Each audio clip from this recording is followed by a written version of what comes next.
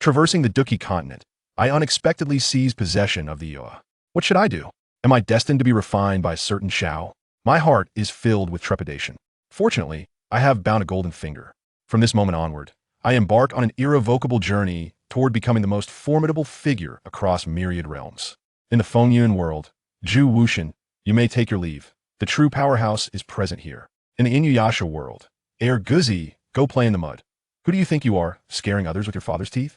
In the Wujingji world, heaven, with such meager abilities, you dare to claim the title of heaven? Does that not make me a being beyond the heavens? As for the main world, Xiao Yan, do not provoke me. If you do, I shall refine you. Chapter 1. I have seized possession of the Qinglan Dixinhua, Douqi Continent, the Tagore Great Desert. Here, the yellow sand billows endlessly, and the extreme temperatures render most creatures unable to survive. In a certain vicinity of this desert, near Shimo City, there exists a lake formed by the accumulation of magma deep beneath the earth. At the deepest part of this magma lake, a lotus flower radiating a dazzling azure light is slowly blooming. This lotus flower has 8 petals, each a perfect shade of azure, resembling the most exquisite jade, crystal clear and captivating, instilling a desire to cherish it. Within the lotus, there exists a small lotus platform of about 2 to 3 feet, from which emit glimmering points of light through various apertures. These are the fire lotus seeds, formed from the purest fire attribute energy, renowned as the essence of fire spirits. Its value is sufficient to drive even Dohuang experts into a frenzy. However, while the fire lotus seeds are precious, they pale in comparison to the azure flame that surrounds them. Indeed, at the very center of this small lotus platform, as the outermost lotus blooms, an azure flame materializes out of thin air and begins to rise gracefully. Its emergence causes the surrounding space to tremble, generating visible ripples. What terrifying temperature could directly disturb the fabric of space? Should the warriors of the Gamma Empire or the Serpent Clan of the Tagore Great Desert witness this scene, their eyes would undoubtedly widen in astonishment, for none among them could achieve such feats with ease. Even if they could, it would surely be under the auspices of a great skill, for shaking the space is the exclusive domain of Dozong and above. The azure flame, deep within the magma, the lotus, capable of shaking the space. This series of revelations collectively allows the knowledgeable to discern the identity of this newly birthed Yi. The 19th on the Yi Huobang, the Qinglan Di Xinhua. Boom! Accompanied by the complete birth of the Qinglan Di Xinhua, it suddenly erupted with vigorous energy, causing the entire magma lake to boil violently. Countless columns of magma surged skyward, piercing through the rocky ceiling of the lake, shooting into the external world, allowing the nearby beings in the desert to witness this breathtaking spectacle. Consequently, they all began to flee in a frenzy. There was no other option. With so many magma columns erupting from the depths, once they descended, it would spell catastrophic disaster. Perhaps due to the absence of vegetation, there was no concern of flames spreading. Yet, should such a vast expanse of magma fall, it would undoubtedly spell doom for those in proximity. Once touched, it would reduce them to nothing but ashes in an instant. Why on earth is magma erupting from the ground? Many beings pondered this question in their hearts. In the next moment, those countless columns of magma cascaded down, dispersing at incredible speed, turning many fleeing individuals and small desert-dwelling magical beasts into nothingness, leaving no trace behind. Meanwhile, those who were farther away, outside the magma's reach, gazed upon this scene and sighed deeply.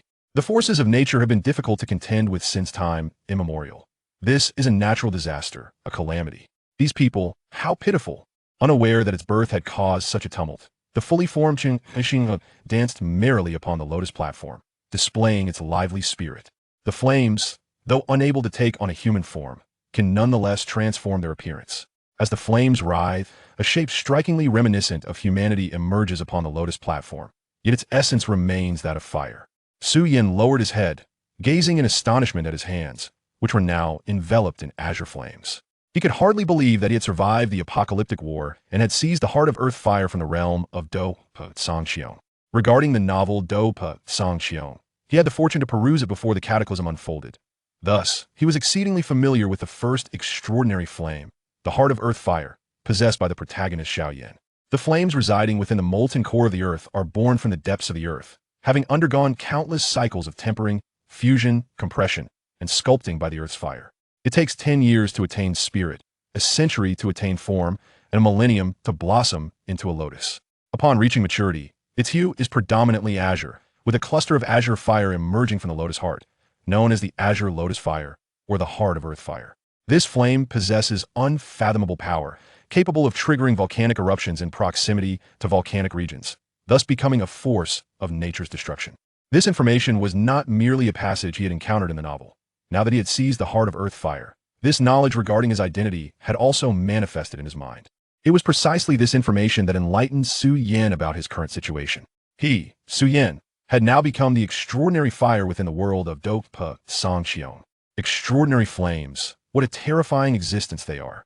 Among the 23 distinct types of extraordinary flames, each one is a marvel of the universe, endowed with its own unique and wondrous powers.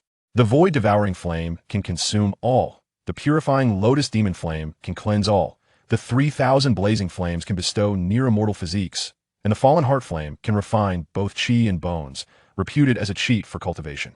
And he, at present, possesses the terrifying power capable of inducing volcanic eruptions and wreaking havoc upon nature. How is it that such a force is so domineering? I, Xiao Yan, am a lover of peace. Who would be foolish enough to destroy nature without cause? Xiao Yan's expression was enigmatic, as he felt that his abilities paled in comparison to the other extraordinary flames, not only in terms of power, but also in the variety of capabilities. Furthermore, upon realizing that he had seized the newly born Heart of Earth Fire, Xiao Yan felt compelled to prioritize another matter.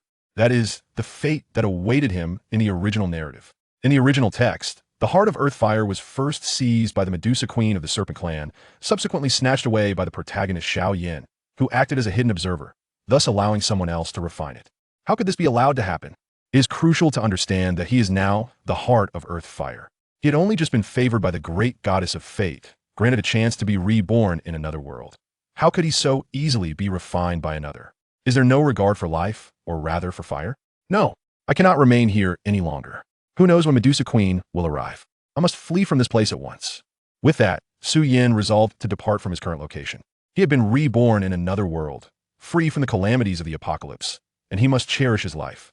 As long as he could escape, as long as he could avoid the fate of being refined as depicted in the original narrative. In the future, with the heavens above and the earth below, he could roam freely. Ha ha ha! With a hearty laugh, Xiao Yan leaped from the lotus platform onto the massive lotus outside, continuing his strides forward. After taking a few steps, he suddenly realized that he seemed to have forgotten something. What could it be? Xiao Yan halted, furrowing his brow in deep contemplation, and then it struck him. Oh dear, the lotus platform and the fire lotus seeds inside are treasures. I almost left them behind. Xiao Yan felt an urge to give himself a resounding slap, but fortunately he had not ventured far and could still return to retrieve them. Although he was now a treasure in his own right, there exists no treasure that cannot be treasured, right? Xiao Yan immediately turned his body around, intending to retrace his steps to collect the lotus platform and the fire lotus seeds that had birthed him. Just then, a clear sound echoed in his mind. Ding! Host detected. Binding process commencing. Xiao Yan, damn it, who is binding me? Chapter 2. Capturing and stewing snake soup. Upon hearing the sudden, melodious sound that resounded in his mind, Xiao Yan's first reaction was that someone was attempting to seize his consciousness. After all, he had just usurped another's. Although he lacked a physical form and existed merely as a flame, the awakening of sentience in a unique fire was not entirely abnormal in this world. If it could attain consciousness, it must be considered a living entity, and living entities could indeed be usurped. Moreover, Xiao Yan privately believed that the body of a unique fire was far superior to those of Do Huang or Do Zone. Their physical strength might be formidable, yet he was directly elementalized. Not only that, but the unique fire possessed tremendous power, capable of incinerating many things. Thus, even if an adversary employed elemental attacks of water, fire, wind, or thunder against him, it might not inflict harm, for he was not merely refining unique fire. He was the unique fire itself. Could water extinguish unique fire? Certainly not. Rather, the unique fire would evaporate the water. Would lightning shatter unique fire? No, on the contrary, the unique fire would incinerate the lightning. After all, who could deny that he was unique fire, as evidenced by the very nature of his name? Therefore, Xiao Yan believed that his current fiery form possessed considerable offensive and defensive capabilities. If someone sought to usurp him, it was certainly plausible. However, the next moment, as the melodious sound echoed once more in his mind, he dispelled that suspicion. Ding! Binding successful. Congratulations, host, on successfully binding the supreme system of all realms. Xiao Yan's expression stiffened, and he halted his motion to unleash flames in defense. What is this situation? A system? Xiao Yan had been captivated by online novels before the apocalypse, with Battle Through the Heavens being one among many. Naturally, he was familiar with what a system entailed. This was undoubtedly a cheat. Indeed, this system shall assist the host in traversing the myriad realms, enabling you to become the most powerful figure in history. The host may randomly search one world each week and select one from the discovered realms as the destination for your impending journey. The chosen world will be bound by the system, establishing a permanent passage for traversal, and the host will receive world-related tasks. Completing these tasks will yield generous rewards, while failure or refusal will result in the closure of the traversal passage for 1 month. Rewards include talents, techniques, weapons, medicines, materials, and even the legacies of powerful beings. As if sensing Xiao Yan's thoughts, the system proactively addressed him. Wow! Upon hearing the words resonating in his mind, Xiao Yan couldn't help but exclaim. He understood that the goddess of fate held a special fondness for him, but he had never anticipated her affection would extend to such lengths, granting him rebirth, transforming him into unique fire, and providing such an extraordinary cheat, the supreme system of all realms, which enabled him to establish a traversal passage to a world each week, with the ability to search and select which world to enter. Truly remarkable. In that task, success would yield rewards, while failure or refusal merely resulted in the passage being closed for a month. Such a lenient punishment seemed almost trivial. To put it bluntly, if Xiao Yan were to compare the situation with one where he had no system, he might even feel as though he had incurred no loss whatsoever. In reality, this was indeed the case. If he was unwilling to complete a task, he could simply choose not to. Waiting a month to revisit that world was hardly a significant loss. After listening to the system's self-introduction, Xiao Yan felt an innate satisfaction with the golden finger bestowed upon him by the great goddess of fate, far surpassing the vexatious systems that threaten annihilation at every turn. Can't we, the protagonists, live as carefree as a fish without dreams? Truly. Ding! The host may now commence this week's world summoning. Shall we begin? If I traverse to another world to undertake a task, how will time be accounted for? Without immediately responding to the system's inquiry, Xiao Yan retorted. He had not forgotten who he currently was. He was the Blue Lotus Earth Heart Fire, a unique fire. According to the original plot's trajectory, he was destined to be captured by Queen Medusa and subsequently refined by Xiao Yan. Therefore, should he venture to another world now and thus delay his escape? What would happen if he returned only to encounter Queen Medusa? Although, based on the original text, unique fires were formidable entities. Wild ones could easily dominate the heavens and earth. Once refined by others, they could merely manage to surpass their usual limits to face formidable foes.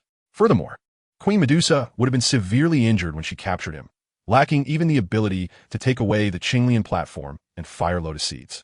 As he was now a wild, sentient, unique fire, he belonged to that formidable category. However, his rank on the unique fire rankings was 19th, not 9th. Lacking battle awareness meant that should a confrontation arise, he might very well meet the same fate as in the original story, defeated by a peak Do Huang like Queen Medusa, only to be refined by that treacherous Xiao Yan, adhering to the principle of a gentleman not standing beneath a perilous wall. Xiao Yan concluded that it was prudent to employ a strategy of retreat instead. There was no necessity to confront Queen Medusa directly. If she triumphed, she could capture him to aid her evolution. If he prevailed, what could he gain? Beauty? Apologies, but she was a serpent, and he was but a flame. It seemed they were hardly compatible. As for capturing her to brew snake soup, although he had taken form, he had yet to fully transform and could not consume anything. Thus, the desire for sustenance was unattainable. Given that, what was the point of remaining here? Awaiting her to seek trouble? Fighting was both exhausting and perilous. Ding! Host, time is synchronized between worlds. The duration spent in another world equates to the passage of time in this one. The system responded.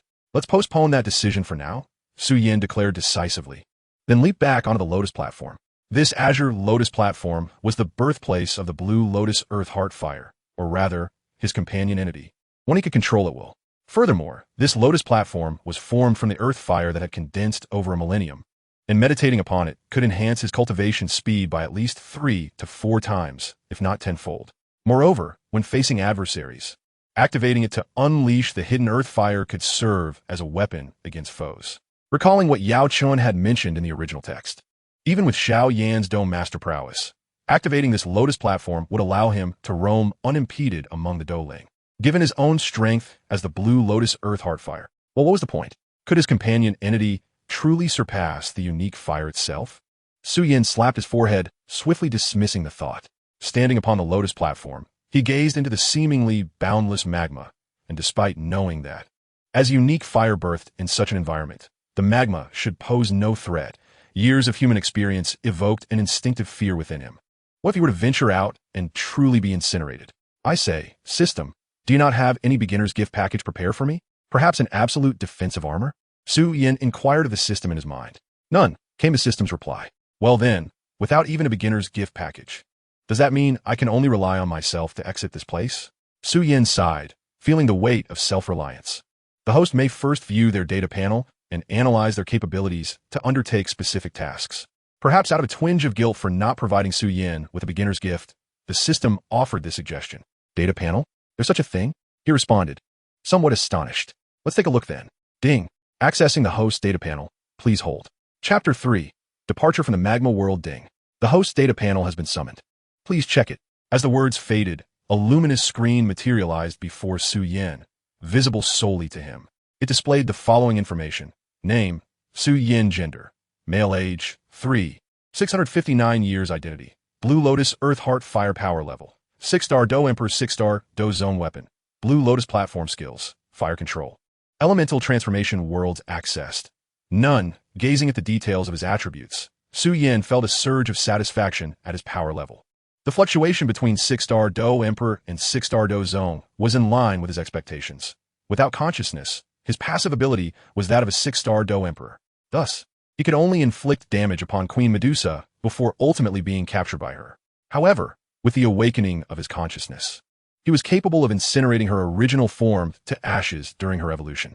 Now, with newfound sentience, he could unleash his potential, achieving a strength comparable to a Do Zone.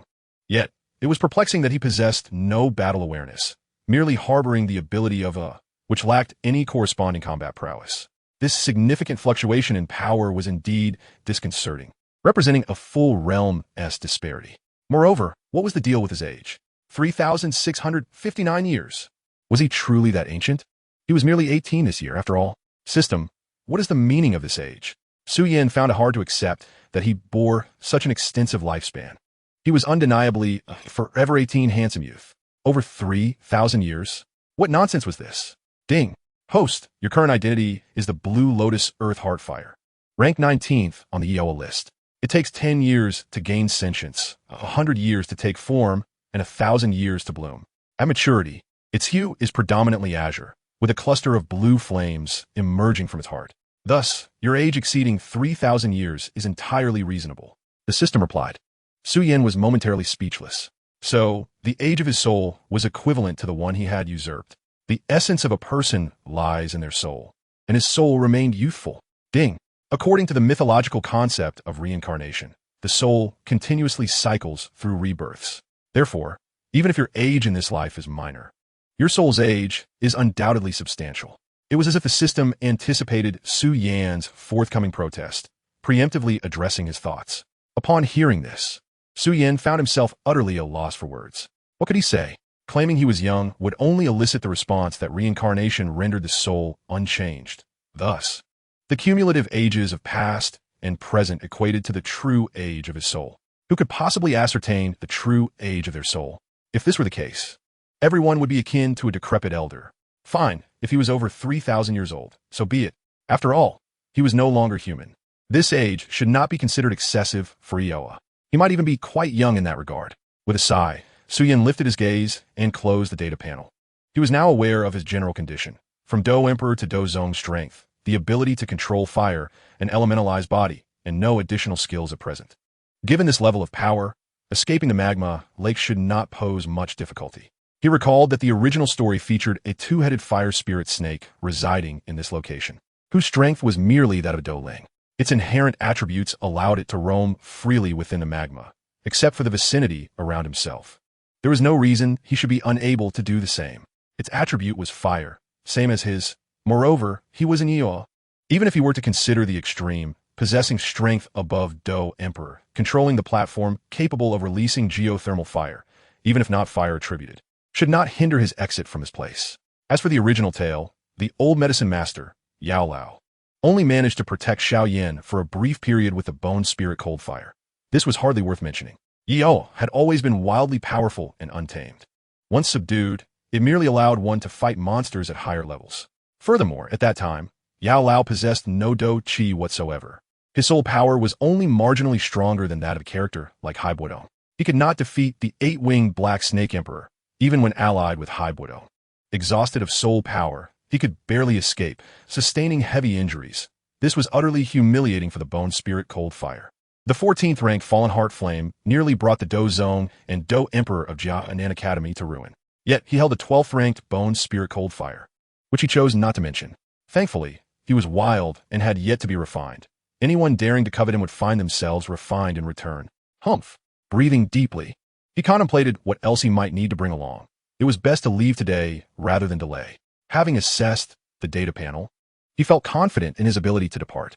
Xiao Yan began to meticulously survey his surroundings for any treasures he could take along. First and foremost, he needed to bring the Azure Lotus platform and its fire lotus seeds with him, as he would ride it to freedom.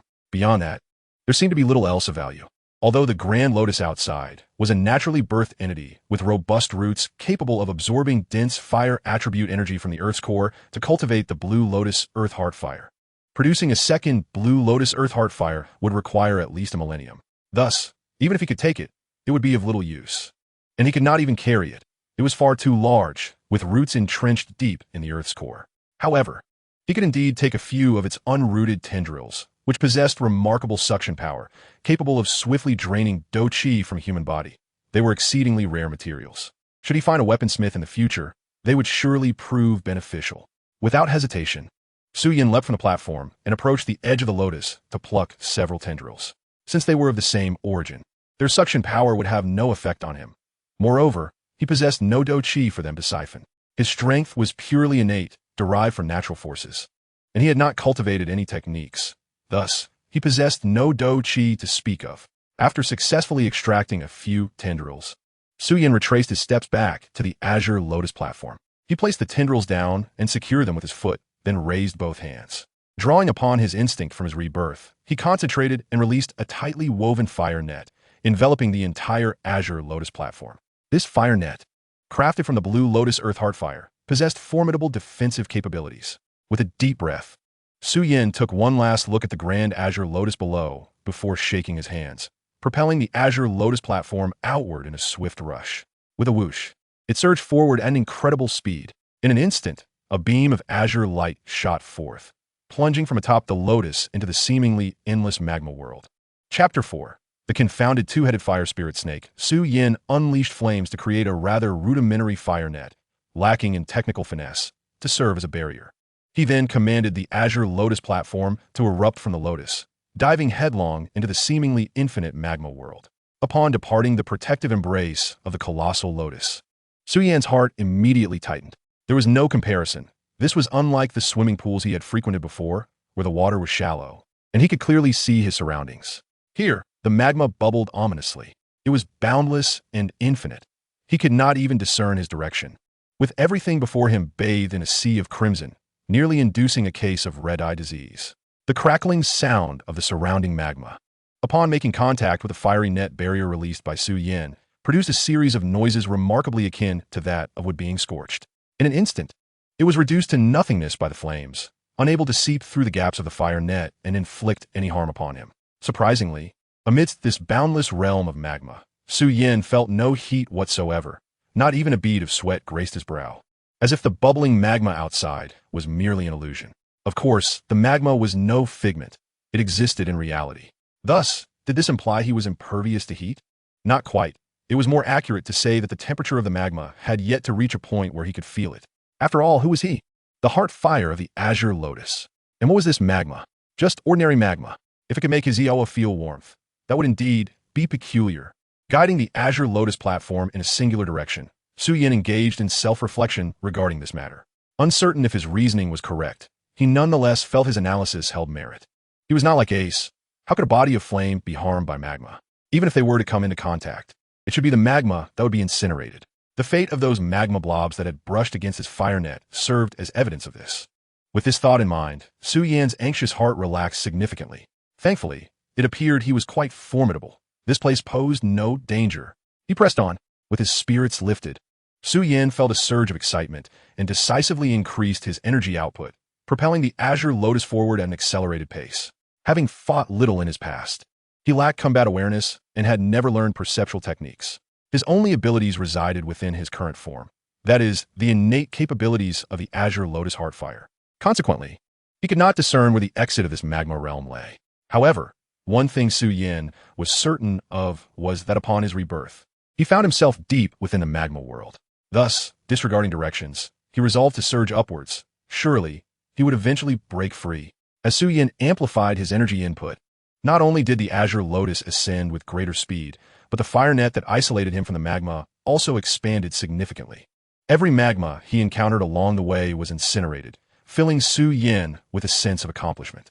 To traverse the realm of magma with such audacity was something he had never even dared to dream of before. Indeed, even the most advanced technologies of the pre-apocalyptic world might not have achieved this. After all, for ordinary entities, the temperature of magma is quite high. What? Me? I am no ordinary being. I am no longer even human. Casting a glance at his fiery form, Xiao Yan felt a pang of concern. How would he present himself to others upon his return? How would he live? He possessed not even a single garment to cover his modesty. Just as he basked in his sense of achievement, a sudden, piercing hiss rang out, nearly extinguishing his flames in fright. He then beheld a massive two-headed serpent, approximately 4 to 5 zhong in length, swiftly slithering past him, darting in another direction as if fleeing for its life. Wait, fleeing? What could possibly necessitate such haste? Xiao Yan promptly scanned his surroundings.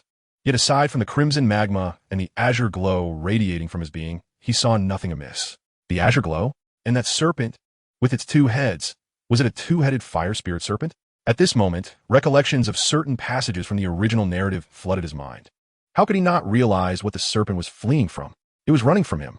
Am I truly that fearsome, that it fled in terror? You are a 4th-tier magical beast, equivalent to a human doling powerhouse, and yet you fear a diminutive flame that embodies civility and decorum? Such disgrace to your kind. While relieved that the creature did not seek to trouble him, Xiao Yan felt a tinge of disdain for the two-headed fire spirit serpent that had vanished as though it had seen a ghost. How amusing that he had nearly extinguished his flames in fright at its cry. It turned out the creature was merely a genuine coward. With a chuckle in his heart, Xiao Yan once again surged his energy input, propelling himself upwards with great vigor. Soon, he burst forth with a resounding boom from the magma realm, guiding the Azure Lotus to hover midair within what appeared to be a cavern. Gazing down, he beheld the vast expanse of the magma lake below. Despite his current lack of reverence for the magma, he could not help but feel a thrill of astonishment at its size, rivaling that of a small section of West Lake. Truly, the sights of a fantastical world are remarkably surreal. With an exclamation of wonder, Xiao Yan spread his arms wide, retracting the fire net that surrounded the lotus. He then surveyed his surroundings, noting several large openings in the rocky ceiling above, the origins of which he could not discern. Yet, he cared little for such trivialities. With an exit available, he would not hesitate to guide the Azure Lotus through those gaping holes, leaving this perilous place behind. Shortly after Xiao Yan exited through the openings created by the magma eruption at the time of his rebirth, the surface of the magma lake surged violently. 2 colossal serpent heads emerged, gazing towards the direction Xiao Yan had departed, their eyes betraying a human-like sense of yearning. Despite their profound fear of the Eos might, having guarded it for so long and drawn upon its pure fire attribute energy to reach their current level, the sudden departure left them feeling a sense of loss. No longer would they be tasked with safeguarding the Eo. What should they do now? The two-headed fire spirit serpent, having developed a modicum of sentience, found itself engulfed in uncertainty about its future. Chapter 5. Eo, desiring transformation, the Azure Lotus soared at remarkable speed out of the cavern housing the magma lake. Xiao Yan then subdued the dazzling azure radiance emanating from his being, swiftly scanning his surroundings. After gaining a general understanding of the environment, he decisively steered the lotus towards the direction opposite that of the city nearest to him. He had yet to transform, and not a single garment adorned his form. Thus, it was perilous to appear brazenly amongst the masses. Indeed, within the Gamma Empire, not even in a mere desert town could he find more than 3 individuals capable of posing a threat to him. Those 3 were the Medusa Queen of the Serpent Folk, the Gamma Royal Guardian, Xing Tian, and the former sect leader of Yinlan's sect, Yinshan. All possessed peak Do Huang prowess, with Yinshan potentially having already broken through to Do Zone. Should he appear in human form within a city and word of it spread, attracting their attention, it would pose a significant threat to him.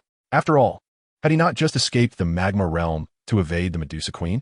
To willingly expose his whereabouts now would be tantamount to inviting trouble. Moreover, while he only needed to concern himself with 3 individuals in a one-on-one confrontation, we'll have a one-against-many scenario.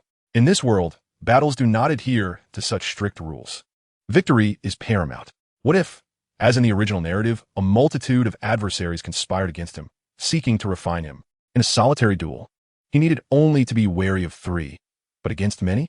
Given the multitude of individuals to consider, Xiao Yan concluded that it would be prudent to refrain from appearing in human cities until he could either assume a human form or discover alternative means to conceal his identity as Xiao. The notion that avoiding human cities would prevent him from procuring food and water weighed heavily on him as he soared through the sky. He raised his fiery hands, contemplating their existence with a sense of resignation. Can I really still eat or drink? He mused, gazing skyward, feeling utterly exhausted. Half an hour later, Xiao Yan descended into a desolate expanse where sand stretched endlessly, with only a few pitiful heat-resistant grasses daring to survive. He landed gently upon a cyan lotus platform, surveying his surroundings and deeming the location quite suitable for a hideaway. He scoffed at the idea of spending a lifetime in such an inhospitable place. His sole intention was to find a secure refuge before transforming. Transforming? Indeed, Xiao Yan yearned for such change. Although in the original narrative, only a few Xiao, such as Dan, Xiao Yan, and Jinglin Yao, had successfully attained human forms, Xiao Yan believed that the limitation lay not in the abilities of other Xiao, but rather in their insufficient intelligence. Being flames inherently do not belong to the realm of living beings. To possess sentience, a significant transformation is requisite.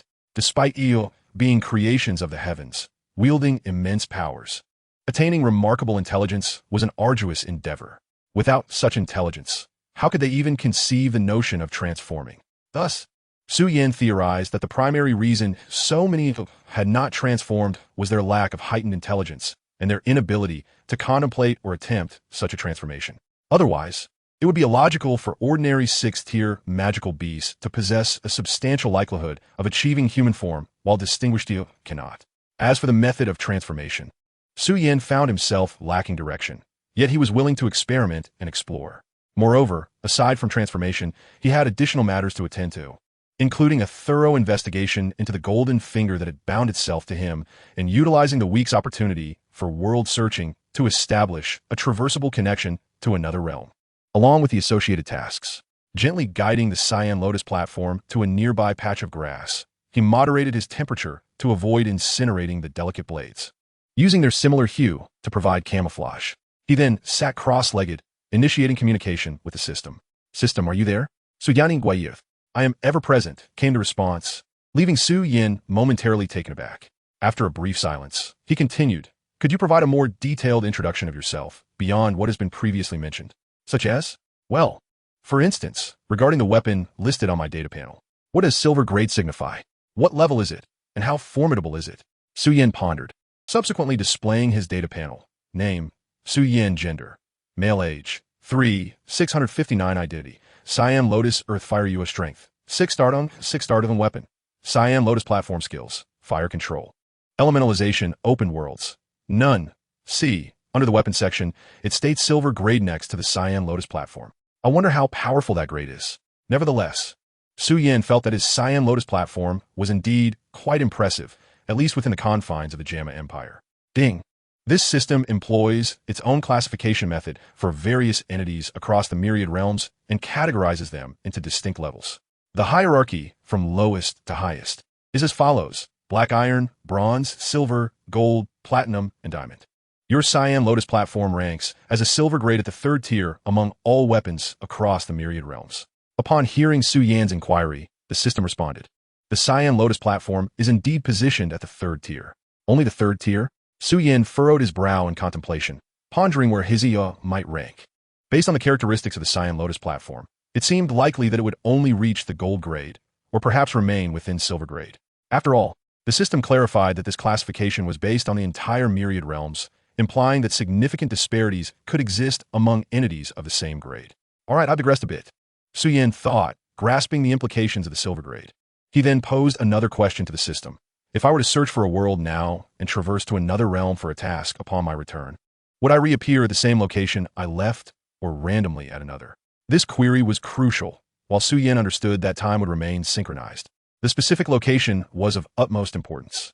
If he were to emerge in an unpredictable place upon returning to his original world, hiding here would serve no purpose, and he could potentially find himself in perilous circumstances. Fortunately, the system's response alleviated his concerns.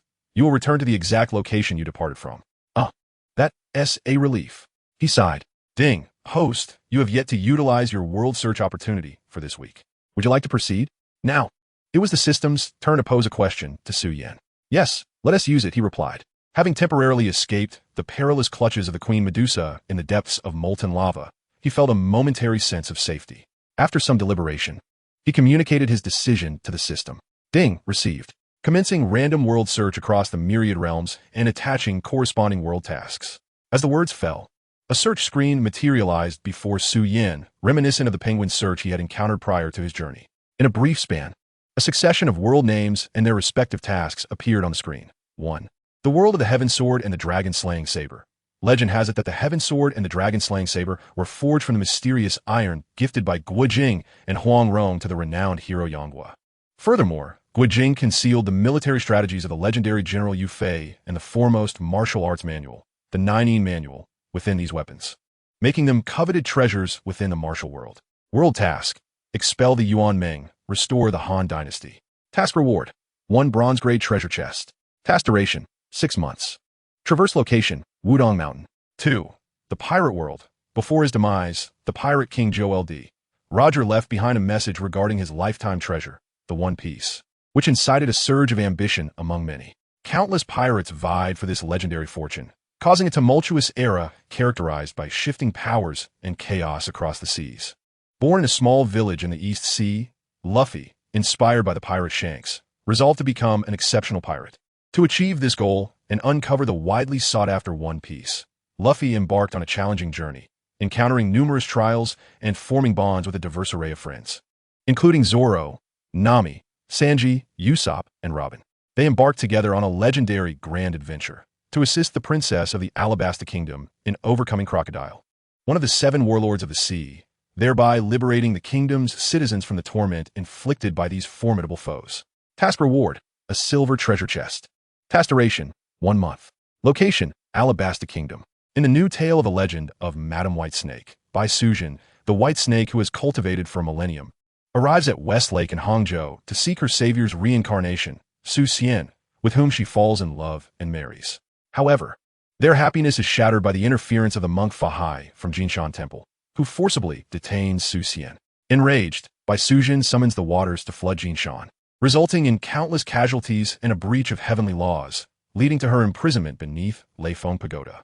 20 years later, by Sujin's son, the reincarnation of the literary star Su Shilin, the top scholar of his high school, ventures to rescue his mother from a tower. Task: The county treasury in Qiantang County has been plagued by thefts.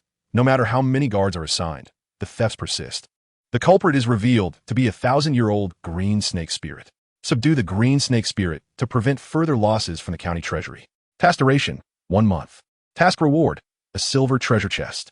Location: Qiantang County. In total, 3 worlds were discovered.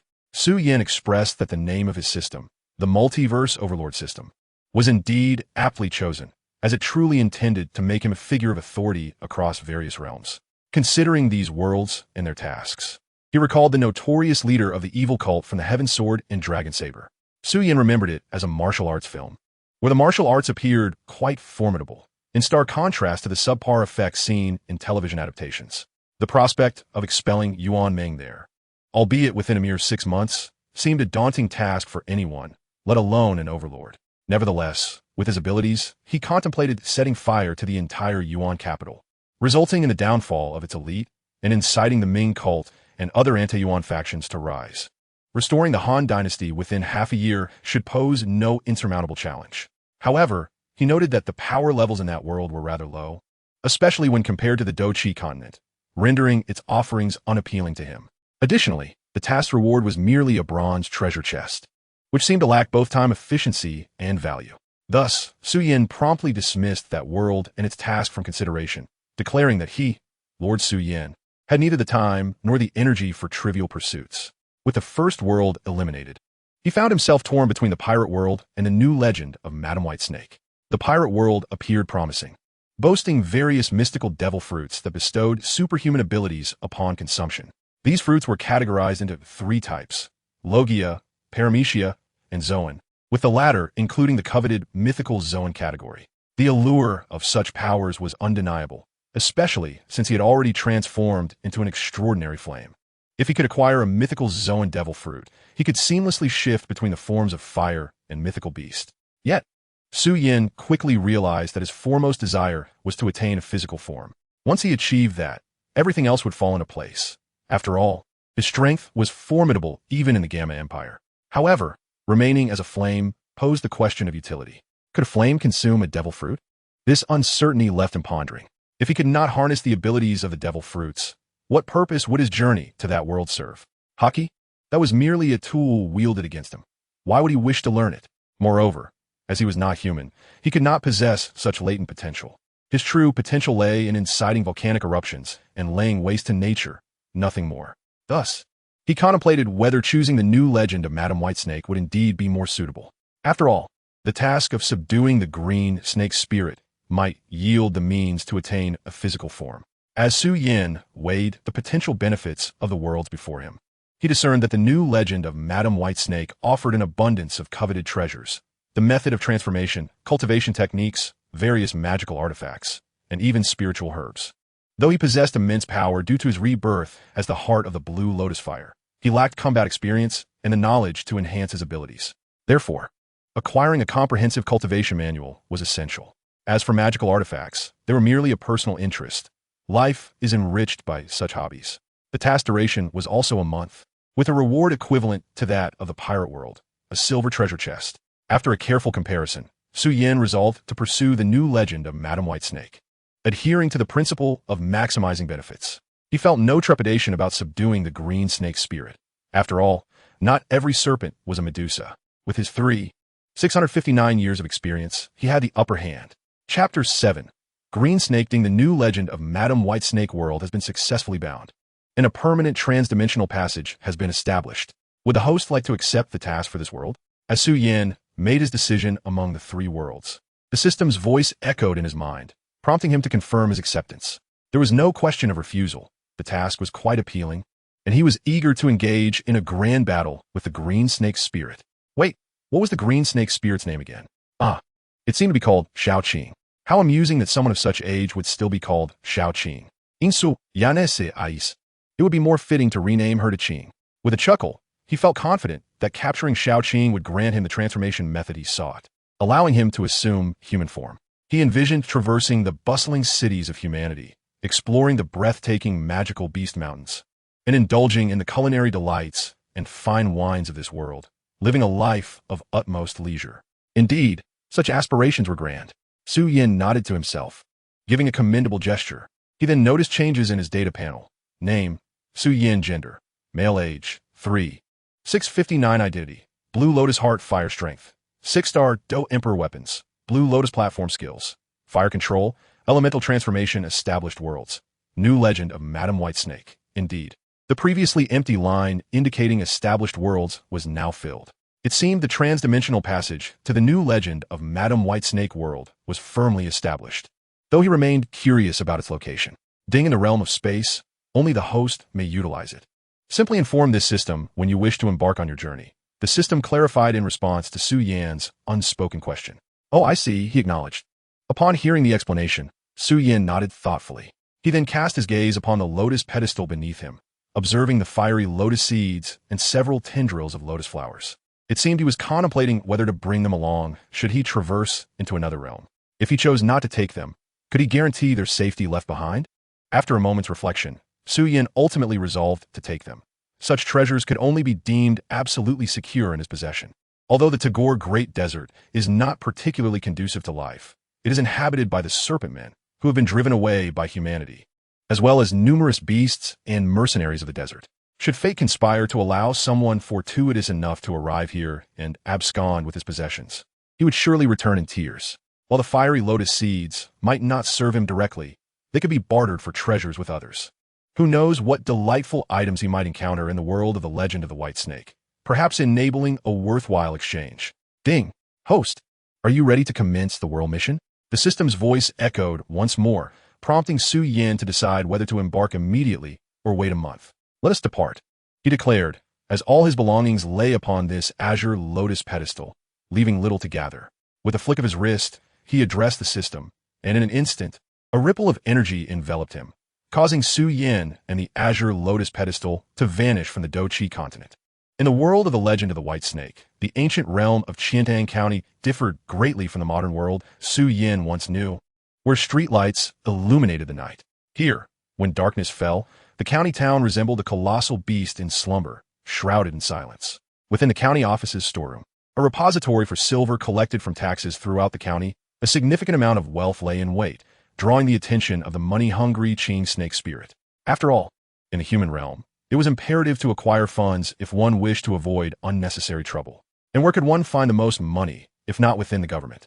To her, as a spirit proficient in magic, the county office felt akin to home. She could come and go at will. Outside the storeroom, Captain Li Gongfu patrolled with 10 constables, vigilant against potential thieves, as the storeroom had suffered multiple thefts in the past month.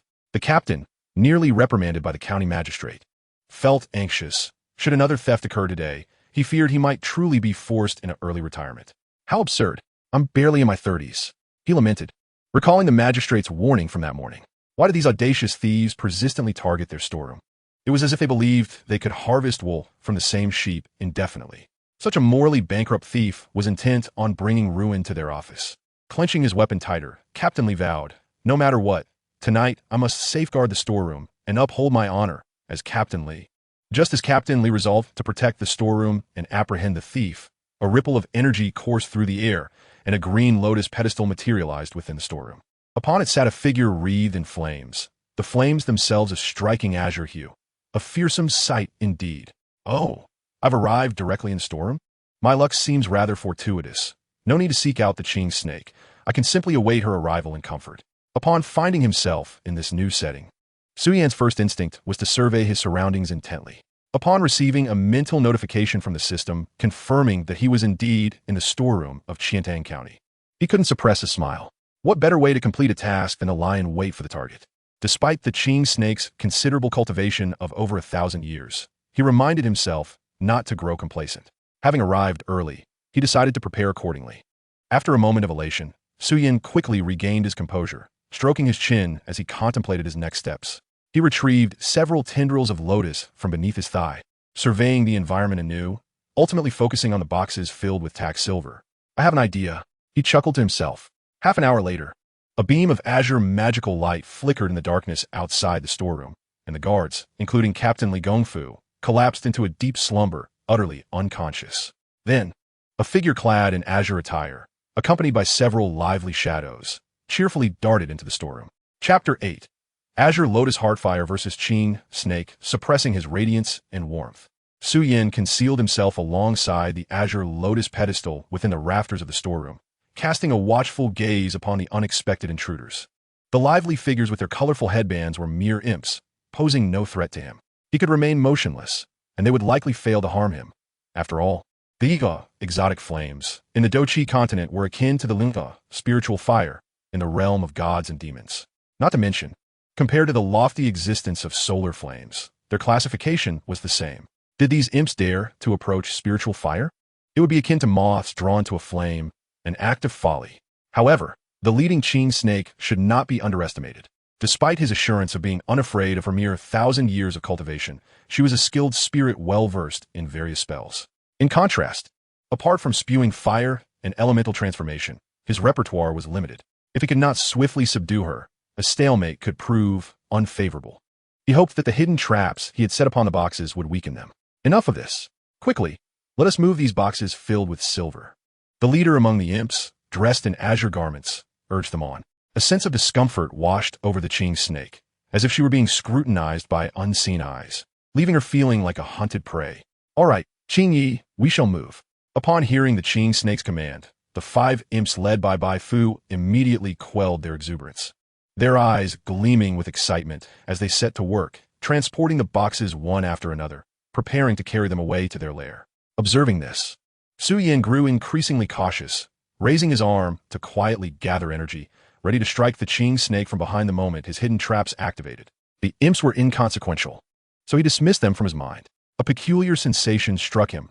Why did the temperature in the room seem to rise slightly? Those snakes are cold-blooded creatures. They possess acute sensitivity to temperature, and as Xiao Yan discreetly gathered power, a hint of warmth inevitably escaped. The Qing snake soon detected this anomaly. No longer paying attention to Bai Fu and the others, she began to survey the storeroom, seemingly searching for something. Witnessing this, Xiao Yan's lips twitched in frustration, realizing he was quite the combat novice, unable to control even his own temperature without attracting attention. How vexing.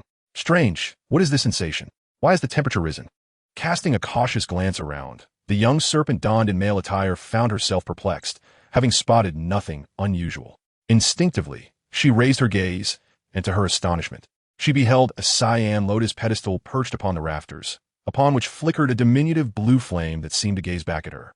Gazing at me? A flame? The young serpent's pupils dilated in sudden awareness, and she swiftly formed a spell, conjuring a demon sword with the intent to engage in battle. However, just as she drew her weapon, a series of anguished cries erupted from behind her, those of Bai Fu and the others. What has happened to you? Alarmed by her companion's screams, the young serpent swiftly turned, her concern palpable.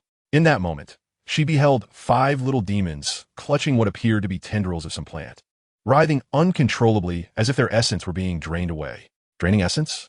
With this thought, fury ignited within her, and she lunged forward, sword raised to sever the tendrils. Yet, as she took a few steps, the peculiar flame suddenly flared behind her, inflicting intense, searing pain. The young serpent was hurled away, crashing to the ground. Her clothing singed, and a gaping hole burned in her back, her skin charred and emitting smoke, akin to being roasted. Standing upon the azure lotus pedestal was Xiao Yan. Occupying the space where she had previously stood, his flames now more vigorous, particularly around his palms, which blazed with intensity. Taking advantage of the moment when the young serpent had turned, he had darted behind her, delivering a powerful blow with his fiery hand to her back. The impact was effective. She spewed blood as a result. Indeed, my strength is formidable. As for the tendrils, they protruded from the crevice of a box, and anyone who happened upon them while moving the box would surely discard them. The moment they were pulled, calamity would ensue. If any little demon made contact with the lotus tendrils, the others would undoubtedly rush to assist. In their attempt to pull away, they would inevitably ensnare themselves, much like the North Sea divine art from demigods and semi-devils. At this moment, the 5 little demons were being relentlessly drained of their essence by the lotus tendrils, augmenting their own strength. Their convulsions seemed pitiable, yet, truthfully, they were anything but. Perhaps it was their comical attire and exaggerated expressions that rendered their plight somewhat humorous. Casting a fleeting glance at the little demons, Xiao Yan shifted his focus back to the young serpent, who now lay on the ground, bloodied and weakened. Still, he felt a twinge of concern. Acting swiftly, he prepared to strike again. Innate fire spirit. Initially, he believed this flame to be merely a trap set to ensnare him, but to his surprise, it possessed its own consciousness. Though it had not taken a corporeal form, it manifested in a humanoid shape, advancing towards him with a head and limbs resembling a fiery entity, causing the young serpent to exclaim in disbelief. How can this be? In this mortal realm, how could there exist an innate flame with sentience? Despite her shock, surrender was not an option. Ignoring the agony radiating from her wounded back, she lunged at Xiao Yan with her sword, its tip shimmering with a faint azure light, indicative of her demonic energy. Prepared to face my might. Lacking alternative skills, Xiao Yan concentrated his fiery power into his fist and struck at the young serpent. The collision of her sword and his fiery fist resulted in a brief stalemate before her blade shattered, and then his flame-imbued fist descended upon her with a resounding crash, igniting a burst of flames. Chapter 9. Completion of the task and rewards. After the young serpent was struck squarely by Xiao Yan's fist, she emitted a wretched scream, akin to being struck by a locomotive, and was sent hurtling away, not merely a few meters within the storeroom, but crashing through the storeroom's grand door and landing outside. The celestial fire was inherently lethal to demonic beings, and compounded by her prior injury and diminished strength, her sword strike lacked potency. In contrast, Xiao Yan had focused all his fiery energy into his fist, rendering her no match for him. Having endured the full force of his azure heart fire, the young serpent collapsed on the ground, her breathing shallow and labored, indicating she was on the brink of demise. Observing her condition, Su Yan felt a pang of urgency. What if I accidentally kill this serpent with my punch? Who will teach me the transformation technique then?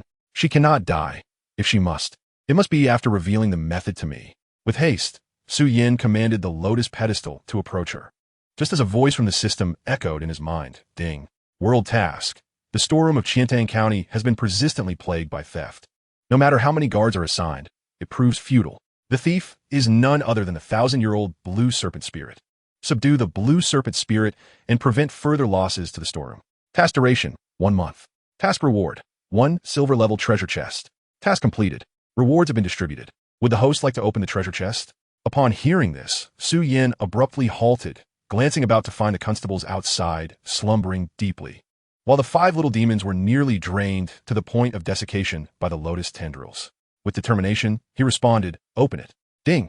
Acknowledged. Now opening a silver-level treasure chest for the host. Ding. Congratulations. The host has acquired a lei foam pagoda, 1 transformation herb, and a personal attendant, the blue serpent spirit. In the world of the legend of the new white snake, transformation herbs exist, enabling animals that consume them to morph into human forms, thereby bypassing the arduous process of cultivation for transformation. Of course, this herb offers no enhancement to one's cultivation. It solely facilitates transformation. Upon realizing the bounty from the silver-level treasure chest, Su Yan's eyes widened in astonishment, though he maintained an outward composure. Then he noticed that the young serpent, previously on the brink of death, had vanished in an instant. Simultaneously, 3 beams of light appeared before him. The first beam contained a classical small tower, glimmering with golden light, exuding a sense of sanctity. The second beam revealed a vibrant green immortal herb, brimming with vitality. The third beam was even more astonishing, for it contained a person, none other than the young serpent spirit who had just disappeared, seemingly on the verge of death. Wait, the system claims that my reward for opening the treasure chest is her? Just what's going on? Is there only one blue serpent spirit in this world? I nearly obliterated her, and now she is being presented as a reward? How does this even work? And what of her injuries? Where have they gone? As the light dissipated, revealing the young serpent in her entirety before him, Su Yan remained on high alert, though curiosity bubbled within him. To his surprise, she approached him nonchalantly, performing a courteous bow, and declared, "Servant Xiao Qing, greeting my master." Servant? Master? Su Yan nearly dropped his jaw at her salutation. Wasn't she supposed to be a subordinate? How had she transformed into a servant?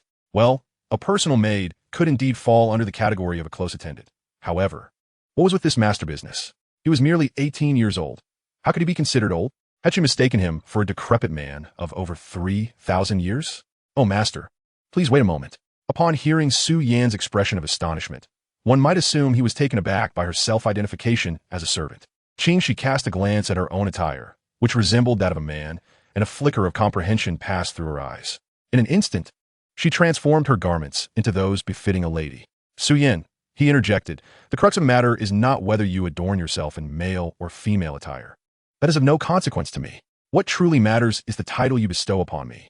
I, Su Yan, am not old. Seeing Qing, she's so compliant. Seemingly devoid of resentment or fear, Su Yan exhaled deeply, finally convinced that she had become his rewarded attendant under the system's formidable capabilities. This was indeed a fortuitous turn of events. Otherwise, even if he managed to subdue her, extracting the secrets of transformation would have been a daunting task. If she were to subtly alter a few words, leading him astray, he would have no recourse for lamentation. However, with the acquisition of the transformation grass, the need for extensive cultivation of transformation techniques seemed diminished. While he could not partake in sustenance, the consumption of flames posed no issues. From now on, refrain from calling me master. You may address me as boss or young master instead.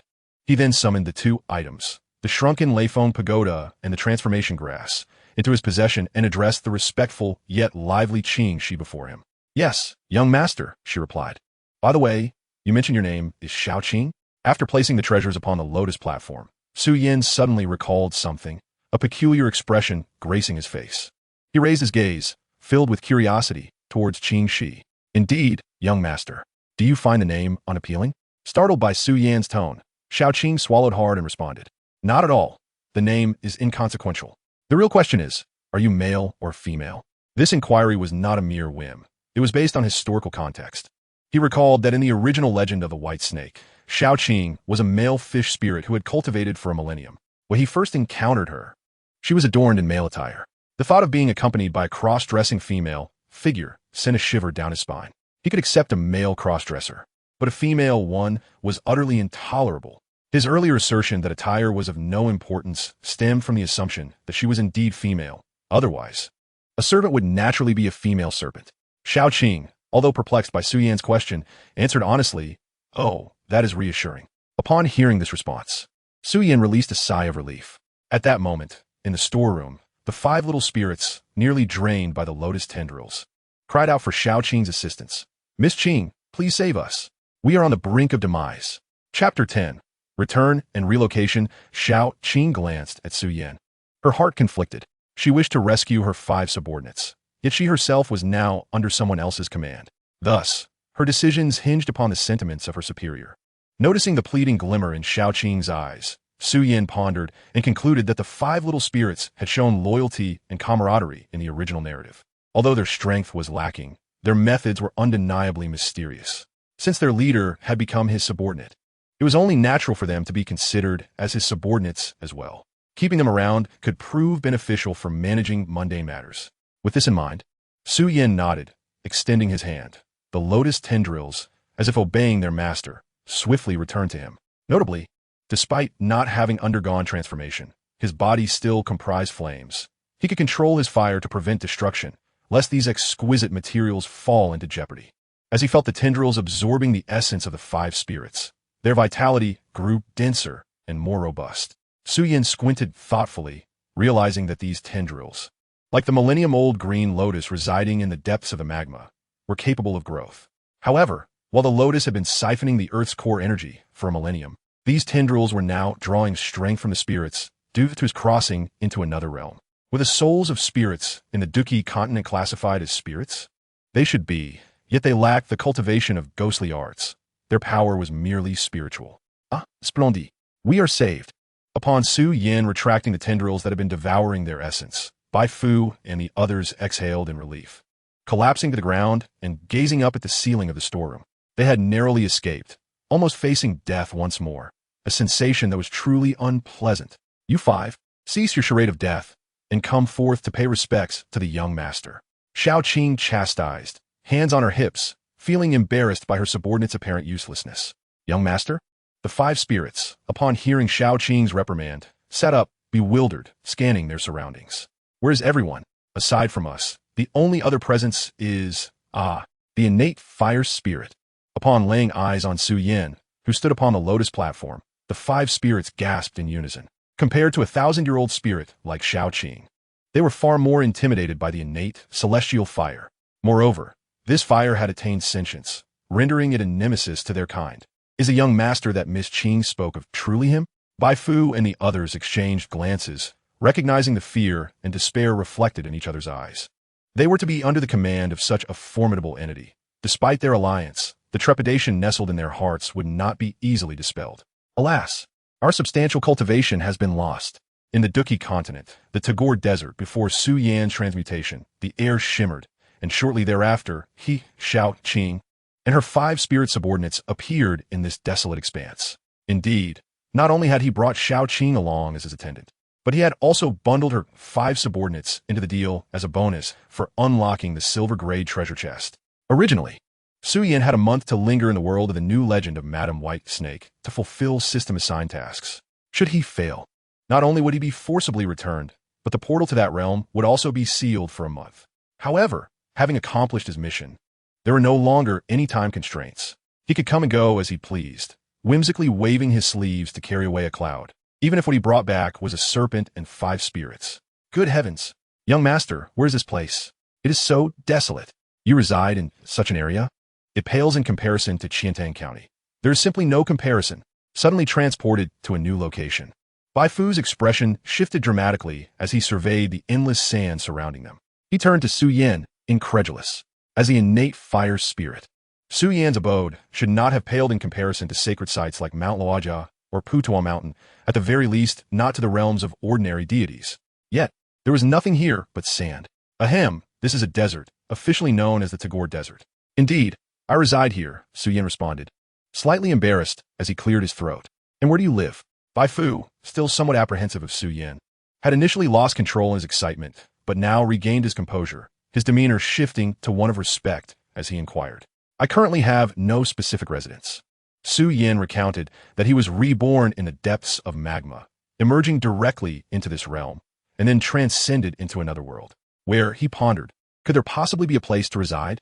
Bai Fu was left speechless, as were Xiao Qing and the other four spirits. Thus, it seemed their new leader was utterly without a home. How pitiable. Coughing slightly, Xiao Yan mused, though he had not sought out a dwelling. He believed this tower could serve as a makeshift abode. Under the gaze of 6 sympathetic onlookers, Xiao Yan could hardly bear it. Did they truly regard him as a vagrant? He immediately bent down to retrieve the shrunken Lei Feng tower, a reward from the system, from the Qinglian platform, and tossed it onto the vacant ground. With a resounding crash, the tower returned to its original size, majestically situated upon the desert. Before the astonished eyes of Xiao Yan and his companions. Is this the Lei Feng tower? Upon witnessing, Xiao Yan casually cast forth the tower. Xiao Qing and the others were momentarily taken aback. They had traversed the human realm and had seen the Lei Feng tower by Westlake. How could it have been surreptitiously transported here by their master? The expressions of Xiao Qing and her companions were a mixture of awe and disbelief, struggling to articulate their emotions. It is indeed quite grand and imposing. From now on, it shall serve as our residence. Observing the towering Lei Feng tower, Xiao Yan nodded in satisfaction. In his past life, he had resided in a modest 100-square-meter apartment. In this life, he found himself in such an expansive tower. One could say he had upgraded to a grander abode. Hearing this, Xiao Qing and the others twitched their lips in disbelief. They had only ever heard tales of demons being imprisoned within the Lei Feng tower, never of one who claimed it as a home. It was quite an unfathomable notion. What troubles you? Is this tower not magnificent and splendid? Noticing the disquiet on Xiao Qing and her 5 companions' faces, Xiao Yan inquired with confusion. Master, while it is indeed imposing and magnificent, we are specters, and Xiao Qing is a serpent spirit. Residing within this Buddhist tower weighs heavily on our hearts. We cannot bear such a burden. Finally, Bai Fu expressed his sentiments. Even if the tower were devoid of any monks, he could not shake the feeling of foreboding it inspired within him. I had not considered that. Bai Fu's remarks prompted Xiao Yan to reflect. Indeed, it was a Buddhist tower, and it seemed somewhat inappropriate for them to inhabit it, much like how the living would refuse to dwell in a graveyard, regardless of the absence of spirits. The same apprehension applied to them. Additionally, Master, while we have a tower, there are no trees, no water, no market, nothing at all. Perhaps we should consider relocating? Observing Xiao Yan's amiable demeanor as he engaged in conversation, Bai Fu hesitated before proffering this suggestion. Upon its utterance, the other 4 spirits, even Xiao Qing, gazed at him with eager anticipation, clearly hoping he would acquiesce. After all, this place was desolately barren. Would it not be preferable to move to a human city? What say you? Or shall we relocate? Xiao Yan guided, his countenance twitching as he addressed the 6 of them. Being an embodiment of fire, he felt no discomfort from the desert's searing heat. The blazing sun bore no distinction from cloudy day. While he did not have a pressing need for vegetation, these 6 would soon become his subordinates. And should they have any requirements, he would not mind accommodating them, provided it was not too troublesome. After all, they were the only ones with whom he could converse. A nascent flame found it arduous to forge friendships. Master, how about moving to a human city? Seeing Xiao Yan actively solicit their opinions, it appeared he was amenable to relocating. Bai Fu and the others exchanged glances before responding. A human city? For now, that may not be advisable. Xiao Yan shook his head. He had yet to take on a corporeal form, and after consuming the transformation grass, he was uncertain how long it would take to assume human shape. Furthermore, human cities were rife with various factions. Visiting was one matter, but establishing a residence there seemed rather impractical and uncomfortable. Let us wait until I have transformed before making such a decision. At that time, with my strength, claiming dominion over a city would be inconsequential. Master, do you mean? The flicker of disappointment crossed Xiao Qing and the others' faces at Xiao Yan's refusal to move into a human city. Xiao Qing then suggested, how about we find a desert oasis to serve as our base? Once I successfully transform, we can contemplate infiltrating the city. After pondering her proposal, Xiao Yan replied, a desert oasis? Very well, let us heed the master's wishes. Though it was far removed from human civilization and lacked bustling markets, it was still infinitely preferable to their current desolate surroundings. Xiao Qing and her companions nodded in agreement, though they realized their opinions mattered little. Thus, Xiao Yan extended his palm and reabsorbed the lay foam tower before the 7 of them set forth on their quest to find the desert oasis. As a serpent spirit adept in her cultivation, Xiao Qing possessed an acute sensitivity to humidity. With her guidance, within just 2 hours, they discovered a modest oasis, spanning roughly 5 to 6 acres. This oasis was inhabited by a commendable group of magical beasts resembling camels, adorned with scales akin to armor, exuding an air of formidable majesty. Having only glanced at the Douqi Continent novel before his traversal, Xiao Yan was unfamiliar with the appellation or strength of these magical beasts. However, it was well known that the most powerful tribe in the Tagar Desert was the Serpent People. Thus, it followed that these beasts posed no threat to him or his companions. With a wave of his hand, Xiao Yan signaled Xiao Qing and the others to prepare for action and drive the camels away.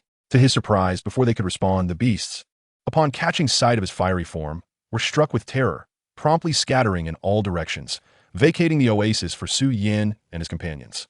Witnessing this spectacle left Xiao Yan utterly astonished. For the first time, he recognized the utility of his fiery identity. At least these lesser beings, devoid of significant intellect, fled in fright before him. Had he been a human, it was likely they would have clung to their territory, even unto death. Master, they're all terrified of you. Standing beside Xiao Yan, Xiao Qing chuckled, observing the fleeing magical beasts with a sense of amusement. Indeed, Miss Qing, for our master is the innate fire spirit. How could these mere untransformed creatures dare oppose him? Bai Fu chimed in, a smile gracing his lips. At this moment, he genuinely felt fortunate to have Xiao Yan as their leader. At least they had a formidable backing that none dared provoke. Ahem, enough of that. It feels a bit embarrassing. Let's arrange this place. Xiao Yan coughed, a hint of awkwardness in his tone. Although the two were paying him compliments, he felt somewhat uncomfortable that others fled in his presence. Did they truly perceive him as that fearsome? Is it truly so? Yes, master. Upon hearing Xiao Yan's words, Xiao Qing and the 6 spirits promptly commenced their tasks. First, they circled the oasis, assessing the environment. They noted the presence of coconut trees and shrubs surrounding them, with a small lake at the oasis's center. Everyone nodded in satisfaction. This was undeniably an improvement over the previous barren expanse. Master, I can cast a spell to enlarge this lake, Xiao Qing suggested after surveying the entire oasis. Water is the source of life. To maintain a flourishing oasis, water is indispensable. Very well, let's make it larger. Xiao Yan nodded, expressing that he had yet to take on his human form. Once he did, he yearned to indulge in a bath, and perhaps a swim. We can conjure mist to make this place cooler, he added. Upon hearing Xiao Qing speak, Bai Fu and the others stepped forward to voice their concerns about the unbearable heat of the desert, even within the oasis. Life was quite uncomfortable for beings like them, and they needed to devise a solution. Then you shall cast your spells, he instructed. Although he himself felt no discomfort, he was willing to accommodate their wishes for a cooler atmosphere. Thank you, young master. They responded with smiles, and promptly dispersed to summon mist. Observing their industriousness, Xiao Yan chose not to interrupt, but rather let them work in their preferred manner. As for himself, he resolved to expedite his transformation into human form. With a flick of his sleeve, a small tower and a sprig of transformation grass ascended from the lotus platform, hovering before him. After a moment's contemplation, he decided to place the Layphone Tower on the periphery of the oasis, akin to having a house in front and a garden behind. Thus, this oasis would serve as the rear garden of the Layphone Tower. Once he relocated the tower, Xiao Yan informed Xiao Qing and the others that he would enter seclusion to transform, allowing them the freedom to modify the oasis, but cautioned them not to wander too far, as he needed them to guard him while he was occupied. After they acknowledged his command, Xiao Yan grasped the sprig of transformation grass, stepped onto the azure lotus platform, and soared into the Layphone Tower. Embarking on his journey of transformation, he was uncertain of the precise method for achieving his transformation. Yet he believed that consuming the transformation grass and thoroughly digesting its medicinal properties would suffice. After all, wasn't he that how the mother Tyrannosaurus Rex, Xian, transformed in the original narrative? If she could do it, then so could he. Thus, seated cross-legged within the Layphone Tower, Xiao Yan unleashed his fiery essence, commencing the incineration and consumption of the transformation grass. Chapter 12. The transformation into humanity in his current state. Xiao Yan embodied an otherworldly flame that did not require sustenance. Yet both incineration and consumption were instinctual abilities. The devouring power of the void devouring flame was unparalleled, overshadowing the brilliance of other flames. As the current embodiment of the azure lotus earth fire, he could effortlessly absorb the earth's core energy, making the consumption of this humble transformation grass a trivial task. Within the Leifeng Tower, seated upon his accompanying azure lotus platform, Xiao Yan's flames intensified as he began to incinerate the transformation grass in his grasp, consuming the essence it contained. While an ordinary person would need to refine spirit herbs into pills to safely absorb their essence and avoid catastrophic consequences, Xiao Yan's fiery form alleviated such complications. Although he had limitations on what he could consume, it was evident that a mere sprig of transformation grass was not among them. Xiao Yan rapidly devoured the grass, finishing it within mere breaths. However, fully digesting the medicinal power would require additional time. Meanwhile, outside the Leifeng Tower, Xiao Qing and the others were diligently enhancing the oasis. Xiao Qing enlarged the central lake significantly, comparable in size to two large swimming pools from Xiao Yan's previous life. The mist in the oasis thickened, suspended above to shield against the sun's rays filtering through the leaves. Notably, this mist was harmless. Otherwise, Bai Fu and the others would not have entertained Xiao Yan's request. As time passed unnoticed, just as the dawn broke the next day, Xiao Yan, still in meditation within the Leifeng Tower, suddenly felt his body tremble violently. Sparks erupted from him, striking the ground and instantly melting a portion of the stone tiles beneath. Gradually, his azure flame form began to solidify, and the azure glow receded until it vanished entirely. Once the azure radiance dissipated, his arms began to transform, the solidified flames morphing into fair skin, then taking on flesh and blood, complete with veins and vitality. Was this the success of his transformation? A glimmer of delight flashed in Xiao Yan's eyes as he beheld his arms reverting to those of a human, and he was on the brink of reclaiming his human identity, no longer needing to hide in the desert due to his fiery nature. In his moment of elation, his other arm underwent a similar transformation, the flames yielding to a corporeal form. His torso, legs, and head, every part of his being began to shift, morphing towards the semblance of humanity. After approximately 10 minutes, the changes ceased, and Xiao Yan lowered his head, exhaling a heavy sigh of relief. He knew he had succeeded. He had now transformed into human form, akin to the pure lotus demon fire and the void devouring flame, successfully concealing his true identity from the vast majority of the world. Perhaps only those who reached the rank of Dozuan or high-tier alchemists could discern the essence of his transformation. However, this was of little concern. He had no intention of remaining hidden forever. For now, being able to move freely in human form was sufficient. As for the future, he would undoubtedly grow stronger. Who would worry about that? With his transformation complete, Xiao Yan rose from the lotus platform and strode towards the entrance of the Leifeng Tower, eager to behold his new appearance and see if he was handsome or not. Are you the young master? Young master? It truly is you. Congratulations on your successful transformation, exclaimed Xiao Qing and the others, who had been resting against the coconut tree upon hearing his footsteps. They sat upright, gazing towards the source of the sound, and found a young man they had never seen before, handsome, with fair skin and long, flowing black hair, adorned with a blue lotus mark on his forehead. Connecting the dots with their young master's transformation within the Leifeng Tower, they quickly deduced his identity and erupted in joyous exclamations as they greeted him. You all can recognize me. Suyan Chakid, Slaitlimbedist. I was worried you might mistake me for an intruder. Of course, young master. That blue lotus on your forehead reveals your identity, Xiao Qing pointed out. The blue lotus? Xiao Yan, hearing this, pushed past them and hurried towards the lake. Looking down, he indeed discovered the blue lotus mark on his forehead. As for his appearance, he marveled.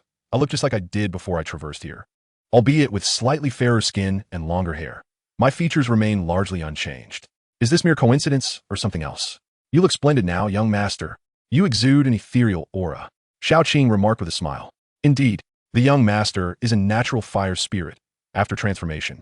It's only fitting you embody such an aura, Bai Fu grinned. Yes, yes. The other four little spirits nodded in agreement. Ethereal? More like eerie.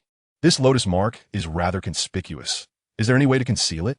Though Xiao Yan was elated about his transformation, he did not wish to bear any mark on his forehead, even if it was aesthetically pleasing. Conceal it? We can't manage that. But Xiao Qing can cast a spell to shield it, they replied. Then do it quickly. I want to appear more normal, less otherworldly, Xiao Yan urged. Yes.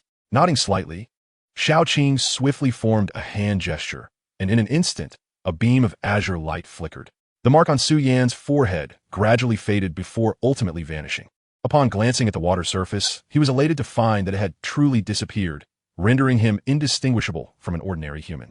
This revelation brought genuine joy to Xiao Yan. Young master, Xiaoqing's spell can only temporarily obscure this mark. Should the trace of demonic energy I left on your forehead dissipate, the mark will reappear. Thus, if you wish to conceal this lotus mark from prying eyes, Xiaoqing suggested, you might consider wearing a headband. Seeing Xiao Yan's radiant smile, the others joined in laughter, and Xiaoqing reminded him, a headband? Yes, that makes sense. We shall procure one in the human city shortly. Satisfied with his transformation mirroring his appearance prior to his journey, Xiao Yan nodded at the lake's surface and turned to the group, inquiring, the human city? Young master, could it be? Upon hearing Xiao Yan's words, all present displayed expressions of eager anticipation. They were finally going to visit a human city, as this dreary place had offered them little amusement. Indeed, I promised you that once I transformed, I would take you out for a visit. Now that I have succeeded, I shall fulfill that promise. You are truly magnificent. Young master, this is splendid. We can finally go out to have fun. Bai Fu and the others cheered enthusiastically, raising their arms in jubilation, while Xiaoqing nodded at Xiao Yan with a smile. At that moment, Xiao Yan suddenly recalled something, his demeanor shifting to seriousness as he cautioned the group. By the way, I have yet to inform you that this place is markedly different from where you previously resided. Each flower embodies a world. Here is a realm entirely distinct from your former home. In this land, there are no deities or demons, only magical beasts and humans. The concept of magical power does not exist. Instead, the primary system is that of combat energy, which is categorized into stages: Qi refinement, fighter, and master. Xiao Yan began to enlighten the group about the intricacies of this combat energy continent, ensuring that they were well informed to avoid any potential troubles upon venturing outside. After a brief moment, having absorbed Xiao Yan's explanation, all present, including Xiaoqing, wore expressions of astonishment. To their surprise, they had traversed into an entirely different world. A truly remarkable phenomenon. Chapter 13, World Task. Spread the culture of the Celestial Empire upon learning from Xiao Yan that they had entered a realm so different from their previous abode. Xiaoqing and the others were initially taken aback. However, once the shock subsided, they could not help but exhibit expressions of delight. As beings of longevity, having lingered in one location for countless years would inevitably lead to a sense of ennui. Now, the opportunity to explore a world they had never encountered was, in their eyes, a serendipitous fortune. After all, mortals revel in travel. Why should we not partake in the same? Subsequently, Xiao Yan retrieved the Leifeng Pagoda. This was no ordinary structure that merely altered size. It was a silver-grade magical artifact, akin to his Qinglian platform, capable of suppression and defense. With it in his possession, even though Xiao Yan's strength was now sufficient to contend against a battle emperor and vanquish those beneath that rank, it would bolster his confidence further. Let us depart. I recall the direction to Shimo City, the nearest human settlement, he announced, stowing the Leifeng Pagoda into his sleeve. By the way, it is worth noting that upon successfully transforming, Xiao Yan was not devoid of attire. He donned a robe of azure, which seemed to have manifested from a flicker of his own flame. Much like how Queen Medusa in the original tale transformed her combat energy into a long skirt to provide a modicum of modesty. Unlike hers, which appeared to be rather fragile, easily torn by Xiao Yan, his attire was undeniably robust, given its composition of Ihua. Young master, wait. I shall leave a few serpents here to guard the place.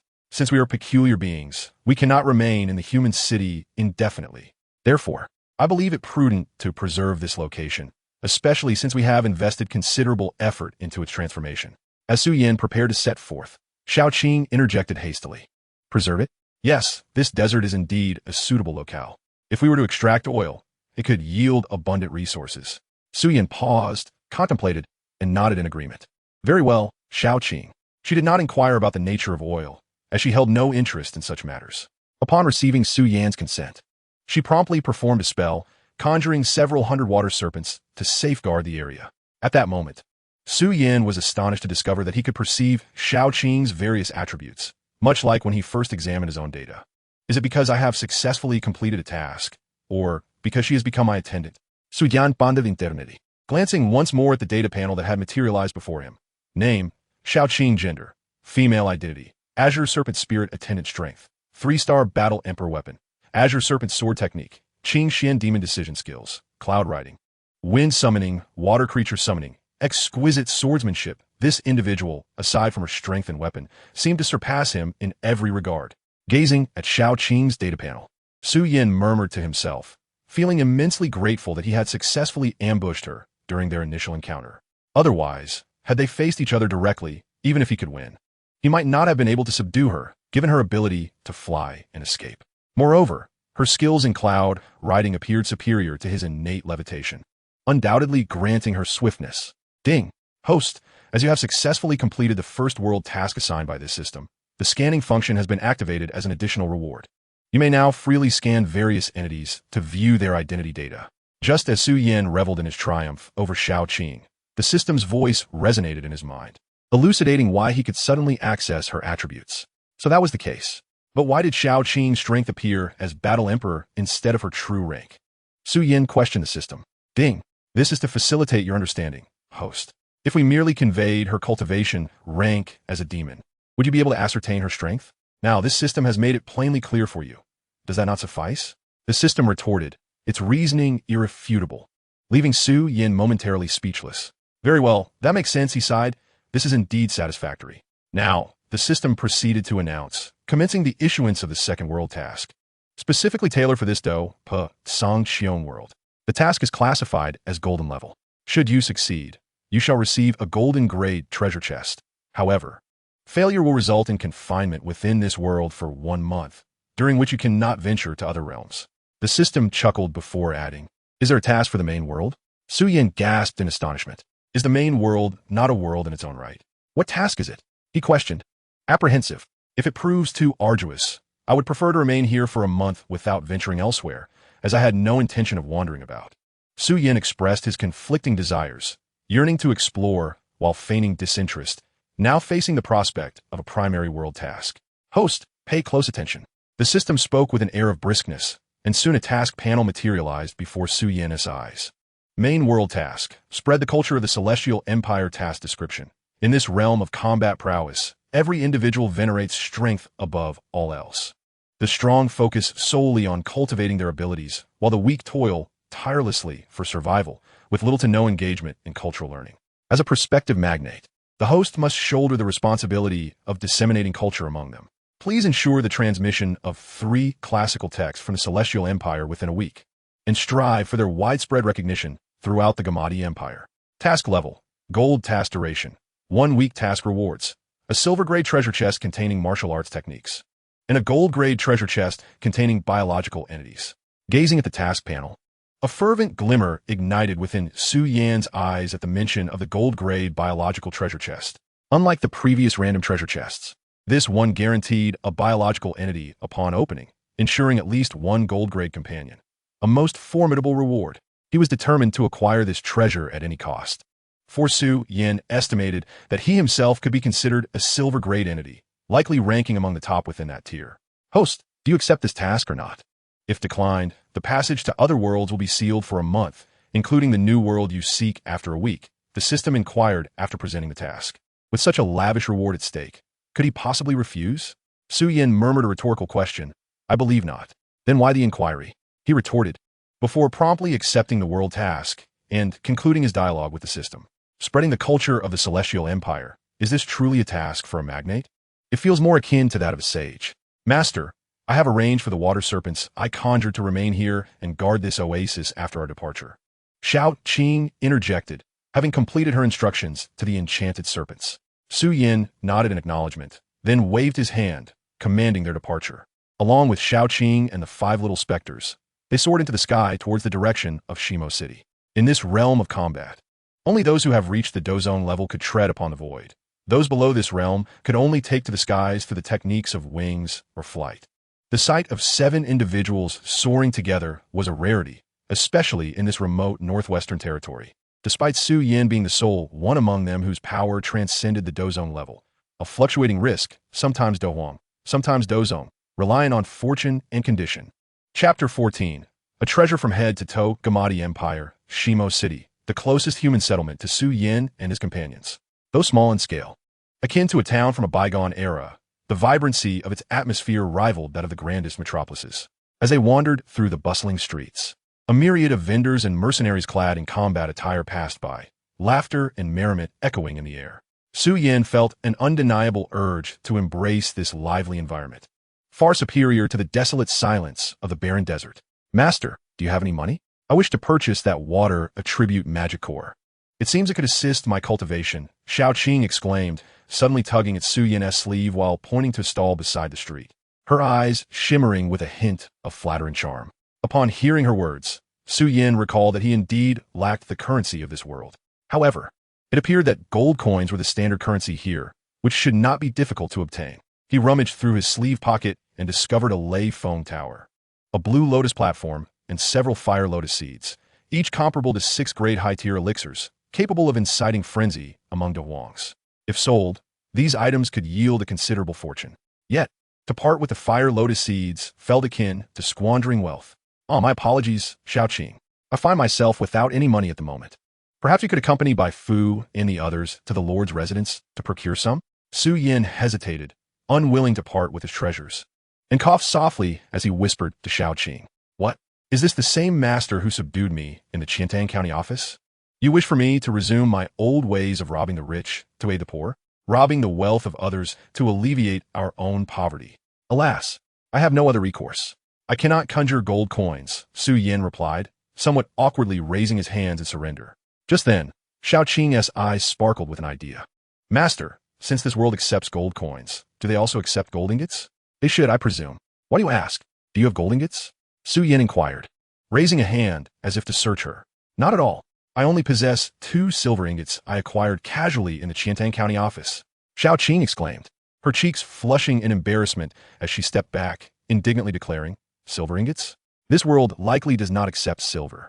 Then what was the purpose of your earlier inquiry about gold ingots? Su Yan asked, pausing in his tracks and regarding her with a neutral expression. Why are you blushing? You snake? I am but a flame, and you are merely a serpent. Do you think I would dare to misbehave? How absurd, she retorted, her embarrassment dissipating as she resumed her playful demeanor, conjuring 2 silver ingots and gently blowing on them. To Su Yan's astonishment, they transformed in hue, appearing as gold. Is this the legendary art of turning stone into gold? Oh no, turning silver into gold? Xiao Qing, let's find a large stone, and you can transform them all into gold, Su Yan exclaimed, seizing the 2 golden-hued silver ingots and eagerly dragging Xiao Qing along. Wait, my gold, oh no, my silver, she protested wide-eyed. Master, that was merely an illusion. I did not truly turn the silver into gold. If we use a large stone, we risk exposure. Xiao Qing cautioned as Su Yan pulled her forward. What? An illusion? Su Yan halted, glancing down at the 2 ingots in his grasp, summoning a flicker of azure flame. He swiftly extinguished it, revealing the silver ingots once more. Not gold, this is still silver, he muttered, a twitch of frustration crossing his lips. Indeed, I was too naive. Well, we shall not seek the large stone. It would be best to refrain from using such tricks. The inhabitants of this world are predominantly cultivators, and it would be unwise to expose ourselves. With a sigh, he lowered his gaze and murmured, Then, shall I accompany Bai Fu and the others to the Lord's residence? Seeing Su Yan release her arm, Xiao Qing maintained her cheerful demeanor and inquired, Shall we go? On second thought, I feel uneasy about this course of action. Su Yan instinctively prepared to agree, but just as he was about to nod, he hesitated, feeling that such an action was rather inappropriate. To put it nicely, it could be termed as robbing the rich to aid the poor. However, to speak bluntly, was it not mere thievery? What did he become? So how are we to acquire wealth? After uttering this, Xiao Qing cast a glance at a nearby stall, where a first-tier water attribute magic core lay, something she yearned for. Take this to sell and see how much you can fetch. Remember to compare prices. Don't let anyone swindle you. After contemplating, Su Yan carefully surveyed his surroundings. Noticing that no one was paying attention to them, gritting his teeth, he plucked a strand of his hair from his scalp, which instantaneously transformed into a flickering azure flame. This was a manifestation of his low-grade fire. He presented the flame to Xiao Qing, who was wide-eyed with astonishment. Based on his estimation, he said, This flame, I believe, could fetch at least 2 million gold coins, if not more. Do you understand? Yes, understood, young master, Xiao Qing replied, her eyes sparkling as she gazed at Su Yan. I never knew your hair was so valuable. Of course, everything about me is precious. Su Yan huffed lightly, brushing aside her raised arm. Just one will suffice. Don't think about plucking a second. Having entrusted Xiao Qing with the task of selling his least valuable flame, Su Yan then instructed Bai Fu and the other 4 to inquire about bookstores and the locations with the highest foot traffic. Once they dispersed to carry out their tasks, Su Yan took the 2 silver ingots, which he had retrieved after dispelling the illusion with his fire, and sought a secluded alley. With a flicker of thought, He opened a portal to the world of the legend of Madame Whitesnake, stepping into another realm. In this new world, he found himself devoid of any cultural texts from a celestial dynasty, and writing them himself would be quite the challenge. Thus, he resolved to procure literature from the world of the legend of Madame Whitesnake. Now, what should he buy? To effectively disseminate cultural knowledge, it must be classic and appealing to the tastes of the people of the Douqi Continent. Otherwise, no matter how diligently he spread the word, few would take notice. The inhabitants of the Douqi Continent could be classified into several groups: the oppressed and exploited, the leaders of regional powers, and the solitary practitioners with strength. To cater to these diverse demographics, Xiao Yan knew he needed to acquire varying texts to maximize the probability of completing the system's assigned tasks. With clarity in his mind, he understood which texts to seek: the Buddhist scriptures that provide comfort, the legalist classics instructing leaders on governance, and the mythological classics that would satisfy the practitioner's tastes. Are there cultural elements of the celestial dynasty within the Buddhist scriptures? Upon exiting the portal, he found himself once again in the storeroom of the county office in Xiantang County. Suddenly, Xiao Yan pondered the pressing question. Beep. The host may purchase the Heart Sutra of Guanyin. Guanyin was once the Bodhisattva of compassion, belonging to the celestial dynasty. Thus her scriptures are deemed part of its culture. Upon receiving this prompt, the system suggested the Heart Sutra of Guanyin. Understood. Xiao Yan nodded, beginning to survey his surroundings. What a coincidence. I find myself back in the storeroom of the county office. It seems a generous stroke of fortune. However, where was the money? Where had all the chests of tax silver vanished? Scratching his head in confusion, he was unaware that the ruckus caused by his and Xiao Qing's earlier scuffle had resulted in the destruction of the door, leading the county magistrate to realize that it was futile to try and guard against thieves. Consequently, he transferred all the tax silver elsewhere, leaving the place entirely vacant. Well, if there's none, so be it. I was genuinely concerned I might be tempted to take some for myself. After scanning the area and finding no silver, Xiao Yan soon gave up. He exited the storeroom and leaped into the air, soaring out of the county office. Due to his swiftness, and with most of the personnel preoccupied in the front hall, few noticed his departure from the back courtyard. Upon exiting the county office, Xiao Yan found a secluded spot to land before heading straight to the main street, where he located a relatively large bookstore. He requested 3 types of books. First, the Heart Sutra of Guanyin with annotations. Second, Han Fizi with annotations. And third, Shanhai Jing, also with annotations. These 3 texts represented the classics of Buddhism, legalism, and Taoism, respectively, perfectly aligning with the tastes of the 3 groups within the Douqi Continent, making them exceedingly suitable as cultural disseminators. Young master, we have these 3 books in the shop, but the annotated versions may be a bit more pricey, the bookstore owner said with a sheepish grin. Xiao Yan, however, recognized this as a rather blatant indication of the cost. How much do you have? Bring me all you can. He produced 2 silver ingots he had obtained from Xiao Qing. Seeing Xiao Yan's generous offer of 20 taels of silver, the bookstore owner's eyes immediately sparkled with delight. Rest assured, young master, the quality of our books is impeccable, and the annotations are top-notch. As he spoke, the owner began directing his staff to fetch the books from the warehouse. 20 taels of silver would certainly buy more than just 3 books. In the Southern Song dynasty, the prices of books were considerably lower than in previous dynasties. Before long, hundreds of books were brought out by the bookstore employees. Initially, the owner had offered to deliver the books to Xiao Yan, considering the substantial purchase, but Xiao Yan declined the offer, insisting on carrying the books himself. The bookstore owner, seeing Xiao Yan's determination, complied with his request, conveniently saving himself some trouble. With 20 taels of silver, he successfully acquired 200 copies of each of the 3 titles. Upon extracting the Leiphone Pagoda, he swiftly collected the books, and with a whoosh, they were all stored within the pagoda in the astonished gaze of the bookstore owner and staff. After bidding them farewell, he calmly exited the bookstore. Could that man be a celestial being or a demon? One of the employees asked the still-dazed owner. Snapping back to reality, the owner, slightly annoyed, retorted, "Quit your chatter. We are in the business of trade. As long as someone approaches us sincerely, whether they are a demon or even a ghost, we must serve them." The employees nodded obediently, completely oblivious to the trembling legs of their boss hidden behind the counter. Having returned to the Douqi Continent with several hundred volumes of cultural texts from the Celestial Dynasty, Xiao Yan found himself back at the spot he had traversed from. Noting the absence of Xiao Qing and the others, they were likely still engaged in the tasks he had assigned them. Fortunately, the Leiphone Pagoda could change in size and function as a storage device. Otherwise, carrying hundreds of books would have hindered his mobility. Now that he had acquired the books, The next step was to find a suitable opportunity to encourage the locals to willingly embrace the cultural influences of the Celestial Dynasty. But what kind of opportunity should he seek? It was truly vexing. System, is the Great One truly only engaged in the dissemination of culture? Is fighting not an option? Surely that would be more straightforward. Xiao Yan mused, feeling a headache coming on.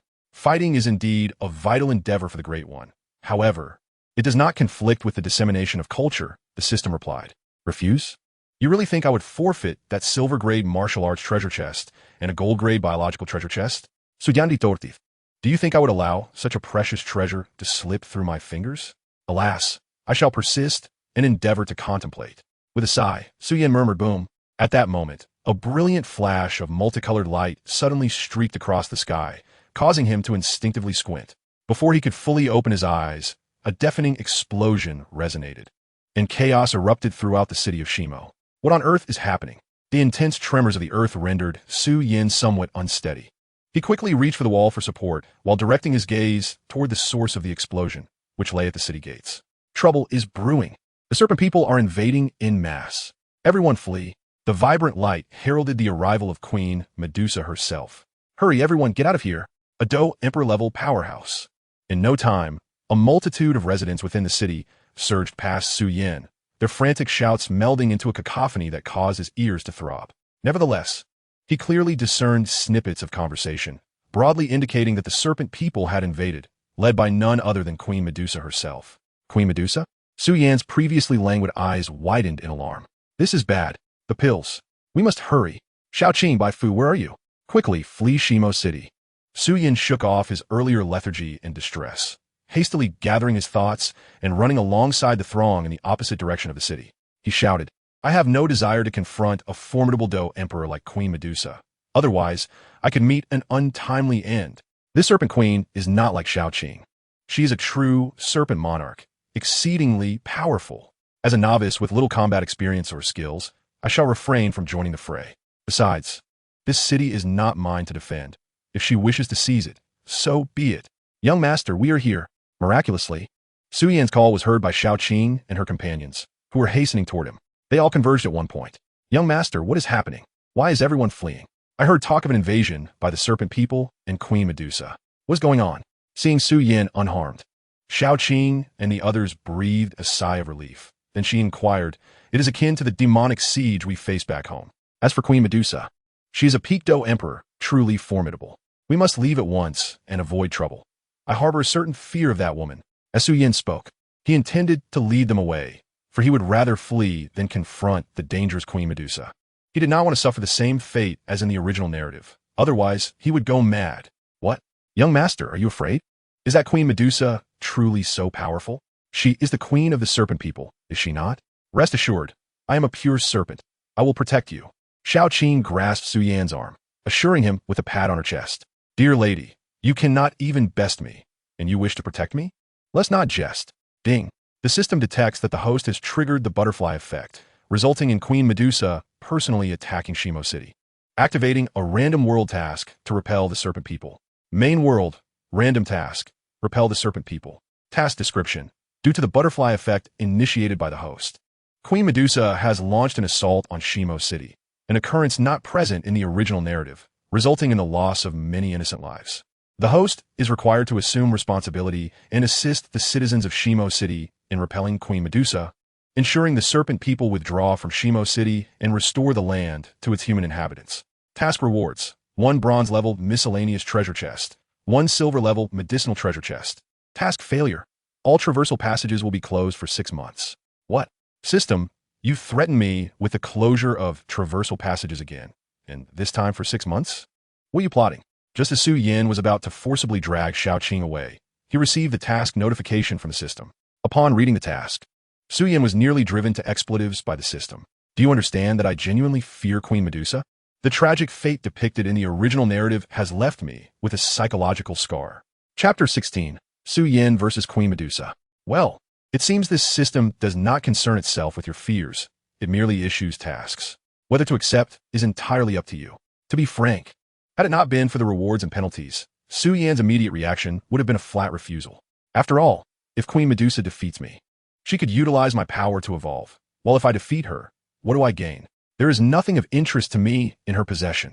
However, now she possesses something not of her own making, but rather bestowed by the system's task rewards. A bronze-level miscellaneous treasure chest and a silver-level medicinal treasure chest. Together, these constitute a considerable fortune, particularly the medicinal chest. Having successfully transformed, I can now consume items and, in the absence of combat techniques, enhancing myself through medicinal means remains a viable path to growth. Moreover, my current identity as a unique fire allows me to possess strength comparable to a Do Emperor or even a Do Zone due to years of absorbing immense Earth core energy, complemented by the refinement of the Earth's fire. Thus, it stands to reason that enhancing myself through medicine should be feasible without the typical hindrances faced by ordinary humans. As my current energy is not superficial, even if I lack combat experience. Returning to the matter at hand, the task rewards are indeed enticing to Xiao Yan, and the system offers no leniency. It is a take-it-or-leave-it proposition. Thus, Xiao Yan must assess the strengths of both parties before deciding whether to undertake this main world's random task. First, on his side, he has his heart of earthly fire and Xiao Qing, a creature of comparable strength to a 3-star Do Emperor, together with Bai Fu and the others. They should find it manageable to deal with the Do King. Furthermore, he possesses a capable of unleashing devastating earth fire, and the silver-level Lei Feng Tower is not to be underestimated either. In the original legend, it was used by Fa Hai to suppress Bai Sujin. Thus, utilizing it to restrain Queen Medusa should theoretically pose no problem. After all, Queen Medusa's strength undoubtedly exceeds Xiao Qing's, but when compared to Bai Sujin, it is difficult to ascertain who is superior. As for the Serpent People, from what he gathered from the fleeing mercenaries, it is Queen Medusa herself leading the assault on Shimo City, along with the leader of the Flower Serpent tribe, Yume. The rest of their forces can be disregarded. The focus should be on the powerful individuals. The opposing forces include Queen Medusa, a peak Do Emperor, and Yume, a Do King, presenting a relatively modest lineup. If Bai Fu and the others can hold Yume at bay, Xiao Yan and Xiao Qing joining forces against Queen Medusa should statistically yield a victory probability exceeding 80%. Nevertheless, the weight of his impending fate in the original narrative looms heavily upon Xiao Yan's mind. Should he fail, he risks being ensnared and refined by that treacherous Xiao Yan. Once refined, would he still be himself? Xiao Yan feared the answer might well be no. In light of this, he could only proclaim to the citizens of Shimo City, "Listen well. Her Majesty the Queen commands you to surrender your Io. Otherwise, the lives of everyone in this city shall be forfeit. Gather your forces, seal the city." Just as Xiao Yan resolved to decline the task, preferring to forego the reward and endure half a year with the passage sealed rather than risk the peril, a resounding voice echoed throughout the city. He looked up to see a figure soaring above, wings formed of fighting spirit, addressing the citizens below. With a graceful gesture, she formed seals with her hands and unleashed a robust beam of purple light into the sky, harmonizing with the myriad colors emanating from the serpent people already infiltrating the city, collectively weaving a vast net that enveloped the entire stone desert city. Now it seemed there was no escape. How do they know about or rather, how do they know he was in this stone desert city? A look of helplessness crossed Xiao Yan's face, a profound confusion stirring within him. "Young master, what should we do? Should I forcibly break through this light net and escort you to safety?" Xiao Qing, witnessing the luminous barrier enveloping the city, inquired beside him. This barrier could not impede her. Certainly, it could not hinder Xiao Yan either. However, should they choose to attack the light net and shatter it, they would undoubtedly expose themselves. Such an action would lead to a direct confrontation with Queen Medusa. Yet, if they refrained from action, matters would become even more complicated once the other tribal leaders of the serpent people arrived. 5 serpent leaders combined could defeat Yun Yun, the master of Yunlan's sect. If 8 of them gathered, accompanied by Queen Medusa, even if Xiao Yan resolved to fight to the death against the serpent people, the outcome would likely be dire. Truly, fate was compelling him to make a decision he wished to avoid. Xiao Yan closed his eyes and inhaled deeply. The despairing murmurs of the citizens of Stone Desert City, who had ceased their frantic escape upon witnessing the light net, reached his ears. "What Yihua? Who has obtained the Ioa to attract Queen Medusa? Are we doomed?" The incessant buzzing of fear echoed in his mind, amplifying his agitation. "So be it. What is one beautiful serpent? Am I, a formidable wielder of Io, genuinely afraid of her? If she desires a battle, I shall accompany her into the fray. After all, I am a man. If I cower from a confrontation brought to my doorstep, what right do I have to call myself a man? System, I accept this task." Xiao Yan's eyes snapped open, the earlier languor and helplessness vanishing, replaced by a resolute determination. He extended his hand, and a flame spear manifested within it. I declare boldly to the system. Ding, received. The host accepts the task. Upon hearing the system's response, Xiao Yan nodded and turned to Xiao Qing and Bai Fu, saying, "No need to flee. Escaping will only reveal our position, and we will have to fight regardless. Let us engage them directly. Bai Fu, you five are tasked with preventing others from interfering in my battle with Xiao Qing. Xiao Qing, let us join forces against Queen Medusa." "Yes, young master." The sudden shift in Xiao Yan's demeanor startled Xiao Qing and the others, but they quickly affirmed his command. At that moment, a terrifying aura descended from the heavens, accompanied by a beam of purple light that manifested before Xiao Yan and his companions. To join forces against this king? Huh. Since when have the humans of the Jayama Empire grown so audacious as to speak of confronting this king? Queen Medusa? Upon hearing her self-designation, Xiao Yan tightened his grip on the flame spear he conjured. Chapter 17. Xiao Yan versus Queen Medusa, recognizing the identity of the one who declared herself this king. Xiao Yan's hand instinctively tightened around the flame spear. At this critical juncture, with the serpent people invading and sealing the city, there was only one individual who could rightfully claim such a title. Queen Medusa of the serpent people, a pinnacle Do emperor. Indeed, as Xiao Yan murmured her name, a graceful figure emerged from the purple light. She was an exquisitely beautiful serpent woman, crowned and veiled in red, yet still radiating unparalleled beauty. Her allure, combined with her regal demeanor, was enough to captivate any man, including Xiao Yan, who, at 18, had reached adulthood.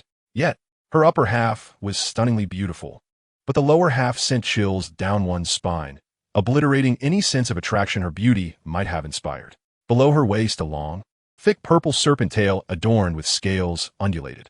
While Xiao Yan was unsure of others' tastes in this world, he found that tail utterly horrifying.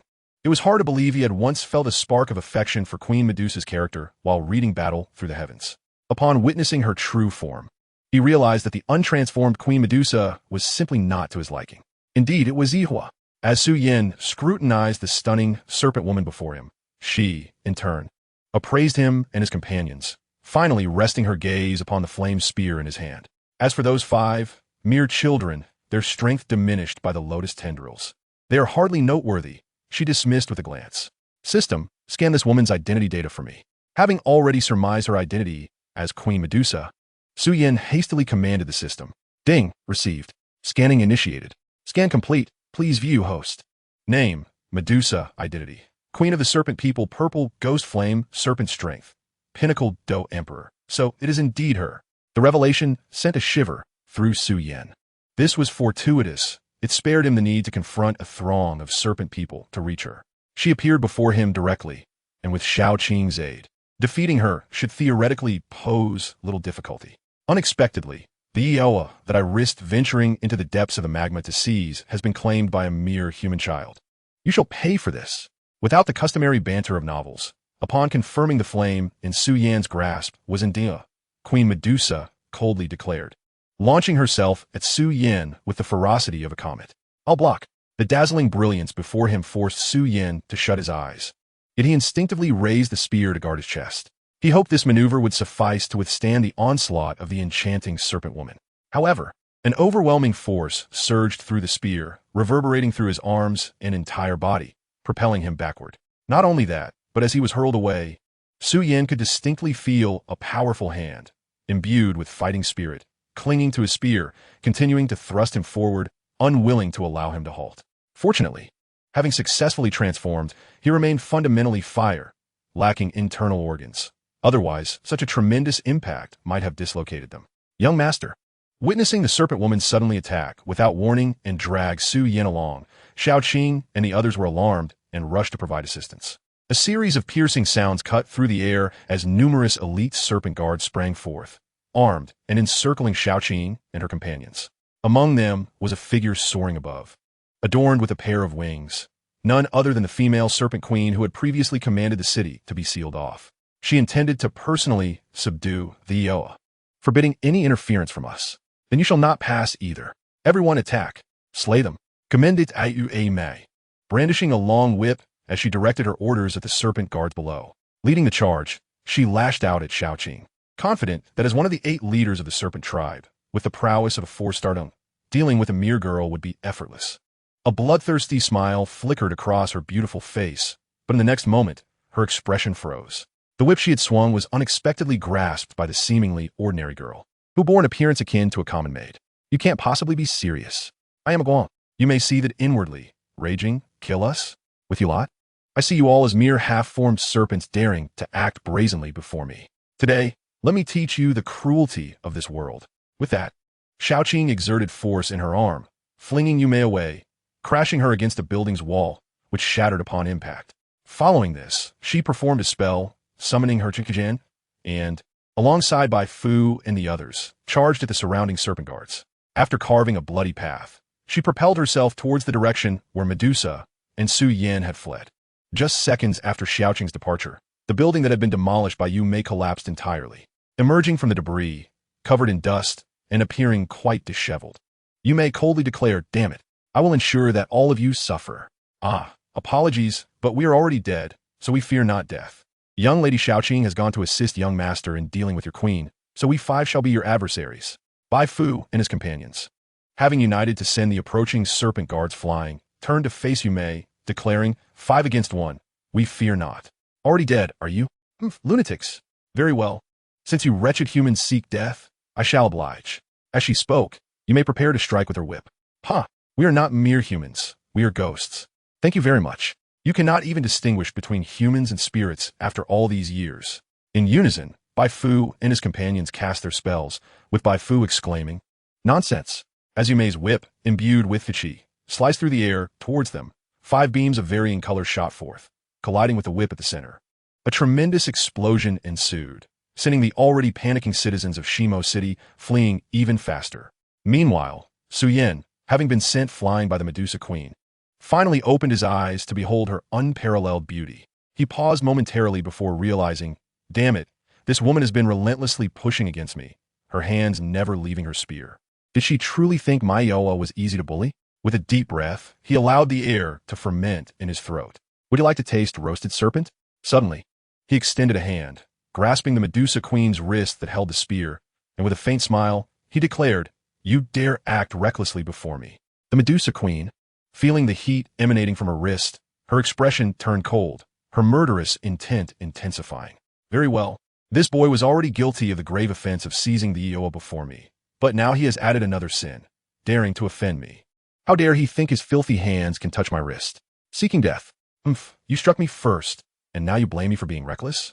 Rest assured, I will not only act recklessly, but I shall also set fire. With that, Xiao Yan's mouth opened, unleashing a torrent of vibrant blue flames that engulfed the Medusa Queen in an instant. Did I succeed? He mused, noticing the wrist he had seized had vanished. Observing the massive, still burning inferno before him, he raised an eyebrow in surprise. Success? Boy, do you have a misunderstanding about that term? A chilling voice echoed from behind him, and Xiao Yan's pupils widened in horror as a long sword pierced through his chest, causing his face to twitch in agony. The pain surged through him as the Dovung, level Douqi, coursed through the blade, rendering his complexion pale. The Jingsura, previously concealed by Xiaoqing's spell, re-emerged, yet he cared not, realizing that he, a combat novice, had failed to notice when his adversary had summoned a clone or when the clone and the original had swapped places. Despite possessing the power of Ioa, he lacked the combat experience to match it, and he had greatly overestimated himself. With his current state, how could he possibly hope to defeat the Medusa Queen? However, whether he could win or not, surrendering was not Xiao Yan's style. Though somewhat lethargic and fearful of death, he was even more terrified of waiting passively for his demise. With a roar, his body suddenly transformed into flames, rising steadily. A smirk crept onto his lips as he raised his hand, seizing the sword that had pierced him. Watching as it began to melt before his eyes, the Medusa Queen gasped, realizing that this man may not be human. Chapter 18, The Medusa Queen, wishing to cease the battle, observed Xiao Yan's body transforming entirely into flames, not merely coated with fire, but wholly engulfed in it. The sword she had thrust into him was met with surprise as she felt the intense heat radiating from it. Instantly, she released her grip, her crimson wings thrumming violently, generating a fierce wind aimed at extinguishing the azure flames enveloping Xiao Yan. For she recognized that these flames were none other than the Ioa she had long sought. Previously, he had transformed the Ioa into a spear. Now, why had he turned entirely into it? A flicker of suspicion crossed her mind. This individual might not be human. Cough. That truly hurts. No wonder the infamous Medusa Queen strikes with such ferocity upon our first meeting. If I did not repay you in kind, I would feel remiss. Floating in the air, having melted the sword that had pierced him, Xiao Yan turned to the queen, saying, though the wind is strong, it is regrettable that it cannot extinguish me. After all, this wind is not the divine wind conjured by a fan to extinguish you. You might as well wait 10,000 years. Who exactly are you? The Medusa Queen, realizing she could not extinguish the engulfing Xiao Yan, ceased her futile efforts and regarded the young man before her with newfound seriousness, her voice icy. For those who stood before her as mere insects, she would crush without hesitation. But if he were a formidable opponent, she would not mind exchanging a few words, granting him the opportunity for his final words. You don't even know who I am, yet you dare stab me? Ha! This place is not much better than the apocalypse. Lies are equally worthless here, and the strong take what they desire. Upon hearing the inquiry from Queen Medusa, Xiao Yan chuckled softly, a hint of exasperation and regret lacing his voice as he acknowledged that he should have realized sooner. This world is not the pre-apocalyptic realm he once knew, but rather one equally harsh and unforgiving. Here, power reigns supreme. Only the strong can lead the life they desire, while the weak lack even the privilege to be a mere bystander. If one refrains from seeking trouble, trouble shall find them instead, and when it does. If one is feeble and devoid of strength, their fate is all but sealed. Two words encapsulate the outcome: tragic. How Queen Medusa came to know of the or the extraordinary fire that resided within him in this stone desert city, was a mystery to Xiao Yan. Yet, he comprehended that had he not usurped the Inlandi Xinla and absorbed the earth's essence over millennia from the molten depths, combined with his natural affinity for that prior strike from Queen Medusa would undoubtedly have claimed his life. An excruciating demise would have awaited him once more. This was the cost of his complacency.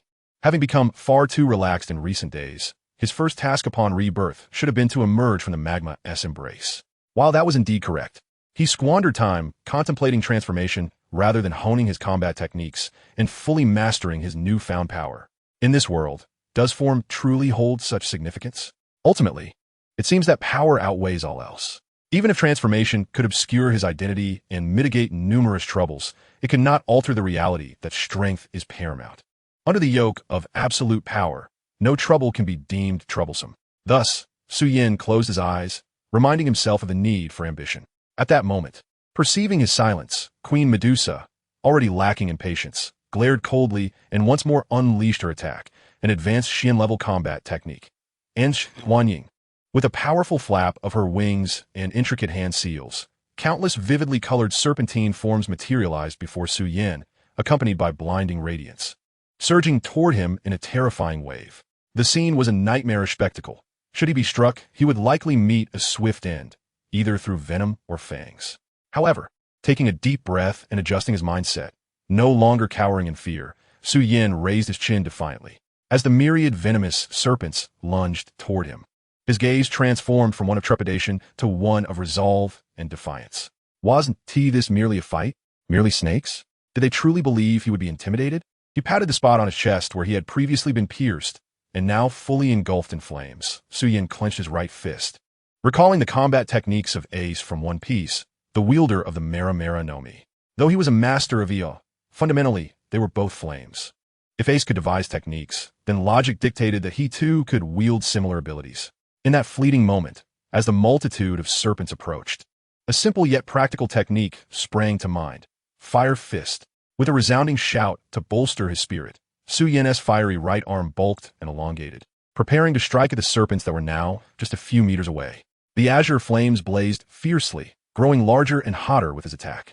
Upon collision with the encroaching serpents, a tremendous explosion resonated throughout the sky, sending a wave of pressure rippling outward, causing the clouds to shift and scatter.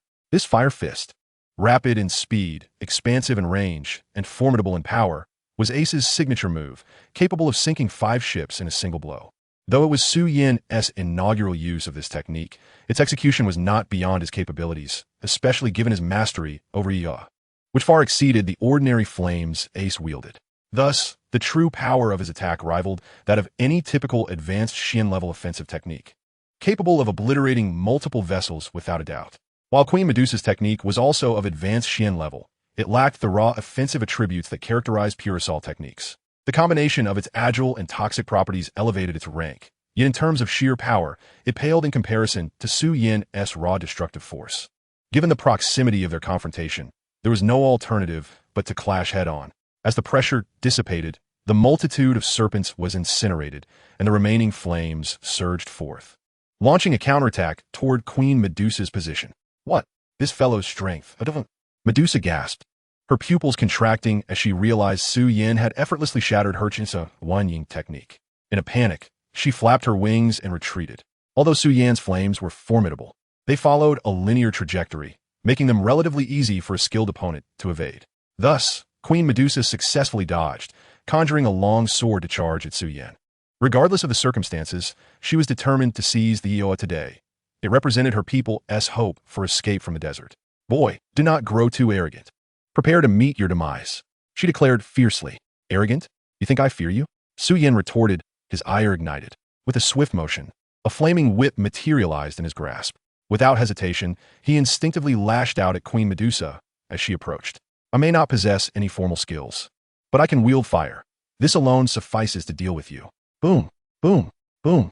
The whip of Iowa clashed continuously with Queen Medusa's sword, each collision sparking fiery embers. While the sparks posed no threat to Xiao Yan, upon striking Medusa, they were far more consequential.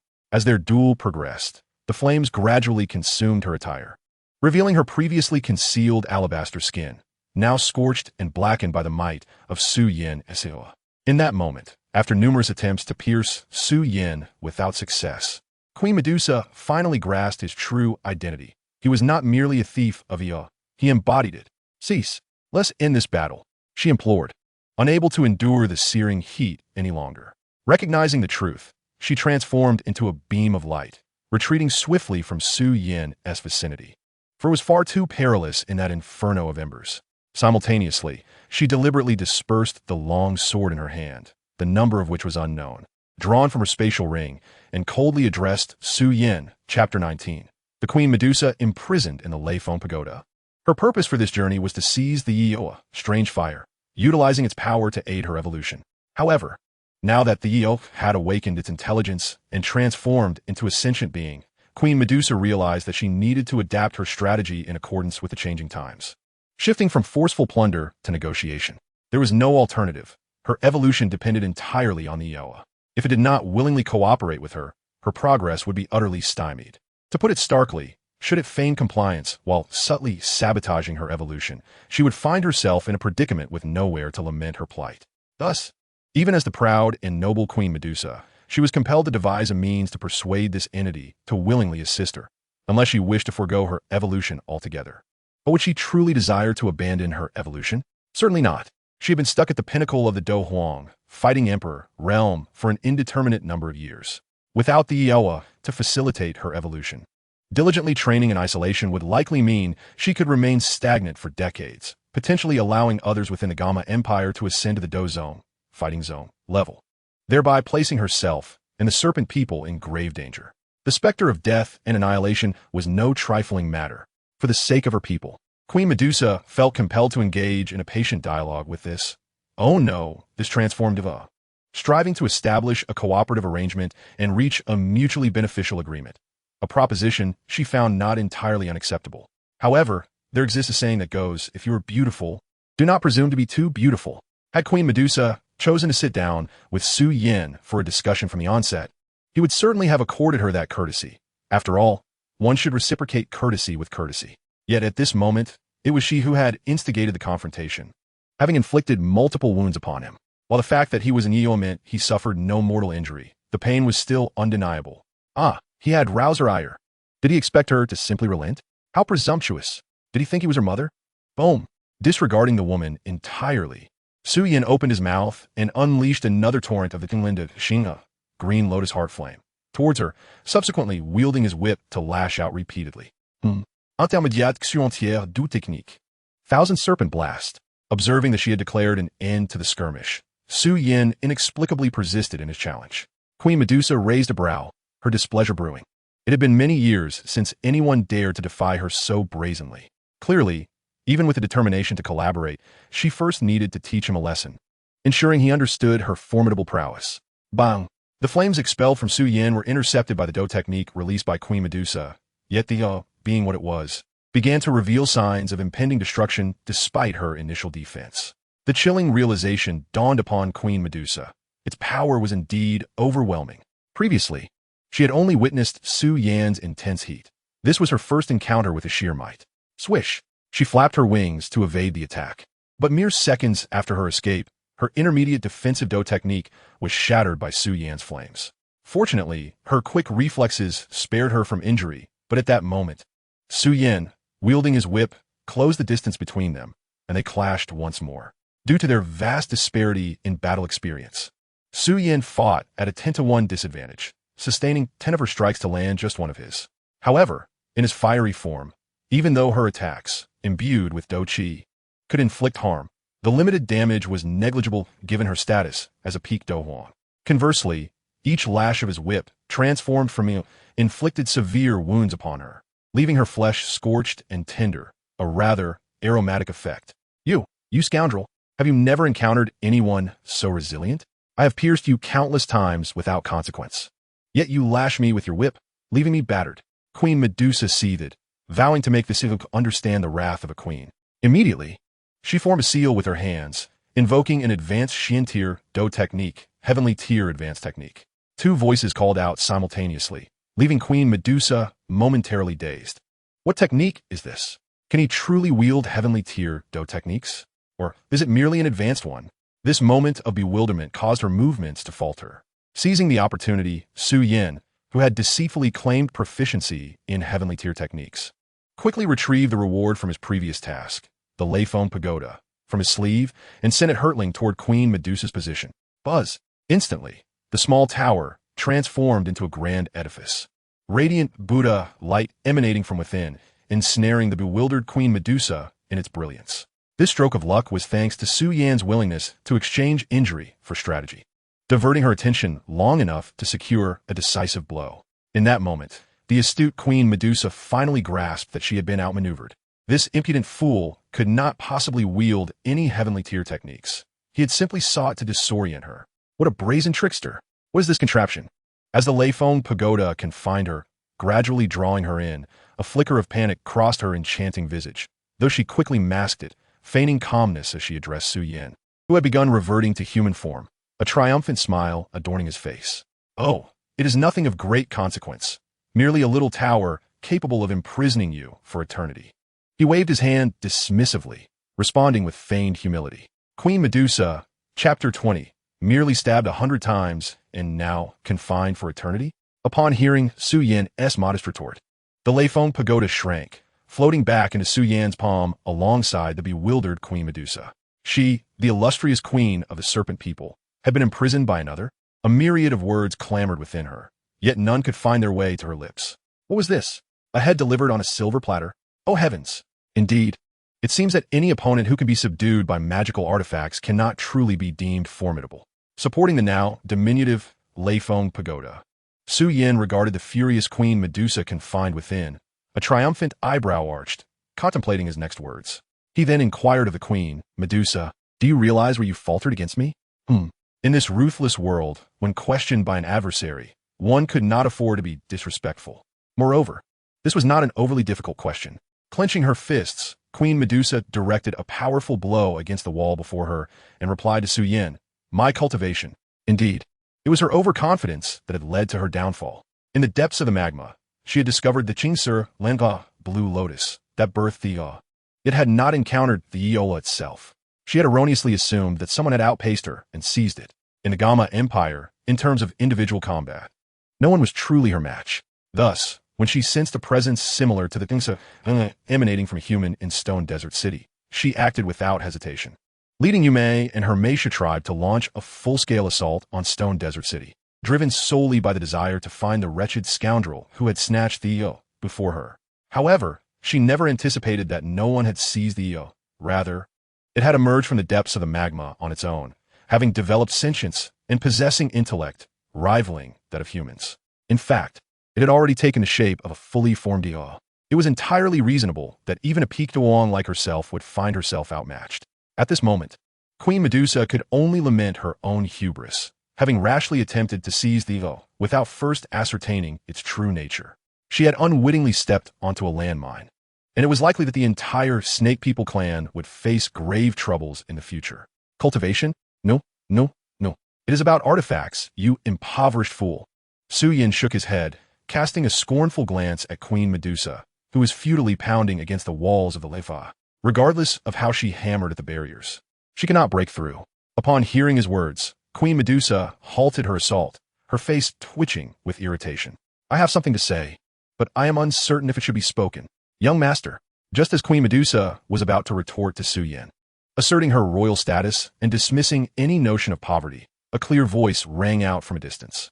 A green figure soared through the air, revealing itself to be Xiao Qing.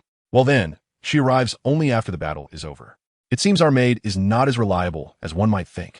Walking on air, Xiao Yan was left speechless by Xiao Qing's speed. Meanwhile, Queen Medusa, trapped within the Leifanta, was taken aback upon seeing Xiao Qing's ethereal approach. Growing increasingly frustrated, to traverse the air is a hallmark of a Buzhong expert. The fact that there was a Dozhong stronghold aiding her made her feel foolish for recklessly exposing herself to attack. This was truly a shameful and foolish act. Unbeknownst to her, Xiao Qing's strength was merely equivalent to a Sign Xingdopeng, and even she could not match Queen Medusa. The latter was thoroughly intimidated by Xiao Qing's cloud-walking technique, which proved to be deceptively formidable in this world of Douqi. You should remain inside and reflect upon your actions. This was originally prepared for by Suzhen by Fahai. I never expected to use it to confine you instead. Upon seeing Xiao Qing's arrival, Xiao Yan addressed Queen Medusa one last time, and then the Kifada shrank once more, compressing to a size that could fit comfortably within his palm. He subsequently tucked it into his sleeve pocket. Queen Medusa exclaimed, "What is happening? Why is the sky darkened? Hey, where are you? How long do you intend to imprison me? Do you plan to keep me locked away for eternity?" Beneath her icy countenance lay a heart fraught with anxiety. "Young master, are you all right?" Upon finally reaching the battlefield, Xiao Qing discovered that the fight had concluded. She immediately flew to Xiao Yan's side, concern etched on her face. As the system's designated reward for Xiao Yan, Xiao Qing's loyalty was absolute. Her concern stemmed solely from devotion, not romantic inclinations. Anyone who thought otherwise should reflect upon their misinterpretation. It's nothing. I was merely stabbed 100 times by that woman. Xiao Yan waved his hand dismissively. He had just defeated Queen Medusa, having confined his greatest adversary. Aside from Xiao Yan, in the original narrative, in this realm of the Jaiamar Empire, he wondered who could possibly rival him. Who else stepped forward? 100 stabs? Hearing Xiao Yan's words, Xiao Qing's mouth fell agape in disbelief. To survive such an onslaught and remain so vibrant, without a trace of blood, truly. My young master is a remarkable man. Cough, cough. The pain surged through him, causing Xiao Yan to cough several times, his body swaying. It was evident he had sustained serious injuries. Xiao Qing, I retract my previous statement, young master. Allow me to assist you back to rest. You appear quite pale. Xiao Qing hastily supported Xiao Yan, addressing him. All right, we shall not return to Shimo City. It is too unstable there. It won't be long before the Jaiamar Empire mobilizes its army against the Snake People. Informed by Fu and the others, we shall return to the oasis first. Xiao Yan had initially thought he could endure, but now, having just triumphed over his opponent, the adrenaline faded, and he could no longer hold on. The pain from his sword wounds compelled him to seek a place to rest and recuperate. After all, it was 100 stabs. Yes, young master. Xiao Qing nodded in agreement, then raised her arm, releasing a beam of azure light into the sky. This was the retreat signal they had previously arranged with Bai Fu. Once the signal was dispatched, Xiao Qing promptly helped Xiao Yan toward the desert oasis they had established, which in a sense could be regarded as their stronghold in this world. Not long after Xiao Qing and Xiao Yan departed, Bai Fu, having barely reached a stalemate with Yu Mei, successfully evaded her and flew toward the oasis, preparing to reunite with Xiao Yan and Xiao Qing. Unbeknownst to them, the battle between Xiao Yan and Queen Medusa had emitted an aura that attracted two of the Empire's top experts, who were now swiftly approaching from over 10 kilometers away. Chapter 21, 8th Rank Pill, First Beginning Pill. In the Tagore Desert, at the unnamed oasis, Xiao Yan, with Xiao Qing's assistance, returned to this location. Without hesitation, he sought out a shaded spot beneath a tree, sitting cross-legged to begin healing his wounds. Although he lacked knowledge of any specific techniques or doji, he was still capable of circulating energy within his body to heal his injuries. This was almost instinctual, as Xiao Qing observed Xiao Yan in his meditative state. She sat beside him, protecting him as he recovered. In no time, Bai Fu and the others arrived, each bearing some injuries, indicating that their battle with Yu Mei had not been an easy one. Indeed, Yu Mei was a Duong powerhouse, her strength formidable. In contrast, the five of them were merely souls not yet reincarnated, their hard-earned mana having been significantly drained by Xiao Yan's lotus tendrils. Even so, for them to have fought her to a draw, luck must have played a part. Miss Qing, what is wrong with the young master? Upon returning, the five of them halted, staring at Xiao Yan, who was seated beneath the tree, hands resting on his knees, emanating a dazzling azure glow. Bai Fu turned to Xiao Qing and whispered, "The young master was stabbed over 100 times by that Queen Medusa and is now wounded. He is currently cultivating to heal." Xiao Qing replied softly, signaling for silence with a shushing gesture. "Over 100 stabs? Damn, that woman is ruthless. What enmity drives her?" Upon hearing Xiao Qing's words, the expressions of Bai Fu and the others shifted dramatically, horrified by Queen Medusa's brutal methods. However, to survive such a barrage and remain alive, our young master is indeed remarkably resilient. And what of the woman who inflicted those wounds? After recovering from a shock, Bai Fu inquired of Xiao Qing. She has been captured by the young master using the Lifanta and is currently confined within. Xiao Qing explained, a flicker of regret passing through her eyes. She had arrived late, after the battle had concluded, which felt like a dereliction of duty. Confined? That is good, that is good. Miss Qing, during our return journey, we gathered some information regarding the snake people and Queen Medusa. Come, let's discuss it over here. Bai Fu, wishing not to disturb Xiao Yan in his healing, gestured for Xiao Qing to join him and the others for a private discussion. Gazing at Xiao Yan, Xiao Qing noticed his pallid complexion gradually becoming more vibrant, a clear indication that his wounds were in the process of healing. Relieved, she nodded and rose to follow Bai Fu towards a quieter spot near the lake. In truth, Bai Fu had little of substance to share, merely recounting that the serpent people, a hybrid race of man and serpent, resided in the desert, in opposition to the Gamma Empire, and were shunned by humanity. The successive Medusa queens had long yearned to lead their kin out of the desert in search of a more hospitable land. He also touched upon the historical conflicts between the serpent people and the Gamma Empire, alongside the fearsome reputation and prowess of the current Medusa queen, as well as her standing among the empires surrounding them. As Bai Fu spoke, a flicker of complex emotion crossed Xiao Qing's eyes. The plight of the serpent people, being ostracized by humanity and relegated to an inhospitable desert, stirred her sympathy. Perhaps it was her own serpentine nature that fostered such empathy towards their misfortunes. She held a deep respect for the Medusa Queen's aspiration to lead her people to a better existence. However, this did not excuse the Queen's aggression towards her young master. If you wish to guide your people out of the desert, then do so. Why take it out on my master? He is not a wealthy landlord with land to accommodate your entire kin. Moreover, it was the humans of the Gamma Empire who expelled you, not my master. Just because you are pitiable and ambitious, does that grant you the right to assault others? Who do you think you are, queen? A sudden cough interrupted her indignation, drawing Xiao Qing back to the present. She turned to see Xiao Yan inhaling sharply, his emerald aura slowly retracting. It seemed he was on the verge of a full recovery. Overjoyed, she nodded and gestured for Bai Fu and the others to seek rest and recuperation, lest their injuries worsen and lead to lingering repercussions. Bai Fu and his companions acknowledged her and found spots to settle down and recover.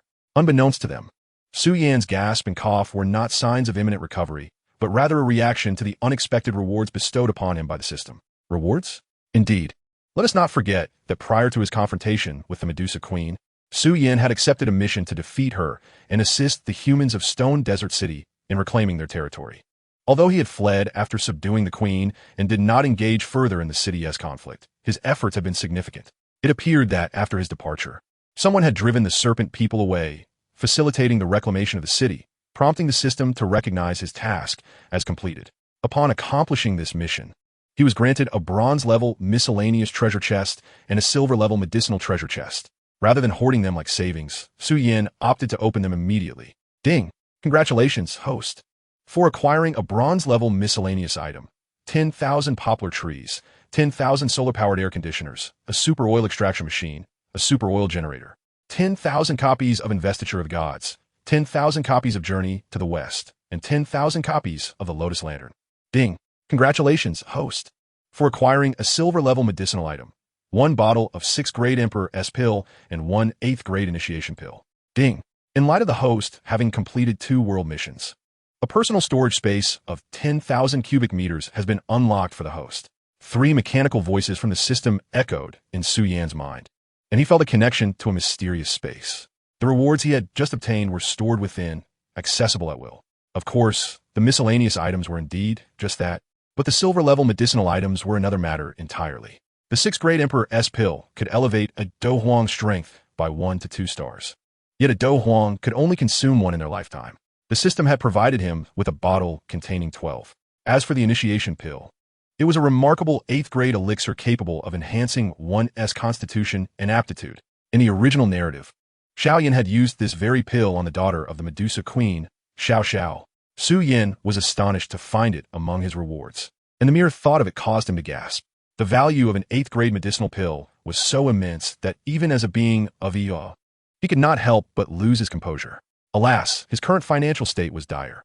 Earlier, he had criticized the Medusa Queen for her lack of wealth.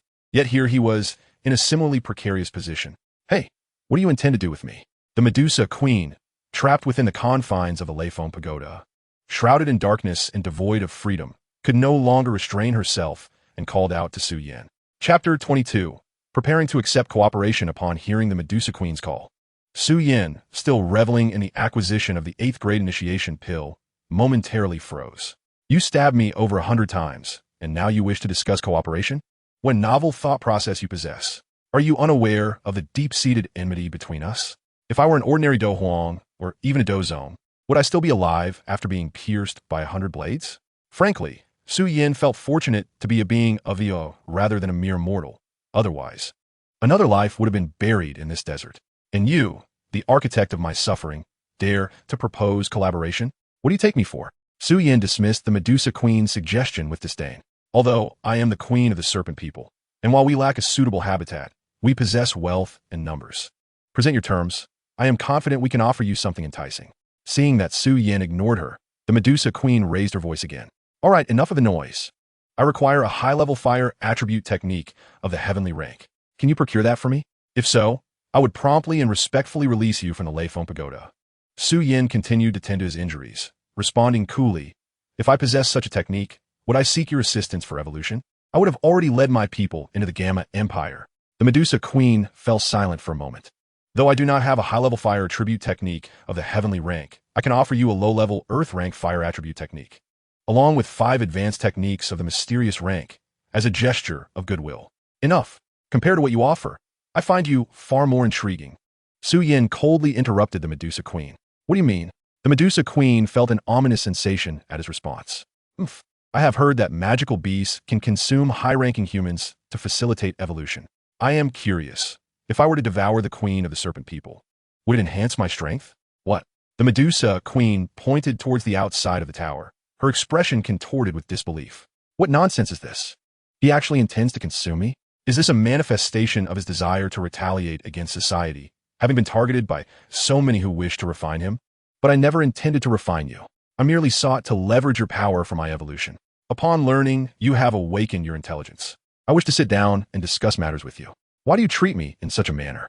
Imagining the day when someone might inquire, how did the queen of the serpent people meet her end? Then someone responded, burned to death by fire, the heart of Queen Medusa, consumed by flames, plunged her into a heavy gloom. She had no desire to become mere sustenance. She aspired to evolve into a combat sovereign and lead her kin out of the desert. In that instant, a fierce glint flashed in Queen Medusa's eyes, and her hands once again erupted with violet radiance, unleashing a barrage of destructive combat skills upon the walls of the Leifeng Pagoda. Regrettably, no matter how fervently she exerted herself, her assaults failed to even tremble the walls. After all, this Leifeng Pagoda was a silver-grade artifact, on par with Xiao Yan's accompanying lotus platform, differing only by a slight margin. After more than 2 hours, Xiao Yan finally healed all his injuries. Rising to stretch his joints, he summoned Shao Qing and the others. The battle in Shimo City and Queen Medusa's quest for Ioa, strange fire, had likely spread like wildfire, and now, those who witnessed his fiery confrontation with the queen might mistakenly believe he was the one possessing the Ioa. Indeed, he was a bearer of Ioa, not merely a manifestation of it. For it was only after Queen Medusa had expelled him from Shimo City that she recognized his true identity. Initially, she had assumed he was merely a rival who had ventured into the depths of the magma before her to seize and refine the Ioa. and she had expressed as much within the confines of Shimo City. Despite being an adversary, Queen Medusa was a Peak Do Huang combat emperor, and her words bore significant weight among the people of the Jiama Empire.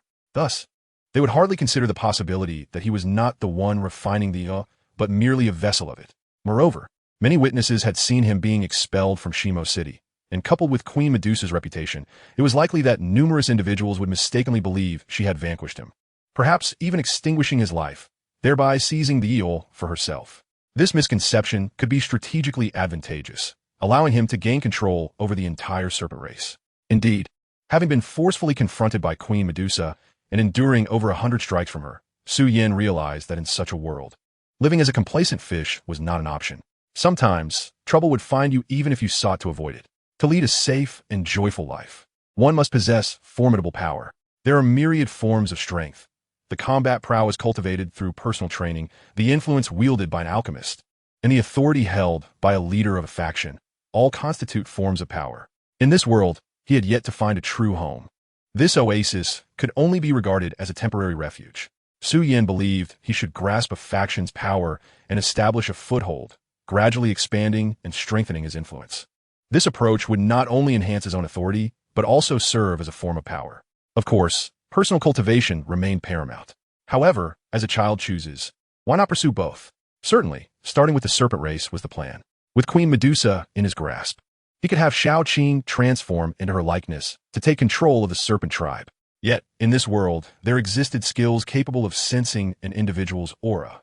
Thus, he needed to devise a means for Xiao Qing to adopt some of Queen Medusa's unique essence to avoid arousing suspicion among the elder serpents. After all, if her appearance and aura were correct, what could they possibly doubt? Contemplating this, Xiao Yan raised his sleeve and retrieved the Lei Feng Pagoda. Inside, Queen Medusa was futilely striking the walls, oblivious to the wisdom of resting and healing her injuries. What a violent woman. Hey, Medusa, hand over a few of your snake scales, or I shall set fire to the remaining garments you wear. He jested in his mind, then addressed her directly. Upon hearing Xiao Yan's words, Queen Medusa's expression rapidly darkened. This audacious fellow dared to suggest she shed her clothing. Chapter 23. The unseemly is more terrifying than the cruel. When had the illustrious Queen Medusa of the serpent race ever endured such humiliation? She recalled an incident from ages past when a wealthy scion had inadvertently slighted her lineage, only to see his entire family obliterated by the reigning queen. Now you, a mere Eoa, seek to taste the bitterness of annihilation? Well, while he was extinguishing his entire family was beyond her capabilities. However, she could never go without clothing. After all, she was a queen. Did she not deserve dignity? Recalling the battle with Xiao Yan, where his fiery sparks had left her garments in tatters, revealing the bare flesh beneath, Queen Medusa felt a wave of frustration. If she did not acquiesce, he might actually resort to burning her clothes away. What a shameless individual. Her expression fluctuated before she finally sighed heavily, extending her hand to pluck several scales from her tail, casting them through the bars of the iron window. In a peculiar turn of events, the iron bars, previously impervious to her attacks, permitted her scales to slip through. It seemed this tower was entirely under its master's control, capable of obstructing or allowing passage at will. As the scales were removed, beads of sweat appeared on Queen Medusa's brow. Her tail ached. Outside the Lei Feng Pagoda, Xiao Yan caught the scales she had thrown. A surge of azure flames enveloped them, and within moments, they transformed into a gentle violet glow. This aura, imbued with Queen Medusa's essence, was the perfect tool to deceive the elder serpents. Xiao Qing, absorb this, and then transform into Queen Medusa. From this day forth, you shall be the queen of the serpent tribe. Xiao Yan smiled as he handed her the glow. What? Inside the Lei Feng Pagoda, Queen Medusa was utterly bewildered. She had not anticipated that this would seek to impersonate her and usurp the rights of the serpent tribe. How could he be so brazen? Such a shameless act. Yes, master. Xiao Qing, possessing considerable intellect, understood Xiao Yan's intent immediately. With a smile, she accepted the violet glow he offered. As a serpent spirit who had cultivated for a millennium, the prospect of becoming the queen of the serpent tribe excited her heart. I shall also be a queen. As for Bai Fu and the others, you too shall take on serpent forms and accompany Xiao Qing to the serpent tribe, assisting her in firmly establishing control over the entire race. Xiao Yan instructed Bai Fu and the others. Huh, master, aren't you coming with us to the serpent tribe? Xiao Qing asked anxiously, having assumed Xiao Yan intended to accompany them to establish their position. Of course I shall go, but not just yet. I have some matters to attend to first. You all go and secure the serpent tribe for me. Once I complete my tasks, I will naturally seek you out in the serpent god temple, Xiao Yan replied. He still had a mission to propagate the culture of the Celestial Empire. Initially, he had considered spreading Buddhist scriptures, legalist classics, and the classic of mountains and seas. However, now that the system had bestowed upon him a bronze-grade, miscellaneous treasure chest filled with mythological novels, he had much better options, enhancing his chances of successfully completing this task. Master, what are you planning to do? Let us accompany you to assist. Xiao Qing addressed Xiao Yan with a hint of concern, expressing her unease over his decision to venture out alone, given his lack of combat prowess. Your mission is to take over the Serpent People clan. There's no need to worry about safety. Initially, I harbored some doubts, but after my battle with Queen Medusa, I have gained a clearer understanding of my own abilities. Within this Gamma Empire, no one can truly detain me, so rest assured. Xiao Yan comforted her, acknowledging that he had previously feared facing Queen Medusa might lead to a fate similar to that in the original story. However, he had managed to hold his own against her, achieving a favorable outcome with the assistance of the Leifeng Tower, which had allowed him to subdue her. With such accomplishments under his belt, he felt emboldened. After all, what was there to fear in this mere Gamma Empire? Very well, young master. But what exactly do you intend to do? Xiao Qing asked, somewhat exasperated. Spread culture. Spread culture? Xiao Qing and Bai Fu exchanged glances, their curiosity piqued. Who would have thought, young master, that you possess such noble aspirations? You wish to enlighten the masses, not mislead them. Indeed, Xiao Qing. Here are 500 copies of Fengshen Yini, 500 copies of Journey to the West, and 500 copies of the Lotus Lantern. Once you and Bai Fu reach the Serpent People clan, ensure that these texts are disseminated widely, striving for every serpent person to comprehend the wisdom contained within. Do you understand? Suddenly, it occurred to Xiao Yan that if the Serpent People were engrossed in these books, the inhabitants of the Gamma Empire would undoubtedly be intrigued, prompting them to seek out and peruse these texts. This would significantly ease the challenge of fulfilling his task of spreading at least 3 volumes of celestial culture within the Gamma Empire. Without hesitation, he retrieved 500 copies of each book from his spatial warehouse and handed them to Xiao Qing. However, young master, how am I to carry so many books? Xiao Qing looked at the pile of 1,500 books with a troubled expression. Ah, that is simple, Xiao Yan mused, realizing she lacked a spatial warehouse like his. After some contemplation, he had an idea. Hey, Medusa, do you possess any spatial rings? Toss a couple my way. He commanded the imprisoned Queen Medusa within the Leifeng Tower. As a captive, you ought to willingly surrender your possessions rather than make me ask for them. Your conduct as a prisoner is quite unsatisfactory. Queen Medusa retorted. What does this insufferable rogue take me for? I would rather die than endure such indignities. Should you refuse my demands, I shall incinerate your garments. You dare to use this threat against me? Xiao Yan continued. Her fury ignited as she contemplated the audacity of such a threat involving heavenly flames. How shameless! Do you not fear retribution for your actions?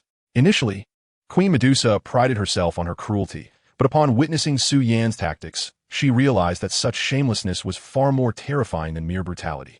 In Chapter 24, the queen lamented her fate, ensnared by such a brazen individual.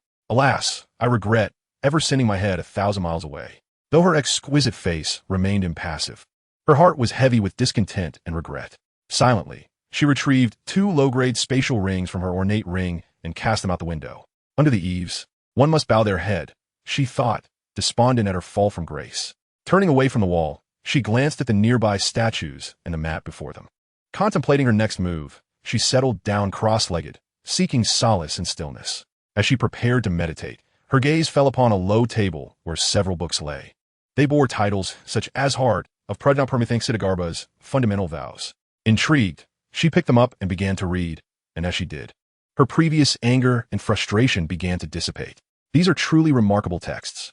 Unbeknownst to her, Queen Medusa was unknowingly following the path of Baisujan, perusing sacred scriptures within the Leifeng Tower. Outside, Xiao Yan, having caught the 2 spatial rings she had discarded, handed one to Xiao Qing while donning the other himself. Although he possessed a spatial warehouse, wearing the ring allowed him to store small items conveniently. Now, use your spiritual power to mark this ring, and it will be at your disposal. Take these books with you. If they are insufficient, we can print more. I trust the Serpent People possess paper and ink. Remember, it is imperative that every member of the Serpent People reads these 3 mythological novels.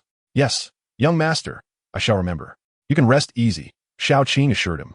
her confidence rooted in her millennia of cultivation and her extensive experience among humans. Indeed, I have faith in your capabilities, Xiao Yan replied, having seen her adeptness in action. And he nodded in trust. He then reiterated the information he had gathered about the serpent people, urging her to remain vigilant and avoid any slip-ups. In summary, he advised, speak little, act much. Subsequently, Xiao Yan bid farewell to Xiao Qing and Bai Fu. The system had allotted him only 1 week for his task, and with half a day already elapsed, he could not afford to delay further. Together, Xiao Qing and her companions escorted Xiao Yan to the outskirts of the oasis before exchanging heartfelt farewells, promising to meet again at the Serpent People's temple.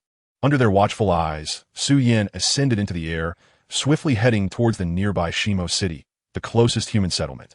He intended to procure a map of the Gamma Empire before embarking on his mission to disseminate the celestial cultural texts. This approach would also help him avoid any missteps that could waste precious time. Before long, he arrived at the outskirts of Shimo City. Descending from the sky about 500 meters from the city, he proceeded on foot, mindful of the need to avoid drawing attention as a formidable figure, which might incite chaos and make it impossible for him to act discreetly. Even by walking, Xiao Yan maintained a brisk pace. The lotus mark on his forehead had been cleverly concealed by Xiao Qing's magic. Previously disrupted by Queen Medusa, he resolved to purchase a headband to ensure safety. As he passed through the city gates, which had been forcibly destroyed by Queen Medusa, he noted the numerous individuals engaged in reconstruction efforts. The previous gatekeepers were conspicuously absent, likely eliminated by the queen, with no replacements arranged as yet. Upon successfully entering the stone desert city, which had recently been reclaimed by humanity, Xiao Yan observed that the populace had significantly dwindled compared to before, and the once vibrant atmosphere had evaporated entirely. Indeed, war is the most distressing of phenomena. Shaking his head, he recalled his life in the apocalypse prior to his transmigration, releasing a deep sigh. Fortunately, he was no longer that pitiful soul struggling for survival. He was now specifically the Qinglian Earth-Heart Fire, one of the 23 possessing the Earth's power accumulated over millennia, which granted him the ability to navigate the Jia Ma Empire with ease. Even the Queen Medusa was no match for him.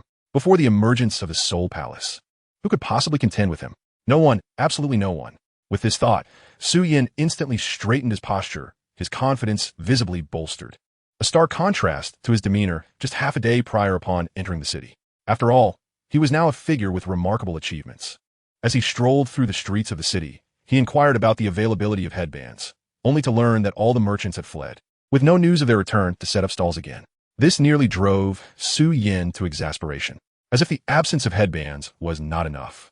The complete disappearance of the merchants left him pondering where he might acquire a map. Feeling somewhat distressed, Xiao Yan aimlessly wandered the city until his gaze fell upon the Lord's mansion, which should possess maps. Although they were not available for public sale, surely he could retrieve one directly. Contemplating this, Xiao Yan deemed the course of action feasible, and thus altered his path towards the Lord's mansion. Unexpectedly, just a few paces into his journey, he was met with a disconcerting scene. Several burly men clad in mercenary attire, wielding weapons such as wolf-fang clubs and large sabers, were relentlessly pursuing a young girl who was sprinting towards him, her expression one of sheer panic and terror. What enmity could justify such a chase after a mere child? Xiao Yan felt a twinge of confusion, but refrained from intervening, perhaps still adjusting to his newfound identity. In the apocalypse, he had lived in the imperial capital, where such occurrences, though not commonplace, were not unheard of. But back then, he was merely a powerless individual, unable to concern himself with the affairs of others. Over time, he had developed a habit of avoiding unnecessary involvement. As the girl caught sight of him, her fear intensified at the realization that there was another person ahead. However, upon noticing that Xiao Yan showed no intention of obstructing her escape, she exhaled a sigh of relief, glancing back at her pursuers who were rapidly closing in. Gritting her teeth, she hastened her pace, brushing past Xiao Yan. At that moment, as she darted by, he inadvertently cast a glance at her and was instantly captivated. Her eyes, within their depths, were 3 verdant blossoms. Could they be the famed Bai Shi San Hua Tong? As he watched her retreating figure, he murmured, "You little brat, do not think you can escape that accursed, filthy lineage of the snake people. Tell me, have you conspired with those wretched snake folk? Have you caused harm to our brethren? Speak." Still somewhat dazed, Xiao Yan's thoughts were abruptly interrupted by the bellowing of the mercenaries hot on the girl's trail, snapping him back to reality. Regardless of whether her eyes were indeed the Bai Shi San Hua Tong, he needed to ascertain the truth himself. If they were, then she was likely Qinglin, the character from the original narrative capable of controlling serpent-like magical beasts, a talent of immense potential. Such an individual had already determined to establish a faction, and Xiao Yan felt an urgent need for her. Thus, disregarding the notion of meddling in others' affairs, Xiao Yan sprang into action. With a flick of his sleeve, a wave of scorching heat surged forth, propelling the mercenaries who had just reached him away, while he coolly uttered, "Begone." Chapter 25. Qinglin. Xiao Yan possessed a habit of avoiding entanglements. Yet should the matter at hand transcend mere triviality, he could not refrain from intervening. The Baishi San Hua Tong was heralded as the continent's most extraordinary ocular phenomenon. Should he not have misjudged, that girl was quite possibly Qinglin. In such a case, he could not idly stand by and allow someone endowed with such a remarkable gift to fall victim to a band of brutish mercenaries seeking to vent their frustrations. That would be an egregious waste of talent. With a decisive motion of his sleeve, he summoned forth the heat wave that sent the mercenaries flying, commanding them once more to begone. They had been pursuing the hapless offspring of a snake person and a human, intent on capturing her to unleash their pent-up rage from the destruction wrought upon their home by the snake folk. However, they had not anticipated a formidable force intervening, sending them sprawling. The intense heat enveloped them, causing their faces to blanch in terror as they crashed to the ground, the impact inflicting internal injuries that left them incapacitated, blood spilling from their lips. They were merely ordinary fighters, incapable of withstanding Xiao Yan's overwhelming might. Observing their pitiful state, Xiao Yan lost interest, withdrawing his gaze from them and turning instead to pursue the fleeing Qinglin, prioritizing the acquisition of the map for his mission. He believed he could spare a moment to secure Qinglin. According to the original narrative, she was relatively easy to persuade, provided one did not regard her with disdain. Xiao Yan was confident he could achieve this. After all, she bore some human blood, while he had long since transcended humanity. Both were anomalies in their own right, and Xiao Yan felt certain that he and Qinglin could coexist harmoniously. "Boss, what do we do? Are you all right?" The mercenaries, watching Xiao Yan chase after Qinglin, inquired anxiously of their leader. They were gravely injured, unable to rise, utterly bewildered by the identity of the formidable figure who had thwarted their attempt to capture the snake offspring. "I'm fine. A month or two of rest will suffice," replied the leader, wiping the blood from his lips with a nonchalant demeanor. As a leader, one must always maintain an air of composure before their subordinates, lest they undermine their own stature. 2 months? Impressive, boss. I reckon it will take me at least 3 to fully recuperate. Boss, who was that person earlier? They were so powerful, effortlessly sending us flying with a mere gesture. Don't ask me. Who can I ask? The Empire has mobilized many strong individuals to reclaim Stone Desert City from the snake folk. That person was likely one of them. In any case, their strength was overwhelming. We're no match for them. Forget about revenge. Let's signal for assistance and get ourselves back for medical attention. Understood, boss. Meanwhile, Xiao Yan swiftly caught up with the girl, whose pace was dwindling. He placed a hand on her shoulder, momentarily halting her in her tracks. Mistaking him for one of her pursuers, the girl screamed in fright, immediately crouching down, hugging her head and trembling, a clear indication of someone well acquainted with violence. Seeing her react so fearfully to his gentle touch, Xiao Yan felt a surge of embarrassment. Surely this was excessive? With a bemused glance at his own palm, Xiao Yan promptly activated the information scanning function of the system, delving into the identity of the girl before him. In no time, a plethora of data pertaining to her emerged on his screen. Name, Qinglin. Gender, female. Identity, half-human, half-snake. Unique eyes, green serpent tricolor eyes. Cultivation, 3 stages of Douqi. Techniques, none. Skills, none. Indeed, she was Qinglin. A flicker of astonishment crossed Xiao Yan's face as he contemplated the implications of the data revealed by the system. In the original narrative, this young girl would eventually ascend to become a formidable Dou saint, possessing the remarkable ability to command various serpent-like magical beasts, compelling them to acknowledge her as their master and obey her every command. Moreover, she possessed a mysterious space capable of harboring serpentine entities, enabling her to amass an army of serpentine beasts, which she could unleash in times of peril, wielding sheer numbers to vanquish her adversaries. The capacity of this space could expand in tandem with her growing strength. In summary, it was clear this girl was exceptionally gifted. Having confirmed Qinglin's identity, Xiao Yan instinctively shifted his address for her, referring to her as this girl. As an individual with a profound appreciation for beauty, how could he possibly overlook someone as extraordinary as Qing Lin. Naturally, he intended to charm her into becoming a loyal subordinate, much like how Orochimaru deceived Kimimaro and persuaded him to join his ranks. With this thought in mind, Xiao Yan recalled the scene of Orochimaru ensnaring Kimimaro, took a deep breath, and endeavored to soften his expression. Once he deemed it sufficiently gentle, he bent down, extending a hand toward her, and spoke in a soothing tone. I hope I haven't frightened you. Huh? Initially, Qing Lin anticipated that the mercenaries pursuing her had caught up, but the voice she heard was neither menacing nor accusatory. Rather, it was apologetic. With her eyes closed, her face nestled against her knees, and trembling with fear, she felt an odd sensation wash over her upon hearing Xiao Yan's gentle voice. It was the first time someone had spoken to her in such a tender manner. Hesitantly, she raised her head slightly to gaze upward, and there he was, a strikingly handsome face. Not only was it breathtakingly perfect, but it also radiated an indescribable allure and purity, complemented by a hint of warmth in his smile, starkly contrasting the disdainful expressions she had encountered before. Who is he? Hello, can you stand? Xiao Yan beckoned, shaking the hand he had offered her while maintaining his smile.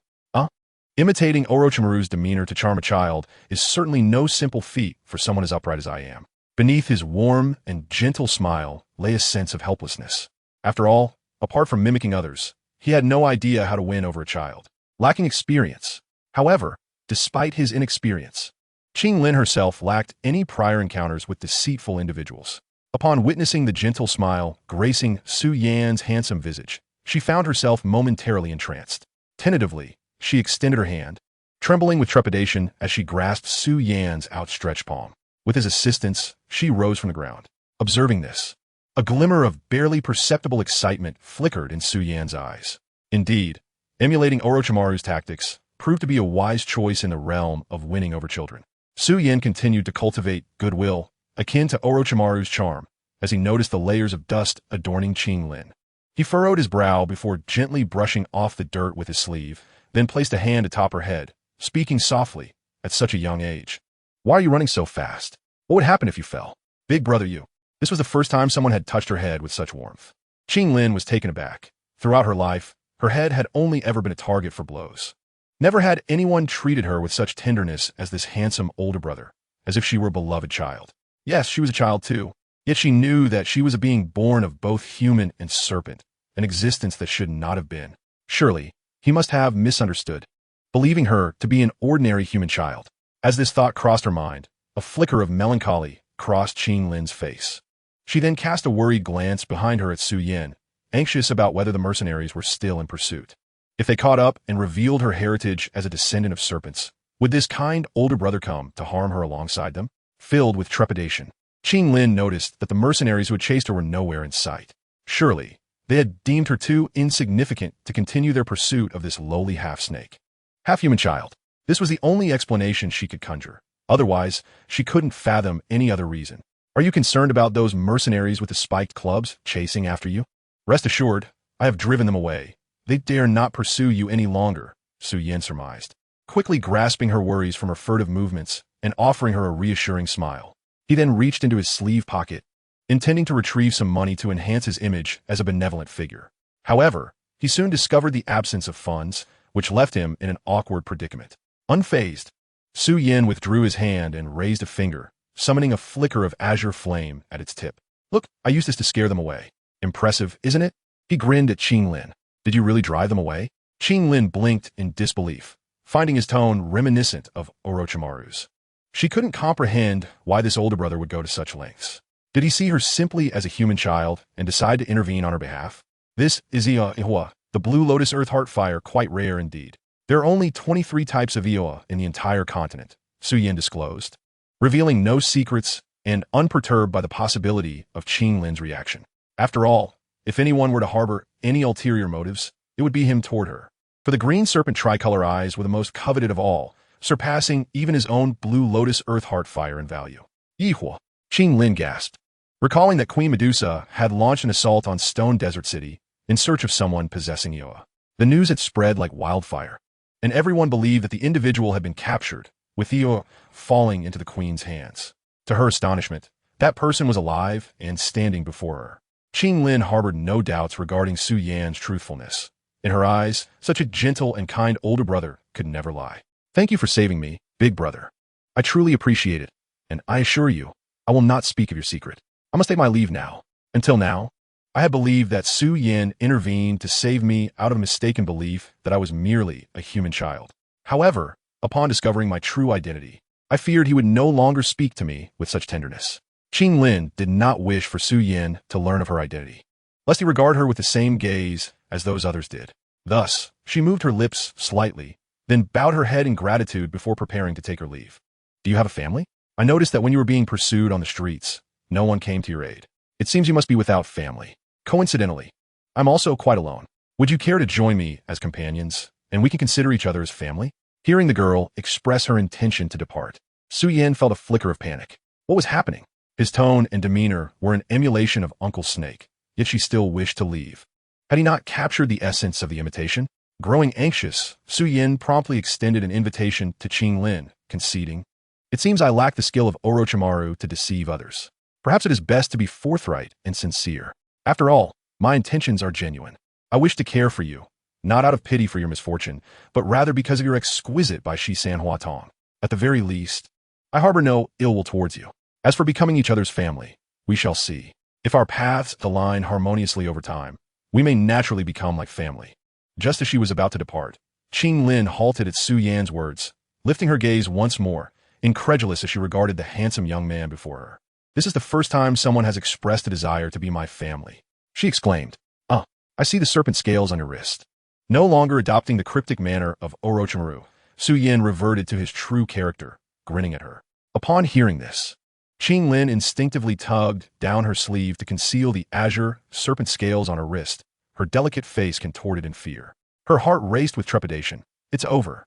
This big brother has seen it. He will surely regard me with the same disdain as those others, and perhaps even harm me. She shut her eyes, engulfed by anxiety and despair. However, the anticipated pain did not arrive. After a moment of silence, she cautiously opened her eyes to find Xiao Yan had slightly rolled up his sleeve, revealing his arm, which was not flesh and blood, but rather an embodiment of flames. Gazing at Xiao Yan, the fear in Qinglin's expression gradually dissipated. "Do not worry, for you and I are alike. Neither of us is human." Xiao Yan reassured her with a smile. Chapter 27. So this is how heaven came to be, bonded by their shared, non-human nature. Coupled with Xiao Yan's compassionate demeanor and his willingness to assist her, Qinglin found herself effortlessly swayed by his ancient, ethereal flames. Wiping away tears that resembled those of a long-lost kin, she extended her hand, clasping Xiao Yan's in a gesture of companionship. The little girl expressed her willingness to journey alongside him. "Big brother?" Upon hearing Qinglin's willingness to accompany him and her desire to forge a familial bond, Xiao Yan felt a surge of joy. However, the term struck him as somewhat peculiar, evoking thoughts of Guixiang and Yanghua. "Is something the matter? Am I not permitted to address you this way?" Qinglin inquired, sensing his sudden shift in demeanor. "No, you may call me whatever you wish. I merely recalled some unrelated matters," Xiao Yan replied, shaking his head. He then reverted his fiery arm back to its human form, rolled down his sleeve, and took the hand of the petite girl, guiding her toward the city lord's mansion. This journey to Shimo City, while the map remained unspoken, was already deemed worthwhile with the unexpected companionship of Qinglin. In the Leifeng Tower, Queen Medusa, perusing Buddhist scriptures, cast a fleeting glance outside, observing Xiao Yan, the one who had ensnared her, now seemingly escorting a girl with serpent blood, her brows furrowed in confusion.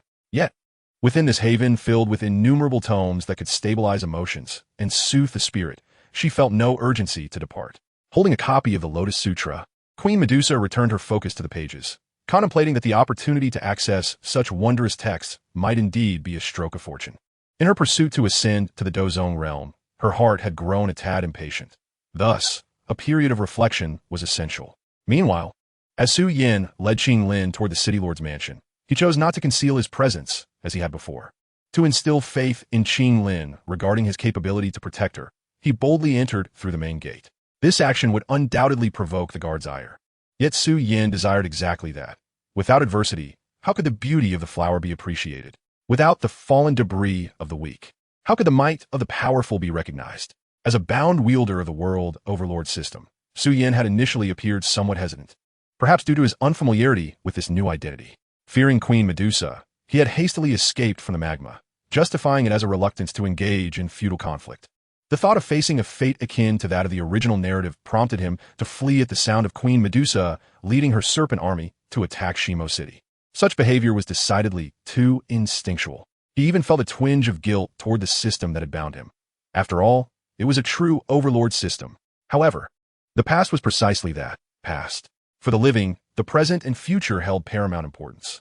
With victories over Queen Medusa under his belt, Xiao Yan felt emboldened to stand tall, embodying courage and fearlessness, advancing toward the goal of becoming a genuine overlord. Let it commence with the city lord's mansion of Xiao City. Boom! Drawing Qinglin behind him, Xiao Yan extended both hands before him, unleashing a powerful strike. Instantly, a beam of azure light erupted from his palms, obliterating the guards charging at them without leaving a trace behind. It was not cruelty that drove Xiao Yan. Rather, the guards were simply too weak, their bodies incapable of withstanding his blow. A mere spark ignited a conflagration that consumed them entirely, leaving nothing in its wake. Witnessing the guards vanish from existence, Xiao Yan pressed his lips together, a hint of resignation passing across his face, while Qinglin peered at him with wide, astonished eyes. Big Brother is incredibly strong.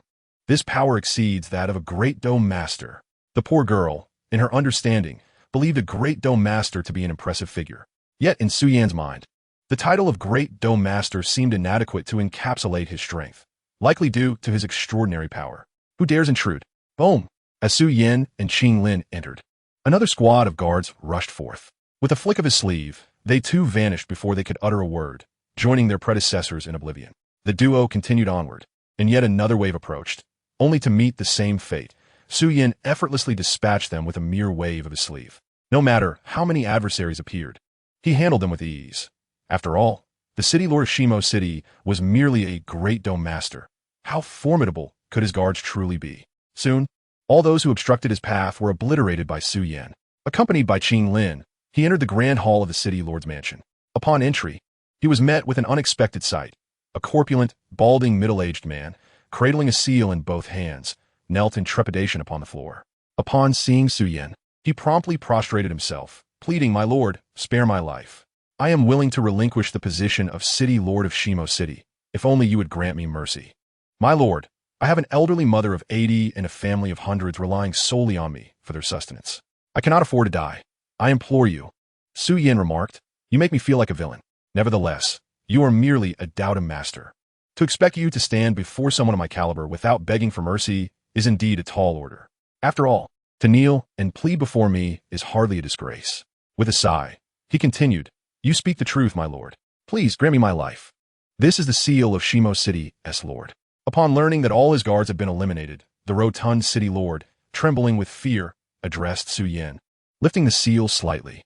"Enough. I have no interest in your pitiful lordship over this wretched city, and I suspect that possessing a mere seal does not grant one control over it. Otherwise, the serpent people would not have been driven out. I am here for two matters. If you acquiesce, I will depart immediately, and you shall live. Please, my lord, command me."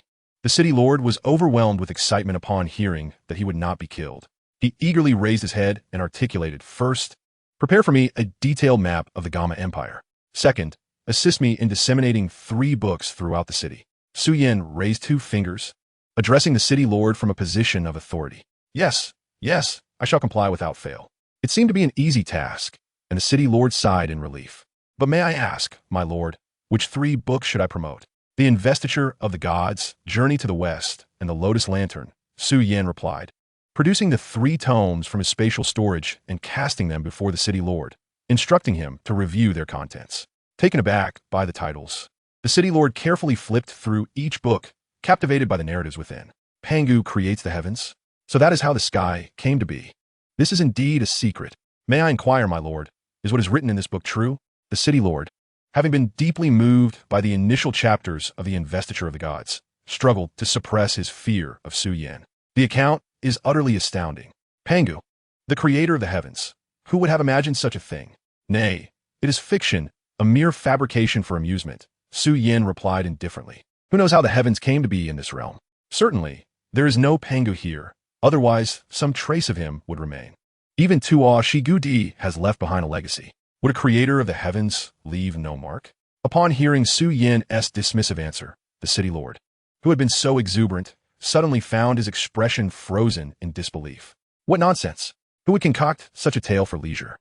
Yet, it does possess a certain allure and could indeed serve as a means of passing the time. Why are you asking so many questions? Just obediently disseminate these 3 books. If I discover that within a week, there are still individuals in Shimo City unaware of their existence, you, along with your elderly mother and your hungry children, shall meet your demise. Xiao Yan. In this world rife with conflict and mortality, it was evident that a man who held the position of city lord would not be virtuous.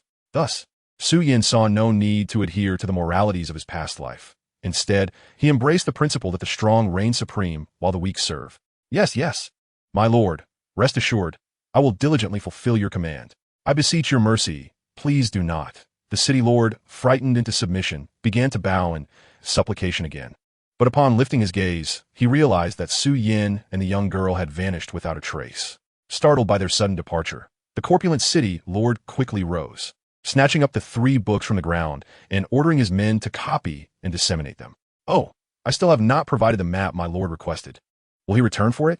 I must prepare it immediately.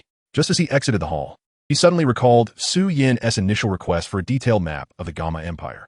Fearing he might return to demand it, the city lord turned to retrieve the map hanging in the hall, only to discover that it had vanished entirely. Clearly, it had been taken by the 2 of them. It was evident that without the map, they would not have departed. Even with a poor memory, he could not forget such a recent occurrence. What a calamity, he lamented, observing the emptiness of his once bustling Lord's mansion, devoid of guards. Meanwhile, Xiao Yan and Qinglin departed from the city lord's mansion, with only 6 days remaining to accomplish the task of disseminating cultural texts assigned by the system. Furthermore, he needed to wait another 5 days before he could search for the next world, as the system specified that a world could only be searched once a week.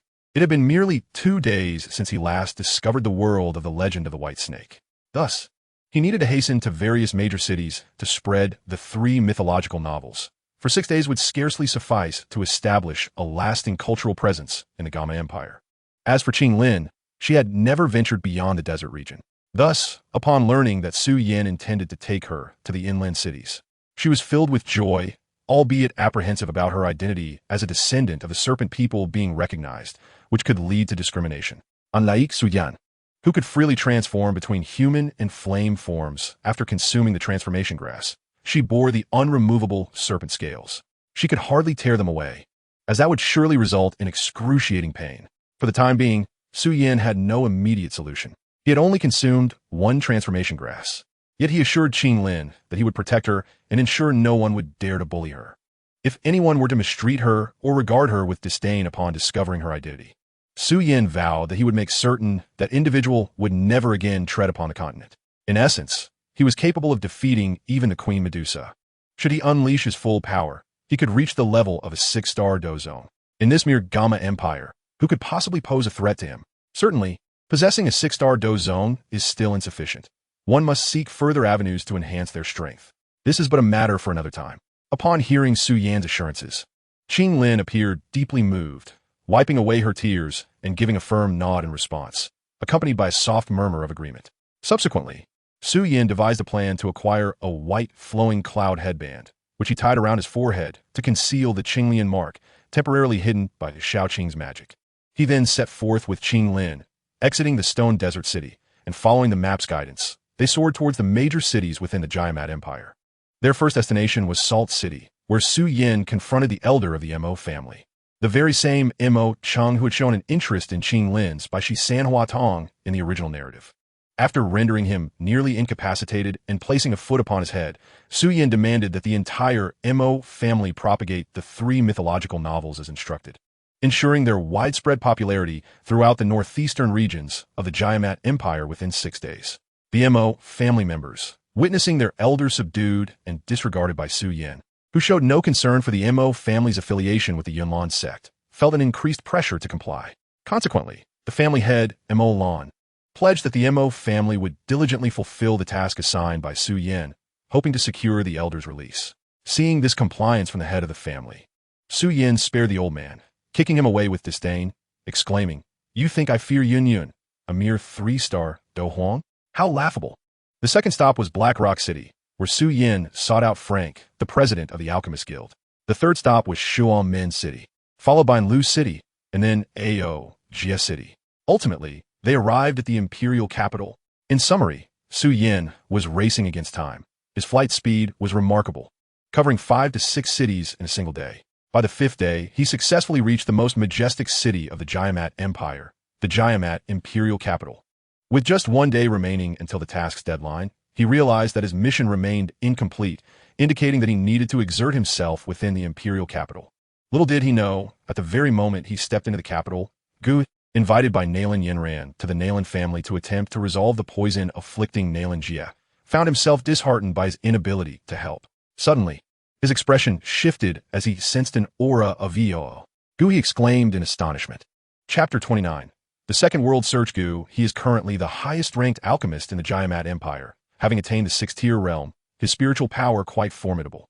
In the original narrative, he was capable of detecting Eo falling into the hands of Queen Medusa, leading a group of Do Wang and Do Huang to the Serpent People's temple to seize it.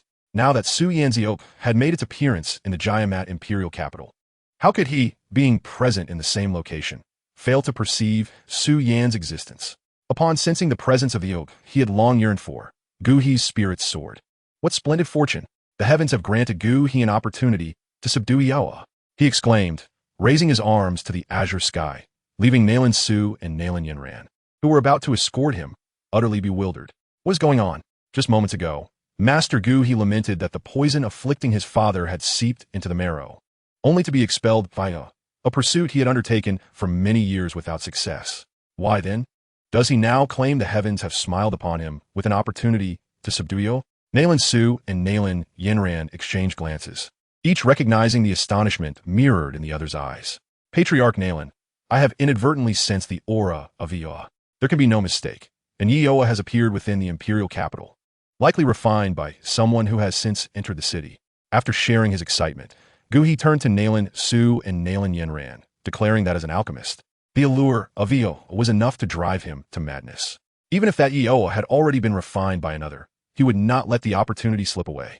The notion of killing to seize Eo was not beyond Gu He. After all, the allure prophet is a powerful motivator. Gu He had never considered that the Eo appearing in the imperial capital might not merely be a possession of another, but rather a sentient entity that had manifested itself. Throughout history, aside from the top 3 Dian, Suwu Tunyin, and Jing Lian Yaohua, no other Yaohua had ever taken human form. The intricate details of these 3 renowned Eo were certainly beyond the comprehension of a mere 6th-tier alchemist like Gu He. Thus, like the vast majority of people, he presumed that Eo was merely a treasure of heaven and earth, failing to recognize it as a sentient being akin to magical beasts. Master Gu He, are your claims truly credible? Nalan Su and Nalan Yanran both exclaimed in shock upon hearing his words. This was indeed a serendipitous turn of events. For over a year ago, Nalan Yanran had returned to the Xiao family to break off the engagement, leading her grandfather, Nalan Jia, to seek battle with magical beasts in the Beast Mountain range, where he was bitten by a 5th-tier magical beast, and soon there would be no turning back. According to Gu He, only could purge the poison afflicting Nalan Jia, yet the continent was vast and was exceedingly rare. Who could possibly encounter it? Thus, upon learning of the presence of someone who had refined Yaohua in the imperial capital, Nalan Su and Nalan Yanran were elated. Their next course of action was clear. They must cultivate a favorable relationship with this extraordinary individual, sparing no effort to seek their assistance. While Nalan Su and Nalan Yanran entertained these thoughts, Gu He's subsequent remarks caused their brows to furrow in concern. Indeed, there can be no doubt. Patriarch Nalan. The Nalan family is one of the 3 great families in the imperial capital, possessing formidable strength. I implore you to mobilize the family disciples to seal off the area where the individual with Theoa is located, ensuring they do not escape. Yanran, you must return to the Yunlan sect immediately and request the presence of sect Master Yunyan. Inform her that Gu He has discovered traces of Yaohua and urgently requires her assistance to seize it. Given that the individual possessed Yaohua, they would undoubtedly be powerful or backed by a formidable force. To be prudent, Gu He deemed it necessary to enlist the aid of a Do Huang powerhouse for support. Master Gu He, the teacher and the royal family's guardian, have ventured to the Tagore Desert to fend off the Serpent People's invasion, and they likely have not yet returned. Nalan Yanran replied, her expression tinged with discontent. Gu He's request to see the Og suggested a desire to take what belonged to another. Such actions were distasteful to Nalan Yanran. Despite understanding the ruthless nature of this world, believed that not all individuals were inclined to engage in such conduct. After all, the existence of trade indicated a level of civility, and the empire and sects adhered to their own rules, known as laws and regulations, to govern behavior. As a member of the Nalan family, Nalan Yanran was well acquainted with etiquette. She would not treat matters lightly, otherwise. She would not have traveled great distances to break off her engagement in Wutan City. She would have simply disregarded the engagement altogether, marrying whom she pleased without concern for past commitments. Thus, Gu He's presumption that the was already his simply because he had not yet met its owner was something Nalan Yanran found somewhat distasteful. However, she refrained from voicing her thoughts, for Gu He was a sixth-tier alchemist, and she could not afford to offend him. Indeed, with Sect Master Yin currently in the Tagore Desert, I shall seek the assistance of Lion King, Yin Shi, and Windwalker Feng Li. With the three Do Wang, we should suffice. Gu Hua pondered for a moment before settling for compromise, subsequently directing his gaze towards Nalan Su, evidently awaiting his response. Rest assured, Master. The Nalan family will certainly adhere to your instructions, Nalan Su declared, a shiver coursing through him as he met Gu Hua's eyes. He hastily added, when faced with a sixth-tier alchemist, even a Do Emperor must treat him with utmost respect, let alone myself. He considered that if Gu Hua were to obtain the given Yinran's connection with the Yunlan sect, he would undoubtedly intervene to assist his father. With this thought, Nalan Su felt that extending a helping hand seemed favorable. After all, having the in the possession of someone familiar was far preferable to entrusting it to a stranger, whose willingness to assist was uncertain. Upon witnessing her father acquiesce to Gu Hua's request, Nalan Yinran's lips parted slightly, as if to voice her thoughts, yet ultimately, she refrained from uttering a word. So be it, she sighed, unbeknownst to her that her arrival had captured the attention of the renowned alchemist Gu Hua. After entering the city, Su Yin, accompanied by Qing Lin, promptly commenced his cultural infiltration, or rather, his journey of cultural dissemination. In truth, there was no need for him to make a concerted effort to propagate his ideas, for the three mythological novels had already captivated numerous cities over the past few days. Humanity is inherently transient, incapable of remaining in one place indefinitely. With the constant ebb and flow of people within the imperial capital, many had inevitably encountered and even grown fond of these works. However, the system had yet to notify him of task completion, indicating that this level of engagement was insufficient. He needed to ignite a fervor that would compel individuals to seek out the three books autonomously. After inquiring about the location of the Mitre auction house, Su Yin, hand in hand with Qing Lin, made his way to the splendid headquarters of this esteemed establishment. Meanwhile, a mechanical voice echoed in his mind. Ding. 1 week has elapsed. The host may now commence a random search for the second world and its corresponding tasks. Would you like to proceed? Chapter 30. The World of Feng Yun. Eliminate Zhu Wuxian. Begin. Hand in hand with Qing Lin, as they traversed the opulent headquarters of the Mitre auction house, Su Yin replied inwardly, maintaining his composure. After a week of anticipation, he was growing somewhat impatient. Now was the perfect moment to discover which world his second crossing would connect to. Ding. Acknowledged. Commencing world search. Ding. Search complete. Please select one world and its corresponding task. As the statement concluded, a colossal screen materialized before Su Yin, visible solely to him. He swiftly scanned the options, noting that the system had identified two potential worlds. The first was the cinematic realm of the deer and the cauldron, with a task requiring him to overthrow the Qing dynasty and restore the Han people's dominion, all within a month. The rewards included a black iron-level martial arts treasure chest and a bronze random treasure chest. Overthrowing the Qing and re-establishing the Han dynasty? Indeed, such an endeavor was only conceivable for a true master. Should he succeed, he might be revered not only as a master, but perhaps even as a national hero in that world. However, the context differed significantly from the task of dismantling the Yuan dynasty in the Heaven Sword and Dragon Saber. By that time, the Yuan dynasty was already teetering on the brink of collapse, with the Ming cult actively resisting.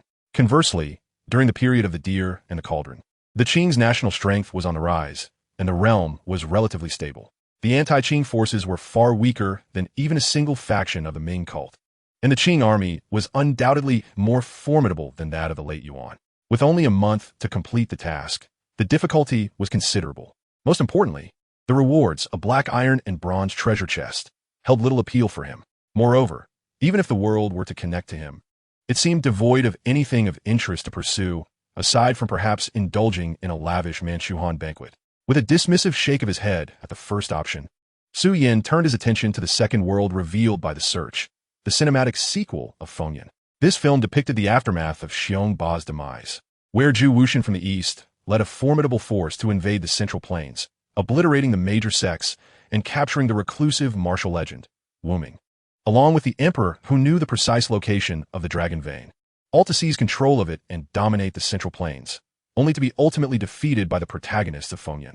Regarding this film, the special effects showcased the formidable power of their martial arts. If the hidden martial arts lore aligned with the manga, the value of this world would be exceedingly high. Techniques like 10,000 swords returning to the sect, Holy Spirit sword technique, top 10 martial arts, Holy Heart formula, and Moko Wuliang were all highly effective martial skills. Particularly, if Xiao Yan could achieve the ability to freeze time and space with the Holy Spirit sword technique, who in this Douqi Continent could rival him? Upon discovering that the second world was indeed Fengyan, Xiao Yan's immediate reaction was one of elation. He then focused on the world task he would need to undertake to access it. World, Fengyan task description.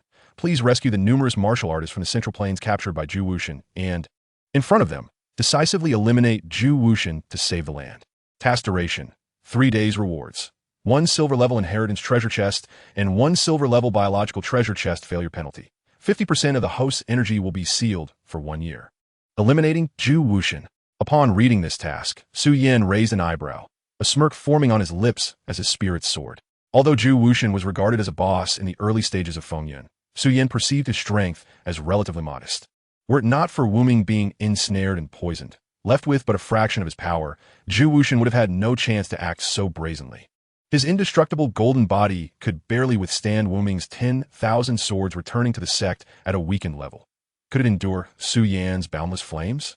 He would burn through all of Zhu Wuxian's true energy. Had the world task required him to confront a being like the half-god or the great sun Tathagata, perhaps he would have felt some trepidation. However, dealing with Zhu Wuxian was child's play, regardless of his extensive battle experience or the number of subordinates he commanded. As long as he appeared before Xiao Yan, he could be reduced to ashes with a single flame. After all, this young master was the fourth to awaken intelligence after the pure lotus demon fire. The rewards were also quite enticing. And as for the penalty for failure, could such a simple task truly lead to failure? What a ludicrous notion. With determination solidifying in his heart, Xiao Yan declared to the system, I choose the second world and its corresponding task. Ding. Acknowledged. Establishing a crossing to the Fengyan world. Once the host steps into this world, the task countdown will automatically commence. The duration of the task is 3 days. Please proceed with caution. Rest assured, I will be vigilant. On the first day, I will eliminate Zhu Wuxian, Xiao Yan confidently asserted. After all, even the Queen Medusa had been captured and imprisoned in the Leifeng Pagoda by him.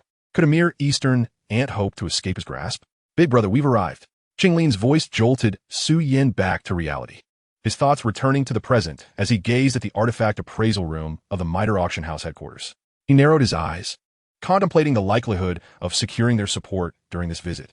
Previously, he had threatened numerous leaders of various factions in smaller cities, incurring their ire, yet he remained unconcerned.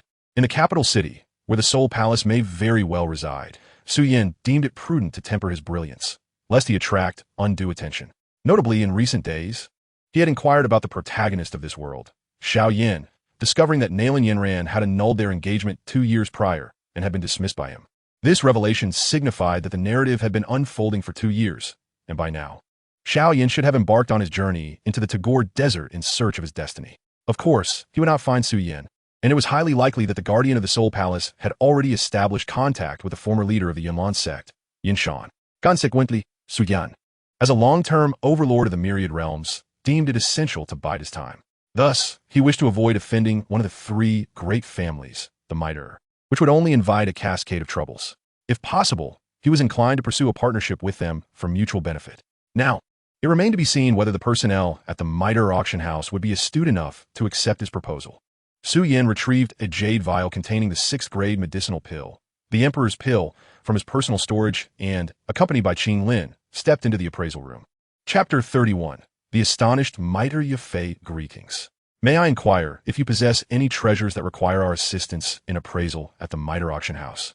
Upon Xiao Yan's entrance with Qinglin, the staff welcomed them with great enthusiasm. As the largest commercial family in the Jama Empire, the Miter family maintained rigorous training for their employees, ensuring that no one would treat others with disdain.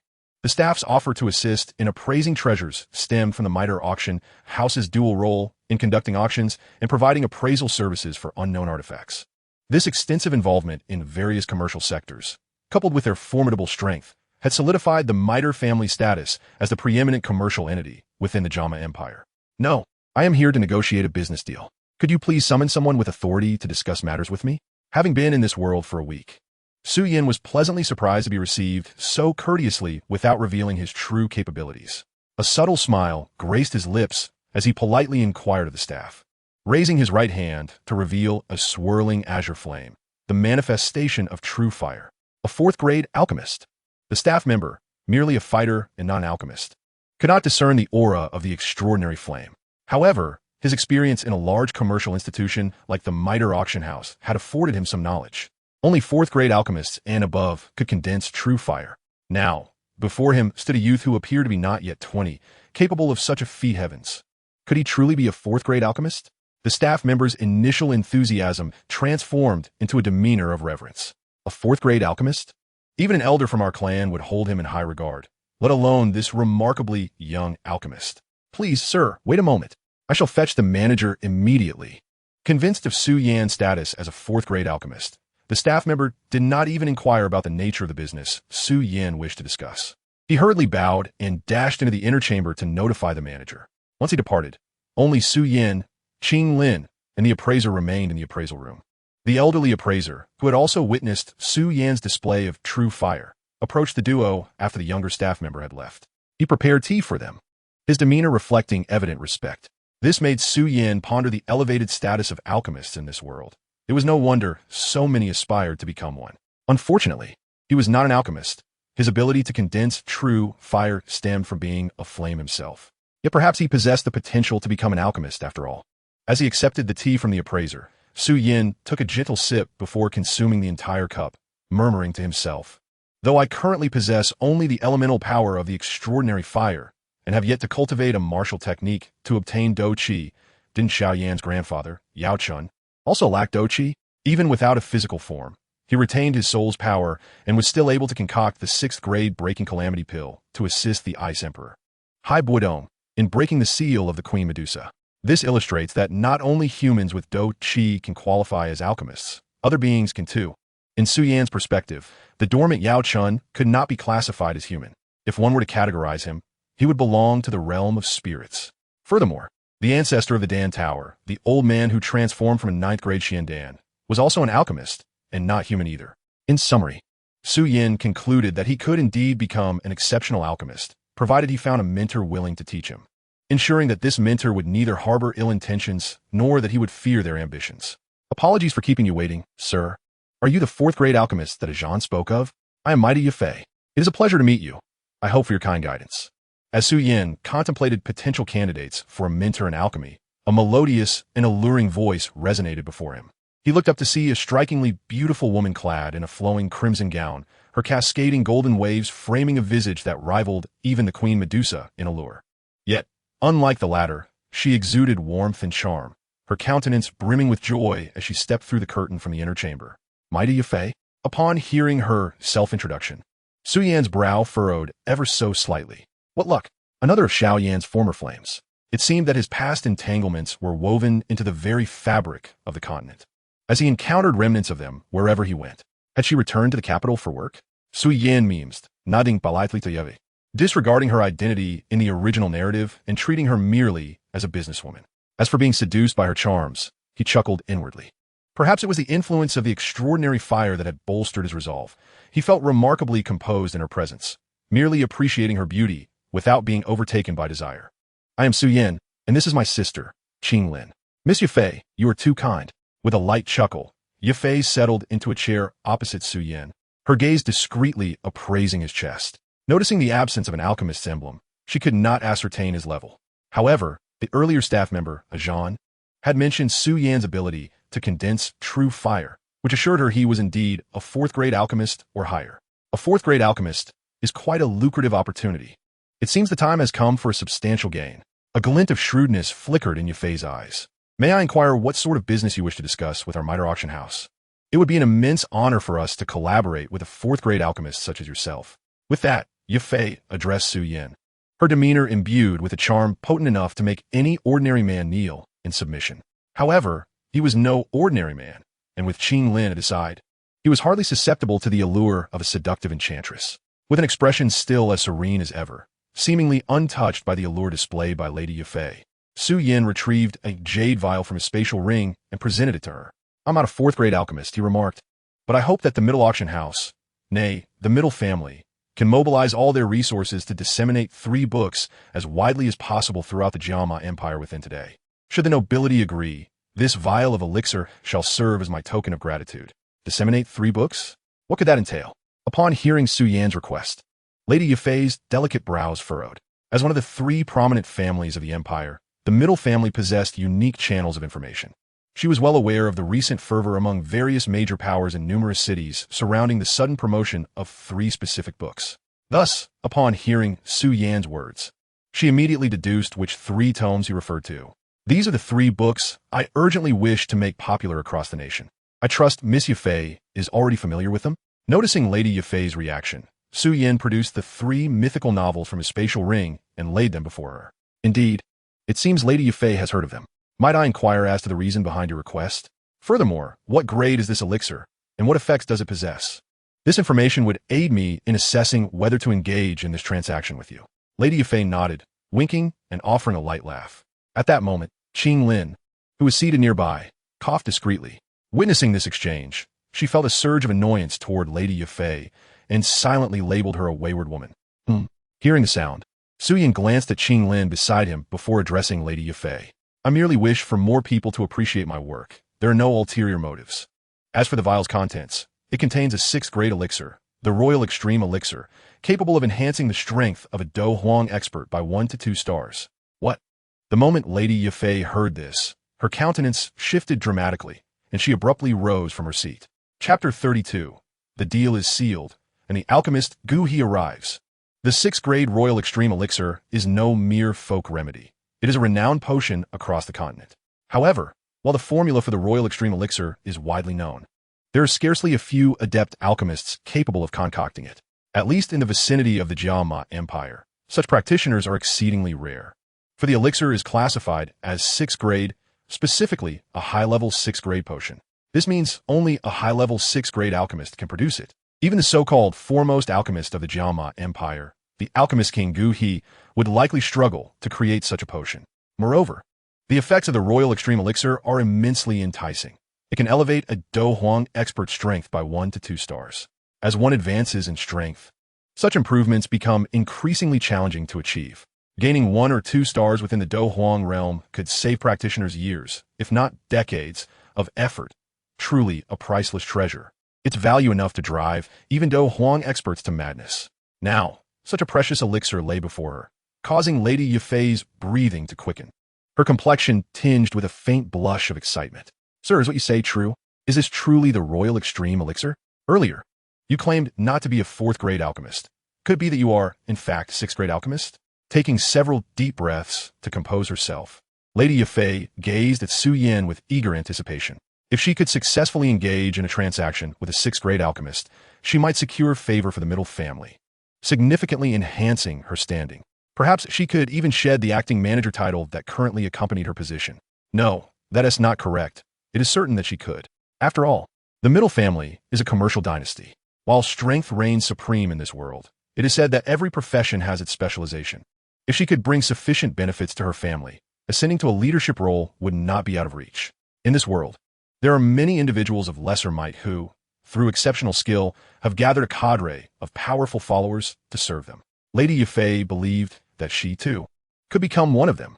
To ascertain whether it is indeed the Royal Extreme Elixir, you may summon an appraiser. Verification is far simpler than concoction, Xiao Yan chuckled, refraining from confirming whether he was a 6th grade alchemist. Sometimes, silence fosters a presumption of acceptance, and once that presumption takes root, coupled with the possession of a 6th grade elixir and the ability to condense true fire, it would not be far-fetched for them to harbor a belief in his status as a 6th grade alchemist, at least to a degree. In this world, alchemists hold a status that often surpasses that of fighters. To a commercial family like the middle family, A sixth-grade alchemist might be regarded as even more valuable than a formidable warrior like Queen Medusa. Thus, approaching the negotiation under this guise should enhance his chances of success. Then I must apologize for the presumption, Lady Yafei interjected, seeing that he would not confirm his status as a sixth-grade alchemist. With a glimmer in her eyes, she smiled at Xiao Yan and dispatched someone to summon a more accomplished appraiser, namely, a third-grade alchemist, to ascertain whether the elixir was indeed the Royal Extreme Elixir. Appraisal and concoction are not the same. While a third-grade alchemist could not produce a sixth-grade elixir like the Royal Extreme Elixir, discerning its authenticity posed no challenge. With a heart racing in anticipation, Lady Yafei awaited the verdict from the solemn third-grade alchemist. At long last, the moment arrived when she received the answer she had so eagerly anticipated. After studying the elixir for a considerable time, the third-grade alchemist exclaimed in astonishment. His serious demeanor transformed into one of unbridled excitement. This is indeed the legendary sixth-grade Royal Extreme Elixir. Moreover, based on the aroma and patterns of the elixir, its quality is exceptional. It is a top-tier version of the Royal Extreme Elixir. The one who concocted it must be a master alchemist of the highest caliber. Upon hearing this, Lady Yafei's smile radiated with unparalleled brilliance. This truly represented a lucrative business opportunity. As for Xiao Yan, he discreetly twitched the corner of his mouth. The legendary Royal Extreme Elixir. How splendidly legendary. Truly, poverty restrains your imagination. This so-called legendary elixir, I happen to have 11 of them in my personal storage, along with an 8th-grade elixir, the initial elixir. Speaking of 8th-grade elixirs, once this task is accomplished, I should attempt to devour and refine it as well. This elixir can enhance one's physique and strengthen one's potential. In the original tale, Xiao Yan once used it on the cherished daughter of Queen Medusa, and now, I too, can indulge in its benefits. Sir, I apologize for any previous oversight on Lady Yafei's part. Please forgive me. Having retrieved the elixir from the hands of the third-grade alchemist, she dismissed him and, with a respectful bow, smiled warmly at Xiao Yan. Xiao Yan understood her intent. Her earlier demeanor had indeed been courteous but aligned with the treatment afforded to a fourth-grade alchemist. However, now that she was inclined to believe he was a sixth-grade alchemist, she felt compelled to apologize for any previous negligence. No need for concern, Miss Yafei.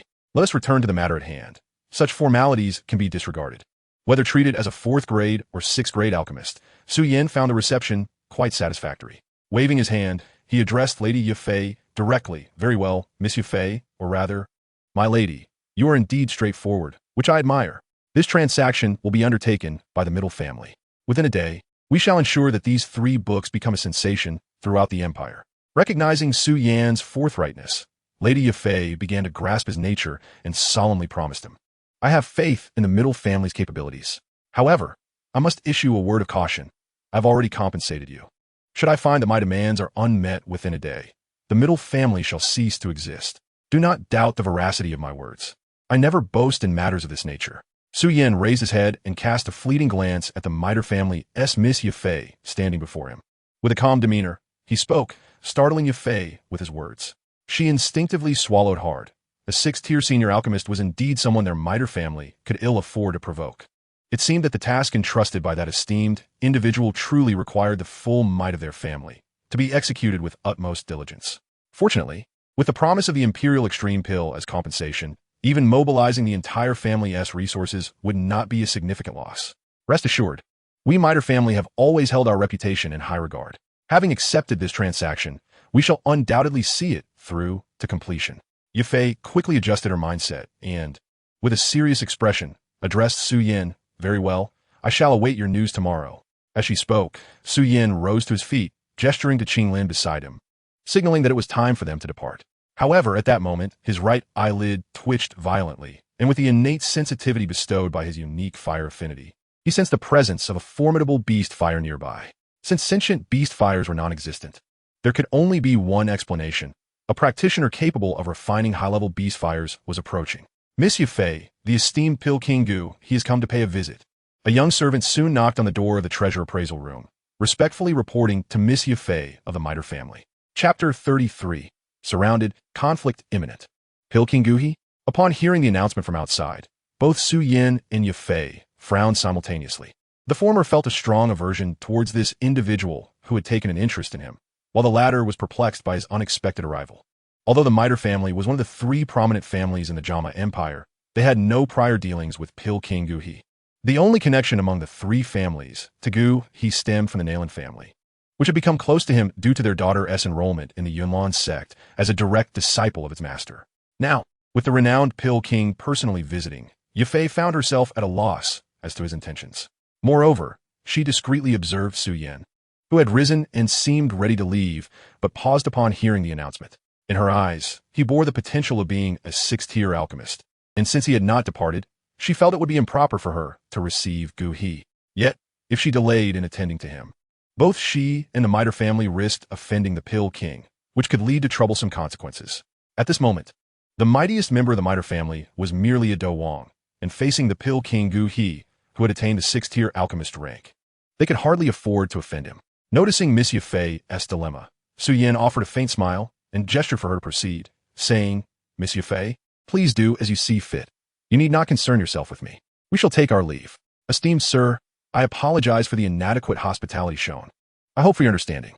Should the opportunity arise, I would be honored to host you at our family estate, where Miss Yafei and the entire Miter family would certainly extend the highest courtesy in your reception."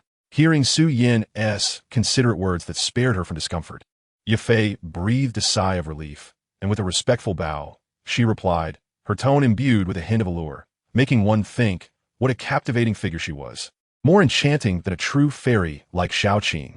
Within the Leifeng Tower, the Medusa Queen, engrossed in reciting scriptures, raised an eyebrow upon hearing the sounds from outside, her expression tinged with displeasure. A woman exuding such charm was particularly irksome to her, especially one who rivaled her own allure.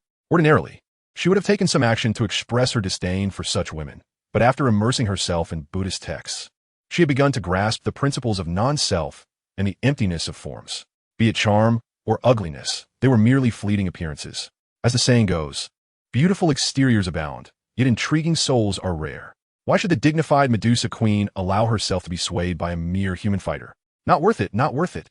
With that thought, the Medusa Queen continued her perusal of the scriptures, completely oblivious to the fact that her lack of proficiency in classical language had led her to misinterpret much of the text. Of course, she had not misconstrued all of it, perhaps 8 or 9/10. After all, having spent centuries honing her combat skills and strategizing for war, she had not acquired much cultural knowledge. Yet, her inherent pride blinded her to this fact, as she fancied herself quite cultured. After finalizing the transaction with Miss Yafei and exchanging a few pleasantries, Xiao Yan exited the appraisal room alongside Qing Lin, making his way toward the Miter auction house. The plethora of bizarre and wondrous items within was enough to dazzle anyone.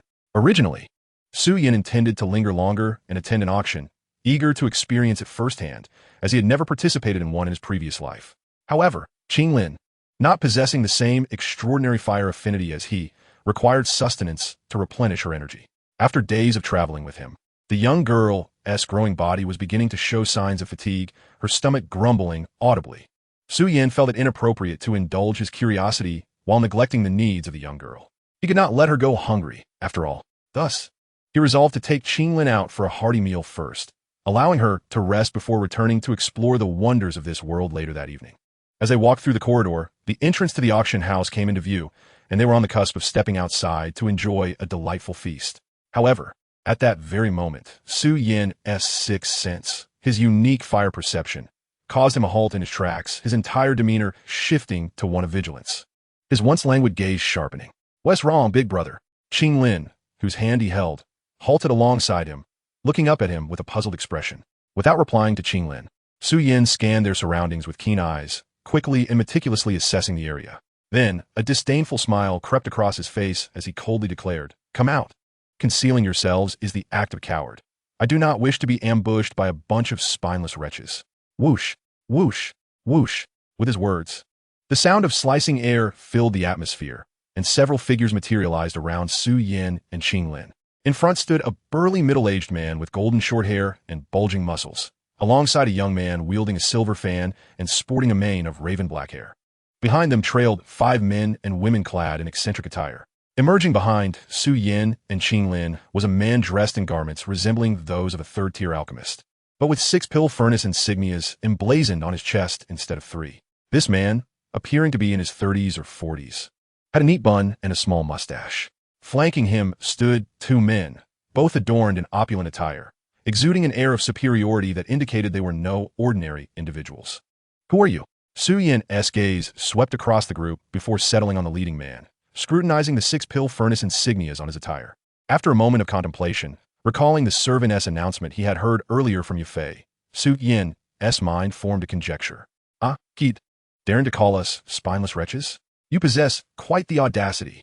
As Xiao Yan harbored his suspicions, among the 7 individuals who appeared before them, a burly man with golden hair raised his large blade and rested it upon his shoulder, bellowing at Xiao Yan in a gruff manner, exuding an air of arrogance. "Youngster, you must not be disrespectful."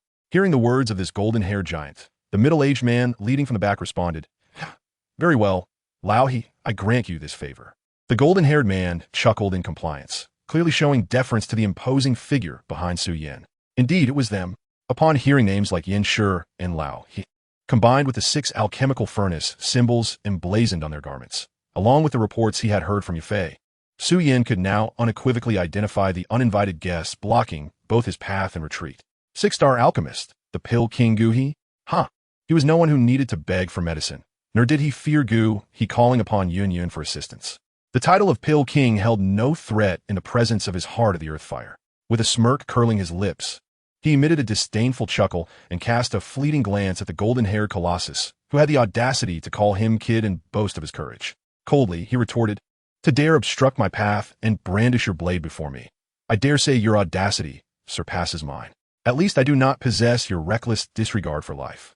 With that, Xiao Yan raised his hand and gently waved it in the direction of the burly man. Instantly, an unstoppable wave of heat erupted from thin air, crashing down upon the now pale-faced giant. Chapter 34. The Queen Medusa cheering for Xiao Yan. Having endured the apocalypse and having died once, how could she tolerate anyone displaying such arrogance before her now that she possessed power? Anyone who was disrespectful ought to be met with a thunderous counterattack. What? A Do Wang. Upon witnessing Xiao Yan's casual gesture summoned an overwhelming wave of heat towards him, the brawny Lion King Yin Shi and his companions were utterly astonished. Goodness, this must be at least Do Huang level, right? Realizing the terrifying explosive force and the even more horrifying heat contained within the approaching wave, Lion King Yin Shi shouted in alarm and hastily summoned his most powerful defensive Do technique, Tiger's Roar Bell. Immediately, a massive golden bell, imbued with the majesty of a tiger, materialized around him, encasing him within its protective barrier.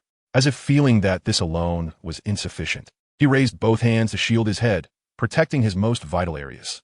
Meanwhile, the young man wielding a silver fan beside him, Feng Li, who was also invited by Gu He to assist in the Tagore Desert, was equally astonished.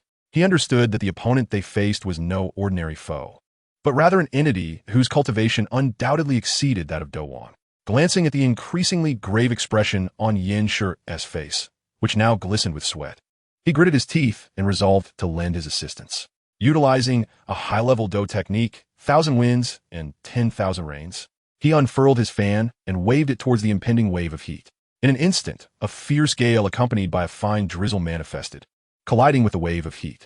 Then, boom, the two forces clashed, producing a deafening sound as the immense wind pressure radiated outward, causing everyone's garments to flutter in the gust. Initially, Feng Li's attack managed to hold its ground against the airwave Xiao Yan had conjured effortlessly, but as the fine rain within his wind was evaporated by the terrifying heat, the potency of his technique drastically diminished. Subsequently, the wave of heat surged forth, breaking through 1,000 winds and 10,000 rains and barreling straight toward the vigilant Lion King Yin Shi, sending everyone, including Feng Li, sprawling. The wave collided with the golden bell of Do Qi surrounding him, instantly producing a metallic clang. As expected, the bell shattered, and Yin Shi was sent flying. The overwhelming force inflicted damage upon his internal organs, while the heat, though somewhat mitigated by Feng Li's technique and his own defense, still scorched his skin, transforming his once healthy, wheat-colored complexion into a charred black, with some areas even blistering into blood. He might even be afflicted with heat poison. Fortunately for him, Xiao Yan was not a bloodthirsty individual. Otherwise, had he unleashed genuine flames rather than mere heat, Yin Shi would likely have been reduced to ashes. A Do Wang powerhouse. Before his already manifested they were no different from mere Do Shi. Old Lion. Upon witnessing Yin Shi being sent flying, Feng Li's expression changed drastically, and he rushed to assist him, lifting him from the ground. Alas, the Lion King was gravely injured and in a pitiful state, though his life was not in danger. He could barely speak, leaving Feng Li's heart aching for his good brother. After Feng Li rushed to help Yin Shi, only 5 Douling remained to confront Su Yin and Qing Lin, initially exuding an air of cold authority. The 5 warriors' icy demeanor evaporated in an instant upon witnessing Su Yan's effortless display of power, replaced by palpable fear. Together, they were no match for a single Lion King, Yin Shi. Yet Yin Shi could not withstand even one of this man's strikes. How on earth could they impede him? The 5 exchanged bewildered glances directed at the middle-aged man with a small mustache behind Su Yan, who was equally astonished. Gu He had not anticipated that this young man, who in his perception was likely refining would possess such ruthless methods. The moment someone disrespected him, he struck back decisively. And with one blow, he had incapacitated none other than his old friend, the Lion King Yin Shi, one of the 10 strongest figures in the Gama Empire. To inflict such damage with a single strike, especially with Feng Li's assistance, spoke volumes of this individual's strength. Was he a 3-star Do Huang like those from Yunlan's sect, or a 9-star Do Huang like Lao, originally intending to eliminate the opponent should they prove mediocre? Gu He was compelled to abandon his plans after witnessing Su Yan's formidable might. After exchanging stunned glances with the 2 individuals behind him, he solemnly clasped his hands and addressed Su Yan. Your Excellency Do Huang, please temper your anger. I am Gu He, and I apologize for the previous disrespectful remarks made on behalf of Yin Shi. I implore you to overlook this matter for my sake. With that, Gu He retrieved a small jade vial from his storage ring and tossed it to Feng Li, who promptly opened the vial and administered the healing elixir to Yin Shi. Su Yan observed this scene with indifference, not intervening. The injuries caused by the wave of heat were easily treatable, but the burns would prove more troublesome. The reason he bore the character for strange was not merely due to its peculiar origin, but also because its power was fundamentally different, perhaps far superior, to that of ordinary flames. I'm naturally familiar with the esteemed name of the Gama Empire's foremost alchemist, Pil King Gu He. Since Master Gu He is so courteous, having already struck and vented my frustration, I shall not stoop to the level of that brutish man. However, I am curious as to why Master Gu He has gathered such a multitude to encircle my sister and me. Turning slightly, Su Yan regarded Gu He and the 2 individuals positioned slightly behind him, a gentle smile on his lips. Yet, unbeknownst to all, the mirth in his eyes held an undercurrent of icy intent. Upon hearing these words, Yin Shi, finally able to speak after taking his medicine, was filled with rage. He attempted to rise and continue the fight, but was firmly held down by Feng Li beside him. In your current state, should you attempt to engage, your opponent may not even need to lift a finger. Mere intimidation could render you powerless. Old Lion, you must exercise caution. Your adversary is not to be trifled with. Feng Li lamented the lack of wisdom displayed by his good brother. On the other hand, Gu He, upon hearing Su Yan address him with such courtesy, instantly regained his spirits. After all, he was the foremost alchemist of the Gama Empire. Even a Do Huang powerhouse would think twice before offending him. What does it matter if we cannot contend with a Do Huang? I am a 6th-rank alchemist. My influence is such that any Do Huang would tremble in my presence.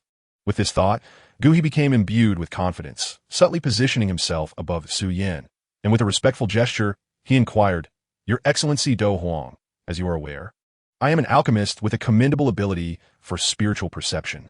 I have sensed the presence of an unusual fire emanating from you.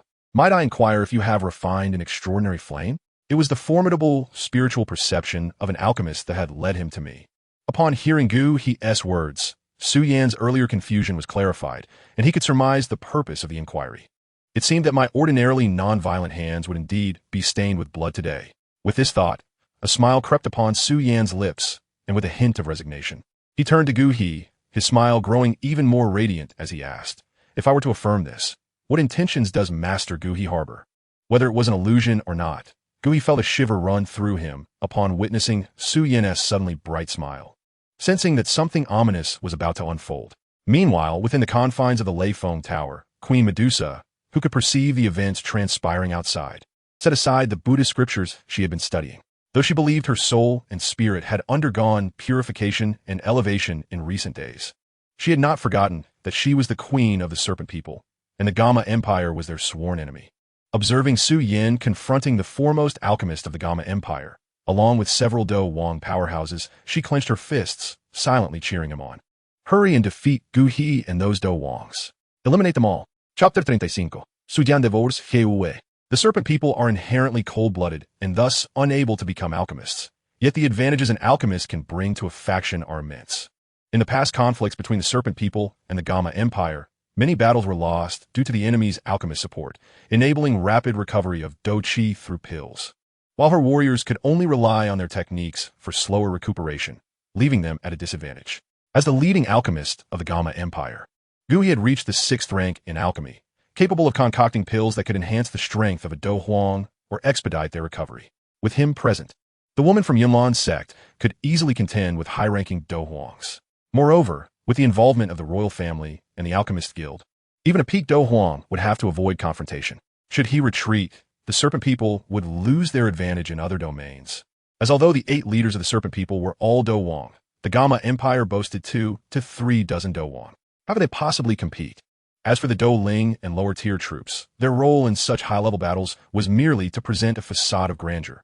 Relying on them to win would be futile. Thus, upon witnessing Xiao Yan confront Douqi, the Alchemist King, and several Do Huang powerhouses, Queen Medusa felt a surge of joy. Had it not been for her long-established queenly composure, she might have applauded Xiao Yan, urging him to act swiftly and eliminate these foes, thereby significantly weakening the Gamma Empire's forces. This would enhance the Serpent People's chances of triumphing and emerging from the desert. If a Do Huang were to join the fray, it would be even better. Perhaps that extraordinary flame could extinguish the Do Huang as well, ensuring her return to the Serpent People with absolute certainty of leading her kin out of the desert. Queen Medusa was filled with confidence in Xiao Yan's abilities. After all, even she had been defeated by him. How could 5 Do Huang and a few Do Ling possibly stand against him? Even the arrival of another Do Huang would be inconsequential. Of course, if the 3 Do Huang openly aligned with the Gamma Empire were to arrive, things might become complicated. However, glancing at the tower that confined her, Queen Medusa felt that even with weapons, 30 Do Huang would hardly pose a threat to that extraordinary flame. Instead, they would likely join her in captivity. Oblivious to Queen Medusa's inner thoughts, Xiao Yan maintained a radiant smile as he awaited Douqi's response, all the while contemplating a certain matter, whether he could absorb Douqi to obtain his legacy. This notion was not a mere figment of Xiao Yan's imagination, but rather a well-founded speculation. His elder brother, the pure Lotus Demon Fire, had acquired the legacy of the pure Lotus Demon Saint by devouring him. If he could gain others' legacies through such means, it stood to reason that as another extraordinary fire, he could do the same through absorption. Moreover, the pure Lotus Demon Fire possessed the ability to transform defeated foes into puppet-like fire slaves, even high-level Do Saints, albeit with slightly diminished control. The innate talent of the pure Lotus Demon Fire was to purify all things. Turning enemies into fire slaves was not its exclusive capability, but rather a skill developed later. Being another extraordinary fire, Xiao Yan believed he should also be capable of this, though he was yet uncertain on how to proceed with training. However, he could certainly attempt to devour Douqi now. He was eager to see if by consuming the Alchemist King, he could acquire his alchemical techniques and Douqi legacy. Even if he failed, it mattered little. He would suffer no loss, perhaps only incurring the ire of the Yunlan sect. But would Xiao Yan truly fear their vengeance? Nonsense. A falcon would not fear the hostility of an ant. Even Queen Medusa was no match for him, let alone a mere Yun. Regarding numbers, the Yunlan sect was not the entirety of the Gamma Empire. When compared solely to the Serpent People, excluding that old coot Yinshan, the Yunlan sect was hardly a threat. Moreover, his subordinate, Shao Qing, had already been dispatched to take charge of the Serpent People. What did he have to fear from the Yunlan sect? Let them come, one and all. He would incinerate them. As for Yinshan, it was not arrogance, but rather an understanding that he had grown increasingly adept at wielding his powers, especially with the Lei Feng Tower as his protective talisman. Honestly, he did not regard that character who hadn't even reached a single-star Do zone during his original appearance as a threat. He surmised that they could exchange a few blows before that character would be forced to retreat in disgrace. Initially, upon his arrival in this realm, Xiao Yan had felt trepidation towards the Soul Palace, but after calming down, he realized that in the eyes of the Soul Palace, the Yunlan sect was nothing. They would not intervene on the Yunlan sect's behalf, and since he was neither a member of the Xiao family nor an alchemist, why would they trouble themselves with him? Wasn't that just looking for trouble? Thus, the more he pondered, the more convinced Xiao Yan became that he could simply devour the Alchemist King Douqi before him. Uncertain if it was merely a figment of his imagination, Douqi felt an escalating sense of unease as he gazed upon Xiao Yan's increasingly radiant smile. It seemed as though something ominous was on the verge of unfolding. Not just him, But even those who had accepted Xiao Yan's invitation, Yinling, the esteemed elder of the Yunlan sect, and Nalan Su, the patriarch of the Nalan clan, began to display signs of growing tension. To them, Xiao Yan's prowess was undoubtedly at the Emperor Do level. Facing such a formidable opponent, they could not afford to be complacent, lest they put their lives at risk. Despite his own trepidation, Gui attempted to quell his anxiety by recalling Xiao Yan's courteous demeanor during their earlier conversation and the somewhat peculiar, yet genuine smile he wore now. He began to convince himself that perhaps, just perhaps, it was merely a misperception on his part. After all, this Emperor Do would hardly dare to offend him. A 6th grade alchemist of considerable renown. The brilliance of Xiao Yan's smile, he reasoned, was likely an attempt to ingratiate himself with Gu He, perhaps with the hope of acquiring elixirs from him in the future. As he reflected on his past encounters with similarly powerful figures, coupled with the allure of the exotic flames that could drive one to madness, Gu He began to numb himself to the impending dread. He reassured himself that all was well. He was a 6th grade alchemist, and in the Garma Empire, no one would dare to cross him. After repeating this mantra several times, his internal turmoil gradually subsided. With a sincere expression, he clasped his hands before Xiao Yan and said, "Your Excellency, I am a 6th grade alchemist. You must understand the immense allure that exotic flames hold for an alchemist. Therefore, I hope you'll pardon my audacity. I wish to propose a trade, 6th grade elixirs in exchange for the exotic flames in your possession. What say you?" "Oh, is that so?" Xiao Yan replied, maintaining his radiant smile, as courteous as ever. "Master Gu He, your desire is certainly understandable. I believe the exotic flames, too, would relish an encounter with a 6th grade alchemist." However, as soon as he finished speaking, Xiao Yan's smile vanished, replaced by a chilling coldness. He swiftly pulled Qing Lin behind him, and with a flick of his hands, summoned several robust azure fire pillars that materialized out of thin air.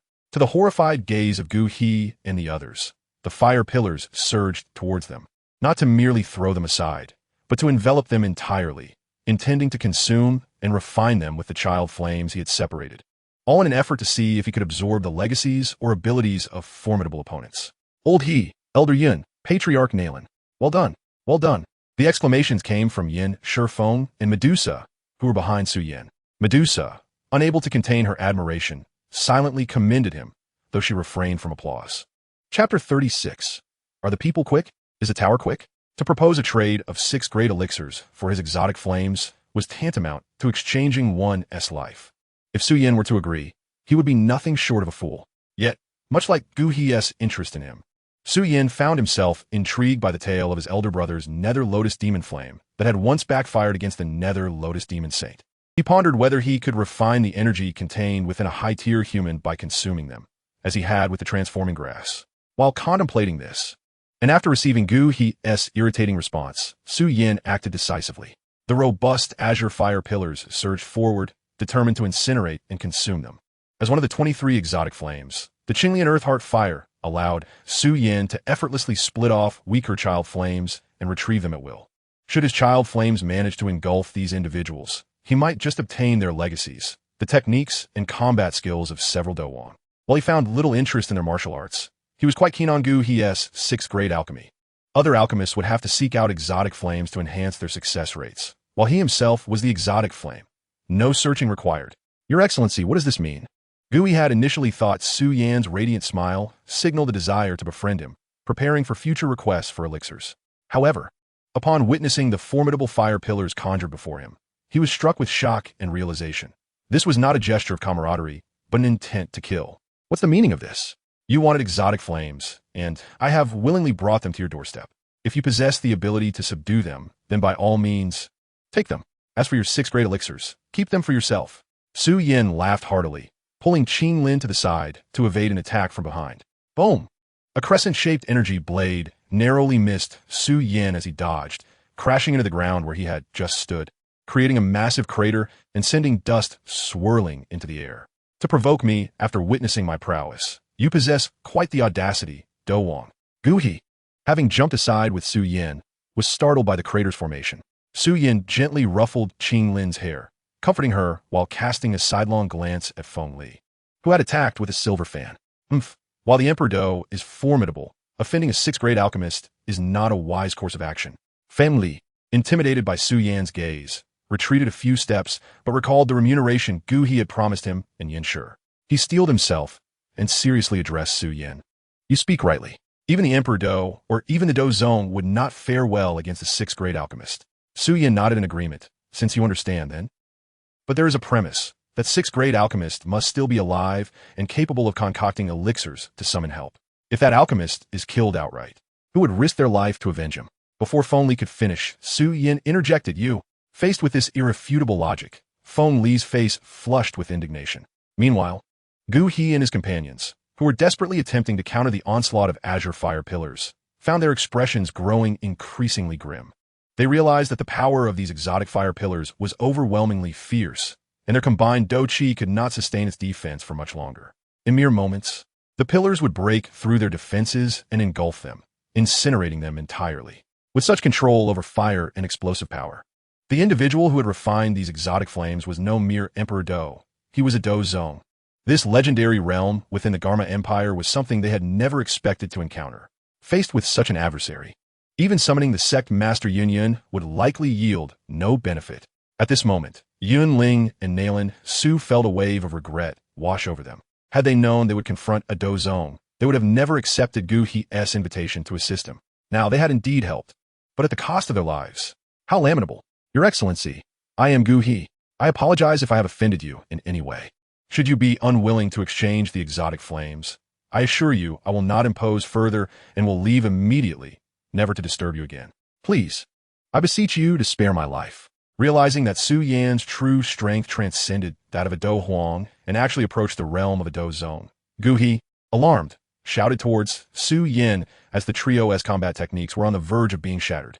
A Dou Zone. Hearing Gu He's exclamation, Feng Li, already on edge, took a few steps back, hastily supporting the incapacitated Lion King, Yin Shi, preparing to flee at any moment. Faced with a Dou Huang, he might muster the courage to confront him, driven by the allure of profit, but against a Dou Zone? Apologies, but he simply could not summon that kind of bravery. I assure you I will not entangle you.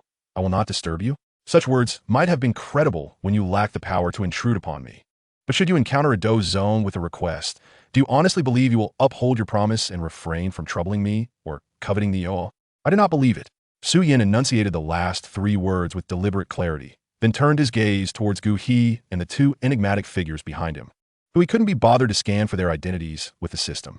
A faint smile graced his lips as he clenched his open palm into a fist, coldly uttering a single word, explode. Boom!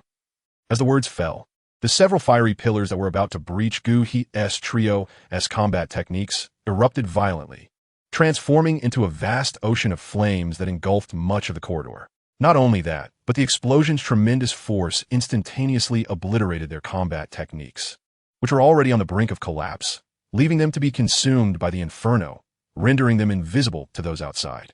Oldie witnessed the Fire King Gu He, who often toyed with flames, being submerged by fire today, while Feng Li gulped in astonishment before shaking his head, snapping back to reality. He quickly whisked Lion King, Yin Shi, towards the exit of the middle auction house, moving with such speed that it seemed he was exerting every ounce of strength he had. The other five Dou Ling, upon seeing Feng Li flee with Yin Shi, reacted promptly, sprinting towards the end of the corridor, towards the auction house's entrance, as if pursued by phantoms, their agility unmatched. However, would Xiao Yan allow them to escape?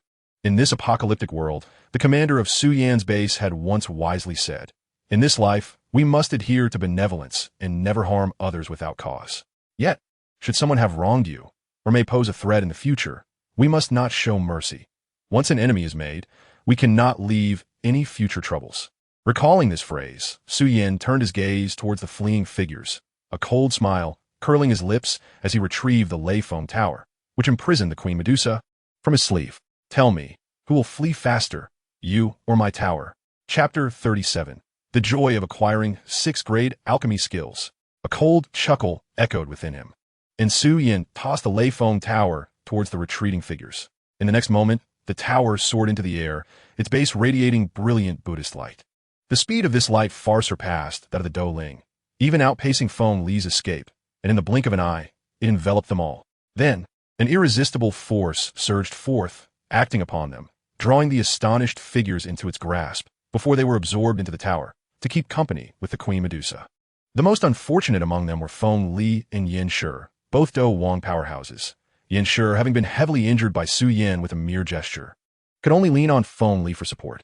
Yet, Feng Li, untouched and at full strength, had already managed to assist Yan Shi to the entrance of the middle auction house.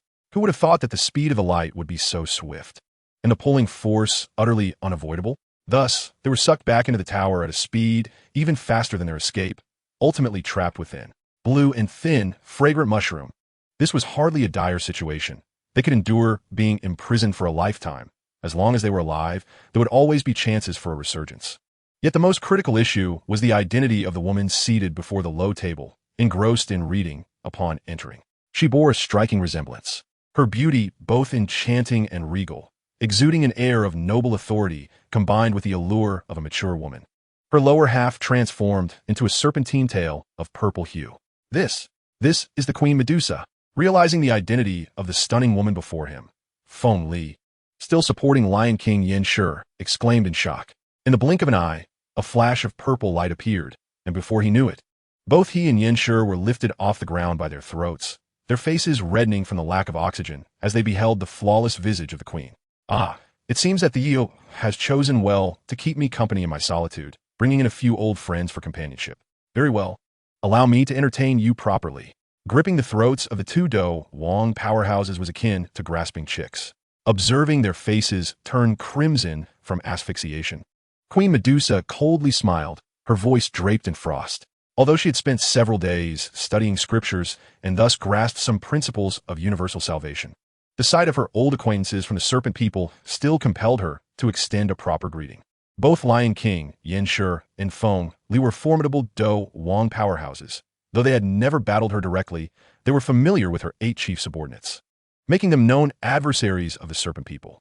Now that they had fallen into her hands, it would be a disservice to her status as queen not to torment them thoroughly. As the saying goes, if I do not enter hell, who will? So, you too shall enter hell. As for the 5 Do Ling, they had already trembled in fear upon hearing Feng Li utter the name of Queen Medusa, rendered speechless. They were terrified. An encounter with a Do Zong who wielded a tower had led to their capture, and now within that tower resided a peaked Do Huang, Queen Medusa. What could they do? They were merely Do Ling, utterly powerless, left to await the fate decreed by the strong. Had the opponent merely been a peaked Do Huang, they might have had the courage to join forces with Feng Li to confront him. But a peaked Do Huang? Forgive them, but they could not muster such bravery. Outside, the 7 fleeing individuals were all captured within the Lei Feng Tower.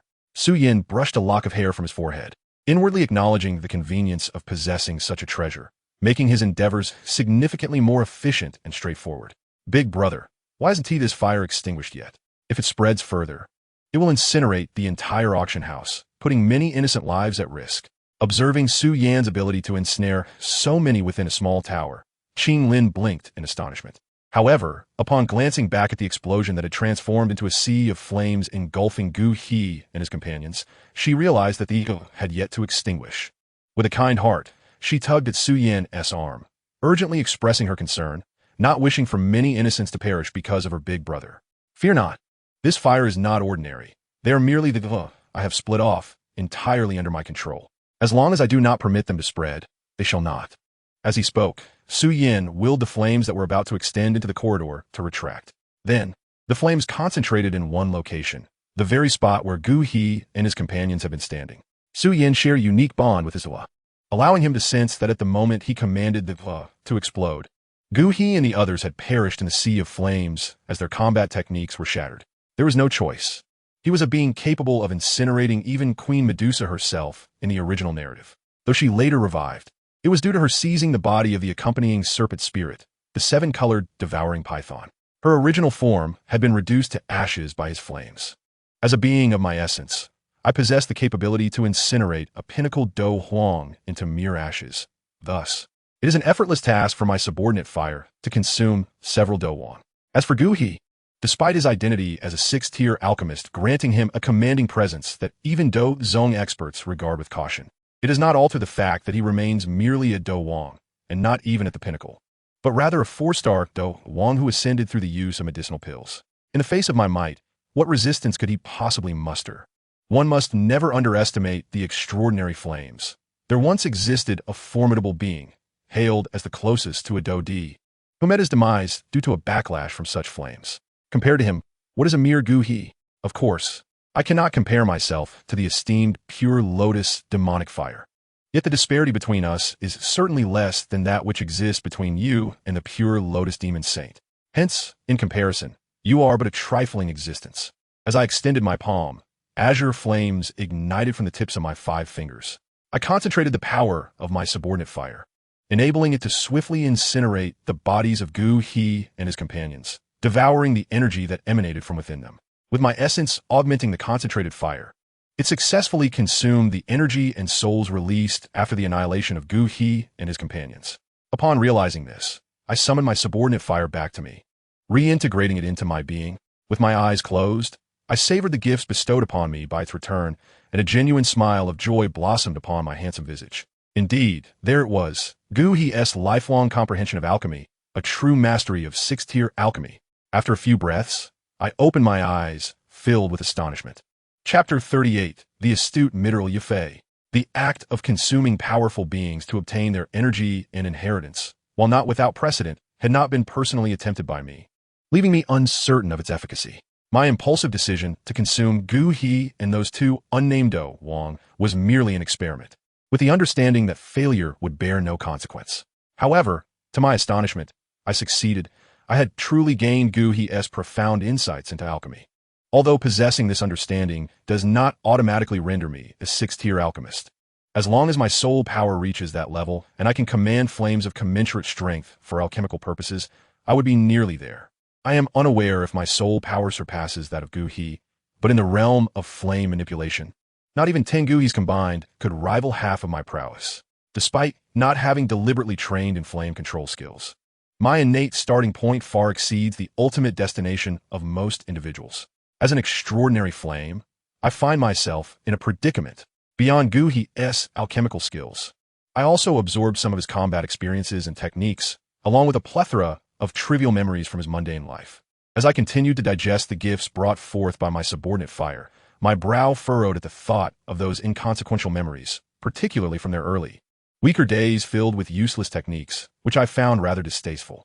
While I possess the ability to consume many things, I cannot indiscriminately accept all. Certain detritus must be expelled.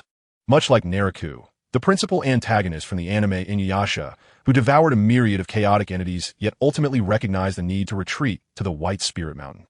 Distilling the essence while discarding the dross, I, as a seasoned traveler well-versed in numerous novels, anime, films, and television series, ought to adopt the excellent strategies of my predecessors rather than disregard them. I must seek a place to process what I have acquired, retaining the valuable while discarding the worthless to avoid becoming a mere garbage repository. I'm used internally.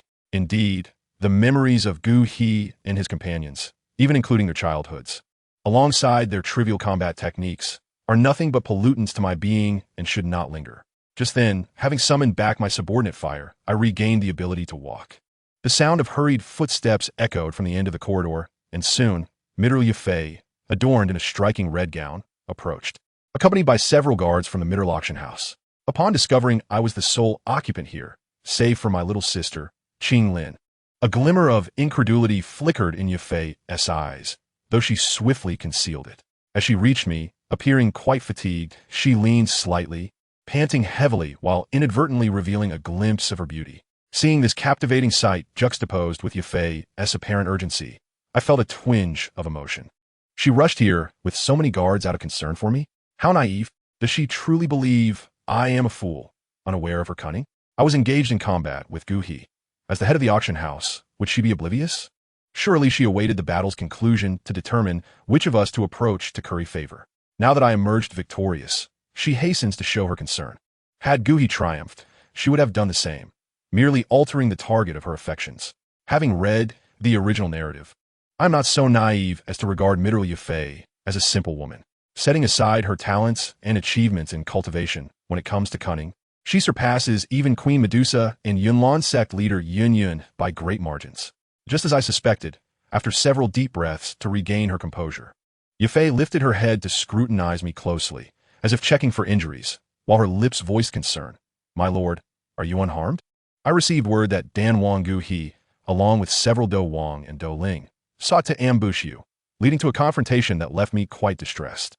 I had gathered my guards, ready to assist you, but suddenly a great fire erupted, blocking our path. According to our alchemists, it was even an extraordinary flame. With such flames obstructing our route, I was left helpless, anxiously awaiting the moment the flame subsided before rushing here to offer my aid. Are you injured?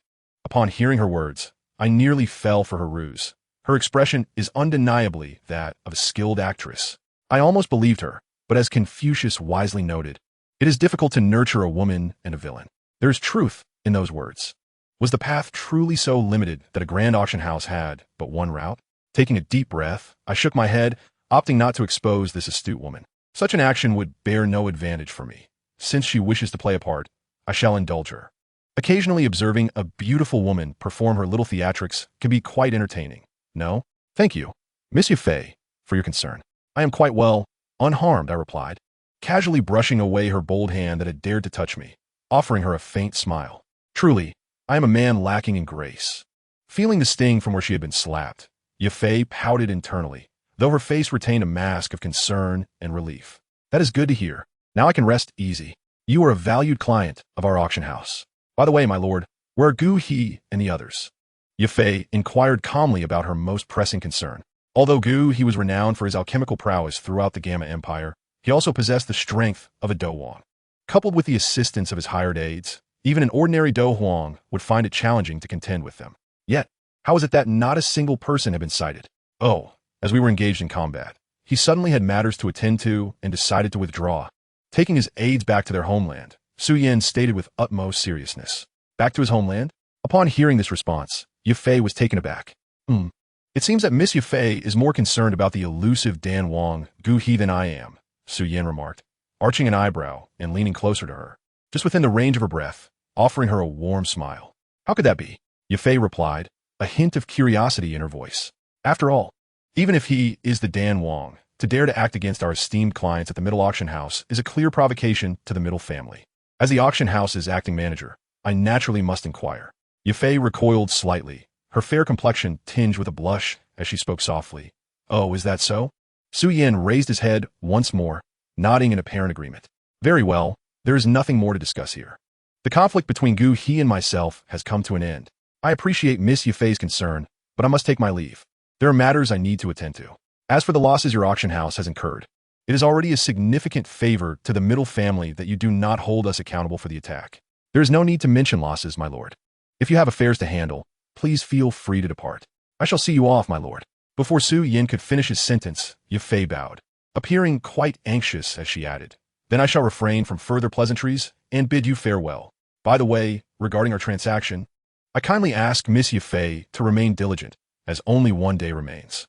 With that, Qing Lin, visibly displeased at the sight of Yufei, turned towards the auction house's entrance. After taking a few steps, Xiao Yan suddenly paused, glancing back at Yufei with a tone that shifted from casual to one of grave seriousness. Rest assured, the Middle family will not disappoint you. Hearing the gravity in Xiao Yan's voice, Yufei shivered slightly and promptly assured him, That is good. With that, Xiao Yan resumed his stride, accompanied by Qing Lin, as they exited the auction house. Once they had departed, Yufei's expression shifted dramatically. She rose from her seat and swiftly instructed her subordinates, Quickly, investigate whether Master Gu He and his companions have exited our middle auction house.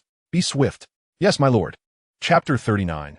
Organizing gains and completing tasks. Although Xiao Yan claimed that he and Gu He had halted their battle midway because Gu He had urgent matters to attend to and had returned to his homeland with his aides, such an explanation was utterly implausible. It was clearly a fabrication. The phrase back to his homeland carries an alternative connotation. Contemplating this implication, Yufei of the Middle family could not help but tremble. Could it be that this individual had truly eliminated Dan Wang, Gu He along with several other Do Wangs? With so many Do Wangs, alongside numerous Do Lings, and with Gu He himself being a sixth-tier alchemist possessing formidable support capabilities to provide rapid healing through medicinal supplies, a team of this scale would likely prove insurmountable even for a slightly inferior Do Huang. Let alone, the thought of annihilating them all in such a short span of time was unfathomable. If that uncouth individual had indeed achieved such a feat, how formidable must his strength be? An 8-star Do Huang, a pinnacle Do Huang, or perhaps even a Do Zone. Yufei of the Middle family felt an unsettling sense of trepidation. Judging by Xiao Yan's appearance, she estimated him to be around 18 or 19 years old, certainly not yet 20. For someone of such youth to possess the strength of a high-tier Do Huang or even a Dozong was beyond mere genius. It bordered on the supernatural. Furthermore, possessing a 6th-tier elixir, the Emperor's Pill, and being capable of condensing true fire, a feat only achievable by alchemists of 4th tier and above, strongly suggested that he was indeed a 6th-tier alchemist. The combination of these two identities left Ye Fei utterly speechless. Could such a person truly exist in this world?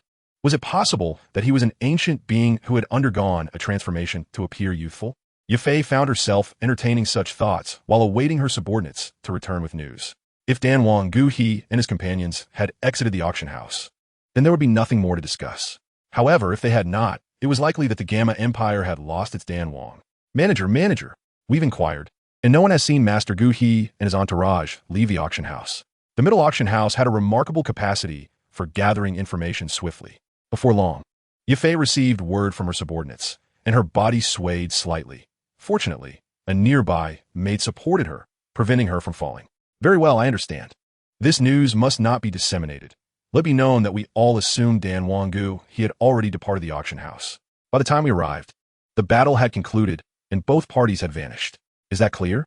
Taking a deep breath, Ye Fei steadied her profoundly shocked emotions and then turned to the employees of the middle auction house, issuing her commands in an exceptionally stern tone. Yes, my lord. Though her personal strength was not formidable, her status commanded respect, and as they were all members of the middle family, they bowed in deference to Ye Fei's words without a hint of dissent.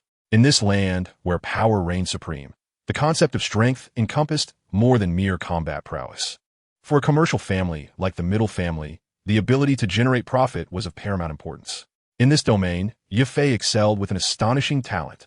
If news of this incident reached the Yunlan sect or the Nalan family, it would likely spark a bloody storm in the imperial capital. After issuing her orders, Ye Fei's expression turned slightly melancholic. With a sigh, she murmured to herself, though she had long harbored suspicions, the confirmation that Dan Wang Guhe, along with the head of the Nalan family, Nalan Su, the elder of the Yunlan sect, Yun Ling, the Lion King Yin Shi, and the Windwalker Feng Li, formidable figures in their own right, had all been vanquished by a relatively unknown individual, left her unable to suppress her astonishment. Especially considering that these individuals were backed by two major powers, the Yunlan sect and the Nalan family. They would undoubtedly seek vengeance against whoever had slain their elders and leader. They would spare no effort in pursuing Xiao Yan. The Nalan family, while formidable, could likely be dealt with by someone capable of dispatching so many Do Huangs. Yet, the Yunlan sect was a colossal entity even for high-tier Do Huangs to confront. Though the Yunlan sect might not appear particularly powerful on the surface, even falling short of the Gamma royalty, Ye Fei, as an acting manager who had grasped some authority within the middle family, was privy to certain truths. The disciples of the Yunlan sect had spread throughout many cities in the imperial capital, infiltrating various government offices after leaving their sect, with many rising to positions of considerable power or commanding military forces. When accounting for all of them, the strength of the Yunlan sect had effectively surpassed that of the royal family, establishing it as the unequivocal leading force in the empire. Moreover, the previous sect leader, Yin Shan, had already attained 8-star Do Huang status when he passed the leadership to Yun Yun. If he had not perished, he might very well have broken through to Do Zone by now. Considering all this, the strength of the Yunlan sect was indeed terrifying. One could not help but wonder whether Xiao Yan could withstand the impending retaliation from the Yunlan sect. If circumstances permit, he may very well become the finest ally of our middle family in the future.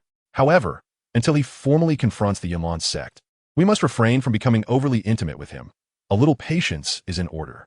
Gazing in the direction from which Xiao Yan departed, Middle Ye Fei's eyes flickered with an enigmatic glimmer as she murmured about the steward, pondering their transaction with him. The maid beside her inquired, "What shall we do?" "Execute my orders," she commanded. "Utilize all the resources of the family to disseminate those 3 tomes. It is imperative that they captivate the nation by the end of today. The auction house values its reputation above all else. Since we have accepted this transaction, we must see it through. Furthermore, he is a formidable being capable of effortlessly slaying several Do Huang. While we must not draw too close to him before his engagement with the Yunlan sect, we must also avoid offending him. Understood?" "Understood, steward." After departing from the middle auction house, Xiao Yan, accompanied by Qing Lin, sought out a restaurant that appeared quite agreeable. He instructed the young girl to eat first, ensuring she would not go hungry. As for Xiao Yan, although he would not perish from hunger, the tantalizing aroma of the delectable dishes before him enticed him to indulge his culinary desires. Thus, he picked up his chopsticks and savored the braised meat prepared from a first-tier magical beast, the frenzied bull. The taste and texture were remarkably delightful, far surpassing anything he had tasted in his previous life. By the way, I killed them all without objection, right? Just as Xiao Yan relished his meal, a cool, probing voice emerged from his sleeve pocket. It was Queen Medusa. She had subjected Yin Shi and Feng Li to unspeakable torment, avenging the casualties they had inflicted upon the Serpent Men. Now, she wished to eliminate these two and the 5 Dou Ling completely, not wanting to be alone with those detestable humans. However, she feared that executing his captives without Xiao Yan's consent might provoke him to incinerate her attire, hence her inquiry. No objections. Feel free, he replied casually while eating. But do reserve their spatial rings for me, or I might just set fire to your garments. As he dined, he nonchalantly remarked that the 2 Dou Wong were of no use to him anyway. If Medusa wished to kill them, she should proceed. Understood, Your Majesty. This was not the first time Xiao Yan had used the threat of burning her clothing to intimidate her. Yet, despite the threats, he had never actually followed through beyond the initial encounter that resulted in some of her skirt being singed during their battle. After a week of observation, Queen Medusa felt she had gained some insight into this peculiar being who had transformed into a human. He could be surprisingly kind, often approaching weeping orphans huddled in corners, patting their heads and offering them coins with a warm smile. Yet he could also be ruthless, his methods rivaling her own, while she often tore people asunder. He would incinerate them completely, leaving no trace behind. At times, he could be quite shameless, frequently threatening her with the prospect of burning her clothing to extract various favors, including the spatial ring she had bestowed upon him. Nevertheless, overall, Queen Medusa believed that as long as she refrained from provoking him or opposing him, even a slightly curt attitude in their conversations would not result in her being harmed. After all, she was a queen, and he would surely take her royal status into account. Poor Queen Medusa was unaware that Xiao Yan's consideration was not for her royal title. He merely kept her around in the hope of one day capturing a 7-colored devouring python. Otherwise, her fate would be no better than that of the old bastard Guhi, for they were both after his own interests. Thus, under Medusa's merciless methods of torment, Yin Shi, Feng Li, and the 5 nameless Dou Ling met with a gruesome demise within the Lei Feng Tower. After finishing his meal, Xiao Yan promptly sought a tavern to lodge in, utilizing the time to organize the spoils he had acquired from devouring Guhi and the 2 Dou Wong. Regarding their identities, he had gleaned some knowledge. After consuming them, his subfire had absorbed fragments of their memories. One was Nailan Su, the father of Nailan Yinran, and the other was Yun Ling, the grand elder of the Yunlan sect. Both were mere trash at the Dou Wong level, with Nailan Su being nothing more than a fledgling Dou Wong, barely even a 1-star Dou Wong. He decided to retain Gu Hi's 6th grade alchemical skills, the advanced fire attribute technique Yang Fire Decision, along with a more sophisticated fire control skill. Next, he also kept Yunling's advanced wind attribute techniques and Dou skills. He discarded all lower grade techniques, focusing solely on the elite selections, for his cognitive capacity was limited. He would not collect refuse. As for the Dou Qi he had consumed from them, he incinerated it completely to refine its essence, keeping only the purest parts while discarding the dregs and unwanted memories. Xiao Yan's approach was decisively pragmatic. He discarded what needed to be discarded without the slightest inclination to hoard trivialities. As he often stated, this was not a recycling center. It was a repository for the exquisite. After spending an entire afternoon organizing his newfound treasures, he and Qinglin transcended into the world of the legend of the White Snake for a refreshing slumber. He felt uneasy about sleeping there, especially with the looming threat of the Yunlan sect and the Nailan family potentially causing trouble. While he was not afraid of complications, a sound night's sleep was preferable. The following day, he and Qinglin returned to the Douqi Continent. Upon their return, the mechanical voice of the system resonated within Xiao Yan's mind, announcing the completion of the main world task: disseminate the culture of the Heavenly Dynasty. Task duration: 1 week. Task completed. Congratulations, host. You have received 1 silver-level technique chest and 1 gold-level biological chest. With breakfast finished, Xiao Yan was in high spirits. Knowing he had successfully completed the task of spreading the culture of the Heavenly Dynasty, eagerly anticipating the treasures hidden within the chests. As he reflected on this, he could hardly contain his excitement and hurriedly scanned the surroundings to ensure that no uninvited guests had intruded upon the tavern where he and Qinglin had rested the previous night. He discovered that the marks he had left at the door and windows remained undisturbed, indicating that no one had visited during the night. Indeed, he could capture Queen Medusa, and even if they were unaware of his accomplishments, the fact that he had eliminated several Dou Wong, including the alchemist King Guhi, was remarkable within the Jia Ma Empire. Even if the Yunlan sect and the Nalan family learned of this, they would require considerable time to prepare a response. Especially the Nalan family, who lacked a Do Huang. No matter how they prepared, it would likely prove futile. Oh, he almost forgot that the most formidable and currently sole Do Wang in their family was Nalan Jia, the one who had sworn brotherhood with Xiao Yan's grandfather. It seemed he had been afflicted with a poison that rendered him bedridden. Oh, how delightful, that rendered him utterly harmless to Su Yan. Even if he were to recover, he remained no threat to Su Yan. A mere Do Wang could hardly stir the tides. It was clear he had never faced the harsh realities of life. Qing Lin, take the calligraphy book I purchased for you and practice at the desk. Remember to learn more characters today than you did yesterday. Understood? After confirming that no one had visited, Su Yan turned to Qing Lin, who was holding several calligraphy books and a large scroll, and remarked that he had only learned last night that this girl could barely recognize a few characters. It was understandable. As a snake person, she was considered an outcast by both humans and her own kind. Without parents or anyone to teach her, it was rather pitiable. However, since she had chosen to follow him, it was his responsibility to ensure she could at least recognize some words. After all, how could she cultivate her fighting spirit and techniques without basic literacy? Relying solely on mental strength to activate the green snake 3 flower eyes could potentially drain her spirit to the point of reducing her to a fool. Thus, last night, Su Yan had personally taught her a few characters, and he had done the same again this morning before returning. Now, he encouraged her to review and practice on her own. Good big brother, Qing Lin replied, understanding his intentions. She then hugged the calligraphy books and a large scroll, making her way to the desk in the room, where she sat down to begin her practice. She recognized that Su Yan's efforts were for her benefit. In a world focused on cultivation, being illiterate was simply unacceptable. How could she comprehend fighting techniques without understanding their meanings? Surely, she could not rely on her big brother to dictate everything to her. Seeing her obedient demeanor, Su Yan felt a sense of satisfaction. He nodded in appreciation, finding obedient and sensible children to be the most charming. As Qing Lin settled at the desk, he cast one last glance at her before walking to the bedside and sitting down. With his eyes closed, he focused his mind into the inventory space provided by the system.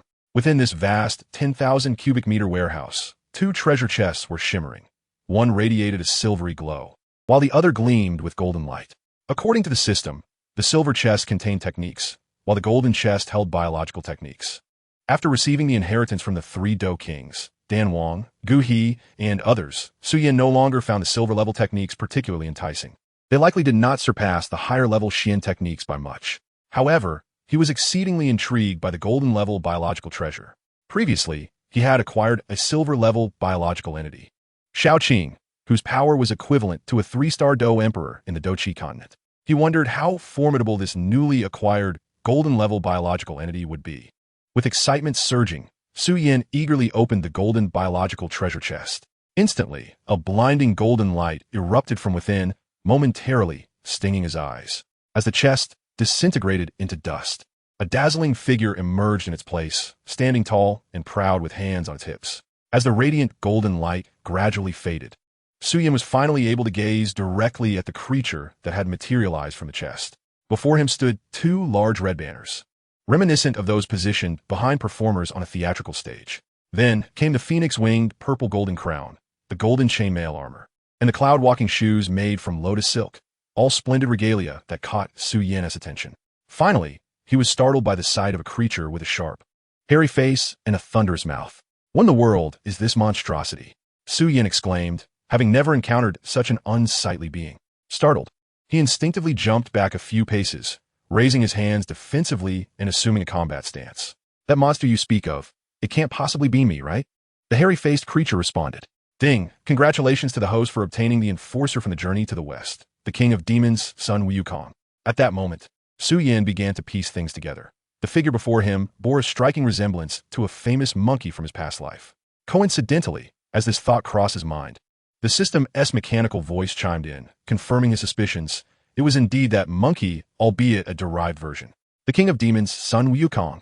Su Yan's eyes widened in disbelief. No way. Is this the legendary, most feared and ruthless monkey king of all time? His luck seemed extraordinary to have summoned such a formidable figure as his enforcer. Heaven is treating me kindly. I must be blessed.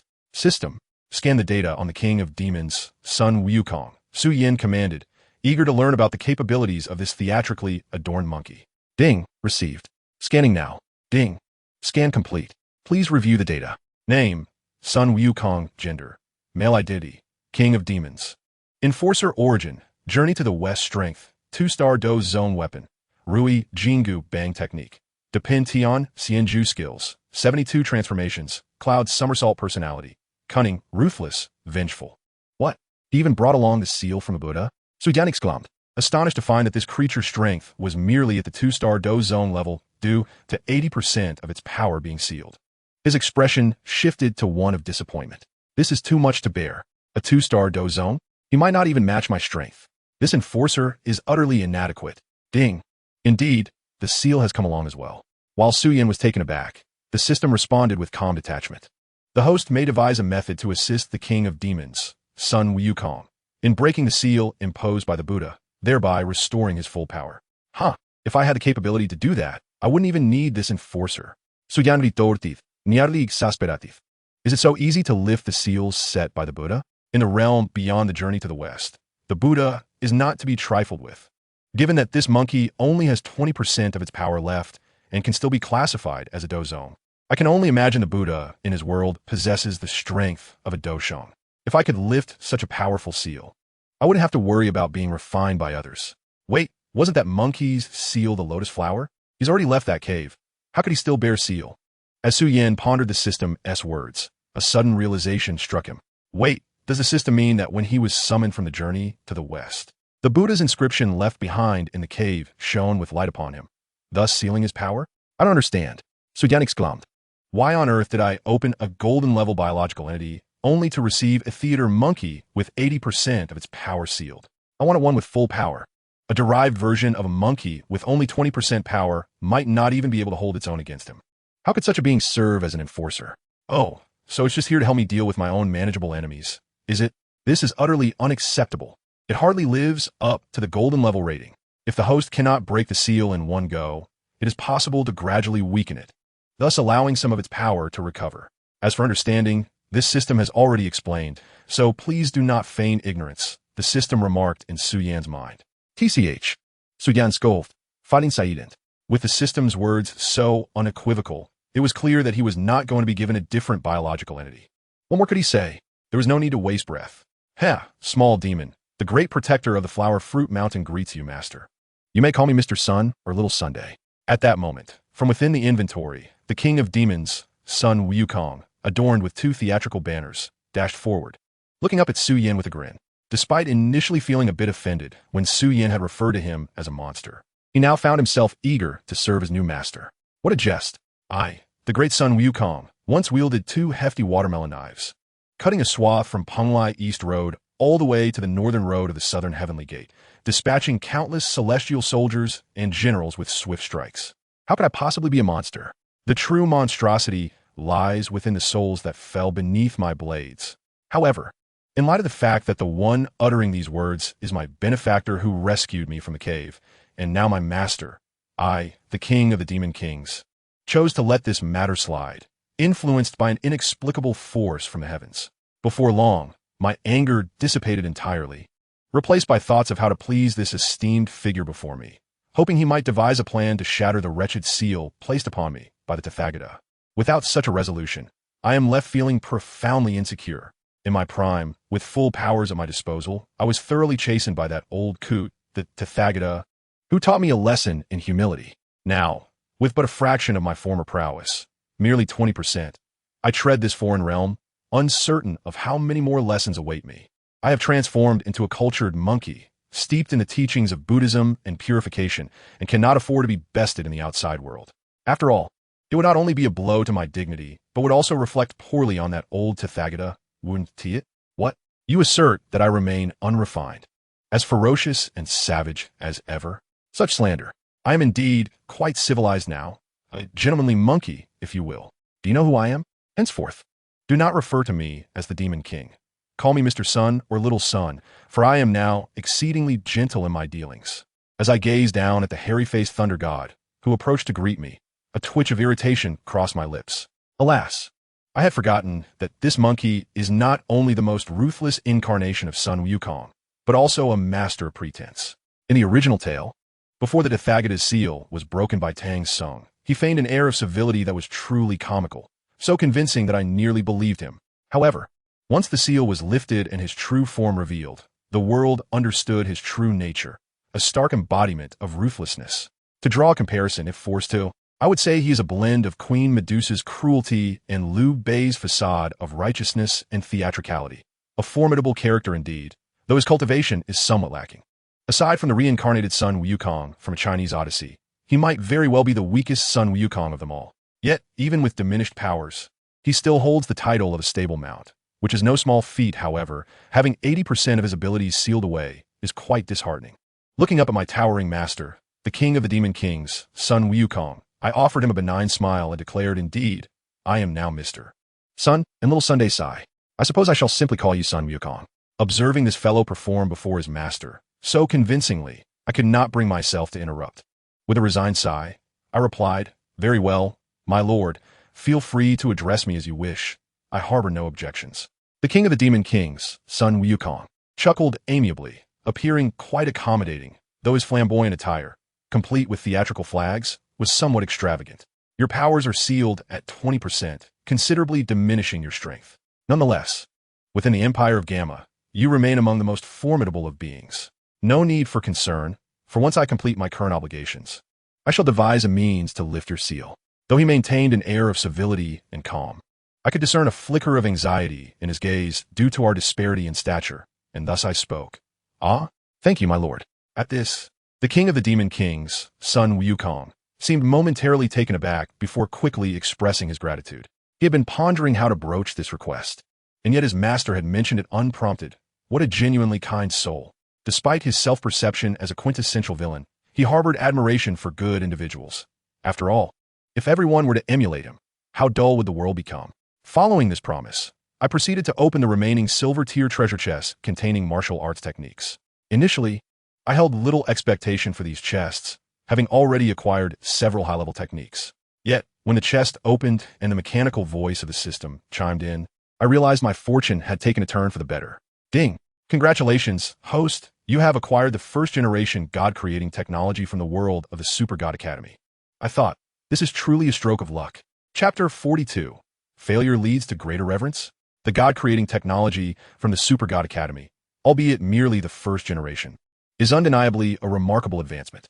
It seems that techniques also fall under the category of martial arts. Quite splendid. With this God-creating technology, I shall be able to forge a vast army of divine beings. While the first-generation divine bodies from the Super God Academy may not appear overly powerful, consider, for instance, the first generation of angels who could barely destroy a single ship from the gluttonous fleet when combining their powers. Their combat abilities should not be underestimated. Within this world, I estimate their combat prowess can reach the levels of Do Wong, or even Do Huang, if properly developed and armed with sufficient knowledge. Moreover, the resilience of these technological gods is remarkable. Take Qilin, for example. Even under relentless fire from a Gatling gun, she remained unscathed, her durability defying belief. I recall in the original text, during the latter stages, Xiao Yan faced a puppet forged from the body of the ancient dragon, capable of matching a 6-star Do Sheng in combat purely through its defense. This illustrates that extraordinary defensive capabilities can be just as commendable as offensive might. Strength encompasses more than mere combat prowess. Defensive capabilities are equally critical. Even if the first-generation gods possess combat abilities comparable to Do Wang or Do Huang, their physical resilience far exceeds that of human Do Huang, enabling them to engage in battles across levels and tiers. Furthermore, the first-generation divine bodies are said to possess extended lifespans. While the notion of immortality is theoretically sound, it remains unverified in practice. Yet, it has been confirmed that, barring untimely demise, they can live for tens of thousands of years, surely a form of longevity. In the Douqi Continent, aside from Do Sheng-level magical beasts and transformed otherworldly flames, no entity can boast such longevity. Additionally, it is noteworthy that even among Do Sheng practitioners, human lifespans fall significantly short compared to those of magical beasts, illustrating an inherent disparity between species that cannot be overlooked. Returning to the main topic, once the treasure chest was opened, it transformed into a cloud of dust and vanished, just like the previous golden tier chests. A beam of light penetrated Xiao Yan's brow, entering his sea of consciousness. This was the first-generation god-making technology from the divine river civilization of the Super God Academy world. In that realm, different divine-level civilizations possess varying god-making technologies. The divine river civilization is known to be the most powerful among them. Hence, their technology is presumed to be the most exceptional. Feeling this god-making technology entering his sea of consciousness, Xiao Yan's smile grew increasingly radiant. Unlike the third or fourth generation divine bodies, while the creation of a first-generation divine body does require considerable energy, it paled in comparison to the astronomical amounts needed measured in planetary units. Moreover, the Douqi Continent, although comparable in size to a planet, possesses resources and energy far exceeding that of even dozens of stars in the Super God Academy world. In his quest to create gods and raise an army, Xiao Yan would not face limitations from insufficient energy. He merely needed to devise a method to extract it. Furthermore, the skies of this world also harbored stars. Closing his eyes, he took a moment to assimilate the god-making technology. After a deep breath, he opened his eyes and, accompanied by the king of demons, Sun Wukong, stepped out of the storage room. The sudden appearance of a monkey startled the focused Qing Lin, who had not initially noticed. However, when she lifted her head slightly, she was taken aback, for the monkey was exceedingly ugly, even more so than the male serpent men.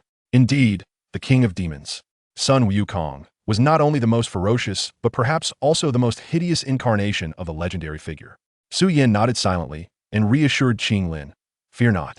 He is a friend of mine named Sun Wukong. You may refer to him as Mr. Sunday." Yes. Just call me Mr. Sun, the king of demons, Sun Wukong," said with a grin, his mouth twitching slightly, resembling a comically ugly yet harmless little monkey. Upon hearing the name Sun Wukong, Qing Lin's initial fear dissipated, and she blinked in excitement. Is he the great sage equal to heaven, the monkey king who caused a ruckus in the heavenly palace? Like many children who had read Journey to the West in their previous lives, Qing Lin, inspired by Xiao Yan's widespread promotion of the novel, held immense admiration for the audacious monkey. She quickly overlooked his repulsive appearance, rushing to his side and grasping his hand, scrutinizing him with fascination. So this is indeed a monkey clad in golden armor. But were those two large red flags behind him? Qing Lin inquired, puzzled. "Oh, those are for when I plan to debut. I need them for my performances," Sun Wukong casually replied, noticing her fixation on the flags. "I see. So, big brother, he truly is the Sun Wukong who caused a stir in the heavenly palace?" Qing Lin looked up at Xiao Yan, her face filled with anticipation. "Indeed, great alchemist, to ascertain whether the elixir was indeed the royal extreme elixir." "He is the one," Xiao Yan affirmed with a nod, pondering in confusion why so many children instinctively admired someone who had ultimately failed, as if they overlooked his defeat. Reflecting on his own childhood admiration for Sun Wukong, he realized that maturity brought a clearer understanding of the legendary figure's plight. Is it truly Sun Wukong? With Xiao Yan's confirmation, Qing Lin became even more animated, hurriedly returning to her desk to fetch a notebook and a brush. She presented them to the king of demons, Sun Wukong, eagerly requesting, "Great sage, could you please sign your name for me? I greatly admire you." "No, not just me. Many people in the Gamma Empire admire you." "Admire me, Sun Wukong? Back when I caused a ruckus in the heavenly palace, few admired me. Now that I've failed, humans suddenly hold me in esteem?"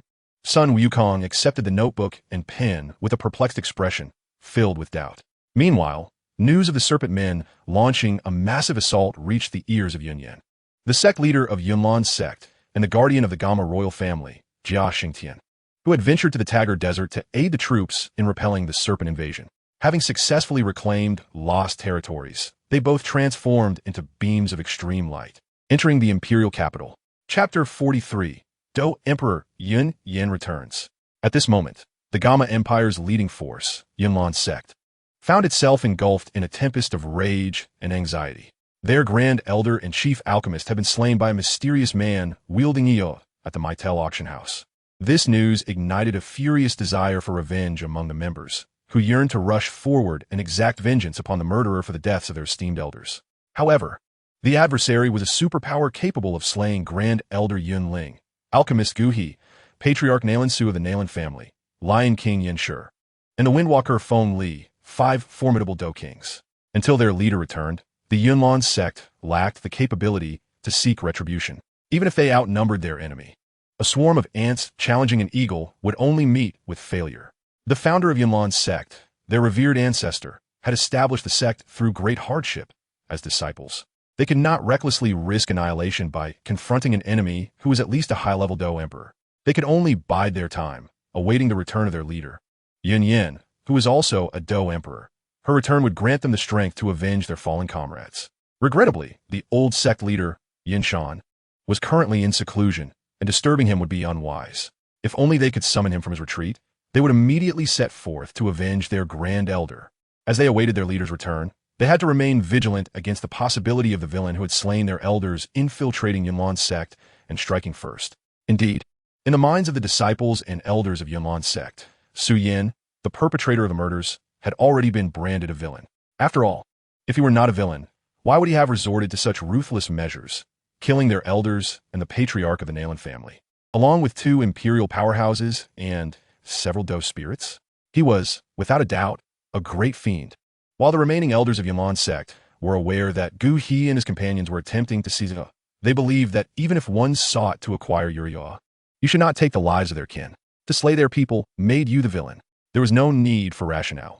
This was simply their truth. The elders refrained from divulging the full details of the situation to the lower-ranking disciples, merely stating that Yun Ling and Gu He had been brutally slain by a villain. Nothing more. As for how Yunlan's sect learned of Gu He's demise, even though Maitel Yafei had ordered the auction house to keep the news contained, it was because every elder-level figure within Yunlan's sect possessed a soul jade token within the elder pavilion. This token was linked to the elder's soul, and upon their death, it would shatter, signaling their demise to the others. Only when the tokens of Gu He and Yun Ling shattered did Yunlan's sect become aware of their death. Thereafter, the Elder Pavilion dispatched individuals to the Maitel auction house to investigate and inquire. After thorough analysis, it was confirmed that they had been slain by the individual wielding the Ga, an unmitigated villain, a great fiend, and that was the undeniable truth. Elder Yin Fan, when will the sect master return? If this continues, I fear that the demon will directly assault our mountain or even take the opportunity to escape from the imperial city. A worried elder of the Cloud Flame sect, possessing the strength of a spirit Daw, expressed his concerns to Elder Yunfan. The deaths of the Grand Elder and the Chief Alchemist are an exceptionally heavy blow to our Cloud Flame sect, both in terms of benefits and reputation. How am I to know? Although the sect master is a Dohuang-level powerhouse and was accompanied by Elder Jaimar from the royal family, our opponent is none other than Queen Medusa. It seems we must wait a few more days, alas. As he spoke, Elder Yin Fan let out a deep sigh, lamenting the unfortunate timing of the Serpent People's invasion, which has left them in a state of utter helplessness, with the murderer lurking within the imperial city while they are powerless to act against him. And what of the Nalan family? The spirit the elder sighed again before asking. Nalan Jie is afflicted with the mark of death and will soon meet his end, while Nalan Su perished alongside Master Guha. The Nalan family is now in a precarious situation, barely able to maintain their status as one of the 3 great families of the empire, let alone seek revenge. A trace of disdain flickered across Yunfan's weathered face as he shook his head and replied nonchalantly. As for Nalan Yanran, she is not currently within the Cloud Flame sect.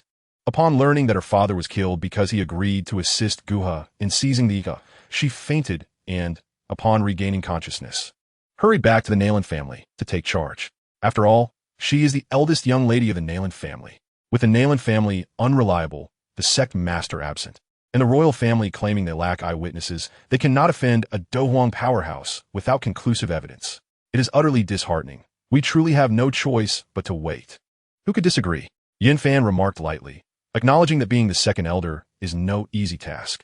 Many disciples beseech him to lead a search for the Dohuang to seek vengeance. Can he agree to such a reckless endeavor? Whoosh! Just as the elders of the Cloud Flame sect were collectively engulfed in sorrow, a beam of azure light streaked across the sky, swiftly descending upon the sect's plaza. The powerful gust produced upon landing caused the Dohuang and Spirit Delua elders to involuntarily stagger back several steps. Under normal circumstances, the disciples stationed at the mountain gate would have signaled to warn them of an approaching powerful presence, allowing them to prepare in advance. However, they received no such warning. The familiar aura, the sect master has returned. The elder with the highest cultivation, who had the most interactions with Yun Yun, was the first to exclaim in astonishment, his face brimming with excitement. Marvelous! The sect master is back. He no longer needs to be petitioned by the disciples to lead them in seeking vengeance. It is now time for the sect master to personally step forward and rally everyone for retribution. Yin Fan was overwhelmed with joy and the others shared in his exhilaration. The Douqi of Cloud Flame sect has returned, and the audacious murderer who dared to slay the Grand Elder and Elder Guha shall soon meet his demise. As the azure light dissipated, a young woman adorned in a simple gown, possessing an exquisite figure and breathtaking beauty, emerged before them, none other than their sect master. Douqi Yunyan, Chapter 44, Unreasonable. The return of Yunyan invigorated the members of the Cloud Flame sect, who hurriedly gathered around her, clamoring to recount the brutal murder of Grand Elder Yunling and Alchemist Guha, whose remains were utterly obliterated. In her hand, Yunyan held 3 tomes recently issued by Queen Medusa, which required thorough examination by all members of the Serpent People. Upon hearing the elders' accounts, an expression of disbelief crossed her striking features. How could anyone be so audacious as to lay a hand on the elders of my Cloud Flame sect? As for that old coot Yunling, it is understandable. At his age, he has only reached Douqi and likely will not achieve much more in this lifetime. But Elder Guha is different. He is a 6th-rank alchemist, the highest authority in alchemical arts within the Jaiamar Empire. His death is an immensely heavy blow to the Cloud Flame sect. I had originally planned to request his assistance in refining a royal extreme pill to enhance my strength upon my return. Now he is gone, and I cannot hope to concoct anything. Who is responsible for this? Yunyan's delicate brows furrowed, her exquisite visage now etched with seriousness as she inquired of Elder Yunfan, the foremost among the gathered. As the sect master, she could not permit the perpetrator who had slain their elders to roam free. Even if the royal family chose to remain indifferent out of fear of offending a Douqi powerhouse, she must take action, for she is the sect master of Cloud Flame sect, and that alone compels her to act. Reporting to the sect master, the assailant is named Xiao Yan. According to Lady Yafei of the Middle Family, he is a 6th-rank alchemist and at least an 8-star Douqi powerhouse. Yunfan replied, cupping his hands respectfully before Yunyan. A 6th-rank alchemist? An 8-star Douqi? And possesses Eoa? Upon hearing this, Yunyan's expression shifted once again. Each of these titles, when considered individually, is formidable. Combined, they're even more so. Wait, how did Guha and his group come into conflict with a Douqi powerhouse who possesses Eoa? What is it that you have not disclosed to me? Speak quickly. Just as she pondered how Guha could have attracted such troublesome adversaries, Yunyan suddenly realized something and sharply rebuked Yunfan and the others before her. This sect master, there is nothing we have withheld, Yunfan stammered, beginning to panic. I demand the truth. Without allowing Yunfan to finish, Yunyan interrupted him sternly, her aura as a Douqi surging forth, causing the hearts of Yunfan and the others to race uncontrollably. She had merely refrained from interfering in sect matters out of preference. Yet these old fellows had truly underestimated her, thinking they could deceive and manipulate her at will. Yes, sect master. Yesterday, Elder Guha ascended the mountain early to seek an audience with the Grand Elder, claiming he had discovered traces of Eoa and wished to request the Grand Elder's assistance in seizing it. Therefore, we surmise that Guha and his companions attempted to confront the powerhouse possessing Eoa, only to be met with an unexpected Douqi. Yunfan hesitated, unable to continue, but he believed that Yunyan had grasped the situation. So, they recklessly provoked the individual and met their demise. Is that correct?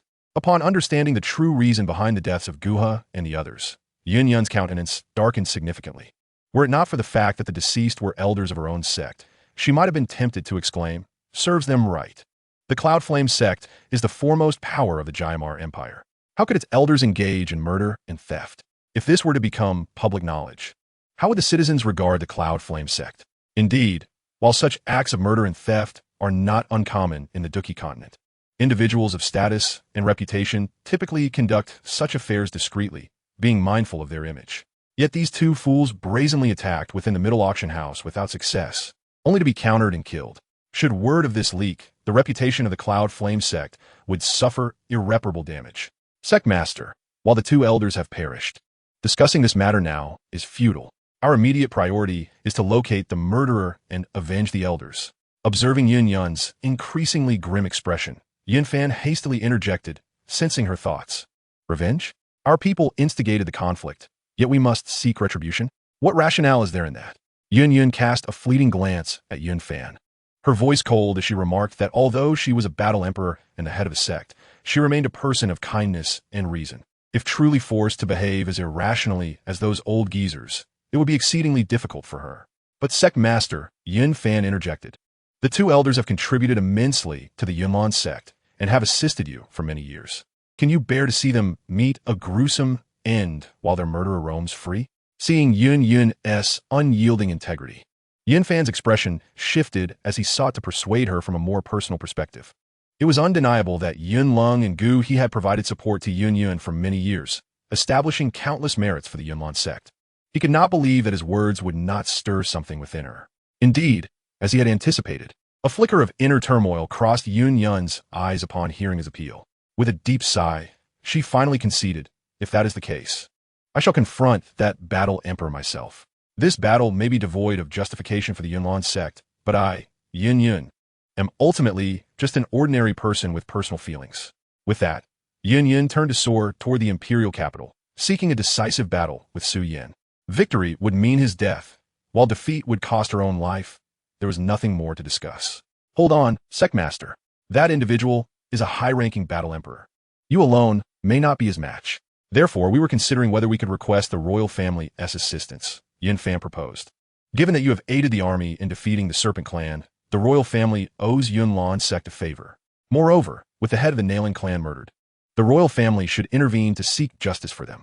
Seeing Yun poise to leave, Yunfan hurriedly stepped in front of her, clasping his hands. "You did not approach the royal family before?" Yun inquired. "We did, but Elder Jia was unavailable. Who would dare offend a battle emperor? Hence, they declined to intervene." Yunfan replied. After contemplating, he realized that with his status as a 3-star battle emperor facing a potential 8-star battle emperor, the outcome of such a confrontation was virtually predetermined. He would be walking into his own demise. Thus, finding a way to summon Jia Xingtian seemed a prudent course of action. After all, the Nailing clan had contributed immensely to the empire, being a prominent family that paid taxes, and with their leader slain, the royal family ought to step forward. Reflecting on this, Yun nodded in acknowledgement of Yunfan's suggestion. A heavy sigh escaped her lips as she lamented the deceased Gu He, blaming him for stirring up such trouble by seeking the Ioa. Now, she found herself avenging him, driven by personal feelings, which weighed heavily on her conscience. Chapter 45. Scheming in the Beast Mountain Range and the Empire of Kamada in the imperial capital. At a certain inn, unaware that Yun and Jia Xingtian had returned to Kamada, Xiao Yan, who had taken the time to introduce the Demon King's son Wukong to the azure-scaled creature Qing Lin, stood by the window, stretching luxuriously. In this world, if anything pleased Xiao Yan, it was undoubtedly the air. The atmosphere was refreshingly pure, free from the taint of automobile exhaust and the nuclear pollution that plagued the post-apocalyptic world. The battles between powerful beings merely stirred up dust, which was insignificant compared to the nuclear fallout. Breathing in the fresh air, Xiao Yan felt invigorated, relishing the tranquility of life. "Hey, master, what should we do now?" Son Wukong, now transformed into a somewhat lewd human form, approached Xiao Yan with a grin.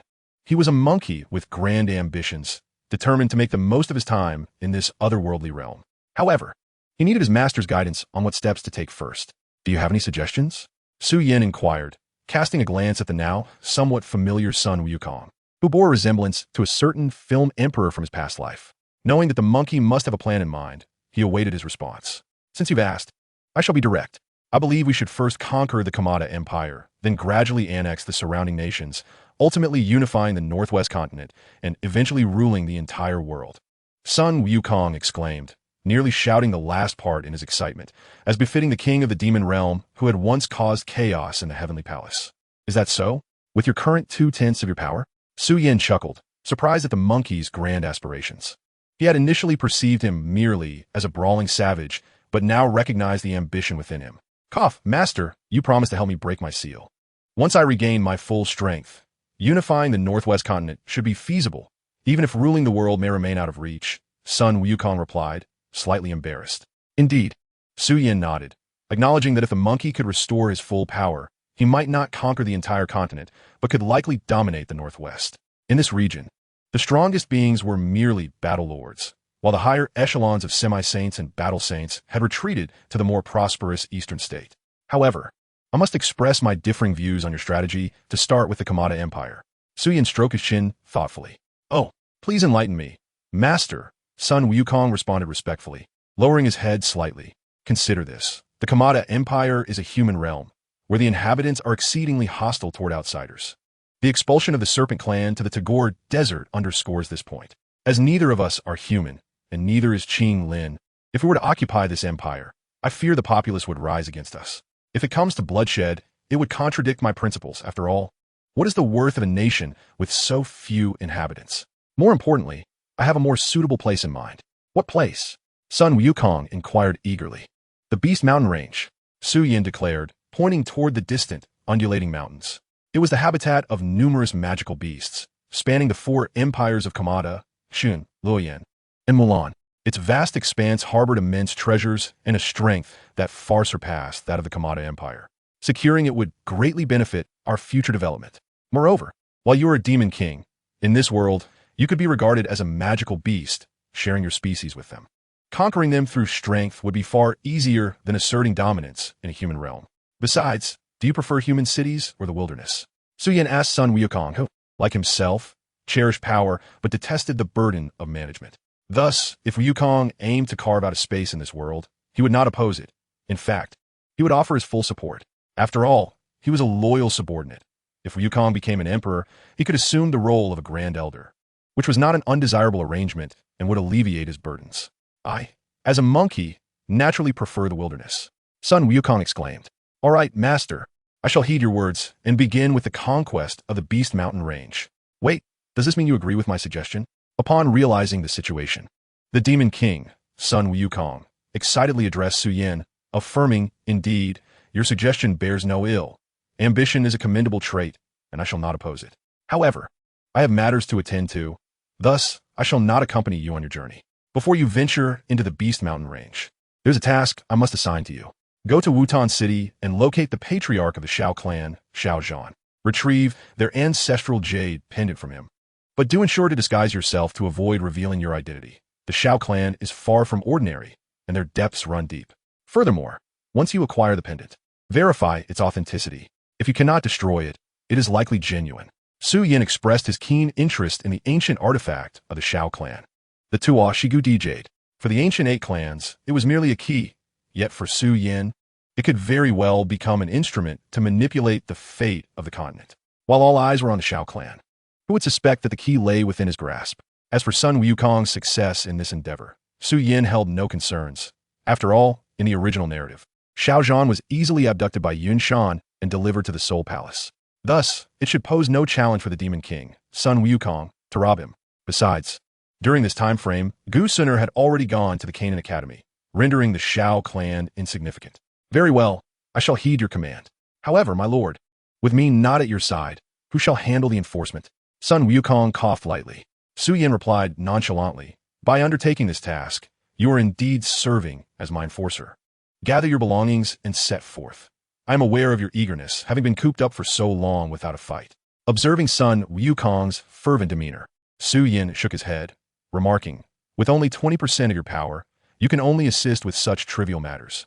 As for personal protection, I'm not in need of the safeguarding of a 2-star dozone. Let him venture into the Beast Mountain Range to test his mettle. We shall soon embark on the Divine Creation Project, and there will be ample resources to utilize. Accumulating some in advance serves as a prudent measure. Understood, my lord. I shall depart at once. Sun Wukong was taken aback by his master's understanding and consideration for his desires, particularly noting his long absence from combat, which had left him restless. The Demon King, Sun Wukong, was profoundly touched, bowing respectfully to Xiao Yan. Very well, I shall proceed. Wait, Xiao Yan interjected. First, you must attend to 2 guests before embarking on your task. Just as he was about to signal Sun Wukong to depart, 2 formidable presences rapidly approached their location. Sensing this, Xiao Yan furrowed his brow, thinking, these feeble beings truly are relentless. Judging by their aura, they are even weaker than Queen Medusa.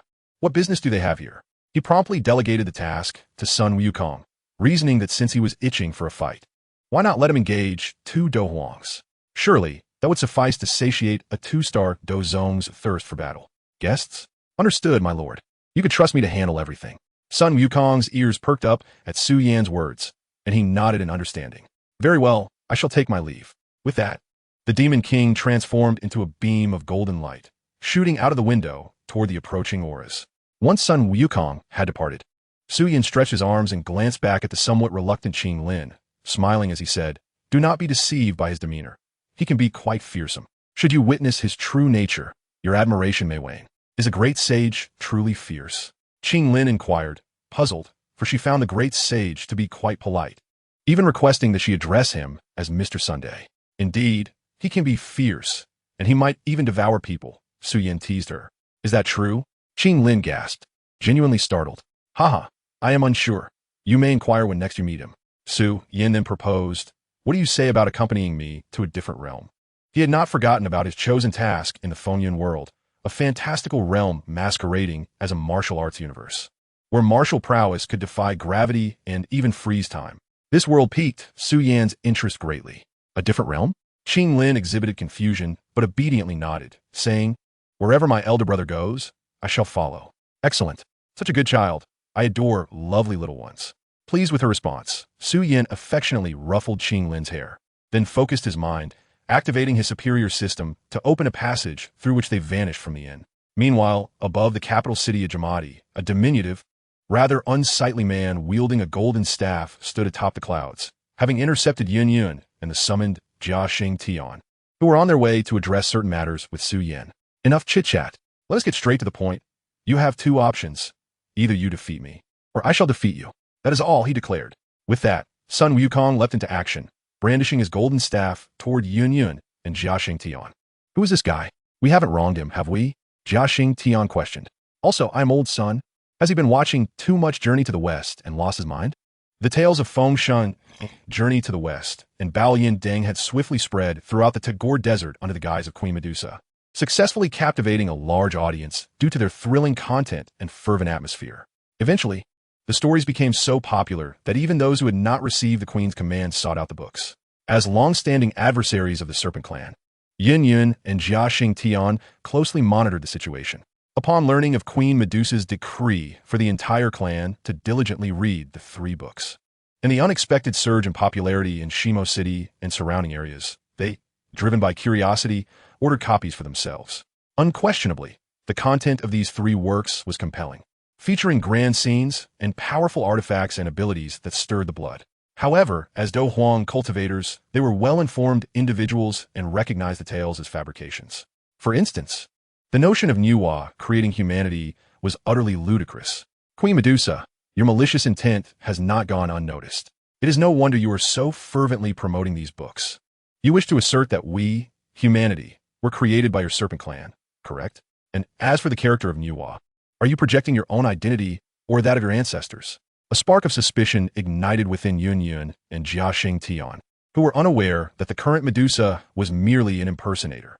They considered banning the books, but the rapid spread of the stories thwarted their efforts.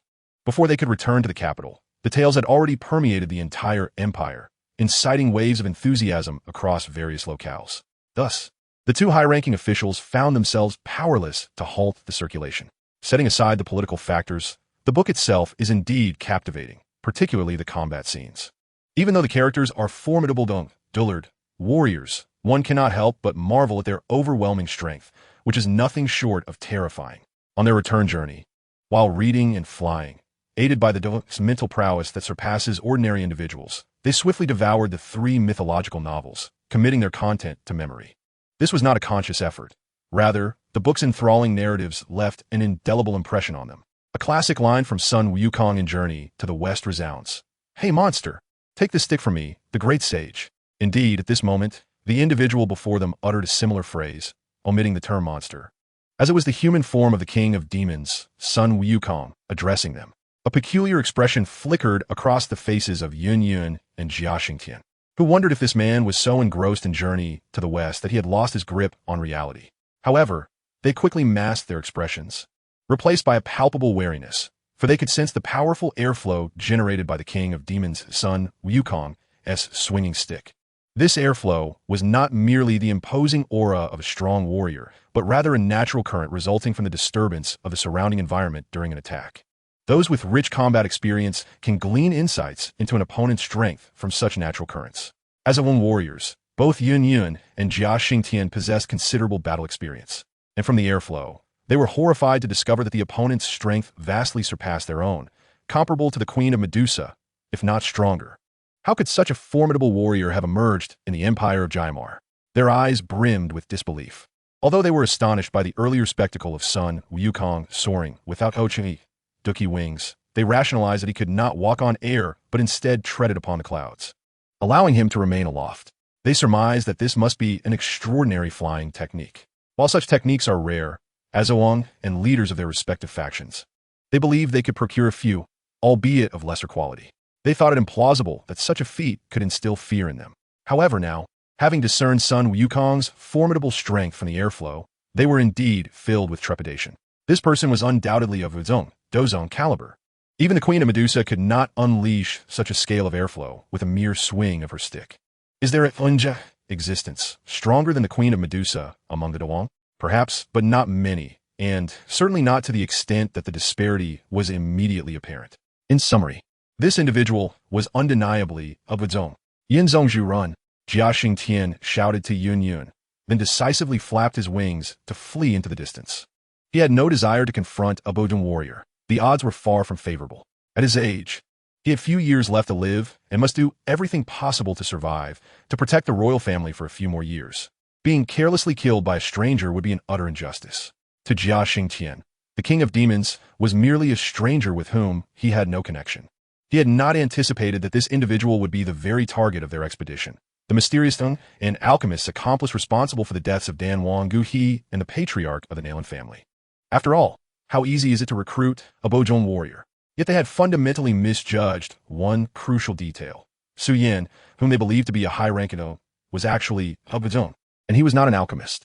However, following Gu He's deliberate offering of his head, he would soon become an alchemist. All right, split up, understanding the disparity between Doong and Vidong.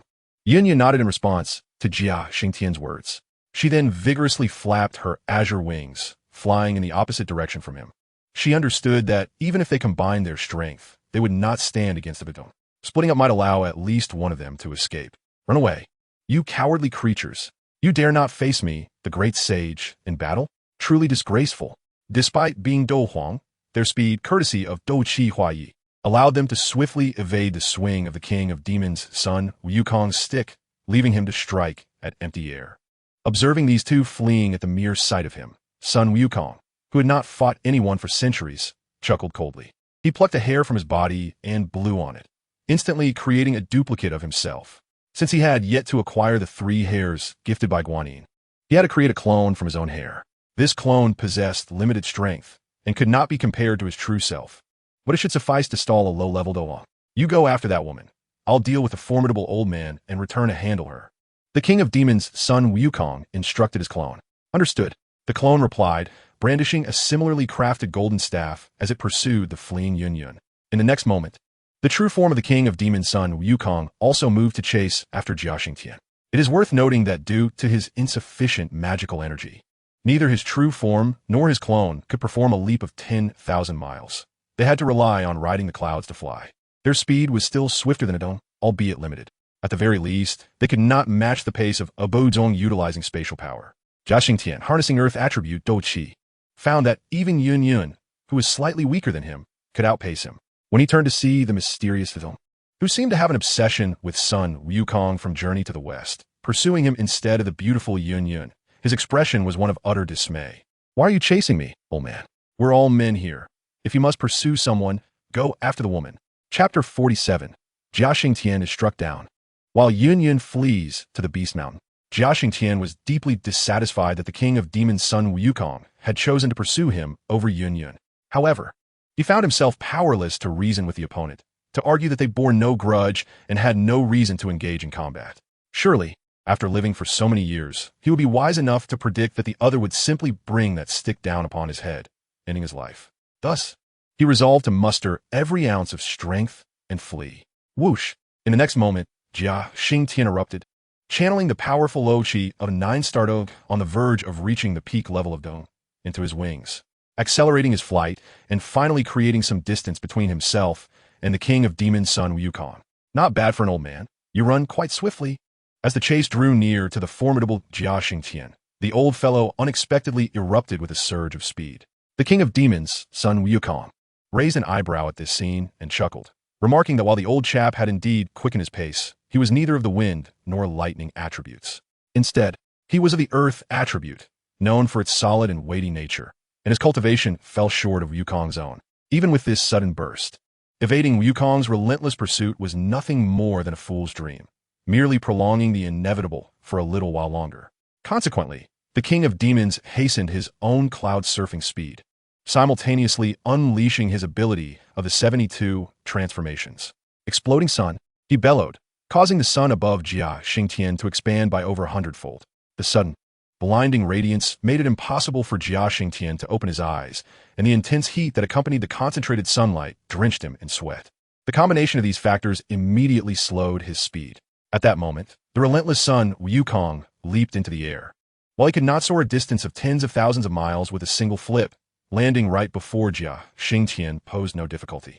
Once before him, Wukong fully embraced his nature of being a man of few words but decisive action. He raised his golden staff and struck fiercely at Jia Xingtian's lower back. Though Jia Xingtian had not yet fully opened his eyes, he heard the whoosh of air and quickly extended his hands to block the impending blow, successfully guarding his waist. Unfortunately, the golden staff, though not a peerless treasure but merely a tool used by Yu during the flood, was still a silver-grade artifact, weighing a staggering 13,500 pounds. Coupled with Wukong's 2/10 magical enhancement, the impact shattered Jia Xingtian's arms, sending him flying backward at a speed greater than when he had attempted to flee, blood spewing from his mouth as he coughed up a mouthful of old blood. The force of Wukong's strike had rattled his very insides. Ha ha ha! Is this what a Dou Emperor is? Is this the pinnacle of the Gamma Empire? Truly useless. To call you a mere dirt chicken or tile dog would be an insult to both. Who gave you the audacity to swagger before me? Sun Wukong. With the exploding sun technique dissipating, the king of demons could not contain his boisterous laughter upon witnessing Jia Xingtian's pitiful form, having been smacked away without even the chance to unleash his fighting techniques. The thrill of combat was exhilarating, having not fought in years. And today, he intended to relish every moment. With that thought, Sun Wukong stowed his golden staff and, with a flash of golden light, conjured 2 watermelon knives into his hands. In his heyday, he had wielded these very blades, carving a path from East Penglai Road to North Heavenly Gate with swift and decisive strikes. Today, he intended to unleash carnage in this alternate realm, pondering, why should they not perish if I desire their demise? I wish to slay. Thus, they shall meet their end. Old man, prepare to receive my watermelon knife.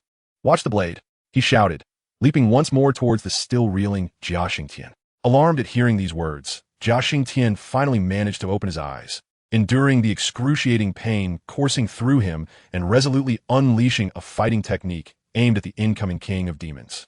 High-level Xian stage fighting technique, rock-shattering strike. Numerous blocks of solid rock, forged from fighting aura, materialized, hurtling towards Sun Wukong with tremendous force. This attack was even more potent than the wind's extreme, dusk radiance unleashed by Yun Yun in the anime Dopa. Unfortunately, Jia Xingtian was oblivious to the fact that Sun Wukong possessed an indestructible body. His rocky assault was no match for Wukong's resilience. As the grand spectacle of Jia Xingtian's fighting technique unfolded, Sun Wukong regarded it with a hint of disdain, charging forward without evasion or hesitation. Jia Xingtian's eyes widened in desperation as he unleashed a flurry of fighting techniques. Each one met with the same result. They struck Wukong's form with resounding booms, but failed to inflict any harm. Ultimately, Wukong's watermelon knife found its mark, cleaving into Jia Xingtian's flesh, withdrawing, and striking again in a relentless rhythm, akin to chopping meat, leaving him a bloodied mess. The anguished cries of Jia Xingtian echoed through the skies, startling a flock of birds that happened to fly by. Meanwhile, Yin Yun fared significantly better than Jia Xingtian, as she was merely facing a split body of the opponent. As a Dou Emperor of the Wind attribute, her speed and agility surpassed that of Jia Xingtian, though her attack power was somewhat lacking. She conjured the wind's extreme, destruction kill. Observing the persistent monkey clone behind her, a glint of murderous intent flickered in Yun Yun's eyes. With a swift turn, she unleashed a sword strike, sending a blue beam of light from the sword's tip, distorting the surrounding space. The beam hurtled toward the monkey clone, shattering its left shoulder just as it attempted to evade. What? You damn woman! The monkey clone seethed in anger at its shoulder's grievous injury, inflicted by one so swift and equal to itself. In retaliation, it swung its staff, manipulating the air currents to destabilize Yun Yun's form. With a final burst of momentum, it leaped to confront her in close combat. Yun Yun, a seasoned Dou Emperor, was not to be underestimated, readily engaging in battle with the monkey whose skills had dulled after centuries of confinement. The staff and sword clashed repeatedly, golden and azure lights erupting in dazzling displays across the heavens. At last, Yun seized the opportunity and struck a powerful palm against the monkey clone's chest. Boom! The might of a Dou emperor exploded forth, instantly obliterating the last vestige of life within the clone. Yet, the monkey's ferocity remained, and in the final moments before its dissolution, it raised its leg and delivered a fierce kick to Yun's abdomen, sending her reeling and causing her to spit blood. As the clone vanished, the injuries from their close-quarters battle weighed heavily on Yun. Realizing that her adversary was but a fragment of a greater whole, she grew concerned that the true body would soon pursue her. Struggling against her wounds, she summoned her wings and transformed into a streak of azure light. Fleeing towards the distant beast mountain, she needed to hide and recuperate, lest her life be forfeit. The tragic fates of Jietian and Yun remain unknown to Su Yan, for he has already traversed the passage and arrived in another realm known as Feng Yun, accompanied by Qinglin. Chapter 48. Strike that scoundrel, it won't take me long. In the world of Feng Yun, the Shenzhou dungeon, which was originally a place where the emperor of Shenzhou imprisoned various offenders, has now been overtaken by a group clad in the garments of the Guishi Palace. No longer are the prisoners mere criminals. They have transformed into renowned heroes, sect leaders, and gang masters of the martial world. The mastermind behind these audacious actions is not the emperor, who is merely a figurehead, but the ambitious warlord from the East Sea. The master of the Guishi Palace, Zhu Wuxian. Born in the barren lands of the East, Zhu Wuxian has long aspired to the splendor of the Shenzhou continent, vowing that one day he shall claim it as his own. Alas, during that time, the martial prowess of the Central Plains was overwhelming. The sword saint of Wushuang City, Douqi Jian, the legendary figure Wuming, and the first evil emperor were formidable opponents that he could scarcely hope to defeat in direct combat. Indeed, a decade ago, he was repelled by Wuming alone, despite leading 5,000 Guishi warriors at Shanhaiguan. Since then, Zhu Wuxian has learned a crucial lesson. To conquer an adversary, one need not always triumph on the battlefield. Sometimes, victory lies in outsmarting them off the field. Thus, a decade later, he returned, having kidnapped Wuming's disciple, Jianxin, and coerced him into secretly administering poison to Wuming. This maneuver successfully incapacitated his greatest obstacle. Following this, he replicated the tactic to subdue other sect leaders and gang masters, leaving Shenzhou devoid of rivals. Zhu Wuxian reveled in the realization that his long-cherished dreams were finally within reach. Bah! The Guishi Palace is despicable and shameless. If you possess the skill, release me and face me in a duel. What prowess is there in resorting to such underhanded tactics as poison? A prominent sect leader, bound to a pillar, spat defiantly at the Guishi warrior interrogating him. Just as he finished his retort, a whip cracked down upon him, tearing flesh and echoing with anguished cries throughout the dungeon, rendering it akin to the depths of hell. Such scenes were commonplace in this dungeon, where the East Sea inhabitants, barbaric and uncultured, knew nothing of the concepts of virtue or honor. They understood only the language of violence, defiance met with brutality. In recent years, they had become slightly more astute, having grasped the notion that if one cannot overpower an opponent in combat, one could resort to poison instead. Expecting them to treat the sect leaders with any semblance of civility was utterly futile. Had Zhu Wuxian not sought to acquire the martial arts secrets of the Central Plains, akin to his theft of the revered Golden Bell Shield from Shaolin, these leaders would have likely been tortured to death long ago. Submit to me, and you shall enjoy boundless riches and glory, he boasted, striding through the dungeon, surveying the tortured leaders of the Central Plains with an air of arrogance. In his eyes, unifying the Central Plains and asserting dominance over Shenzhou was merely a matter of time. However, he was open to hastening this timeline, provided someone within was willing to support him and surrender their sect's unique martial arts secrets. Yet, no one responded to his demands. The leaders of the various sects remained resolute in their silence. While the common ruffian might bend to power, these were the esteemed pillars of Shenzhou, proud and steadfast, unwilling to betray their heritage even in the face of death. Oh, none are willing to submit to me? Very well. Then I shall commence a massacre, starting with half of you, and we shall see how obstinate you remain. Zhu Wuxian's expression darkened as he prepared to strike a prisoner. Just then, a piercing sound echoed through the air. Zhu Wuxian's pupils constricted as he swiftly evaded a peculiar, obsidian sword that sliced past him and embedded itself in the ground before him. Ah, fine sword. Bu Vingyun, he mused, raising an eyebrow, dismissing the sudden appearance of this adversary, thinking him merely a harbinger of his own demise. Paimpom, a resounding shout erupted, and the moisture in the dungeon stirred as if under some enchantment, coalescing toward a figure clad in leather who had appeared seemingly out of nowhere. The leather-clad man unleashed his palms, conjuring two massive water vapor handprints that surged towards the unfazed Zhu Wuxian. Huh, a mere parlor trick, Zhu Wuxian scoffed, shaking his head disdainfully as he raised his colossal fist to meet the incoming water handprints with a thunderous blow. The impact shattered Bu Jingyun's technique, sending him crashing against the dungeon wall. Wind Godleg. At that moment, a gust of wind swept through as Nie Feng emerged from the shadows, launching a flurry of rapid kicks aimed at Zhu Wuxian. Observers winced at the brutality of his assault. He truly was a savage. However, despite Nie Feng's swiftness, Zhu Wuxian's reaction was quicker. In the instant Nie Feng executed his wind god leg, a golden radiance enveloped Zhu Wuxian as he activated his enhanced defensive technique. The indestructible golden body, a modification of the golden bell shield. Though Nie Feng's wind god leg was as swift as the wind and fierce as fire, it delivered little more than a nuisance against Zhu Wuxian's formidable defense. Pathetic. Feel my punch. With a resounding crash, Zhu Wuxian's fist struck Nie Feng, sending him hurtling away, blood gushing from his mouth as he crumbled to the ground alongside Bu Jingyan. Feng Yan reappears, but they are hardly a match. Zhu Wuxian mused inwardly, easily defeating the very warriors who had once bested the formidable Xiongba. I never realized how strong I had become. Had I known, I could have led the Guishi warriors to seize Xiongba's dominion before his demise.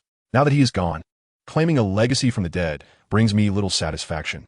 With hands on his hips, radiating an air of dominance, Zhu Wuxian surveyed the dungeon's multitude of captives, including the severely wounded Nie Feng and Bu Jingyan. Narrowing his eyes, he proclaimed, "From this day forth, I shall be the myth of the martial world. Big brother, where is that Zhu Wuxian you mentioned? I've been searching for so long, and I'm so hungry." Qinglin complained. Alas, I did not expect this dungeon to be so extensive, with so many branching paths. Do not worry, the aura here is the strongest, and that scoundrel Zhu Wuxian must be within. Once I dispatch him, I will take you to enjoy a delicious roast chicken. How's that sound? I like it. Good, then hold on a little longer. And once he take me long to deal with that scoundrel, half a minute at most, then we shall feast on chicken. All right, I will endure a little longer. Just as Zhu Wuxian declared himself a myth, two voices echoed from another passage. Upon hearing their conversation, Zhu Wuxian's expression soured. Damn it, where do these rodents come from, daring to speak so arrogantly? Chapter 49, Wu Ming and Zhu Wuxian. At this moment, Zhu Wuxian was far from pleased. Who was he? Zhu Wuxian. Incensed, I, the unparalleled absolute God, shall demonstrate my might. Even the nameless one who plays the Eru has been confined by my hand. The entirety of the divine land lies beneath my dominion. And you, two mere fledglings, dare to whisper sweet nothings about me from the shadows? Do you truly not comprehend the meaning of death? Absolute God's gaze turned toward the passage from whence the voice emanated, his expression frigid. He would certainly not spare the two younglings who dared to mock him from behind. Only a massacre could truly quench the fury that boiled within him. As for how he discerned that his adversaries were but two inexperienced youths, it was simply a matter of their voices revealing their youthfulness.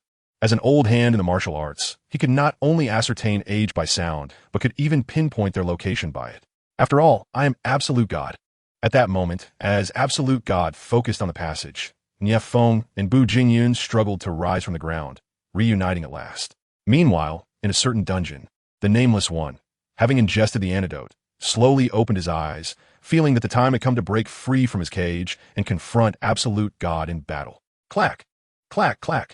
The two young voices, still concealed from view, ceased their dialogue, and a series of footsteps echoed, growing ever closer.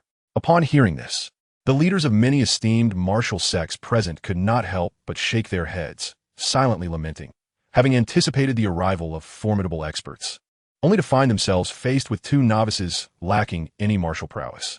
Absolute God, with a disdainful expression, mused inwardly about how such trash dared to venture into his dungeon seeking death, truly a display of remarkable foolishness.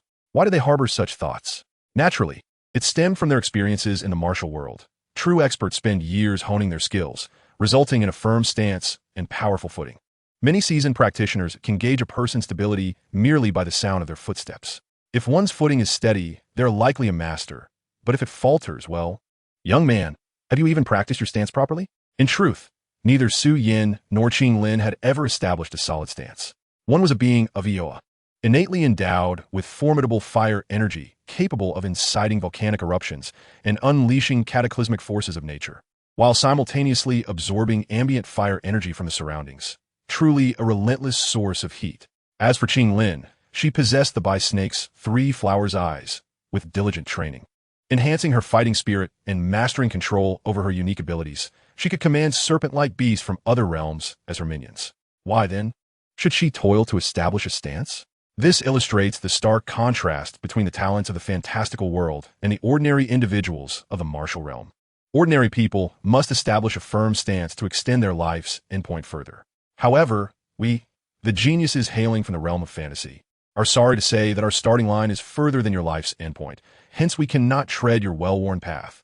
That would merely be regressing. You see the logic in this, do you not? Big brother, we've arrived. At long last, they emerged from the passage, revealing a spacious area before them. Having traversed a long and rugged path, Qinglin, feeling famished, excitedly called out to Xiao Yan. Meanwhile, Xiao Yan, though not fatigued, felt the tedium of the lengthy, narrow passage, and upon hearing the girl's words, smiled and nodded. His gaze then shifted forward, and he was momentarily taken aback. Before him stood a towering figure, approximately 2 meters tall, clad in formidable armor, exuding an air of strength and authority. This middle-aged man regarded both him and Qinglin with a cold stare. Additionally, 2 young men, bloodied at the corners of their mouths and leaning on one another, eyed him curiously. Surrounding them were numerous individuals clad in prison garb, disheveled and bearing numerous whip marks, along with several men in black, sporting ghostly masks. Xiao Yan recognized them as the minions of the Ghost Four from the Wushun Ju Palace, a mere rabble unworthy of mention. The pressing question was, where was his target, absolute God? Placing a hand atop Qinglin's head, Xiao Yan clenched his fist to his mouth, clearing his throat, and adjusted his facial expression to appear more serious. After all, they were here with lethal intent, and this was no matter to be taken lightly. Casting a calm glance around the area, he gauged the situation. It seemed he had arrived just in time for the heroes of the Central Plains to unite against absolute God, coinciding with the escape of the Nameless One and the Stormy Winds. According to the original narrative, absolute God was destined to emerge victorious. Thus, he was undoubtedly a figure of great authority here. The only one who could be deemed such was the imposing armored man, who was undoubtedly absolute God. You are absolute, boom. Just as Xiao Yan was about to confirm his suspicions to ensure he had not targeted the wrong man, a resounding crash erupted from the direction of a prison cell as a door was blasted open. Subsequently, a figure clad in black emerged, exuding an aura of profound calm, as if nothing in this world could stir his emotions. Absolute God, I have perfected the earth-shattering technique of 10,000 swords returning to the origin. I shall grant you one last chance. Withdraw with your subordinates to the East Sea and vow never to trespass upon the Central Plains again. Otherwise, today shall witness your blood staining the divine land. The black-clad man, with a slight bow of his head, addressed the coldly gazing middle-aged warrior. Nameless? Upon hearing the commotion, absolute God turned to regard the black-clad figure emerging from the prison, his brow furrowing in concern. He felt a twinge of anxiety. The man had just declared his mastery over 10,000 swords returning to the origin. How had he achieved this? Moreover, had he restored his strength? In the depths of his heart, absolute God held a grudging respect for Nameless, the once great martial legend who had defeated him. Though he publicly dismissed him, he could not shake the wariness he felt toward him. Damn it, this scoundrel dares to interrupt me. Shifting his gaze toward the black-clad figure, Xiao Yan felt a flicker of annoyance, but decided it was not worth getting angry over. He was well aware that Nameless' current strength could not rival his own, nor could he contend for absolute God's head. In fact, he would likely embarrass himself in the attempt. Since that was the case, let him embarrass himself. Xiao Yan intended to first release the imprisoned leaders of the various martial sects, ensuring that the progress of his mission reached at least 50% before proceeding. With that thought in mind, Xiao Yan raised his right foot and lightly tapped the ground. Instantly, countless iron doors of the prison ignited with the green flames that erupted from below. What? Witnessing this scene, absolute God and his Ghost Fork minions were taken aback, aghast at the sight of the sudden fire that engulfed the doors, especially the eerie green flames. Absolute God, since he refused to retreat to the East Sea, then prepared to receive my ultimate technique, 10,000 swords returning to the origin. Damn it, Nameless, this is undoubtedly your trick. Today, I shall tear you apart. Open your eyes and witness, for I shall shatter the martial myth of 10,000 swords returning to the origin with my indestructible golden body. Absolute God bellowed furiously. Xiao Yan bandith. Both of them are disregarding me. Having already opened the doors for those martial artists, shouldn't I take action to subdue them all? So they understand who the true authority is here? Chapter 50. 10,000 swords returning to the origin. Perhaps I should wait for them to unleash their ultimate moves first. I would like to observe their techniques.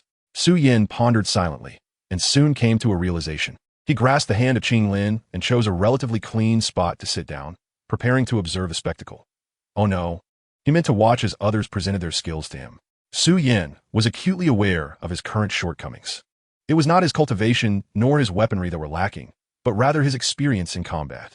In terms of cultivation, although he had yet to embark on practicing the techniques inherited from the ancient river, and his body remained devoid of fighting spirit, the formidable power of the earth heart fire, accumulated over thousands of years, allowed him to rival even the strongest of Dozone.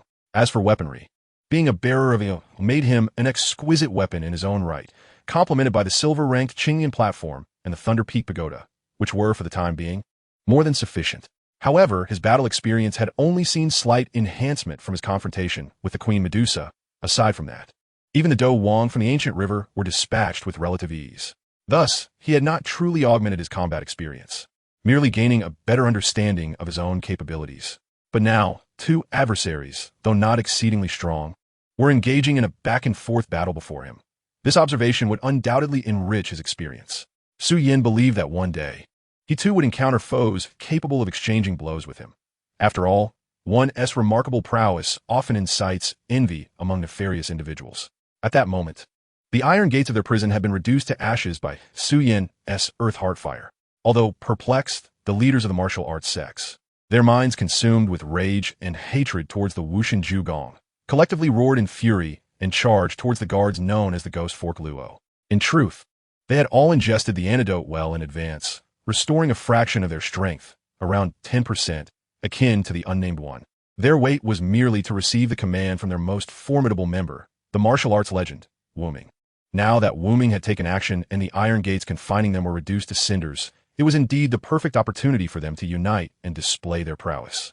The leaders of the various sects surged forward, their shouts echoing, startling the Ghost Fork Luo guards.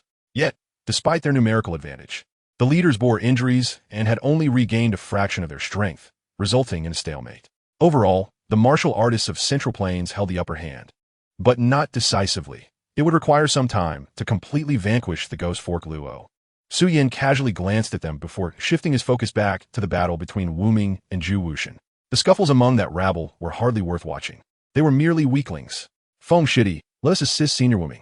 Upon witnessing the miraculous blue flames liberating the leaders of the sects. In their subsequent engagement with the Ghost Fork Luo, Bu Jingyun turned to Niefeng, gesturing emphatically towards his chest. Without hesitation, he raised his palm and plunged into the fray, striking fiercely at Zhu Wushan. Although Wuming intended to employ the 10,000 swords returning to one technique, such a grand move could not simply be executed at will. He needed time to accumulate sufficient internal energy. Thus, he remained embroiled in a close-quarters combat with Zhu Wushan, exchanging a myriad of techniques, each blow resonating with remarkable intensity. Observing from the sidelines, Xiao Yan nodded subtly. In terms of power, a mere slap from him could obliterate both opponents. Yet, to engage in a battle that appeared so aesthetically pleasing and artful, he found himself unable to replicate such finesse. Perhaps this was the lament of an unparalleled powerhouse. Little brother, this place is unsafe. You should swiftly escort your sister away, a gentle voice interjected, drawing Xiao Yan's attention. It was Niefeng who, with a smile, urged him to leave post-haste, clearly underestimating his capabilities, believing him to be akin to the weaklings around him. Thank you, brother, but my elder brother is quite formidable. That Zhu Wushan will not stand a chance against him. Although feeling somewhat belittled, Xiao Yan recognized the kindness behind Niefeng's words and refrained from uttering anything unpleasant. Just as he was about to assert his prowess, Qing Lin interjected, echoing his thoughts. Xiao Yan nodded inwardly, appreciating the girl's perceptiveness. Zhu Wushan was hardly his match. He could stand motionless and allow the latter to strike, yet he would remain unharmed. The indestructible golden body was a challenging martial skill to breach. But could his flame body be so easily vanquished? In the realm of Ioa, one might not dare to boast, but in this world of martial arts and fantasy, it could surely incinerate all things. Should Zhu Wuxin's fists land upon him, he would likely find himself reduced to ashes before even channeling his strength. After all, he was merely a minor figure, Zhu Wuxin.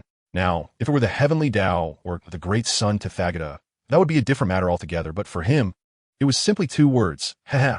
Upon hearing Qing Lin's words and observing Xiao Yan, a flicker of confusion crossed Niefeng's eyes. He failed to discern the capabilities of this little brother, and, conversely, he felt that the girl's assertion of her elder brother's ability to defeat Zhu Wuxin seemed implausible. He appeared far from martial proficiency, with limbs resembling those of a scholar rather than a warrior. Feng Shidi, come help. Cloud-piercing palm. Bu Jingyun's voice rang out as he unleashed all his might in a strike against Zhu Wuxin, resulting in a catastrophic blow. Boom! Bu Jingyun was sent flying, blood spewing forth, a sight of utter devastation. Alas, the gap in strength was too vast. Yun Shixiao, witnessing his dear brother fall once more, Niefeng could no longer pay heed to Xiao Yan and the others. He believed that as long as they triumphed over Zhu Wuxin, they would be free from danger. With that resolve, he activated his wind god leg and joined the fray to support Wuming. However, given the parity in strength between himself and Bu Jingyun, he too was swiftly cast aside, crashing to the ground with a resounding thud. Thus, the battlefield was left with only Wuming and Zhu Wuxin, who continued to exchange blows. After several engagements, Wuming finally managed to muster enough internal energy to unleash the 10,000 swords returning to one technique, albeit just at the threshold of its requirement. Yet, given the urgency of the situation, he could not afford to hesitate. 10,000 swords returning to one. With arms outstretched, Wuming bellowed, and in an instant, an invisible force surged through the dungeon, causing swords held by many and embedded in the ground to soar into the air towards him. Furthermore, countless swords of true energy materialized around him, creating an awe-inspiring spectacle. Wuming had finally unleashed the legendary martial art of the sword sect. 10,000 swords returning to one. The expression on Zhu Wuxin's face suddenly shifted, and he instinctively retreated 2 steps. Chapter 51. The defeat of the nameless, as the saying goes. A person's name is akin to the shadow of a tree. Sometimes, reputation holds significant weight. Indeed, it was not merely the might of the technique, but the mere utterance of the name Wanjian Guizong by Nameless that startled Zhu Wuxin into retreating. He was entirely oblivious to the fact that Nameless' Wanjian Guizong had yet to reach a power capable of breaching his indestructible golden body. Of course, this was merely an instinctive reaction. After all, Zhu Wuxin was a formidable figure, and soon he regained his composure, recognizing both his lapse and the flaws within Nameless' grandiose maneuver, specifically its lack of follow-up. In the legendary 3 Kingdoms era, Guan Yu's first 3 strikes were renowned for their ferocity, nearly impossible for an average warrior to withstand. However, should one manage to endure those initial strikes, the subsequent ones would pose little threat. Nameless found himself in a similar predicament. Despite possessing the formidable technique of Wanjian Guizong, he lacked the inner strength and mastery to wield it effectively. Thus, as long as Zhu Wuxin could endure this initial onslaught, he was confident that the depletion of Nameless' inner strength would inevitably diminish the latter's offensive capabilities, ultimately leading to his own counterattack.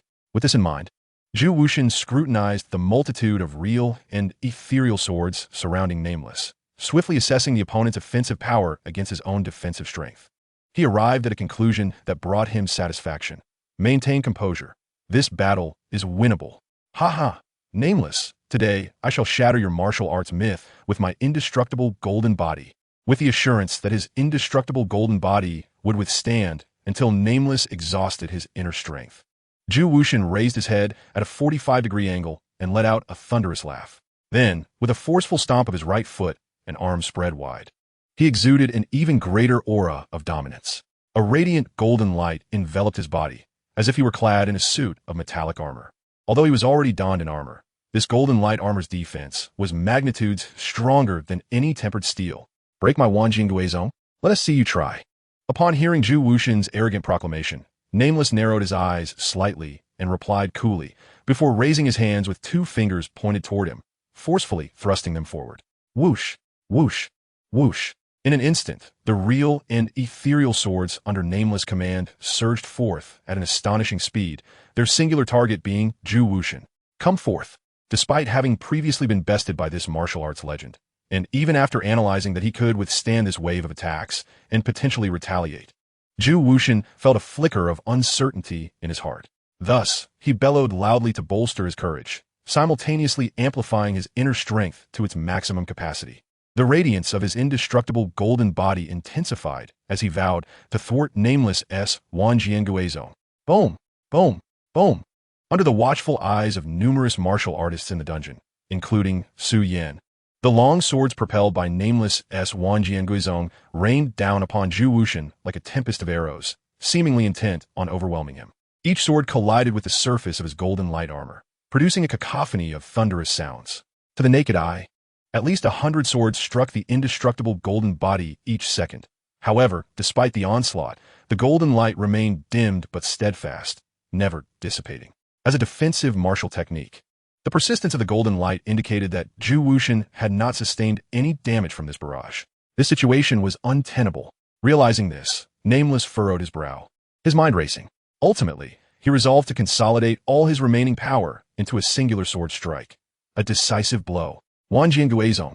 With blood trickling from the corner of his mouth, Nameless forced himself to intensify the Wanjianguizong technique, concentrating all remaining ethereal swords in one location, discarding the real swords to amplify the remaining ethereal sword's potency. He then pointed with 2 fingers, directing the final ethereal sword toward the now pale-faced Zhu Wuxian with ferocity. Indestructible golden body. Sensing that this singular sword's power eclipsed that of the previous hundreds, even Zhu Wuxian felt a twinge of uncertainty. Gritting his teeth, he too resolved to risk everything. In this critical moment, the explosive nature of the Easterners came into play as Zhu Wuxian, fraught with tension and anxiety, unleashed an unprecedented 80% of his strength. Then, Nameless's final sword collided with the brilliant yet dimming golden armor.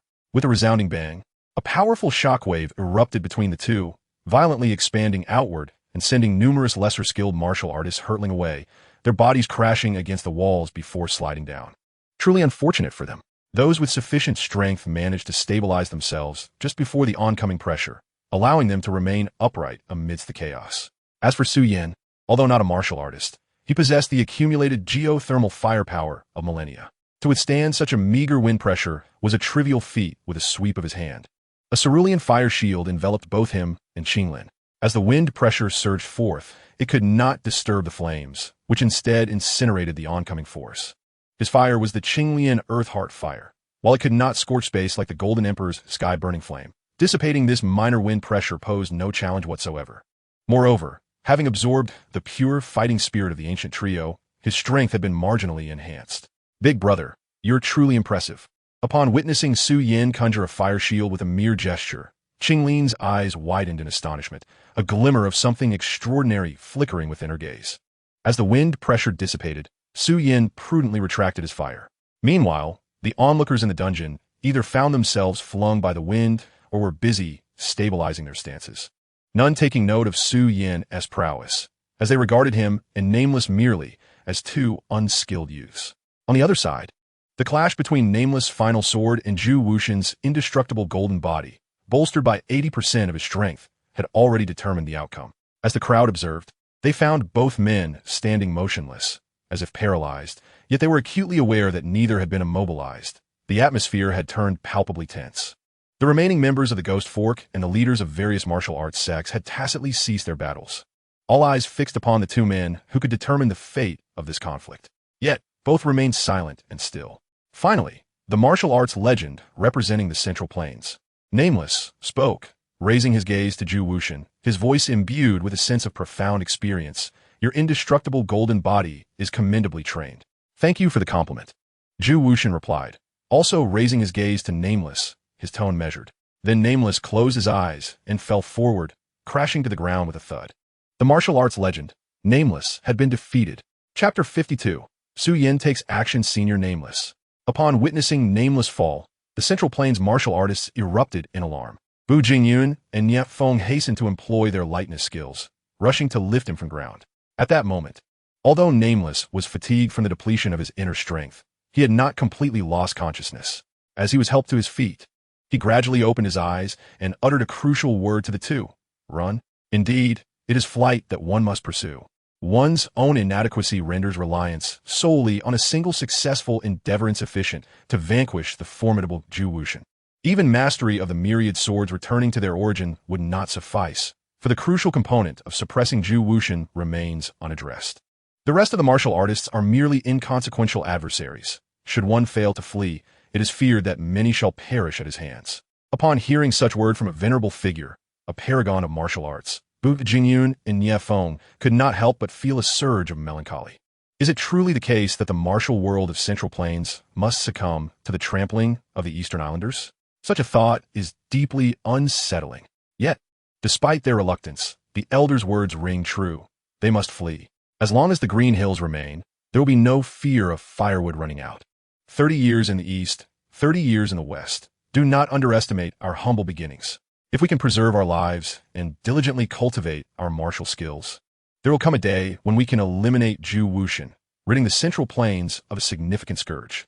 With this in mind, Bu Jingyun and Nie Feng urgently called out to the bewildered leaders of the various sects, who were struggling to comprehend that the legendary figure of their martial world, Wu Ming, had indeed been defeated. Everyone flee. Flee? Yes, everyone quickly. Upon hearing Feng Yun's exhortation, the sect leaders snapped out of their stupor and quickly echoed his call. Rushing toward the exit, like Wu Ming, they too were left with but a fraction of their strength, able only to contend with lesser foes, such as the Guoxia Luo. Facing Zhu Wuxin, it was wiser to preserve their lives for a future opportunity. Before long, the once quiet dungeon was abuzz with the frantic escape of those representing the martial world of the Central Plains. Wu Ming has fallen before me, and you insignificant ants dare to flee? With a deep breath, regaining some strength, Zhu Wuxin spread his arms wide and declared loudly to the crowd. He then clenched his fist and waved it toward the exit, unleashing a shockwave that shattered the stone wall above, sealing the passageway with debris.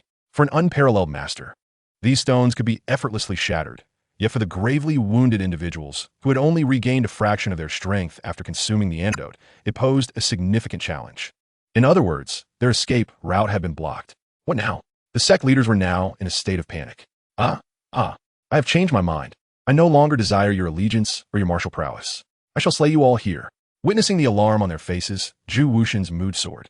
Initially intending to interrogate them to extract the secrets of their martial arts, he now altered his intentions, for he had triumphed over the legendary figure Wu Ming, who had mastered the myriad swords returning to their origin. Unbeknownst to him, he had grown so powerful that he no longer needed to learn other martial arts. Thus, do I require the service of these ants? Absolutely not. Even if they refuse to submit, my transcendent prowess is sufficient to dominate the Central Plains and unify the realm. With this thought, Zhu Wuxin laughed heartily, reveling in his elation. At this moment, having observed a rather captivating battle, Su Yin rose from the ground, ruffled the hair of the young girl Qinglin, urging her to hide behind him. He then turned his gaze toward Zhu Wuxin, who was facing the martial artists and laughing maniacally, and with a hint of irritation, remarked, "Hey, old fool, could you please close your mouth and stop laughing? Your voice is unbearable." Zhu Wuxin obediently ceased his laughter, and the dungeon fell silent once more. As he prepared to strike again, Feng Yun, who had battled Zhu Wuxin thrice, exchanged glances with Su Yin, both recognizing the gravity of the situation. "Hey, you there. Are you speaking to me?" Zhu Wuxin, now self-proclaimed as the new legend, did not turn around but merely glanced back at Su Yin with a cold tone. "Is there anyone else making such an unpleasant noise here besides you?" Su Yan retorted, placing his hands behind his back and stepping forward. He had observed the battle between Wu Ming and Zhu Wuxin and had learned a couple of moves that he now intended to test. "You seek death." Zhu Wuxin, indignant at the audacity of someone daring to speak to him so disrespectfully after having defeated the legendary figure of the Central Plains, felt his smile fade, replaced by an overwhelming intent to kill. His gaze upon Su Yin was akin to that of a predator viewing its prey. "Little brother, do not act impulsively. Zhu Wuxin is not to be trifled with." Nie Feng, ever the kind-hearted one, saw Su Yan's youthful arrogance and felt compelled to warn him. Though he had previously cautioned him, he felt obliged to reiterate the warning, though it seemed futile, given Zhu Wuxin's character. The lives of the brother and sister were surely forfeit. Sighing, Nie Feng exchanged a resolute glance with Bu Jingyun, both having made a silent pact. Even if it meant death, they would confront Zhu Wuxin in a final stand, for their escape route had been sealed, and they were unable to break free. To die at the hands of Zhu Wuxin is a rare honor indeed. You dare to provoke me repeatedly. Prepare to meet your demise. Ignoring the defeated Feng Yun, Zhu Wuxin raised his fist, stepped forward, and struck fiercely at Su Yin, moving with blinding speed. Seeing Zhu Wuxin's near-instantaneous approach, Qinglin screamed in fright quickly covering her eyes. Though she trusted in her elder brother's abilities, the old man's speed and ferocity were truly terrifying. Kill me? You audacious old fool. I return your words to you. To die by my hand is indeed a rare privilege. Xiao Yan dismissed Zhu Wuxin's lightning speed, raising his head to face the oncoming assault. He spread his arms wide, lips parting slightly, and calmly proclaimed, "Indestructible golden body." What? Upon hearing Xiao Yan's words, both Zhu Wuxin and the others preparing to act were taken aback. They beheld a layer of azure light emanating from Xiao Yan, enveloping him as if he were clad in armor. The appearance mirrored that of Zhu Wuxin's earlier display of the indestructible golden body, with the only distinction being the azure hue instead of gold. This is impossible. How could he possibly wield Zhu Wuxin's technique? The eyes of Feng Yun and the others, as well as Zhu Wuxin's, were filled with disbelief. Boom! Just then, Zhu Wuxin's lethal strike finally descended, the powerful fist colliding with a layer of azure light encasing Xiao Yan, resulting in a tremendous explosion that sent sparks flying, causing the dungeon's temperature to soar. Chapter 53. Indestructible Azure Flame Body. Perhaps due to inheriting the spirit of the Yi, or perhaps owing to his innate talent, Xiao Yan, having observed the battle between Wu Ming and Zhu Wuxin, discovered that he could penetrate the profound intricacies of their ultimate techniques. Indeed, he grasped the essence of both the myriad swords returning to their origin and the indestructible golden body. Having understood the subtleties of these formidable techniques, Xiao Yan promptly applied this knowledge, adeptly modifying the intricacies and channeling them through the geothermal fire within him, resulting in a manifestation that left him greatly satisfied. While martial techniques can only be activated with internal energy, the profound wisdom embedded within them is not confined to such limitations. Xiao Yan's ability to learn dynamically enabled him to create a new skill tailored to his own internal energy, which he deemed combat technique. Ultimately, the sole power of the medicinal dust is capable of driving combat techniques, and the skills propelled by the core fire of the Douqi Continent should also belong to the realm of combat techniques. However, this is of little consequence. What truly matters is that Xiao Yan has succeeded. He has created his own unique skill, which bears an almost identical appearance to the indestructible golden body of the legendary figure. Yet the profound intricacies within are inherently distinct. For instance, his defense is manifested through true energy, while the protective aura surrounding him is derived from his own subfire. When comparing the quality of his subfire to the true energy of the legendary figure, the answer is unequivocal. Bang! Although Xiao Yan was taken aback by his own ultimate technique, the legendary figure showed no signs of retreat. His lethal punch, infused with formidable force, struck the azure light enveloping Xiao Yan's body. Instantly, a resounding bang echoed, sending sparks flying and causing the temperature in the dungeon to surge. Yet the azure light remained intact. Xiao Yan emerged unscathed within the protective embrace of his indestructible azure flame body. No, that name no longer seemed fitting. It should be renamed Indestructible Azure Flame Body. Under the aegis of this newfound protection, Xiao Yan stood calm and composed, unfazed by the fierce expression of the brutish figure from the east. In fact, having achieved some commendable feats, Xiao Yan had grown increasingly adept at maintaining his composure. As time passed, he developed a clearer understanding of his terrifying capabilities. To put it plainly, look at how formidable I am. Why should I fear you ruffians, who merely appear intimidating but are fundamentally nothing more than hollow threats? How dare you block my lethal punch? Youngster, you've secretly learned my techniques quite well. The legendary figure's fist remained pressed against the indestructible azure flame body, and he regarded Xiao Yan, who stood so composed within his defense, with a cold sneer. To have caused even a slight spark on my defense, you could be considered somewhat skilled. However, in my eyes, a modicum of skill is indistinguishable from utter incompetence. With a casual wave of his hand, Xiao Yan replied nonchalantly, "Arrogant, are we? Come, let me receive another punch from you." Infuriated, the legendary figure's eyes glinted with an unprecedented ferocity. Gritting his teeth, he prepared to unleash another blow against Xiao Yan's indestructible azure flame body. Convinced that relentless attacks would eventually shatter this defense that had so brazenly imitated his own. Yet he pondered, how did this boy learn to replicate my indestructible golden body? The legendary figure remained baffled. Another punch? Fool, you seem to be oblivious to your current predicament. Xiao Yan shot a sidelong glance at the oblivious East Asian man and coolly remarked, Very well. I initially intended to grant you a painless demise, given that you provided me with an opening. However, since you were so arrogant and ignorant, I shall fulfill your wish and enlighten you about your current situation. With that, Xiao Yan raised his right arm and, under the bewildered gazes of the legendary figure and his companions, lightly snapped his fingers, subtly releasing the temperature of himself and his subfire. Ah! The legendary figure's scream reverberated throughout the dungeon as the moment his fist connected with Xiao Yan's indestructible azure flame body.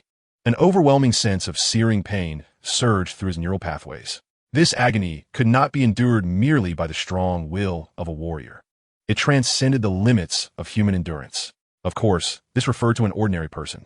Though the legendary figure was a master-level expert, fundamentally, his body was still that of an ordinary man. Thus, when Xiao Yan unleashed his temperature, the old man felt as if he were on the brink of collapse. His hand came into contact with that azure flame. The legendary figure's cries of torment caused the souls in the No-God Palace to exchange bewildered glances, uncertain of how to respond. Meanwhile, the companions of Wind and Cloud displayed expressions of delight.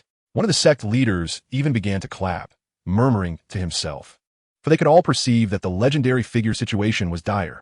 Kid, who exactly are you? As the flames from the indestructible azure flame body threatened to spread from his fist and arm to his entire being, the legendary figure resolved to make a desperate sacrifice. Severed his arm with a swift motion. A torrent of blood gushed forth, splattering against Xiao Yan's indestructible azure flame body, only to evaporate instantaneously. Staggering back, drenched in sweat, he gazed at Xiao Yan with sheer terror and inquired, I have never encountered such an enigmatic powerhouse capable of conjuring fire from thin air and azure flames at that. Huh, fool, do you think that severing your burned arm will absolve you of your plight? I told you, you still do not comprehend your current situation. Without responding to the legendary figure's query, Xiao Yan advanced towards him, the indestructible azure flame body protecting him. With each step he took forward, the legendary figure retreated, resembling a besieged maiden. Do you truly believe my flames attack only superficially? Do you think that just because there appears to be no fire on your body, you will not be consumed? I stated that the arrogant one is not me, but you. You mistakenly believe your lethal punch is formidable, attacking my indestructible azure flame body. Little do you know, the moment your fist made contact, countless sparks penetrated your skin and entered your body. The flames on the severed arm were merely my most direct and rudimentary means of attack. As Xiao Yan spread his hands in a gesture of exasperation, conveying a sentiment of you are so foolish, I can only feel pity. He drew inspiration from the original narrative where the medicinal dust was used to concoct pills, introducing a touch of bone spirit cold fire to manipulate life and death. A concept that demonstrated that the flames of extraordinary fire need not blaze in grandiosity. A mere spark at a critical juncture suffices. What are you saying? Upon hearing Xiao Yan's words, the legendary figure's eyes widened in disbelief, swallowing hard as he regarded this youth, who appeared scholarly yet exuded the aura of a demon, retreating step by step. It is said that a true expert can discern skill at a glance, having just clashed with Xiao Yan's newly conceived indestructible azure flame body. The legendary figure now fully comprehended that Xiao Yan's prowess undoubtedly surpassed his own. At least with this defense, he had to retract his previous statements. This defense was beyond his capacity to breach. He stood in an invincible position. Such a person could not deceive himself, could he? Surely you must be lying. It is impossible. You are merely a wet-behind-the-ears brat. You cannot defeat me. I am slap. Before he could finish his rant, now maddened with fury, Xiao Yan snapped his fingers for the second time. Hearing the sound, the legendary figure and everyone in the dungeon held their breath, a wave of trepidation washing over them. The next instant, boom, the legendary figure, his mouth pressed shut, gulping nervously, exploded at the spot he occupied, engulfed in a brilliant azure flame, the radiance blinding. The East Asian tyrant, who sought to dominate the martial world of the Central Plains, had met his demise. Chapter 54. Unfazed, Xiao Yan declared in all my endeavors. I have never needed to deceive you. If I say that the sparks entered your body through your skin, then they have indeed entered. At long last, this is it. With a mere snap of my fingers, I could incite your immediate obliteration, allowing you to truly savor the essence of reality. The minuscule embers that infiltrated the body of the formidable Zhu Wuxian, while diminutive in size, harbored an immense power. Under the dominion of the primal fire, Xiao Yan, they detonated explosively within Zhu Wuxian's being. It is not merely that he is an ordinary mortal-level master. Even a combat emperor like Heibadong could not escape the clutches of death. After all, if I am no match for the wild-boned spirit cold fire, how could I possibly contend with a domesticated version? As the saying goes, wild is thrice as strong, whereas refined is a third weaker.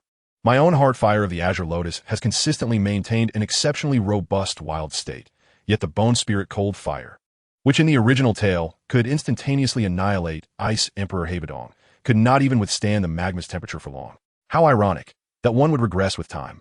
Returning to the main thread, after igniting those embers within Zhu Wuxian, he vanished from this world. Moreover, the very spot he occupied was obliterated by a dazzling azure light resulting from the explosion, leaving behind a gaping chasm approximately 5 meters deep, which truly shocked the remaining inhabitants of the dungeon. What manner of monster is this? This was nothing short of a one-sided battle. Indeed, from the perspective of Feng Yun and his companions, Xiao Yan's confrontation with Zhu Wuxian was a complete rout. They remained unscathed, not even soiling their sleeves, while the adversary was left in a state of utter dismemberment, with his very flesh evaporated, leaving no trace behind. Such a pitiful fate for a once great hero. Even though Zhu Wuxian was an enemy, Feng Yun could not help but sigh for him. After all, he was a formidable figure who met such a tragic end, a testament to the capriciousness of fate and the theatricality of life. Of course, there was no sympathy to be had.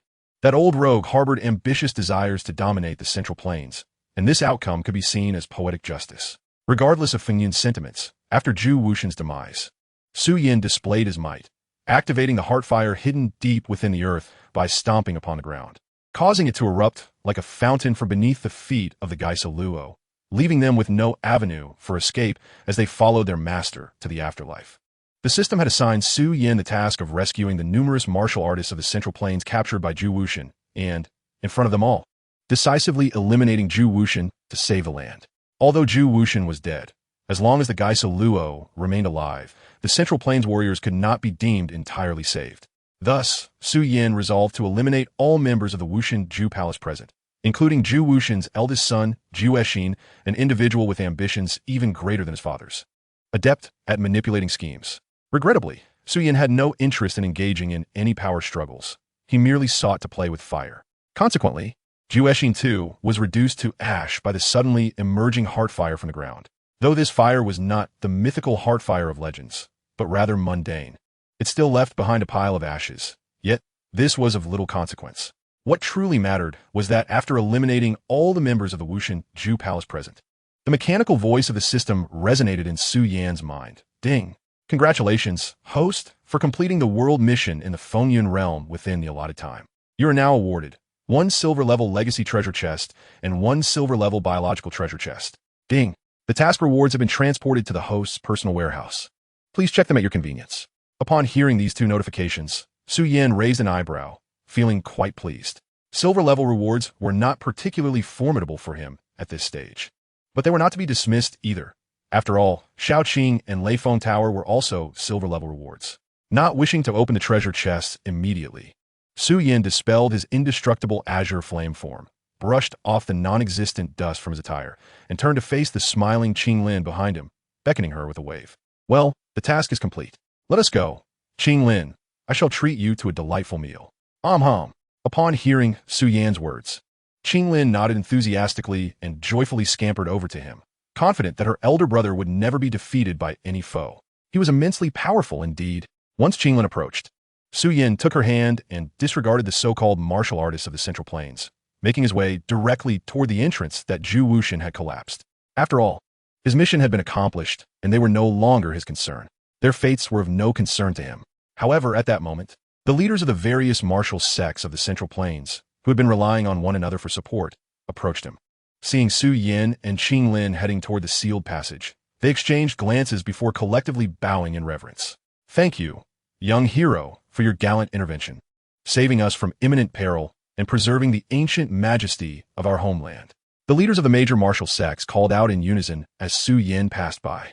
To them, the mere act of saving their lives warranted such gratitude, and combined with the elimination of Zhu Wuxian, it constituted a monumental contribution to the preservation of the integrity of the nation. They felt compelled to kneel in gratitude, lest they harbor any feelings of indebtedness. As they walked, suddenly being met with such reverence and calls of young hero, Xiao Yan halted in his tracks, turning to regard them with a perplexed expression. Young hero, am I truly deserving of such a title? In terms of strength, he was undoubtedly worthy of it.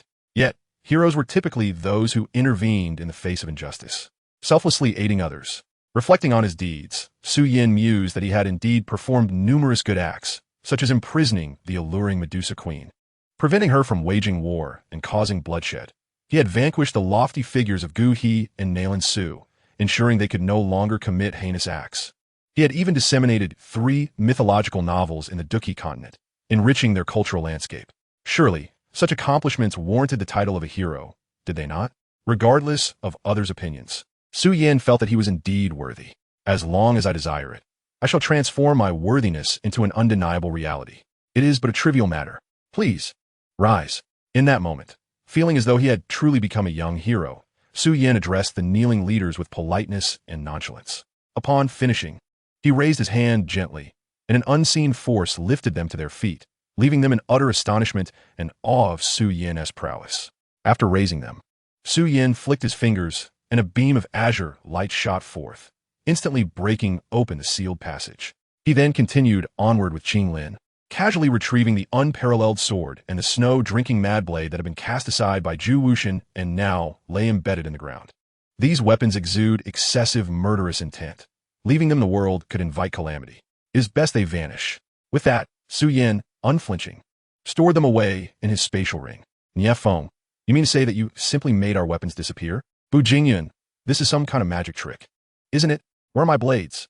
They scrutinized Xiao Yan closely, only to discover that there was indeed no place on his person to conceal the 2 formidable weapons. Unaware of the existence of storage rings, they fixated on Xiao Yan, eager to voice their thoughts. Yet when the words reached their lips, they found themselves utterly speechless. After all, he had just vanquished the formidable Zhu Wuxian and the entire Zhu Palace, thereby saving their lives. To challenge him with inquiries about the whereabouts of their blades would be utterly ungrateful and audacious. The young hero, whose unparalleled skills suggested he had transcended the realm of the ordinary, had stated that their weapons, brimming with lethal intent, could incite calamity if left in this world. Thus, his actions were surely motivated by a desire for the greater good. It must be acknowledged that at times, the distinction between righteousness and villainy is starkly pronounced. When the forces of good undertake an action, even without explanation or a mere pretext, they are readily placed upon a moral pedestal, and their intentions assumed to be noble. Conversely, when a malevolent act, skepticism abounds. Questions arise regarding their motives, whether they seek to sow discord or inflict harm. Yet here he stood, having eradicated Zhu Wuxian to rescue the martial artists, and in their eyes, he was the very embodiment of justice, the savior of the realm. Could his actions truly be wrong? Did he harbor any ill intent? Regardless of belief, they remained unconvinced. Presently, even the prevailing winds and all martial artists present bore no resentment toward Xiao Yan for rendering the illustrious sword and the snow-drinking mad blade non-existent. The most they felt was a tinge of regret. They believed Xiao Yan's actions were undoubtedly calculated for the benefit of the realm. In their perception, whatever Xiao Yan did was elevated and noble, aimed at the welfare of all, for he had indeed saved countless lives. Noticing the reverence and gratitude in their gazes, and recognizing the flicker of admiration in Feng Yun's eyes, as well as the goodwill reflected in Wu Ming's, Xiao Yan raised an eyebrow, bemused. This was not what he had anticipated. He had stripped Feng Yun of their weapons. Should they not be incensed, perhaps even adversarial? Why then did they look upon him with such respect? As if he were a living deity? Confounded, Xiao Yan, having read numerous novels, could somewhat grasp the psychological nuances of characters. Observing the charred marks around him, realization dawned upon him. These individuals regarded him as a grand hero, a true knight-errant. They genuinely believed his words, thinking that the illustrious sword and the mad blade would indeed bring misfortune to the world. He had never encountered such a naive group of people. Yet, he refrained from voicing this final thought, for it seemed inappropriate to harbor disdain for those who admired him so deeply. Seizing the moment of their adulation, Xiao Yan, feeling no need to exert further effort, clasped his fist in a gesture of respect and said, "The world of martial arts is fraught with peril. Take care, everyone." With that, Xiao Yan grasped Qinglin's hand, transforming into a streak of radiant light, swiftly soaring through the dungeon's passage, vanishing in the blink of an eye. The leaders of various martial sects, including the one known as the legend of the martial world, Wu Ming, were left agape, their jaws nearly grazing the ground. To move with such swiftness, to transform into light. He was no longer merely a man, but a divine being. How could a mere mortal achieve such feats? Moreover, the sudden emergence of azure flames that incinerated the iron gates imprisoning the sect leaders, effortlessly dispatching the notorious Zhu Wuxian, was beyond the realm of human capability. Thus, it was clear that young hero was not merely a human. He was indeed the embodiment of martial legend. Ah, with such a figure among us, how could Wu Ming still be regarded as the legend of the martial world? That title rightfully belonged to the young hero who had saved the realm, yet left no name behind. After a long silence, Wu Ming, having regained his composure from the shock of Xiao Yan's radiant departure, exhaled deeply. Upon his utterance, the surrounding crowd nodded in agreement. Indeed, he had single-handedly rescued the world, demanding nothing in return, not even leaving behind a name before departing. Such profound martial prowess and noble character made him the true legend of the martial world. Yet, how could they refer to him without knowing his name? Surely, they could not call him by the moniker of Wu Ming. Coughing slightly, Wu Ming seemed to feel his injuries intensify. No matter, though the noble young hero had not revealed his name, they had overheard him refer to his sister, the little girl, as Qinglin. Thus, let's call him Qinglin's brother. What do you think, everyone? A sect leader proposed, and the others found merit in the suggestion. For now, let this be his title. And when they learned his true name, they could amend it. Yes, let it be so. There is no harm in this. Henceforth, the martial world of Central Plains shall have a new legend. The noble hero, Qinglin's brother. After mutual agreement, the leaders affirmed this new title. Even Wu Ming nodded in approval, showing no signs of dissatisfaction, only a hint of reflection.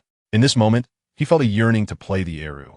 Unbeknownst to him, he had been bestowed the title of legend of the martial world and the name Qinglin's brother, which sounded as if inscribed on a tombstone.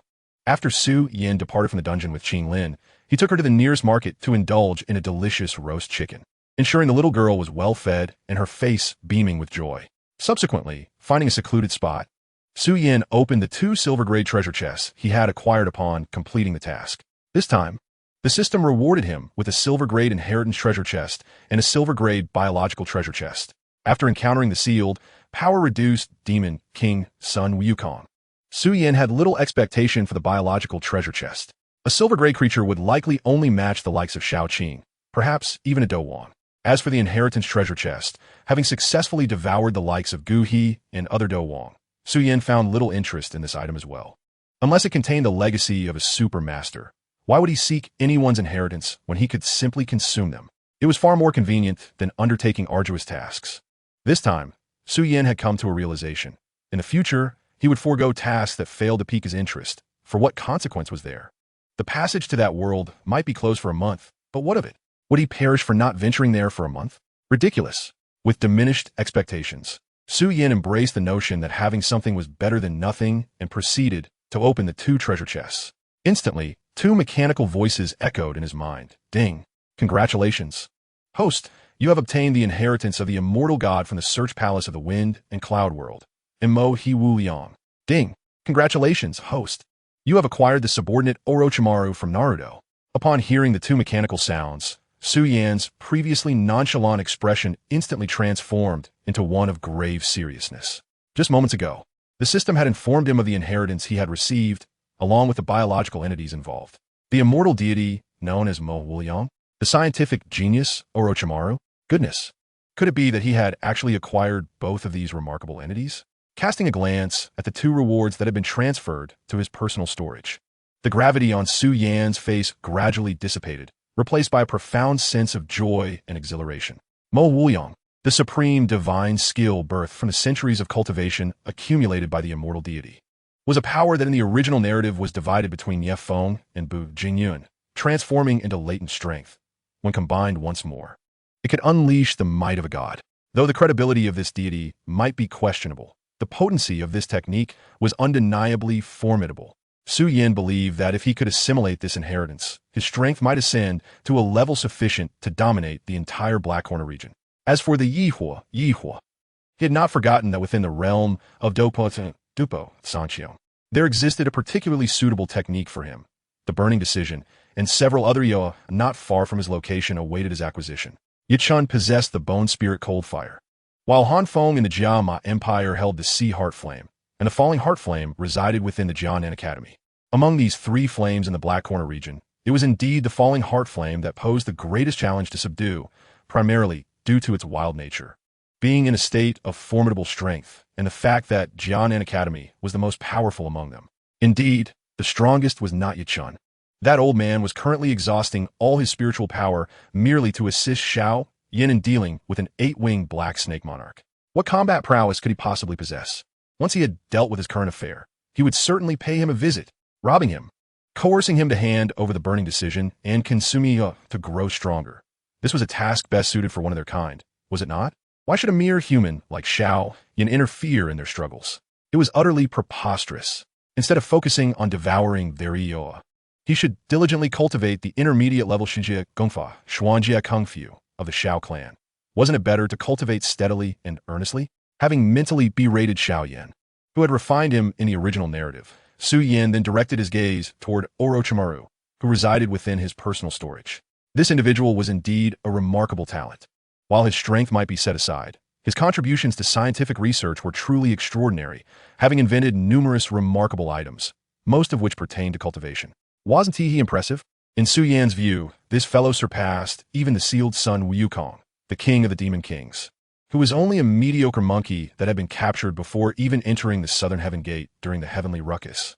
And that was under the pretext of the heavens, allowing him to have some fun. This was all quite absurd, as he was a derived version, sealed with 80% of his power, still considered golden level, a truly unique case. Su Yan felt a complex mix of emotions. He had initially thought that there were no formidable figures among the silver-level beings, yet he had unexpectedly encountered a talent like Orochimaru. It seemed he could not afford to underestimate the silver level after all. With this thought in mind, Su Yan focused his intent and activated the inheritance of Mo Huliang, simultaneously releasing Orochimaru from his storage. Abruptly appearing in an unfamiliar location, Orochimaru remained entirely unperturbed, instead taking a keen interest in surveying his surroundings. Ultimately, his gaze landed on Su Yan, who stood before him, arms crossed, scrutinizing him with keen interest. As Orochimaru had now become Su Yan's subordinate, he harbored no ill intentions. Kneeling on one knee with a respectful demeanor, and addressed him, Orochimaru pays his respects to the master.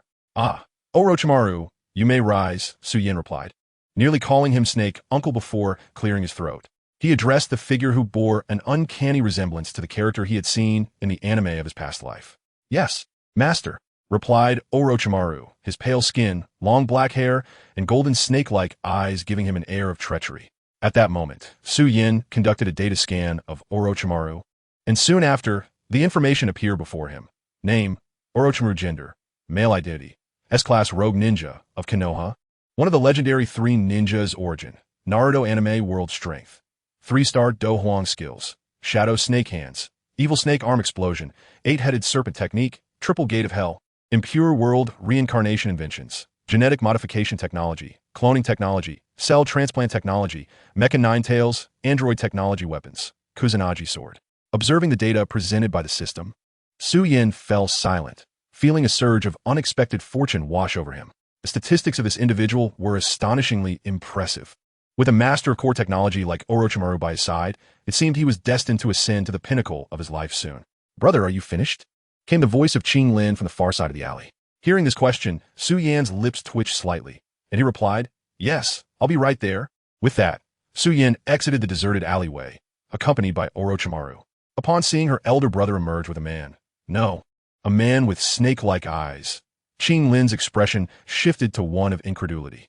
It appeared that she had encountered a snake man. "Brother, what on earth did you do in there?"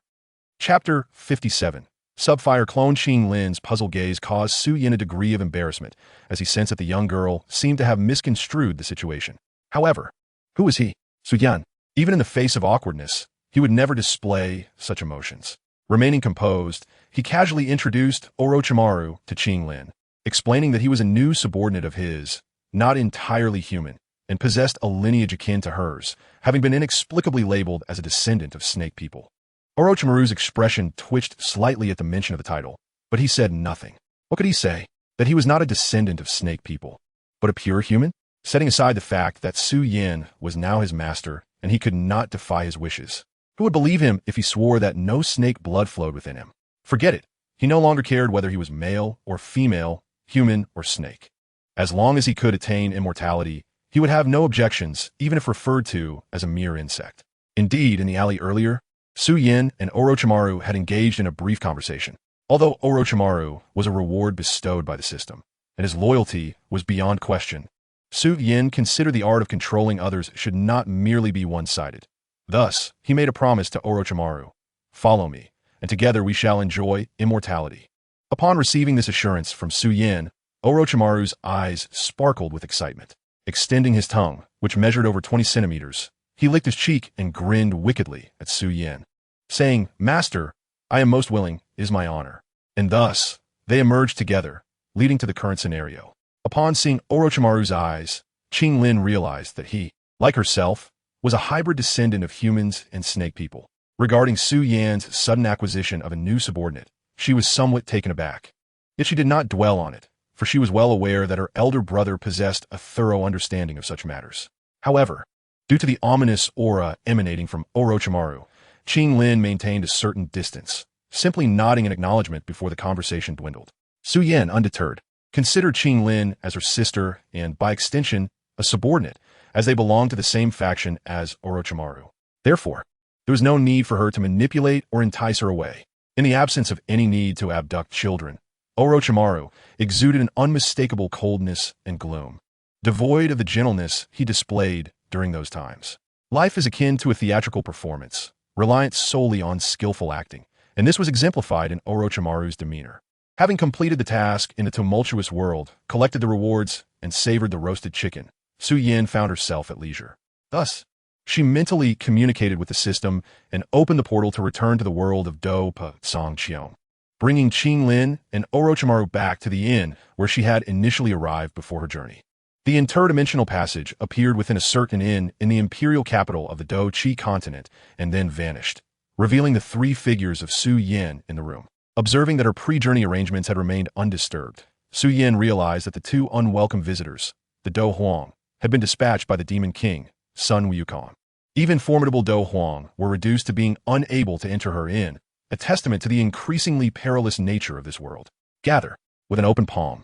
Xiao Yan commanded the scattered flames from the door crevice, window gap, and even the rooftop to return, coalescing into her hands before being absorbed back into her body. The flames, having been separated from her essence, would extract a portion of her energy. Therefore, Xiao Yan endeavored to reclaim as much as possible. If any remained unrecoverable, it was of little consequence.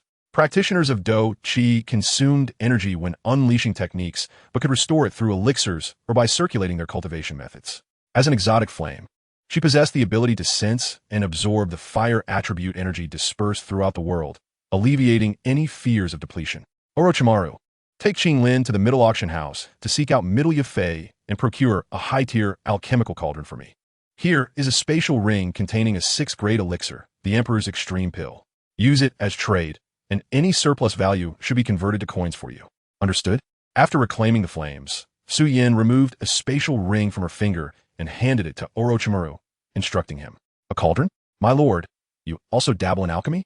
Orochimaru inquired as he accepted the ring, sensing the elixir within. Originally, I did not, but an imbecile came to deliver his demise yesterday. After devouring him, I acquired the knowledge, Xiao Yan replied, shrugging nonchalantly. Orochimaru's eyes glimmered with envy. What a remarkable skill. I wish to possess such an ability as well. Fear not, my lord. I shall return with the cauldron. Nodding in agreement, Orochimaru departed the inn with Qinglin, following her lead toward the middle auction house.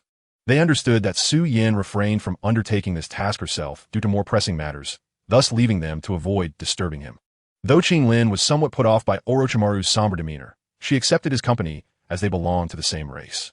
Having spent over a week by Xiao Yan's side, the young girl had gradually gained a bit more courage. Once they had departed, Xiao Yan settled beside the bed, closed her eyes, and placed her hands on her knees, gradually assimilating the teachings of immortality regarding the Maha Wuliang inheritance, along with the indestructible golden body and the technique of uniting all swords.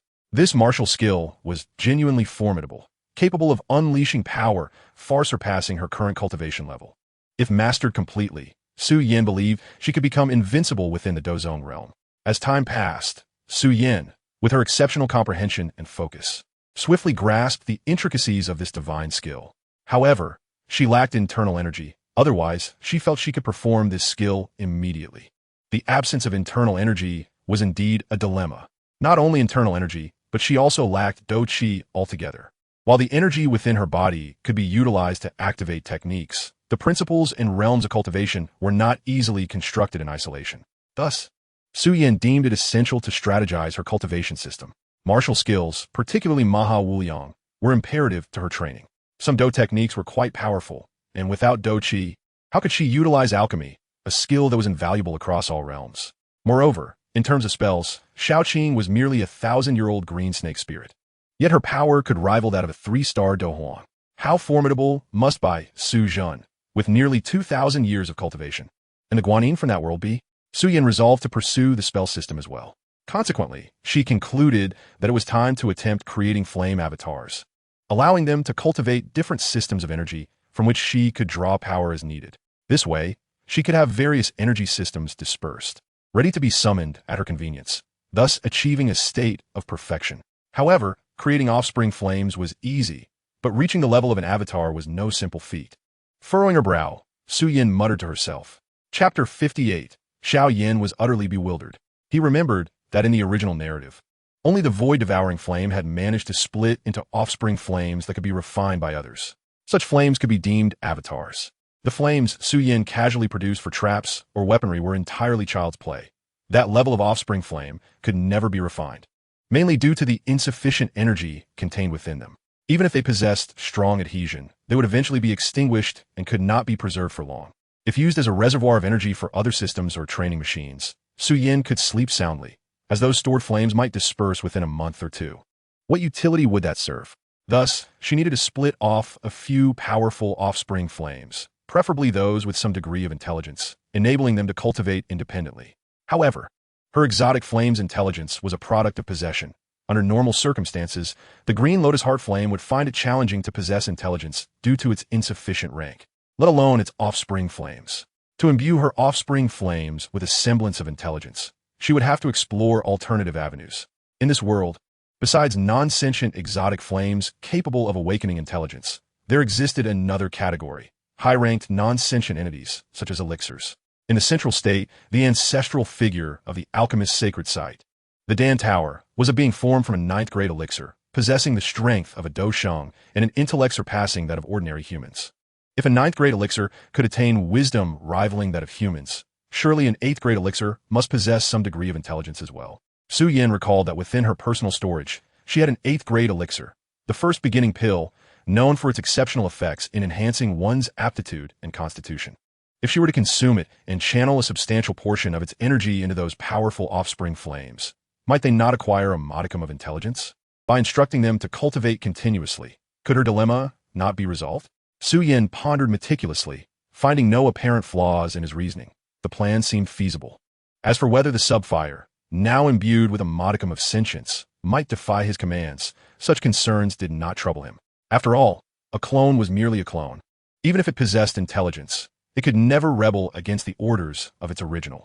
Even the avatars created by the Tai-Ching sage, who transformed into the 3 pure ones, were bound to obey their master's commands. Surely, his own clone could not possess a greater intellect? That was simply improbable. Moreover, Xiao Yan had previously separated subfires, which were entirely under his control. Should he command them to self-destruct, they would comply without hesitation. Indeed, this method warranted a trial. First and foremost, he needed to split off a powerful subfire capable of enduring for an extended period. With his chin resting thoughtfully on his hand, he resolved to embark on an experiment to divide a potent subfire. Meanwhile, in the vicinity of the Beast Mountain range, a young man clad in black and burdened with a heavy measuring rod emerged from the city of Wutan.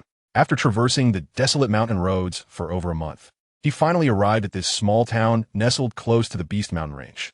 Upon reaching his first destination for training, he inquired of his mentor, "Teacher, what is the purpose of our journey to the Beast Mountain range? Should we not directly seek the Yoa?" This young man, clad in black, was none other than Xiao Yan, the protagonist of this world. After enduring the humiliation of his fiancée's abrupt withdrawal from their engagement, he had devoted over a year to retraining under the guidance of the esteemed pharmacist Yao Chun, regaining his status as a Do fighter and even becoming an alchemist.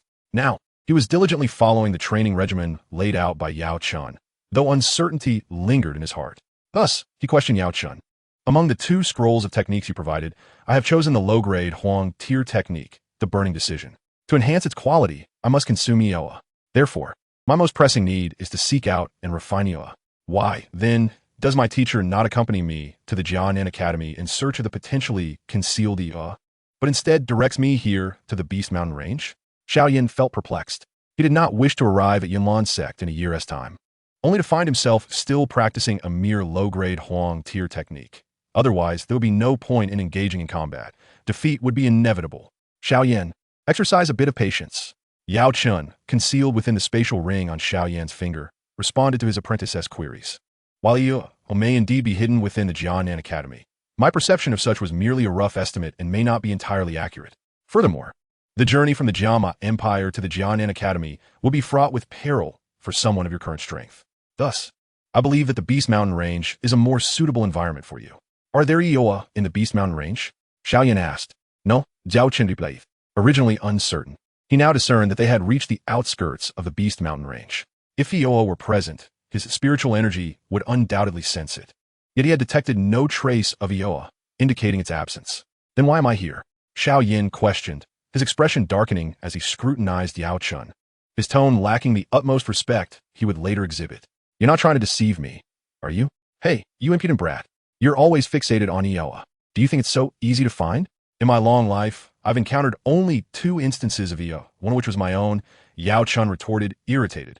Then what is my purpose for coming to the Beast Mountain Range? Xiao Yan pondered while stepping into the town crowded with mercenaries. The beasts in the Beast Mountain Range can serve as your sparring partners, and it is rich in medicinal herbs. Here, you can practice alchemy without worrying about a lack of materials. Of course, you will undoubtedly encounter dangers in your quest for herbs, but what you need now is to face and overcome those dangers, Yao Chen explained, simultaneously extending his spiritual energy to survey the environment of the small town. Very well. I shall heed your advice for the time being, but do not forget your promise to take me in search of Yoa. My Douqi technique is still at the low Huang tier, Xiao Yan acknowledged, realizing the wisdom in Yao Chun's words. Training here would indeed be beneficial. Rest assured, brat, I await your acquisition of several Yoa for me to refine into your physical form. You think I would forget? That's good. With Yao Chen's assurance, Xiao Yan nodded in satisfaction, then began to survey the town, intending to replenish his supplies before entering the Beast Mountain Range. The provisions he had purchased in Wutan City were nearly depleted after over a month. Swiftly, his keen eyes spotted a shop selling various essential goods, and a smile graced his face as he approached it. However, just a few steps into his journey, a group of mercenaries passing by caught his attention. Their conversation caused him to pause abruptly. Do you think there are Lingding Shivo like Sun Wukong in the Beast Mountain Range? If there are, how powerful would they be? Ha, Ling Ming Shiho? Any beast capable of speech would at least be at the 6th tier, equivalent to a Do Huang among humans. Regardless of their existence, if they could speak, would you dare to provoke them? Not a chance. Even if they couldn't talk, I would dare. What if they were the offspring of the great sage? Sun Wukong isn't that formidable, in my opinion. I feel his title of great sage is somewhat inflated. On his journey for scriptures, he was constantly bested by various beasts. Oh no, I mean demons. Whenever he encountered humans, he claimed to be the great sage who wreaked havoc in the Heavenly Palace 500 years ago, utterly oblivious to his past failures. Well, who cares? At least the title of the great sage is recognized by most. Besides, a talking monkey must possess strength above Do Huang, a level we can only aspire to. The mercenaries' idle chatter continued, yet Xiao Yan's mind was utterly bewildered. What was going on? Ling Shi, great sage Sun Wukong, constantly being bested by demons on his journey for scriptures. How did these people know about such matters? Shouldn't these be secrets known only to him? Xiao Yan, utterly confused, turned to look at the mercenaries who had already walked away, his mind swirling in chaos. Chapter 59, Yao Chun. I have no interest in Douqi. My name is Xiao Yan, and I'm a transmigrator from a planet known as Earth. I have crossed over into this world, and this is my greatest secret, one I have shared with no one. Yet, why do these mercenaries know of the mythological tales from my previous world? Xiao Yan furrowed his brow, feeling an unsettling sensation that this situation was far from simple, and undoubtedly concealed a grand conspiracy. Typically, uncovering such conspiracies would yield various benefits. Now, in desperate need of advantages to enhance his strength, Xiao Yan felt compelled to unravel this mystery, whether for tangible gains or to satisfy his own curiosity. At this moment, Yao Chun, residing within his spatial ring, also spoke up. The title of Great Sage is indeed an imposing one. Is this the title of a Dosheng? Why have I never heard of it before? Where did these lowly mercenaries hear such tales? As the apparent foremost alchemist in this world, Yao Chun had at least heard of nearly all Doushangs. However, the name of the great sage was entirely unfamiliar to him. He was aware of the Net Lotus Demon Saint and the Yellow Spring Demon Saint, one of whom was a formidable figure nearing Do Di, while the other had one foot in that realm, both able to overshadow the ancient clan leaders of the 8 ancient families. Yet the great sage? Apologies, but after careful consideration, he had indeed never encountered this name before. Oh no, from the mercenary's words, it appears that this refers to a monkey, a Douqi monkey. I believe we must investigate this great sage further. Xiao Yan, with a serious demeanor, addressed the medicinal spirit within his ring. Why is that? Even if he is a Doushang, a powerful figure of whom I have never heard, what relevance does that hold for us? You cannot possibly believe that there exists a Doushang's lair within the confines of the Jiama Empire. Can you? Little Yin, do not indulge in fantasies. I can assure you with utmost certainty that it is impossible. A Doushang would never choose to establish their abode in a cesspool. And do not hastily refute me. To a lofty Doushang, the Jiama Empire is no different from a dung pit. He had expected Xiao Yan to seek the lair of the great sage equal to heaven to seize the inheritance of a Doushang. But the medicinal spirit shook his head, advising him not to entertain such whimsical thoughts. Xiao Yan retorted, "Damn it, I understand that a Doushang is impressive. But there is no need to insult the Jiama Empire in such a manner, is there? If the Jiama Empire is a cesspool, then what does that make me and you, who reside here?" Rolling his eyes, Xiao Yan found himself at a loss for words regarding the old man's analogy. Nevertheless, he felt compelled to clarify, so he pondered his words and said to the medicinal spirit, half seriously, "In my youth, I encountered an elder who spoke of the great sage equal to heaven. At the time, I dismissed his tales as mere fabrications meant to amuse children. But after hearing the mercenary speak, I now suspect there may be some truth to it. Thus, I wish to verify its authenticity. And if it proves to be true, what then?" The medicinal spirit inquired with interest, surprised to learn that Xiao Yan had once met such a mysterious elder. "Well, I suppose I would seek to ally myself with such a figure," Xiao Yan replied earnestly after a brief silence. Upon hearing this, the medicinal spirit coughed, unable to suppress his amusement at this impudent disciple's words. Was this fellow truly so devoid of dignity, akin to his younger self? "Master, shall we investigate?" Xiao Yan suggested earnestly, though with a hint of bashfulness. He harbored a premonition that in seeking the whereabouts of the great sage equal to heaven, he would undoubtedly encounter a remarkable opportunity. Sighing, the medicinal spirit conceded, "Very well, if you wish to investigate, then do so. After all, a Doushang possesses an allure that is undeniably compelling to a fledgling warrior like yourself. It is no wonder you feel this way. I wonder if that great sage, Sun Wukong, is indeed a Doushang. Regardless, upon hearing that name, I have unconsciously labeled him as such." He sighed again, expressing his ambivalence towards the Doushang. Although he had only attained the pinnacle of Dozun in life, had he still been alive, with his innate talent and alchemical prowess, reaching Doushang would merely be a matter of time. Though the Doushang stands high above, I too have my chances to ascend. Why should I allow myself to be swayed by what may or may not be a fleeting rumor? I have endured too much in life. My heart has achieved the tranquility of still waters. Whether it be the great sage or any other, none shall sway me. At that moment, as Xiao Yan entered a shop filled with various daily necessities, he was taken aback to find an extensive collection of Journey to the West novels occupying a prominent space on the shelves. He gasped in surprise and hurried over to examine one, flipping it open to discover the first chapter detailing the origins of spiritual roots and the cultivation of the Tao. "Little Yin, what book has you so excited?"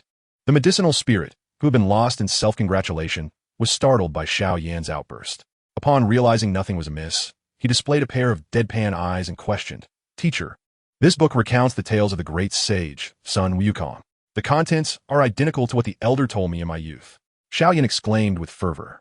Upon seeing the book, he speculated whether perhaps a fellow countryman had also traversed into this alternate world.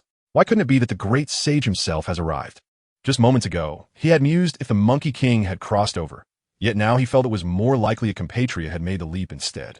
This shift in thought was undoubtedly due to the fact that while the Monkey King was the protagonist of Journey to the West, he could not have authored the book himself. In terms of literature, the Monkey King was illiterate. Moreover, the cover boldly displayed the name of the author, Wu Qingyan, if not his fellow countryman. Who else could it be? Xiao Yan felt somewhat inadequate compared to this unnamed compatriot, who had begun adapting the 4 great classics into this world, while he himself had yet to harness the full potential of his abilities as a transmigrant. focusing solely on refining energy. Even after being absorbed by an old man, he continued to practice diligently, oblivious to the opportunities presented by his past knowledge. This was undeniably a grave oversight on his part. With a shake of his head, he sighed at the thought, while the medicinal spirit, upon hearing Xiao Yan mention the book's content regarding the great sage, became fully engrossed in reading. Do not misunderstand. I'm not particularly interested in any dousheng. I merely find myself bored and am passing the time, he thought to himself, for he too had the potential to ascend to such heights, did he not? Chapter 60. Xiao Yan's conflicted emotions. The medicinal spirit exemplified the essence of hypocrisy. Claiming indifference towards the dousheng while fixating intently on the contents of Journey to the West in Xiao Yan's hands. When he read that the so-called great sage, Sun Wukong, had sprung forth from a crack in a rock, his eyes widened in disbelief. While he could accept that a stone might awaken intelligence, after all, he had once tamed the bone spirit cold fire, which had exhibited some consciousness. Seeing a monkey emerge from a rock was a bit much to process. If today a monkey can leap forth, might tomorrow bring forth a great eagle, and the day after a pig? If Xiao Yan were aware of the medicinal spirit's inner musings, he would have quipped. Indeed, a great eagle and a pig did appear beside that monkey. One was led to the west, while the other became his disciple. After all, family ties run deep among monkeys and pigs. Returning to the matter at hand. Having confirmed that this book was indeed the journey to the west he had encountered prior to his crossing, Xiao Yan felt it unnecessary to continue reading.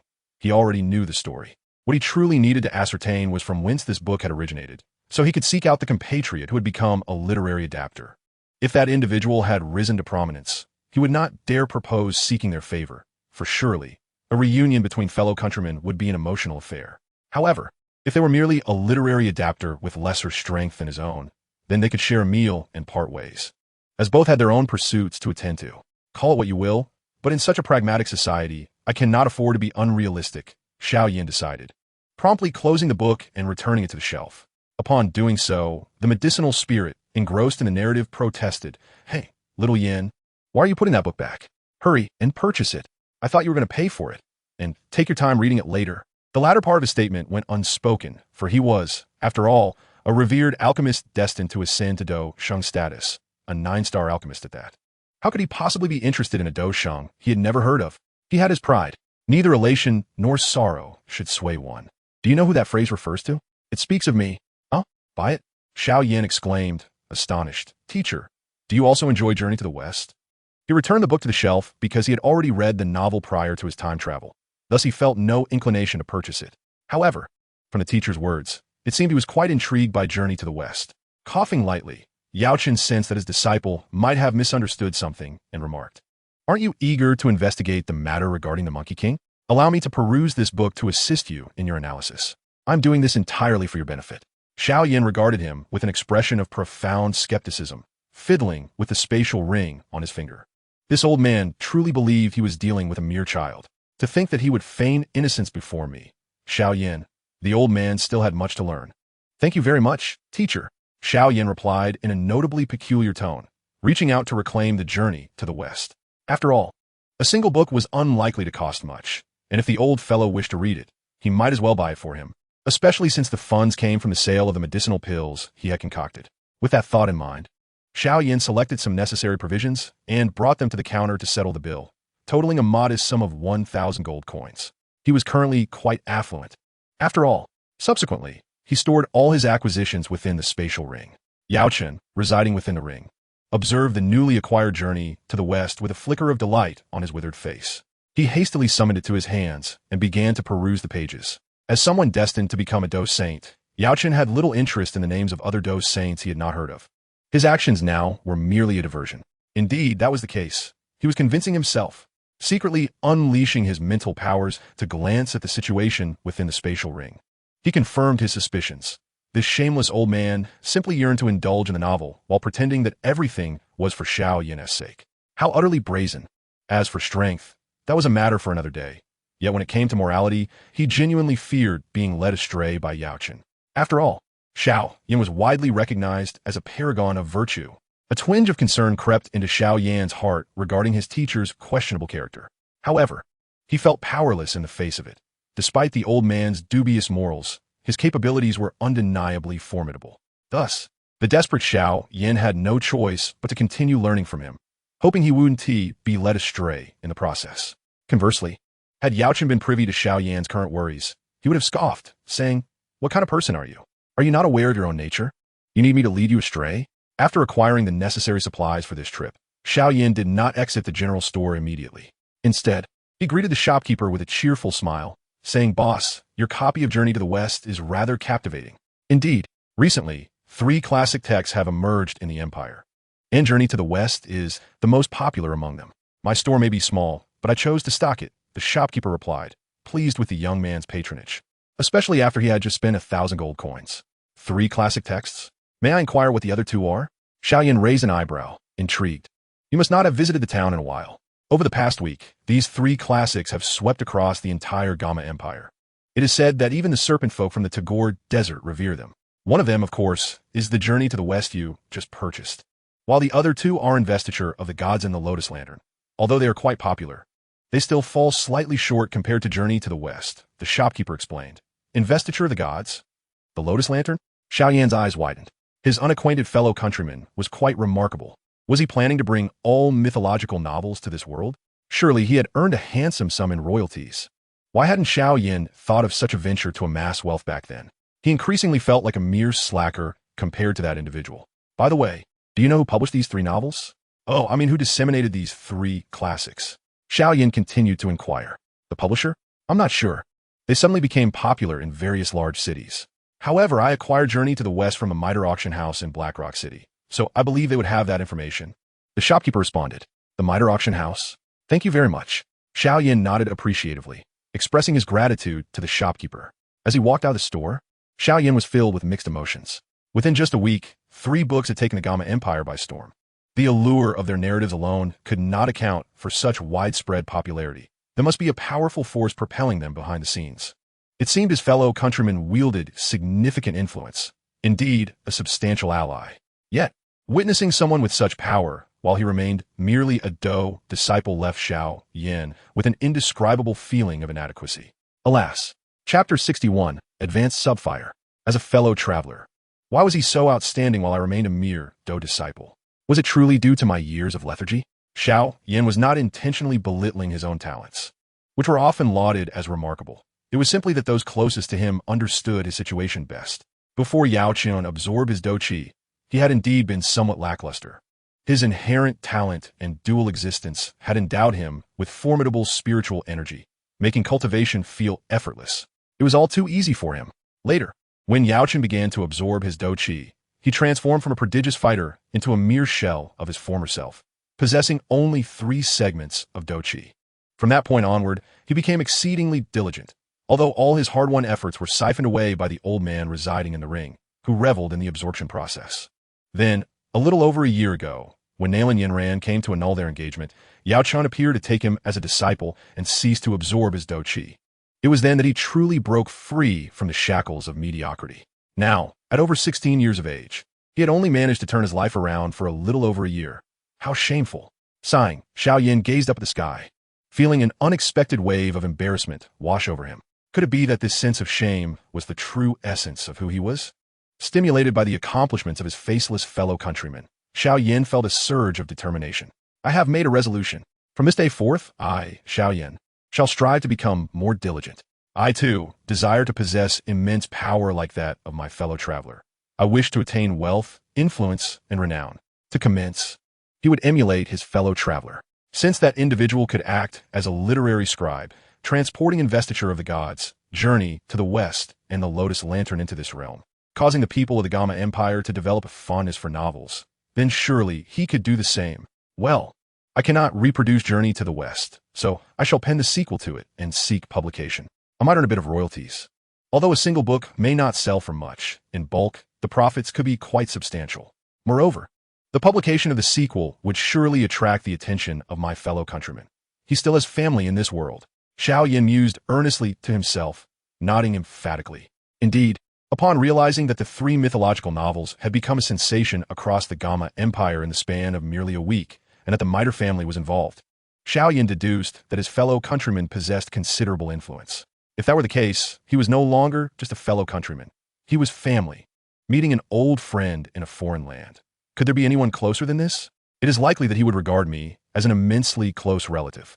At that time, haha, I would have yet another ally to assist me in my battle against the Yunlan sect. Cough, cough, a comrade, an inseparable comrade.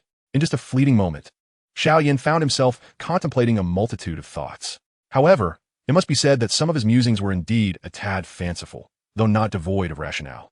Encountering a familiar soul in a foreign land, especially another traveler from the same origin in this alternate universe, is indeed a monumental twist of fate. If nothing unforeseen occurs, the two could become intimately close friends, reminiscent of the bond between Gao Yao and Yi Xiaochuan before their falling out in mythology. Yet, should one aspire to refine the Yi while the other embodies it, this extraordinary connection may very well devolve into a tragic fate. Unbeknownst to this predicament, Xiao Yan exited the grocery store with spirited enthusiasm, venturing towards the Beast Mountain Range. He no longer needed to seek information regarding the great sage equal to heaven. Instead, he planned to cultivate within the Beast Mountain Range while rewriting the narrative of the journey to the west, the sequel embellished with his own flair. Ultimately, he intended to present his manuscript to the Middle Auction House in Heiyin City for publication, hoping to glean tidings of his cherished compatriot. Perhaps, upon witnessing the published sequel, he might be compelled to seek me out as well. He chuckled to himself, his mood lifting, as he hummed a cheerful tune along the path leading to the Beast Mountain Range. In the original narrative, he should have entered the Beast Mountain Range alongside the team of Yao Wanzhai, but presently he found little interest in that path. Determined not to remain idle, he resolved to brave the Beast Mountain Range alone. And let us not forget that spirit residing within his ring. Meanwhile, in the capital city within a certain inn, Su Yin sat cross-legged upon the bed, eyes closed, diligently circulating the energy within his body in an effort to split off a high-grade subfire imbued with a hint of sentience. After devouring the essence of the three Do kings, Gu He, Yun Ling, and Nailan Su, and subsequently assimilating the pure Do Qi contained within them, his strength had seen a slight elevation, reaching a level where he could contend with the 7-star Do zone in a state of explosive power. However, the endeavor of splitting off a high-grade subfire remained a considerable challenge. An iridescent azure glow radiated from his being, and a flickering flame gradually emerged from his chest, a testament to Su Yan's strenuous efforts. Yet, it was still rather diminutive and required further exertion. With determination, Su Yan opened his palm and retrieved an 8th-grade medicinal pill, the Yi Dan, from his spatial repository, swallowing it in one swift motion. Simultaneously, as he refined the medicinal potency of the Yi Dan, he harnessed its energy to bolster his momentum, striving to completely split off this high-grade subfire from within himself. Time slipped by, and although the refinement of the 8th-grade medicinal pill's potency was a gradual process, even for someone of Su Yan's caliber as the Qinglian Earth Heartfire, he could only absorb it in increments. Yet, after this duration, the absorbed and refined medicinal power had amassed enough to allow Su Yan to execute the final step of subfire division. Gritting his teeth, he let out a loud shout, and with a resounding explosion, the high-grade subfire was finally liberated from its origin, floating gracefully in the air, ascending slowly, causing the temperature in the room to rise sharply. Upon the completion of the subfire division, Su Yan couldn't help but cough a few times, thinking to himself how exhausting this process was. Indeed, attempting to split a high-grade subfire with insufficient levels of EO was akin to courting hardship. Having only managed to create one subfire, he felt utterly drained. Should he attempt a few more, well, he might as well bid farewell until the next life. Sighing with relief, he noted that nearly half of the Yi Dan's potency remained unrefined. Once he fully assimilated this remaining potency, his level should see a substantial increase, making the division of a second subfire much less arduous. Su Yan mused that perhaps he had been a tad hasty this time. Had he waited patiently to fully refine the Yi Dan's potency before attempting the subfire division, he would not have found himself in such a taxing predicament. Yet, is it not entirely normal for the youth to be impatient? After all, he was not truly over 3,000 years old. Regardless, he had successfully split off a high-grade subfire with a touch of sentience, enabling him to embark on the cultivation of an additional system. Su Yan felt a swell of joy in his heart as he extended his hand, gently beckoning the subfire, which responded to the call of its origin, obediently flying over to rest upon his palm. The contact between the origin and the counterpart allowed Su Yan to perceive the state of his high-grade subfire with greater clarity. This entity indeed possessed the potential to grow stronger through cultivation, and he could extract energy from it at will. With this in mind, Su Yan's gaze shifted, gently tapping his finger against the sub-fire, imparting the immortal legacy of the Maha Wuliang he had acquired from the system, commanding it to diligently cultivate. Striving to rapidly develop energy suitable for activating martial techniques or even true essence. As for indestructible blue flame body and the unnamed technique learned from witnessing an unnamed battle, Xiao Yan refrained from passing those on, for both were techniques lacking internal cultivation methods. The high-grade sub-fire needed only to supply him with ample energy from various systems, while he would practice the skills himself. That was the sole purpose of his creation of this entity. Chapter 62. Prepare yourselves, we shall head to the Yunlan sect. Somewhat ruthless, yet such is the reality of the transmission process. It did not last long, merely 5 or 6 minutes, before the high-grade sub-fire in Xiao Yan's grasp fully assimilated the Maha Wuliang legacy, promptly commencing its cultivation of internal force and martial arts as per Xiao Yan's directives. The energy would be internalized as internal force and externalized as true energy, gaining strength to a certain extent, eventually transforming into true essence. The high-grade sub-fire had just embarked on the martial path. Thus, it could only cultivate internal force at this stage. However, this posed no issue, as a spiritual entity birthed from the heart of the earth. Its innate talent far surpassed that of ordinary beings. Xiao Yan firmly believed that it would not be long before it cultivated to the level of Emperor Shurtian or even the 12 terrifying ones, providing him with ample true energy. With a focused gaze, Xiao Yan opened a small space within his body for the high-grade sub-fire, containing it without merging but allowing him to draw upon its energy at will. System, display my current data panel, he commanded, having stored the sub-fire within himself. After a week of familiarization and combat, the anxiety and fear he had felt upon his initial arrival in this world had dissipated entirely, replaced by a profound confidence in his own strength. He understood that he was no longer the insignificant character who had been obliterated alongside an entire city by a nuclear bomb, nor the one who had not even had the chance to become a zombie infected by the virus. Now he was the awakened Qinglian Earth Heart Fire, capable of growing stronger through devouring and cultivation, a force potent enough to unleash devastation upon the earth, annihilating nature itself, and easily suppressing Dou kings and Dou emperors, sweeping across the entire Gamma Empire and much of the Black Corner region. He had now begun to possess the preliminary qualities of a true powerhouse. The once pitiful existence of his former life was but a distant memory. He was determined to carve out a vibrant life for himself, and for that, he required even greater strength. Ding received. Commencing to display your data panel now. Ding displayed. Please take a look. As the voice of the system resonated, a screen materialized before Xiao Yan, visible only to him, displaying an array of data pertaining to his existence. Name, Xiao Yan, gender, male. Age, 3,659 years, identity. Azure Lotus Heartfire, strength. 8-star Do Huang, 7-star Do Zone, weapon. Azure Lotus Platform, Leiphone Tower, innate skills, fire control. Elemental transformation, acquired skills. Indestructible Azure Flame Body. All swords return to 1. Maha Wuliang. Subordinates. Shaoqing, Qinglin, King of Demon Sun Wukong. Orochimaru. Worlds accessed. New legend of Madam White Snake, Fengyun. Gazing at the details laid out before him, Xiao Yan raised an eyebrow, his expression subtly shifting as he noted the enhancement in his strength. Was it due to the devouring of 3 Dou kings and the refinement of a significant portion of a foundational pill? He pondered thoughtfully, realizing that his data panel lacked any mention of techniques or systems, indicating that he must first select a Douqi cultivation method to pursue. Indeed, Xiao Yan resolved to cultivate the Douqi method as his primary focus, as it appeared to be the most suitable system for him. As for other methods, he could entrust his Zio Fenshun to practice them, particularly the enigmatic path of immortality, which was both the most mysterious and the slowest in progression. To achieve rapid advancement, he needed to consider alternative strategies. Returning to the matter at hand regarding the technique he intended to practice, Xiao Yan had long since settled on Xiao Yan's burning decision, an advanced fire attribute technique obtained from Gu He. He had little interest in it, as he was already in Yoa. The burning decision could continuously grow stronger by consuming wondrous flames, with virtually no upper limit. For someone like him, who could traverse interconnected worlds, it was undoubtedly the most fitting technique. As for Xiao Yan's whereabouts, along with the protection of Yao Zun Yao Chun and the hidden presence of the 7-star Do Huangling Ing sent by Gu Suner, he chuckled inwardly. Did they think he was still the naive individual from when he first crossed over? What he desired was something he would undoubtedly acquire.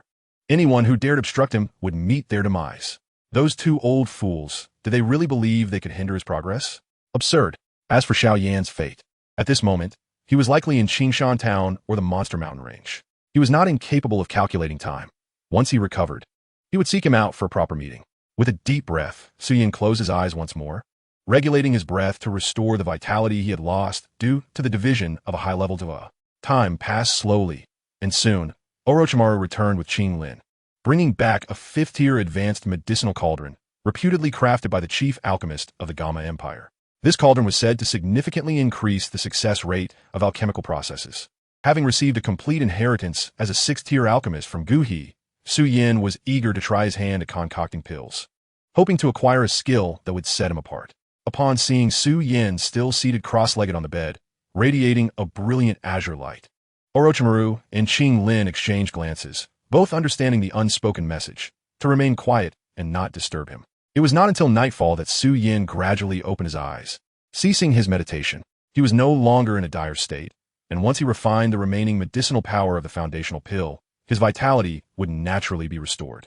"Your Excellency has awakened," Orochimaru remarked, standing up from the desk where he had been reading. "This is the medicinal cauldron you required." Miss Yafei from the Mytel auction house claimed it to be the finest one available, ranking at 5th-tier advanced. Seeing Xiao Yan's eyes open, Orochimaru approached, respectfully offering the spatial ring.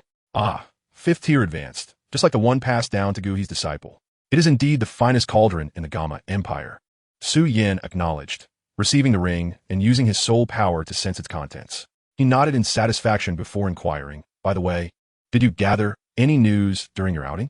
For instance, which 2 Do kings have recently vanished from the Gamma Empire?" Suddenly recalling something, Xiao Yan turned to Orochimaru and Qing Lin. Before his crossing, he had enlisted Sun Wukong, the king of demons, to deal with the 2 troublesome Do kings. Afterward, Sun Wukong likely went directly to Wutan City to help him seize the Tuo Shi ancient emperor's jade, and thus, he was unaware of their identities. The disappearance of 2 Do kings was no trivial matter for the Gamma Empire, where the presence of 3 Do kings was essential to counter the invasion of the Serpent People. Their sudden absence could serve as a critical indicator for Xiao Yan to determine whether certain actions were warranted. "In response to your Excellency, we did hear some news.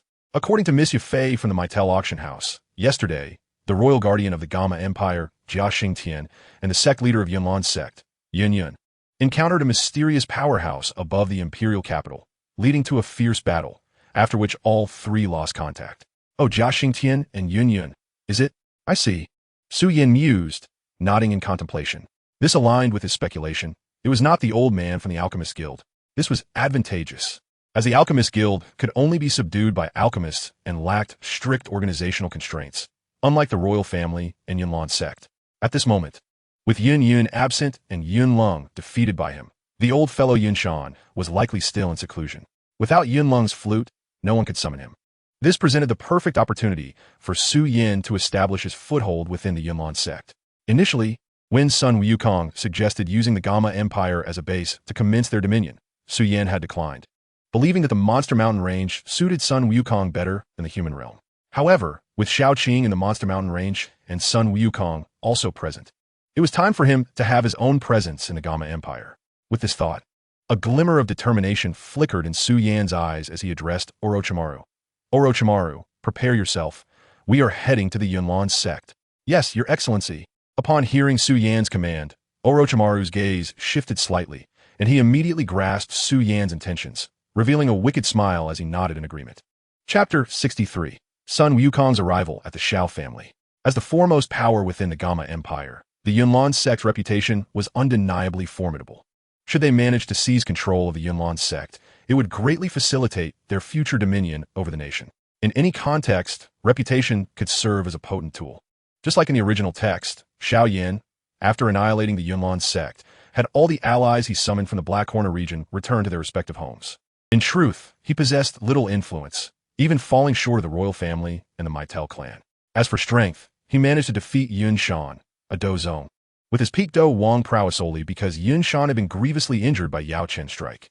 Otherwise, even with Theo, he could never hope to contend against a Do Zong like Yun Shan. Later, when Yao Chen was captured, Xiao Yan, with his peak Do Wong strength, would surely find himself at a disadvantage against the peak Do Huang, Jia Xingtian. Yet, he relied on the notoriety gained from obliterating the Yunlan sect and the backing of the Meitel family, and the Serpent people to establish the Yin Alliance, achieving what Yin Shan had aspired to but failed to accomplish. What was the reason behind this? Because those middle and lower-tier forces, upon hearing of one's reputation, would refrain from choosing to oppose you. In fact, when the need arose, they would actively gravitate towards you. As the number of individuals aligning with you increased, a formidable power would naturally coalesce. During the Three Kingdoms period, why were Yuan Shao and Yuan Shu able to divide a significant portion of the realm? It was precisely due to their four-generation lineage of high-ranking officials and the resultant prestige they commanded. In terms of strength, the Yuan family's power is indeed formidable. Yet the ambition to dominate a significant portion of the world single-handedly remains an unattainable feat. This is primarily due to the willingness of others to ally themselves with them, gradually augmenting their strength. Ultimately, this has culminated in the two brothers holding sway over a vast expanse of territory. Now, Xiao Yan has resolved to bolster his own reputation, thereby gradually bringing the entirety of the Jama Empire under his control. To transcend into a superlative powerhouse, he inevitably requires a plethora of cultivation resources. Hence, he has set his sights on the Jama Empire as a source of inexhaustible resources, which he is determined to acquire. His first target is the Yinlan sect. Without delay, Xiao Yan transmits a trace of the medicinal power from first-grade Dan into Qing Lin, instructing her to refine it diligently. If all goes as planned, she should attain the 9th stage of Douqi upon successful refinement. At that juncture, he will procure a gathering qi powder for her, enabling her to become a Dou practitioner and commence her cultivation of Douqi techniques. Xiao Yan is keen on maximizing the potential of the remarkable by Shi San Hua Tong, the premier eye technique of the continent. As for the medicinal power of the first-grade Dan, despite being an 8th-tier elixir, it is extraordinarily gentle and poses no threat to the human body, alleviating any concerns regarding her ability to refine it. After ensuring that Qing Lin is seated on the bed to refine the medicinal essence he provided, Xiao Yan instructs Orochimaru to cast an enchantment on the room to prevent any interruptions. Having completed these tasks, Xiao Yan, accompanied by Orochimaru, stealthily exits the inn under the cover of darkness, their destination set for the Yunlan sect. Meanwhile, in Wutan City, the Xiao family had previously sent the king of monsters, Sun Wukong, to address the uninvited Do Huang guests on Xiao Yan's behalf. However, he managed to apprehend only one, while the other female escaped. Despite employing exceedingly ruthless measures to demonstrate the formidable prowess of his watermelon knife to the captured old man Do Huang, the undeniable fact remains that he let one slip away.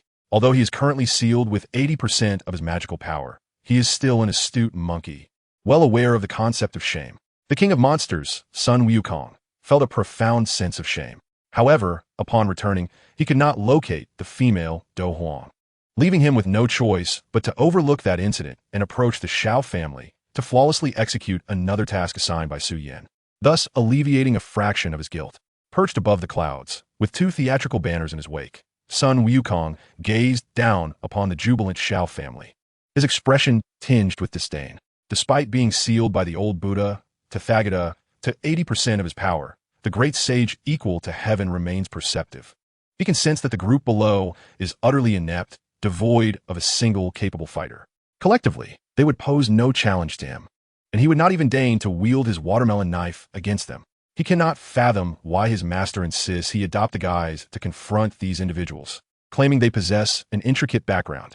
To his eyes, the Xiao family seems no more than a refuse collection station. After discerning the capabilities of the individuals below, Sun Wukong muttered in perplexity. Yet, he could not disregard Xiao Yan's directive. Thus, he plucked a strand of fur from his form, transformed his appearance, and assumed the likeness of his old comrade, the Bull Demon King. Huh, brother Nyo, I shall wreak havoc in the Xiao family under your guise. Sun Wukong chuckled, then blew upon his golden staff, instantly morphing it into a mixed iron fork. He then soared down toward the Xiao family. At this moment, the Xiao family was engaged in a grand banquet, celebrating their recent triumph in a commercial skirmish against the alliances of the Jali and Opa families. With the healing medicines left by the Xiao family, coupled with the goodwill of Master Guni from the Middle Auction House in Wutan City, they now stand on the brink of claiming supremacy in Wutan City. Such fortuitous events surely warrant a jubilant celebration. Patriarch, allow me to propose a toast to you. I sincerely apologize for any prior offenses and hope for your forgiveness. The Xiao family's elder hesitated momentarily before rising to toast the patriarch, Xiao Yan. Acknowledging the unexpected rise of the Xiao family and the substantial benefits it has brought. Your words are excessive. We are all family here. I, Xiao Yan, am the patriarch. If I were to hold grudges like some petty individuals, incessantly gossiping and creating trouble for others, would I still be worthy of my position? Elder, do you not agree? Upon witnessing the elder's gesture of goodwill, Xiao Yan laughed heartily and downed his drink. Indeed, well said. The elder's countenance darkened at the veiled scorn in Xiao Yan's remarks. Yet he could not retort, for he was the one bowing to Xiao Yan at that moment. Suppressing his indignation, he forced a smile. Patriarch, I too raise a toast to you, congratulating you on the birth of such a fine son. Young Master Xiao Yan is indeed the hope of our Xiao family. Absolutely. Young Master Xiao Yan's talent is simply unparalleled, a phenomenon that astonishes the Jama Empire. After the elder, many others also raised their glasses in praise of Xiao Yan, showering him with compliments, which greatly elevated his spirits. He believed himself fortunate to have such an extraordinary son. Regrettably, the enchanting atmosphere is often shattered. Amidst the flattery, an incongruous voice suddenly pierces through, unparalleled and astonishing. Who dares to boast so audaciously? Let them step forward to face me in a duel. With that, a radiant beam of light cascaded from the sky, revealing a bull-headed beast clad in armor, wielding a mixed iron fork and speaking human words. Standing before the Xiao family and numerous guests invited by Xiao Yan. Chapter 64. Who will save us? The king of monsters, Sun Wukong, was acutely aware of his purpose in descending upon the Xiao family, to aid Su Yan in acquiring the Tuo, she ancient emperor jade from them. However, who could have anticipated that upon his arrival, he would overhear a group of inept individuals boasting about being unparalleled and astonishing? How could he endure such insolence? After all, he is presently within the Jama Empire. Moreover, can the term unparalleled be misused so frivolously? Do they not realize how many illustrious figures throughout history they have offended with such words? Not to mention, they have directly offended me. Fueled by indignation, Sun Wukong, embodying the bull demon king, struck the ground forcefully with his transformed golden staff, causing the entirety of Wutan City to tremble, leading some to believe an earthquake had struck. Witnessing this scene, the Xiao family, along with their guests, were thrown into a state of panic. What on earth is happening? A beast capable of human speech is at least of the Do Huang level. How could such a creature descend upon the Xiao family in Wutan City, a place so seemingly insignificant? Just a moment ago, you were boasting without restraint, claiming to be unparalleled and astonishing. Now, summon the one who made such claims to stand before me, and let us see whose resolve is firmer, that of your esteemed figure or my mixed iron fork. Observing the silence enveloping the gathering, Sun Wukong surveyed the room, coldly addressing them. Every individual who met his gaze hastily lowered their heads, trembling in fear, unwilling to utter a word. A bunch of worthless fools. It was evident that this place was merely a refuse dump, devoid of any formidable figures. Sun Wukong let out a cold snort, and once again struck the ground with his golden staff, causing a tremor to reverberate throughout the entire Wutan City. The Xiao clan, situated at the epicenter, quaked thrice, leaving those standing unsteady, swaying precariously, while several inadequately constructed buildings collapsed with a thunderous crash, resulting in substantial losses. Yet, these material losses were of little consequence compared to the pressing question. What was this bull-headed, human-bodied beast doing here? Esteemed one, I am Xiao Yan, the patriarch of the Xiao clan. I am uncertain of the purpose behind your arrival at our humble abode. Should there be any offense on our part, I beseech you to silence. Before Xiao Yan could finish his greeting, Sun Wukong interrupted with another disdainful snort, instilling a fear so profound that Xiao Yan dared not utter another word. The imposing aura of a dozone was not to be trifled with. All present were paralyzed with trepidation, aware that any attempt to flee would be met with dire consequences. Without a backward glance, Sun Wukong, towering over this elder resembling his disciple Sha, addressed him. Are you Xiao Yan? Yes, esteemed one, I am indeed Xiao Yan, he replied, swallowing hard, for denying it in front of such a multitude was impossible. Shut your mouth. Sun Wukong's voice thundered once more, sealing off the Xiao clan with a formidable magical barrier. Those within found themselves trapped, akin to birds confined in a cage, unable to escape, while those outside were barred from entering. What shall we do now? Many guests, having witnessed the trouble brewing for Xiao Yan, turned their backs in an attempt to flee, only to be struck by the reality of the magical prison woven by Sun Wukong's powers. Their expressions transformed, akin to a bolt from the blue, for they were mere invitees to a banquet, not deserving of such calamity. A wave of resentment washed over the guests. and the Xiao clan disciples found themselves in a quandary, acutely aware that they had offended a significant number of individuals. Yet, the pressing concern remained. Who was this beast? And what was its purpose here? At that moment, Sun Wukong spoke again. Is the clan's elder present? Upon hearing his name called, the elder's complexion turned pale, a mixture of dread and disbelief washing over him. What sin had he committed to attract the attention of such a powerful entity? Many of the younger clan members turned their gazes towards him, urging him to step forward to indicate where the beast was.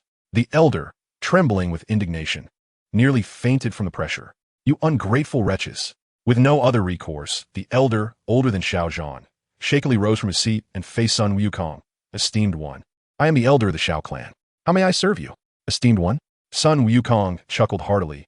I see that Wutan City is a renowned place. Yet not a soul here recognizes my identity. Brother Nyo, he continued, I trust that my presence here will help you establish a reputation in this alternate realm. No need for thanks. Hearing the reference to Journey to the West, many in attendance felt a flicker of recognition. Could it be that you are the great sage equal to heaven, the bull demon king? Xiao Yan exclaimed, his voice tinged with both awe and disbelief. Finally, someone with some sense, Sun Wukong replied, a hint of satisfaction gracing his features. To recognize the bull demon king meant they were likely aware of his own illustrious reputation. Ah, my esteemed master, your finest achievement has been spreading Journey to the West in this realm, bestowing upon me newfound fame. Yet, it is somewhat disconcerting to find myself elevated to the ranks of the celestial beings, as I am, after all, their adversary. Truly, what an extraordinary twist of fate. Back to the matter at hand. As Sun Wukong affirmed his identity as the Bull Demon King, the assembly fell into stunned silence, realizing that this entity was far more formidable than any sixth-tier magical beast. Though they lacked understanding of the realms of Tai, Golden Immortal, and Aluo, Golden Immortal, they could deduce from a narrative that the Bull Demon King possessed immense power, a formidable master at the level of a Doshong. Did you not see the title? Great Sage, equal to heaven? Such a figure should only exist within the confines of fiction. Yet here, he stands before us, overwhelmed by the surreal circumstances. The guests were on the brink of requesting autographs from Sun Wukong, the Bull Demon King himself. Xiao Yan, elder of the Xiao clan.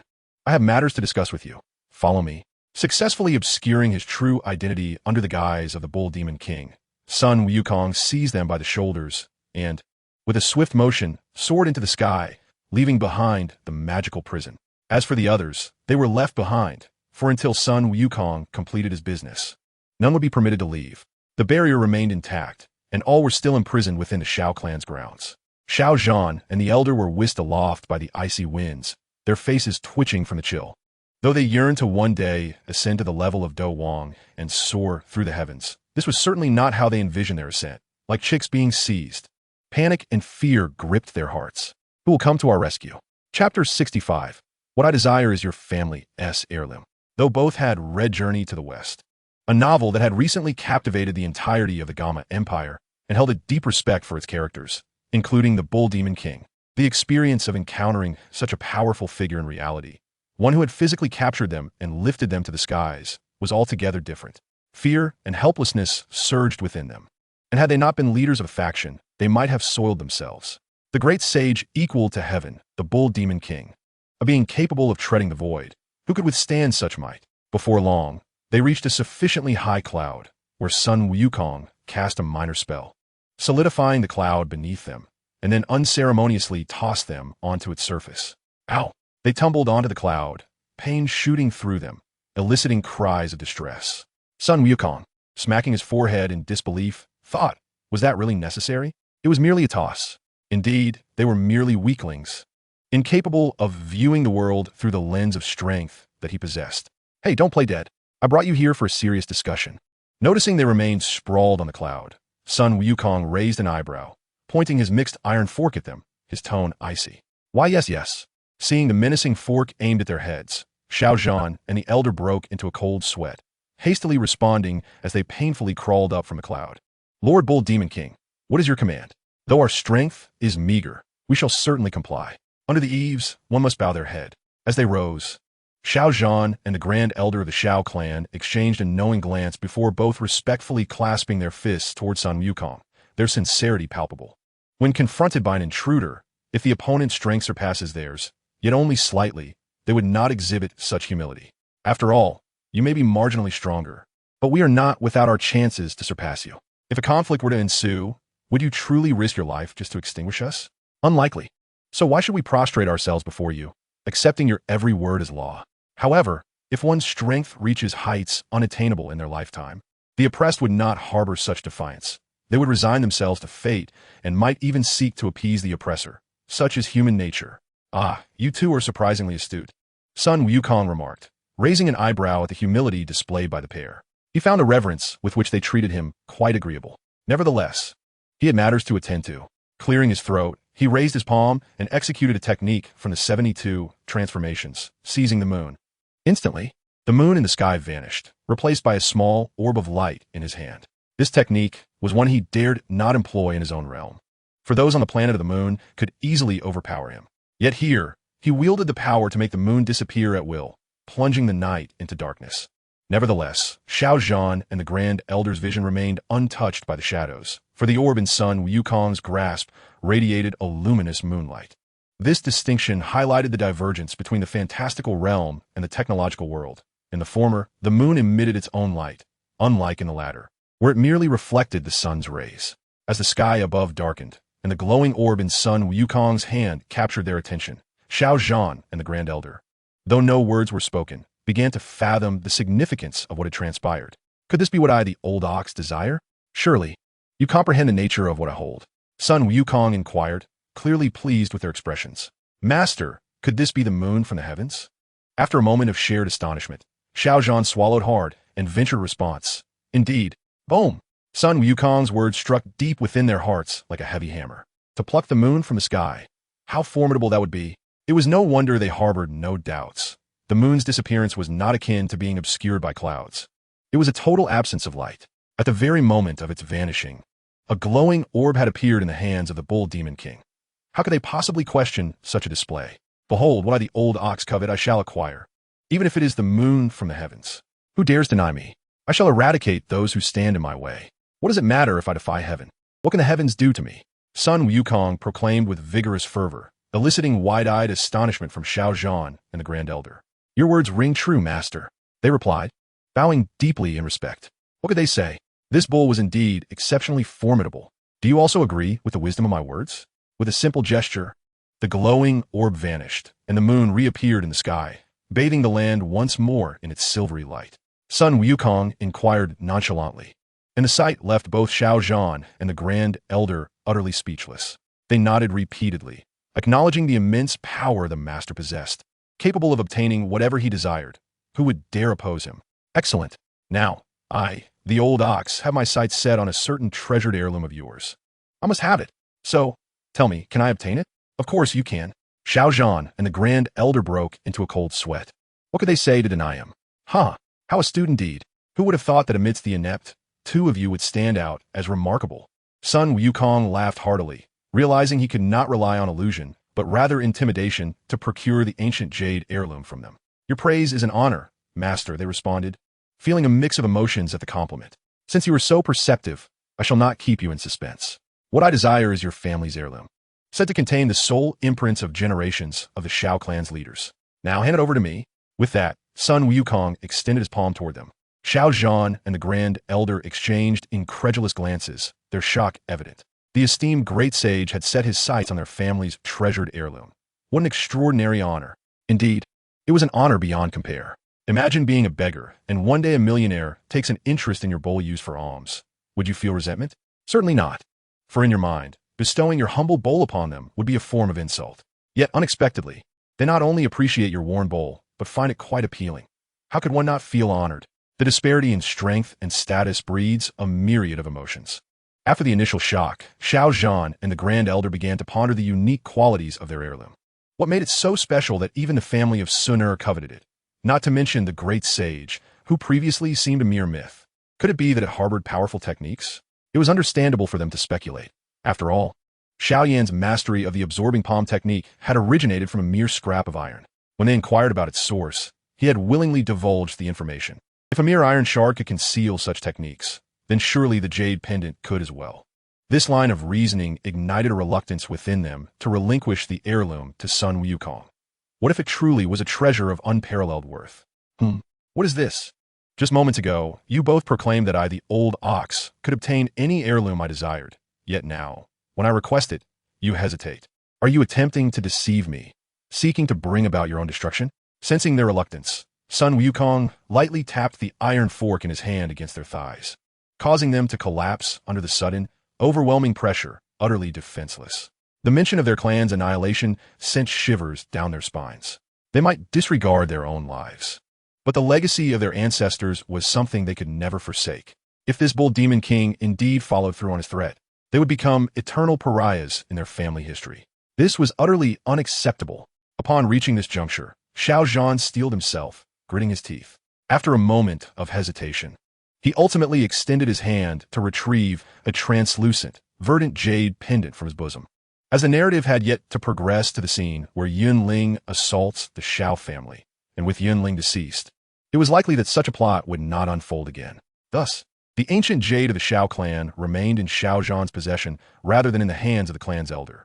Sun Wukong had brought both of them here solely to comply with Su Yan's orders as a precautionary measure. As for the reason he did not store the ancient jade in a spatial ring, but instead kept it close to his heart, it was simply because such a significant artifact deserved to be safeguarded intimately. For many years, Gu Suner had been unable to locate the ancient jade within the Xiao family, primarily because Xiao Zhan had always kept it on his person, never concealing it in any secret vault. Observing the jade pendant Xiao Zhan presented, Sun Wukong's eyes widened in astonishment. Was this indeed the ancient jade of the Xiao clan that his master had commanded him to acquire? My lord, this is our family heirloom. If it piques your interest, I implore you to accept it. Xiao Zhan grimaced in pain, his legs throbbing, as he reverently offered the jade pendant to Sun Wukong. Meanwhile, the elder of the Xiao clan, also kneeling and unable to rise, was captivated by the jade pendant in Xiao Zhan's hands. He cast a glance of disbelief at Xiao Zhan before hastily averting his gaze, lowering his head in silence to diminish his presence. Such matters were best left for Xiao Zhan to bear alone. As the clan leader, he must take the risks. Ignoring the elder's furtive actions, Sun Wukong reached out to accept the jade pendant, examining it closely in his palm, scrutinizing it from every angle. However, he could discern nothing particularly remarkable about it. My lord, we are but a humble family. Our heirloom holds no intrinsic value for you. It is merely an ordinary artifact. Now, might we be permitted to leave? Both our legs are quite injured, Xiao Zhan inquired, trembling as he sought to appease Sun Wukong. Wait a moment. Recalling the methods Su Yan had shared to verify the authenticity of the ancient jade, the king of demons, Sun Wukong, summoned his full power into his palm and, with a forceful grip, crushed the pendant that Xiao Zhan had handed him. With a resounding crack, the jade shattered into fragments, scattering in the wind. My lord, why have you destroyed it? Did you not desire to possess it? Witnessing Sun Wukong's brutal act, Xiao Zhan's pupils constricted, and he hastily feigned confusion, cautiously querying him. The elder of the Xiao clan lowered his head even further, trembling in fear, too frightened to speak. You scoundrel! How dare you mock me? That heirloom is not the ancient jade of your family at all. Listen, if you wish to live, produce the genuine ancient jade immediately, or I shall unleash a slaughter. Enraged, Sun Wukong lifted Xiao Zhan from the clouds, shouting furiously at him. The aura of menace radiated from him, causing both Xiao Zhan and the elder, still kneeling on the ground, to blanch in terror, filled with dread at the thought of the countless lives he had taken. Both men swallowed hard, forcing themselves to remain conscious, lest they succumb to unconsciousness, for their lives hung in the balance, and the survival of their clan was paramount. My lord, I am at a loss as to what you mean, Xiao Zhan stammered, struggling to maintain composure. Though it is an heirloom, honor cannot be eaten. It cannot be so easily relinquished. Very well, I commend your courage. Now, open your eyes wide and witness how he meets his demise. For your fellow clansmen shall be next. I will slaughter them all, Sun Wukong declared, pointing at the elder of the Xiao clan who was desperately trying to diminish his presence. What? The elder was dumbfounded. What did this have to do with him? I have done nothing to you. Behold. Suddenly, the elder of the Xiao clan, kneeling on the ground, cried out in desperation. The true heirloom is also in Xiao Zhan's possession. He has concealed 2 jade pendants, one true and one false. You need only search to uncover it. I beseech you, spare us. As Sun Wukong prepared to act decisively, the elder's sobs halted him in his tracks. Xiao Zhan's expression darkened further. It is over. It is all over. Once he obtains the ancient jade, will there be any hope left for our clan? Elder, you fool. Chapter 67. the elated elder of the Xiao clan killing for treasure, severing ties once the bridge is crossed, and discarding the cart after it has served its purpose. These are the ways of their esteemed families. Elder, are you unaware of this? Do not presume that the bull demon king before us is merely a solitary figure. He is not alone. In a journey to the west, he possesses a cave dwelling, a wife, a child, and a multitude of subordinates, far more akin to a true family than the Xiao clan. If he acquires what he desires, will he spare us? Elder, you are mistaken. Is he merely trying to intimidate us with your life? If you fear his torment, then take your own life. Why reveal this? By doing so, what are we to do? At that moment, Xiao Yan's heart brimmed with resentment toward the elder. If it were possible, he would gladly take matters into his own hands and strike down this cowardly old fool, allowing him to truly comprehend the measures of a clan leader. Yet now, Xiao Yan lamented the bitter irony of his situation. At that moment, Sun Wukong, having taken heed of the elder's words, wasted no time and forcibly reached into Xiao Yan's bosom. To his surprise, he indeed retrieved a jade pendant exuding spiritual energy. Gazing upon it, Sun Wukong's eyes gleamed with excitement. Though he had never encountered the genuine ancient jade of the Xiao clan before, he could sense that this artifact was no ordinary trinket. Once more channeling his full power into his palm, he squeezed the jade pendant with great force.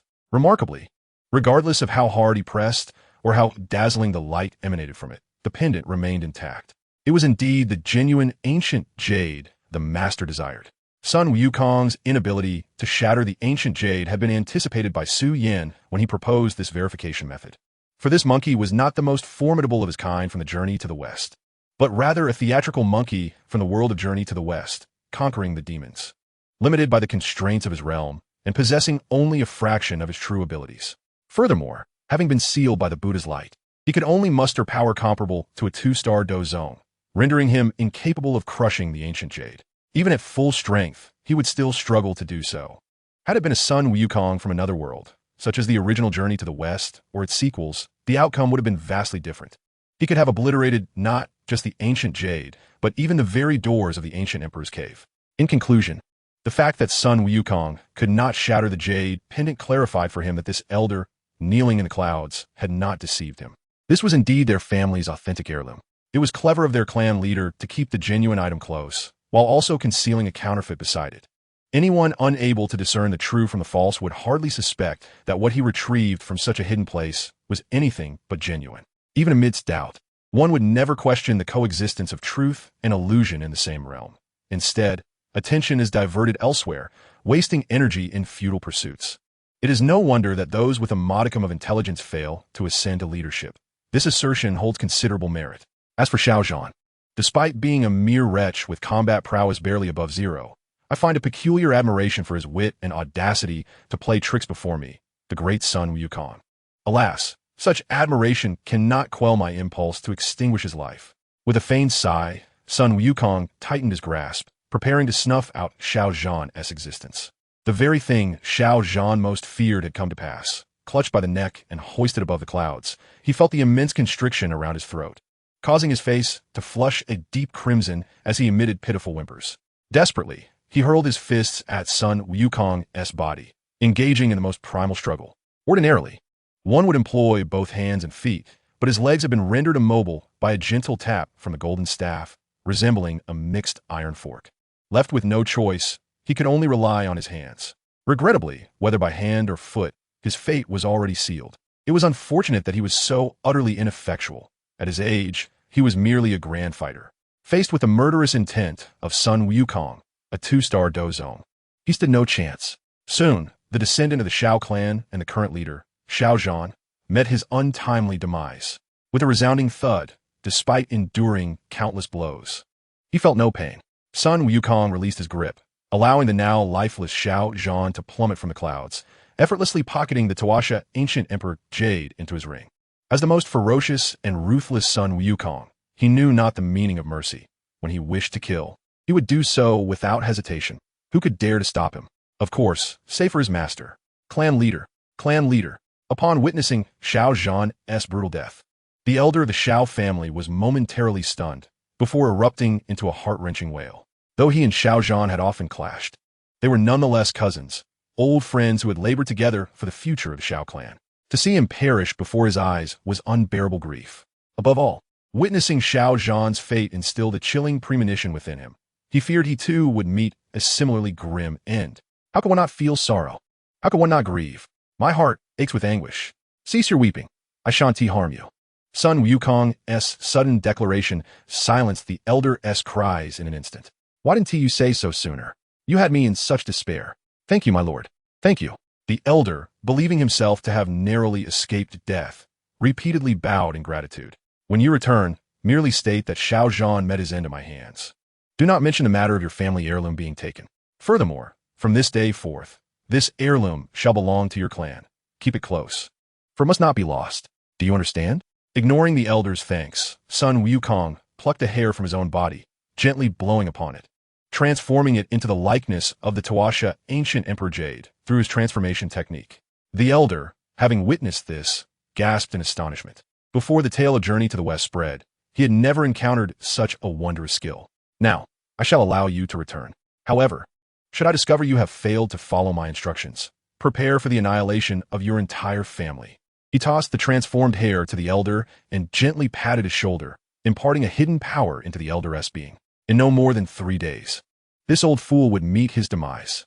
At that time, none of the remaining members of the Xiao family would suspect that their treasured heirloom had become mere monkey hair. For the master had once stated that they were oblivious to their own illustrious past and the true value of the ancient jade. Would the esteemed great sage, equal to heaven, covet their possessions? Certainly not. Moreover, their belongings remained intact. His only objective was Xiao Yan. Why would anyone contemplate further?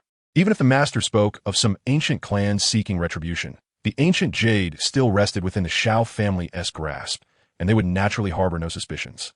Following Su Yan's orders diligently, Sun Wukong blew a breath, sending both the bowing elder and Xiao Yan's corpse back towards the Xiao family. Lastly, addressing the elder as he descended, Sun Wukong remarked, "If anyone inquires why I ended Xiao Yan's life, simply state that his son offended me. Do you remember?" "Of course, my lord." The elder, still under the impression of having escaped a calamity, responded cheerfully, "As long as I can survive." "Fool!" Observing the delighted elder returning to the Xiao family, Sun Wukong scoffed dismissively. Chapter 68. This is my reason encountering the mighty Sun Wukong and still yearning for survival. One cannot help but marvel at the elder's naivety. A resonating hum filled the air as Sun Wukong's body radiated a brilliant aura of magical energy, transforming back into his original form, resembling the king of the monkeys, with 2 theatrical flags adorning his back. To ensure this elder does not dare defy my commands, I must covertly follow him, monitoring his actions until his demise in 3 days.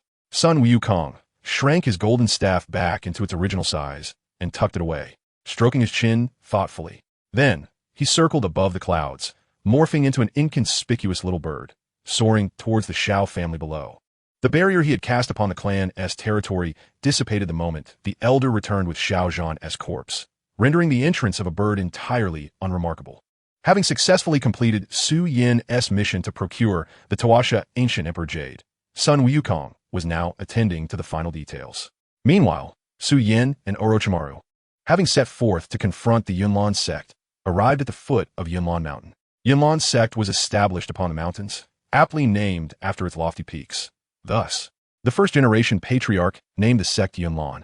It fortuitously bore a melodious name. As midnight approached, the night sky was adorned with countless shimmering stars. Su Yan, hands clasped behind his back, gazed upon the seemingly endless stone staircase that appeared to ascend into the heavens. A fleeting shadow flickered across his eyes, leaving one to ponder his thoughts. "Master, shall we proceed?" Noticing Su Yan's pause, Orochimaru inquired with caution. Perhaps it was merely an illusion, but he felt that this seemingly gentle and harmless youth possessed a strength surpassing his former leader, Pain. "Orochimaru, as a swordsman, have you not sensed the faint sword intent emanating from the staircase?" Su Yan did not respond to Orochimaru's query, instead fixating on the time-worn stone steps, occasionally closing his eyes to attune to the sensations, countering Orochimaru's inquiry. "Sword intent? Apologies, but I do not perceive the presence of such a thing." Orochimaru furrowed his brow, raising 2 fingers to employ his sensory ninjutsu on the staircase. Yet he discovered nothing, leading him to question Su Yan's assertion. "Ah, indeed. Although you wield the Kusanagi sword, you are not a true swordsman." "I too only gained some understanding of sword intent after witnessing the nameless swordsman as 10,000 swords return to one technique in the Fengyan world. Otherwise, I would likely be as oblivious as you. Is this stone staircase truly so remarkable? Orochimaru displayed a countenance of perplexity, extending his extraordinarily long tongue to taste his cheek, his serpent-like eyes brimming with curiosity. He was drawn to investigate the enigmas surrounding him. Fortunately, this staircase, constructed from black rock, possesses the unique ability to absorb a portion of the fighting spirit during an assault, thereby diminishing the power of the attacks encountered. Hence, it is predominantly utilized for erecting city walls or fortifications. The Yunlan sect, with its millennia of history, boasts disciples primarily trained in the art of swordsmanship.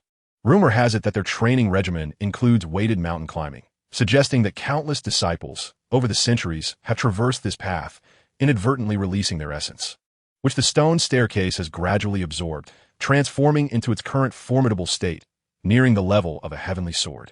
For those adept with the sword, traversing the staircase could prove quite arduous. After all, when a heavenly sword is drawn, all other swords must yield. Xiao Yan patiently elucidated to Orochimaru, as his sojourn in this fantastical world imbued him with a tranquil demeanor and an increasing comprehension of various matters. I see, but my lord, I shouldn't find this too taxing, should I? Orochimaru nodded and inquired. I don't know. You might try it, replied Xiao Yan with a smile. After all, you possess the strength of a Do Huang, so any exertion should be negligible. After a brief silence, Orochimaru respectfully lowered his head and uttered a single word. Yes. Who goes there, intruding upon the Yunlan sect at this late hour? Just as their conversation concluded and they prepared to ascend the stone staircase, a sudden shrill cry pierced the night.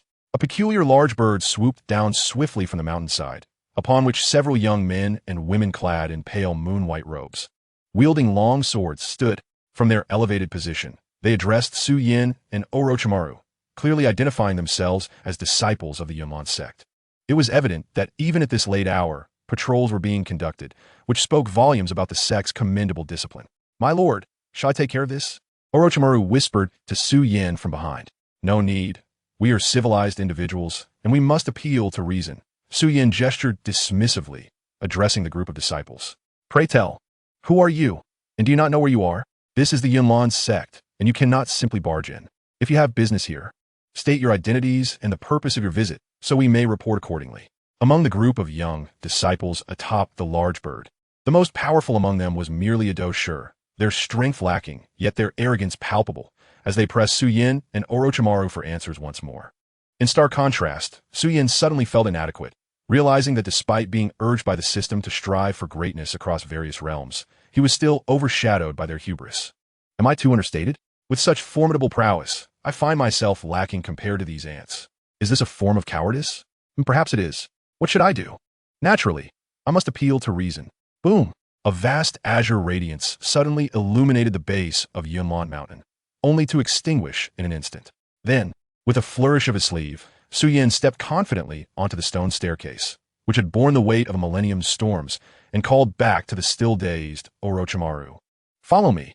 Oh! Upon hearing Xiao Yan's command, Orochimaru snapped back to reality, retracting his gaze from the now-fallen bird and its riders, and hurriedly followed Xiao Yan up the staircase toward the summit of Yunlan Mountain.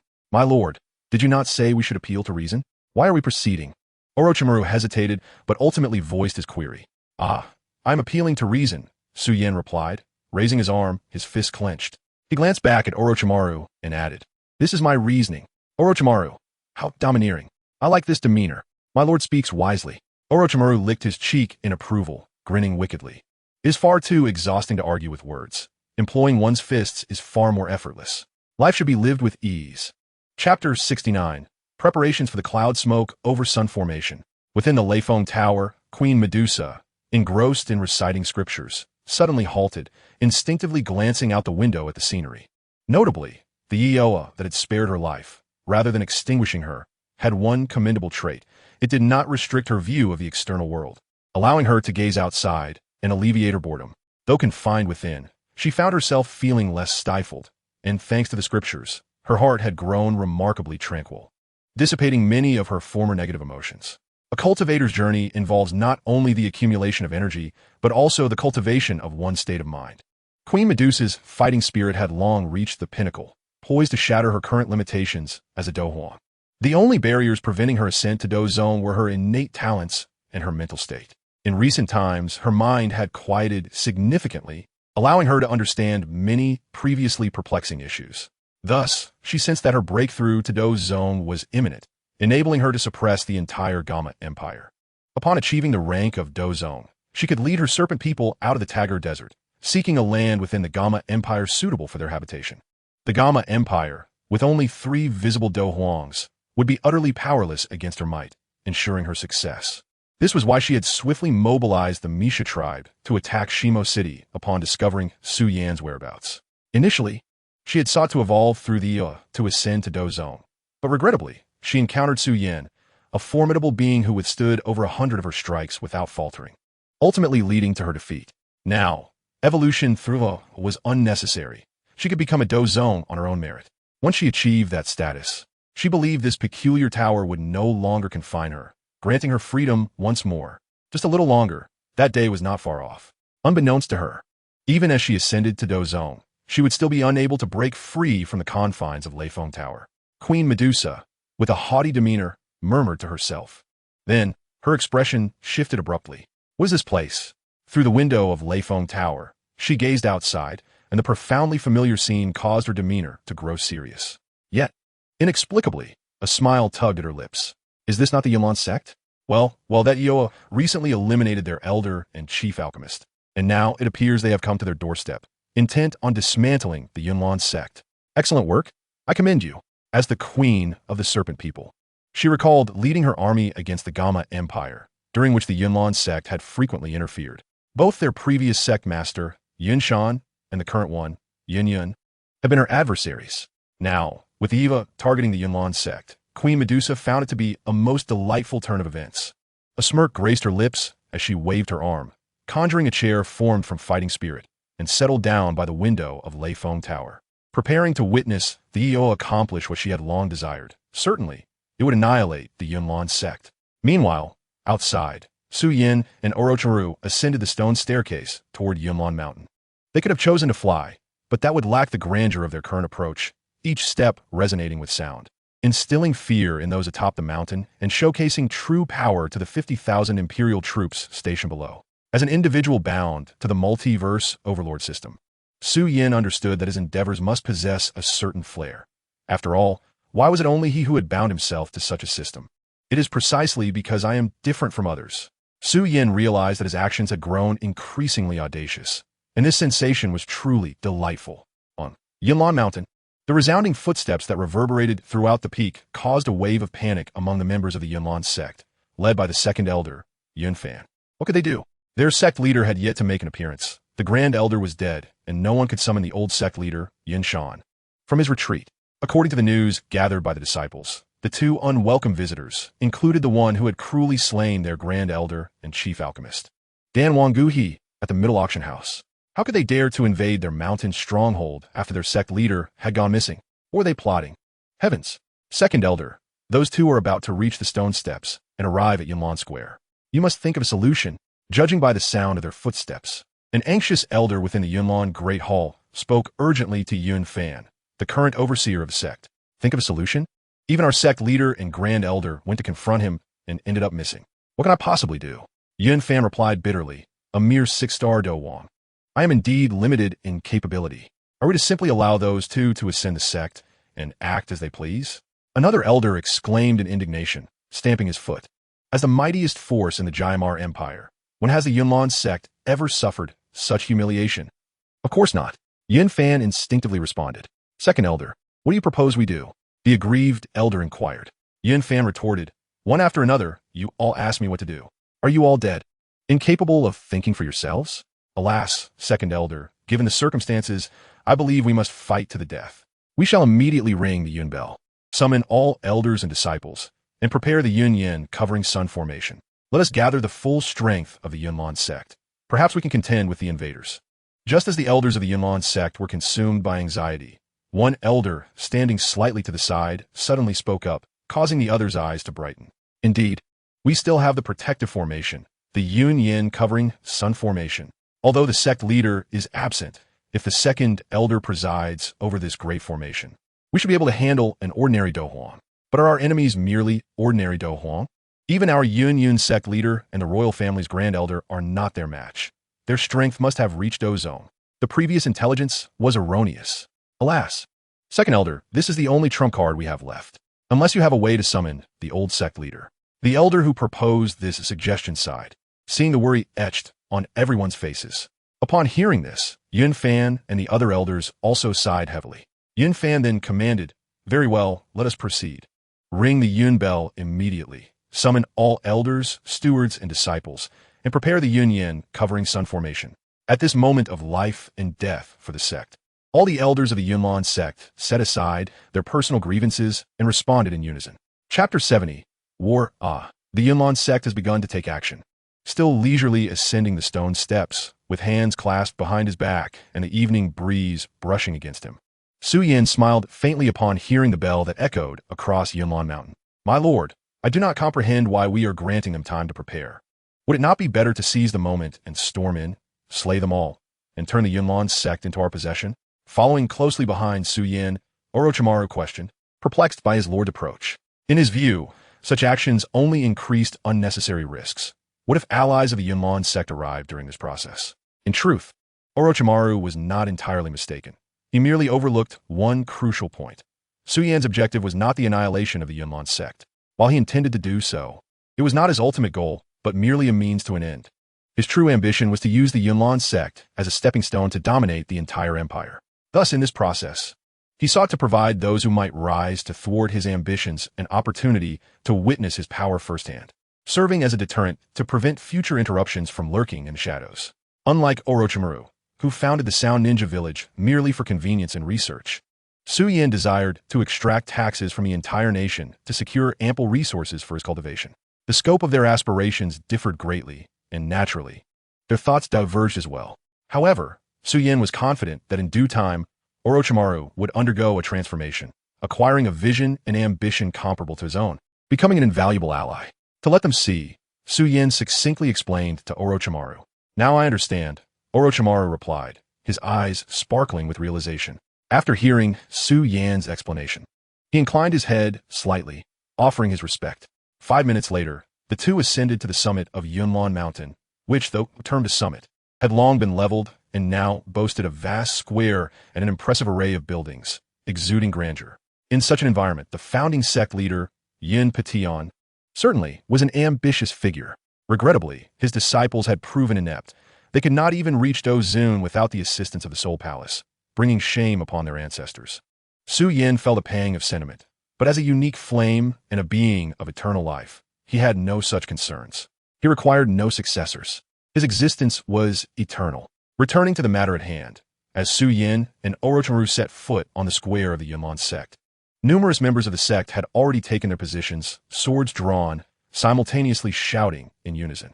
Their imposing presence alone could earn them full marks. Whoosh, whoosh, whoosh. 5 beams of light pierced the heavens, manifesting before the disciples of the Yunlan sect.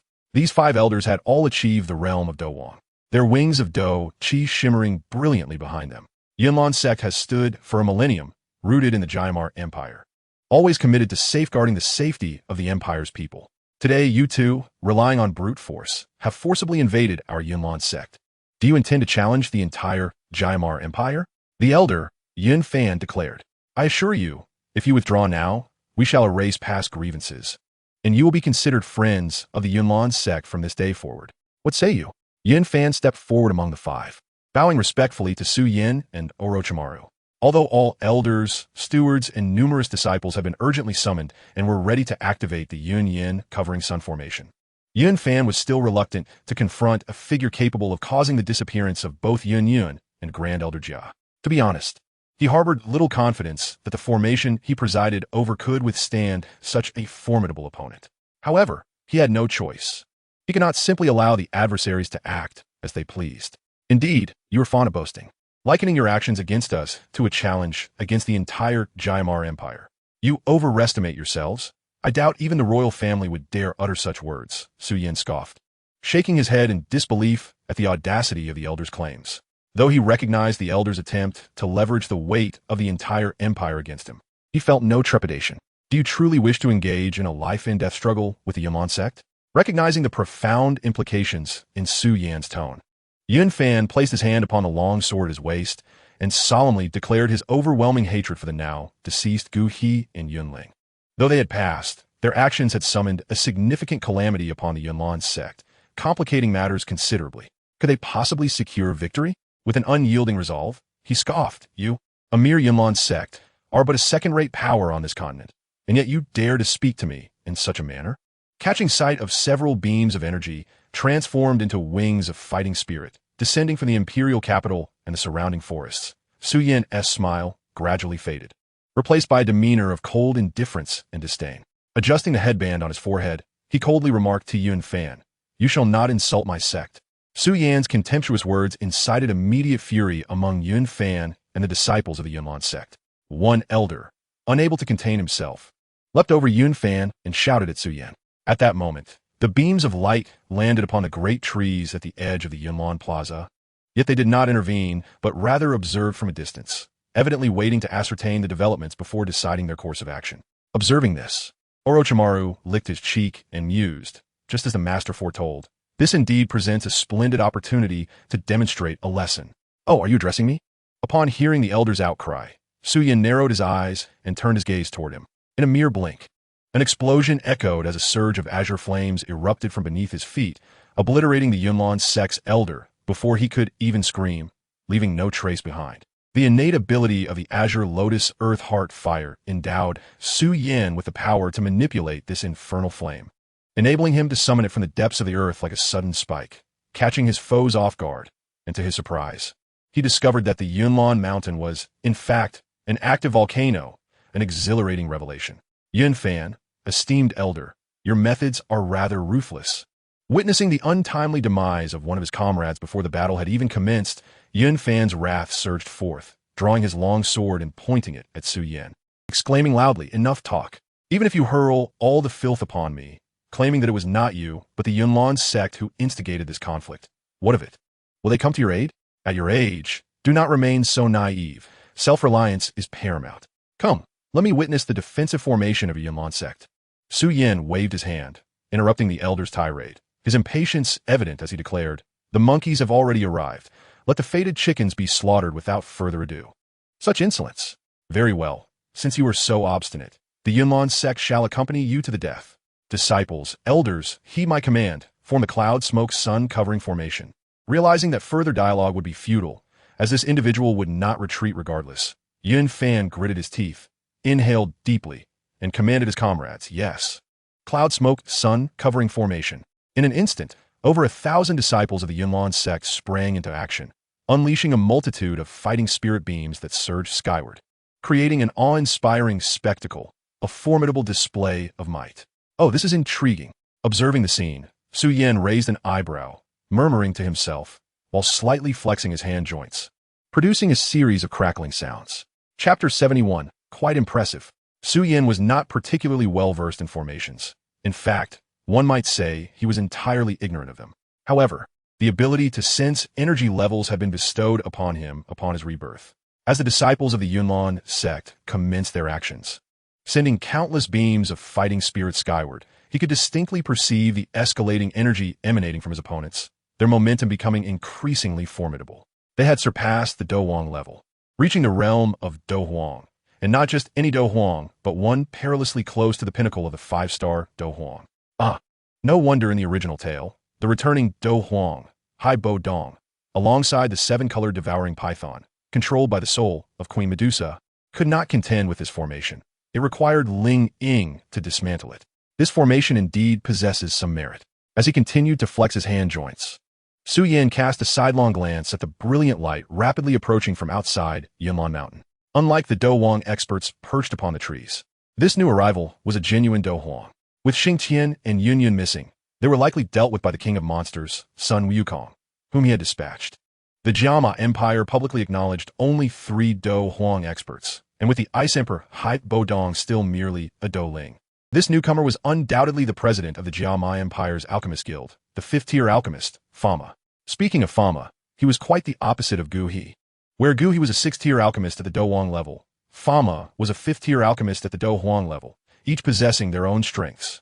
However, his arrival was fortuitous. Among the monkeys to be warned, his stature was the most imposing, capable of instilling fear. When it came time to extract resources from this nation, it seemed unlikely anyone would dare to act recklessly against him. With this thought, Xiao Yan offered a cold smile, his gaze shifting back to the cluster of Yunlan sect disciples. Orochimaru, remain vigilant. Do not let any insignificant insects spoil my enjoyment. This formation shall be dismantled by me. Xiao Yan commanded without turning to look at Orochimaru. Yes, my lord. Orochimaru replied with a sinister grin, lifting his chin, opening his mouth to release a sword radiating blue light, the Kusanagi sword. With a flick of his wrist, he grasped the weapon, casting a cold glare at the Do Huang spectators around him. Oh, and to that newly arrived Do Huang who has also landed upon the tree. The aura of this Do Huang felt akin to his own, yet should a confrontation arise, Orochimaru held sufficient confidence to eliminate the opponent. For cultivation did not equate to strength. He possessed a multitude of tactics. Without mentioning other matters, the Kusanagi, sword in his hand, though inferior to Sun Wukong's Rui Jingu Bang and slightly lacking compared to his master's Qinglian platform, was nonetheless a silver-grade weapon, enhancing his combat prowess. Surely, that was not too much to ask. Upon noticing the gaze directed at him by Orochimaru, Fama, who had hurriedly arrived to observe from the tree, furrowed his brows slightly, feeling as though he were the prey being scrutinized by a hunter. The last time he felt this way was during the war between the Jiangma Empire and the Serpent People, when he faced off against Queen Medusa. Yet now, he had intended to assist the Yunlan sect, as they too were a force of the Jiangma Empire. Fama hesitated, sensing that their adversary was no trifling matter. It would be prudent to observe further. As their gazes met, Fama contemplated his next move. Meanwhile, the conflict between Xiao Yan and the Yunlan sect erupted in earnest. With a resounding boom, Xiao Yan crouched slightly, bending his legs, and then, with immense force, he slammed the ground, creating a massive crater beneath him. Using the recoil, he propelled himself with astonishing speed directly toward the cloud-smoke sun-covering formation, determined to shatter it with sheer force. Everyone be cautious. Maintain full vigilance and strike together. Attack the enemy. Upon witnessing Xiao Yan's astonishing speed, Yun Fan's pupils constricted sharply, compelling him to issue a command to the assembled disciples behind him. With a long sword in hand, he was the first to strike, his arms sweeping forward to unleash a brilliant beam of sword light aimed fiercely at Xiao Yan. It was evident that such a beam would fail to hit its target, for Xiao Yan's velocity was simply too great, rendering accurate aim nearly impossible. Yet, Yun Fan's intention extended beyond merely attempting to strike him. It served as a demonstration for the disciples gathered behind him. As anticipated with the second elder, the current overseer, leading the charge, the thousands of disciples of the Yunlan sect standing on Yunlan Square, momentarily stunned, quickly joined the fray. Countless beams of sword light surged towards Xiao Yan, while above them, they continued to release dazzling auras of fighting spirit toward the heavens. Xiao Yan understood that they were concentrating their might, channeling the powers of all present into a singular focus, allowing for a flexible transfer of strength to any disciple of the Yunlan sect, thus enabling a comprehensive response to attacks from any angle. This was the profound intricacy of the Yunlan sect's cloud, smoke covers the sun formation. Though he could not comprehend the formation itself, having perused the original text allowed him to grasp its written essence. However, he mused, what value was there in the power of a five-star Do Emperor if it could be so easily redirected? After all, he was the blue lotus earth heart fire of Do Zone prowess, and the battlefield was set atop a volcanic peak. Here, even a Do Zune would have to resign themselves when confronted with him. Break for me, he commanded. The barrage of sword light, dense as a wall, offered no opportunity for evasion. No matter how swift one might be, it was futile against such relentless assault. Yet, as the saying goes, sheer strength can shatter all techniques. In the face of this onslaught, there was but one course of action: raise his fist and strike forward with great force. A colossal azure fire pillar, with a diameter of 10 meters, erupted from Xiao Yan's fist. The flames soared skyward, the friction with the air producing a deafening roar that startled everyone present. It was not merely the scale of this technique that astonished them, but also the intensity of the flames and their devastating power. This was no ordinary fighting technique. This attack was undoubtedly of Earth-tier caliber, and the azure flames were clearly extraordinary. Fama's eyes widened as he beheld Xiao Yan unleash the power of the exotic fire. He was swept up in a tempest of astonishment. He did not recognize Xiao Yan's true identity, mistaking him for another who had merely refined a form of Ioa. Yet, the ability to wield such exotic fire to this extent indicated that this individual possessed extraordinary strength. Refining Ioa did not inherently grant one the ability to wield its powers at will, a fact well known among alchemists. Yet here was a man who could unleash such a vast fire pillar with a single punch, indicating he had mastered at least 60% of its power. Such remarkable prowess at such a young age evoked a sense of growing sympathy for the Yunlan sect in Fama's heart. How had they provoked such a formidable being? Boom! Boom! Boom! Under the might of Xiao Yan's fire pillar, the incoming sword light was rendered as ineffectual as clay against a dam. Collapsing instantly under the onslaught of the fierce waves, countless beams shattering and being consumed by the fire, leaving not a trace behind. Not only that, after carving a path for Xiao Yan, the fire pillar did not dissipate, but continued its advance. Hurtling towards the individuals at the forefront of the cloud, smoke covers the sun formation, led by Yun Fan. At this sight, Yun Fan and his companions swallowed hard, their faces twitching with trepidation. Goodness, our adversary's combat prowess is rather overwhelming. Chapter 72. Unleashing the destructive might of nature. Though they had long been aware of the formidable strength of their approaching enemy, witnessing his overwhelming capabilities firsthand left Yun Fan and the senior members of the Yunlan sect unable to conceal their astonishment. Just imagine, if even they, elders of Do Wang and Do Ling rank, were struck with such awe, how would the other disciples react to the fire pillar charging towards them? Indeed, horror washed over their faces, with some even fainting from sheer fright. This was no exaggeration. At just past 1 a.m, the sky, enshrouded in darkness, was suddenly illuminated by a massive fire pillar 10 meters in diameter, bright enough to light up the entire Yunlan mountain.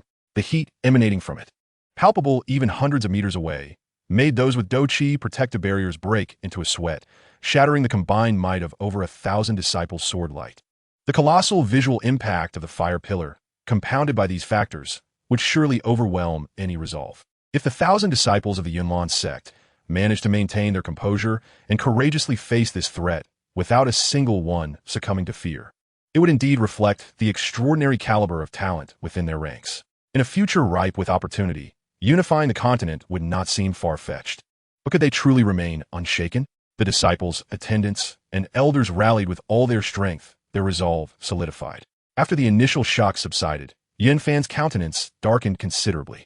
Raising his voice, he commanded the members of the Yunlan sect to assist him with all their might. He quickly mobilized every ounce of fighting spirit within him, striving to consolidate the power of the entire Yunlan sect into himself for a desperate confrontation with Xiao Yan.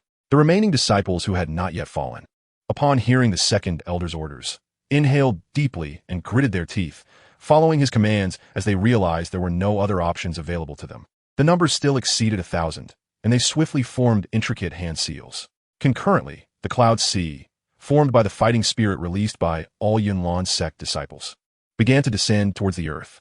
A pure white beam shot forth, piercing into Yun Fan's body, causing his Do Wang level aura to surge dramatically, enabling him to breach the Do Wang barrier and ascend to Do Huang.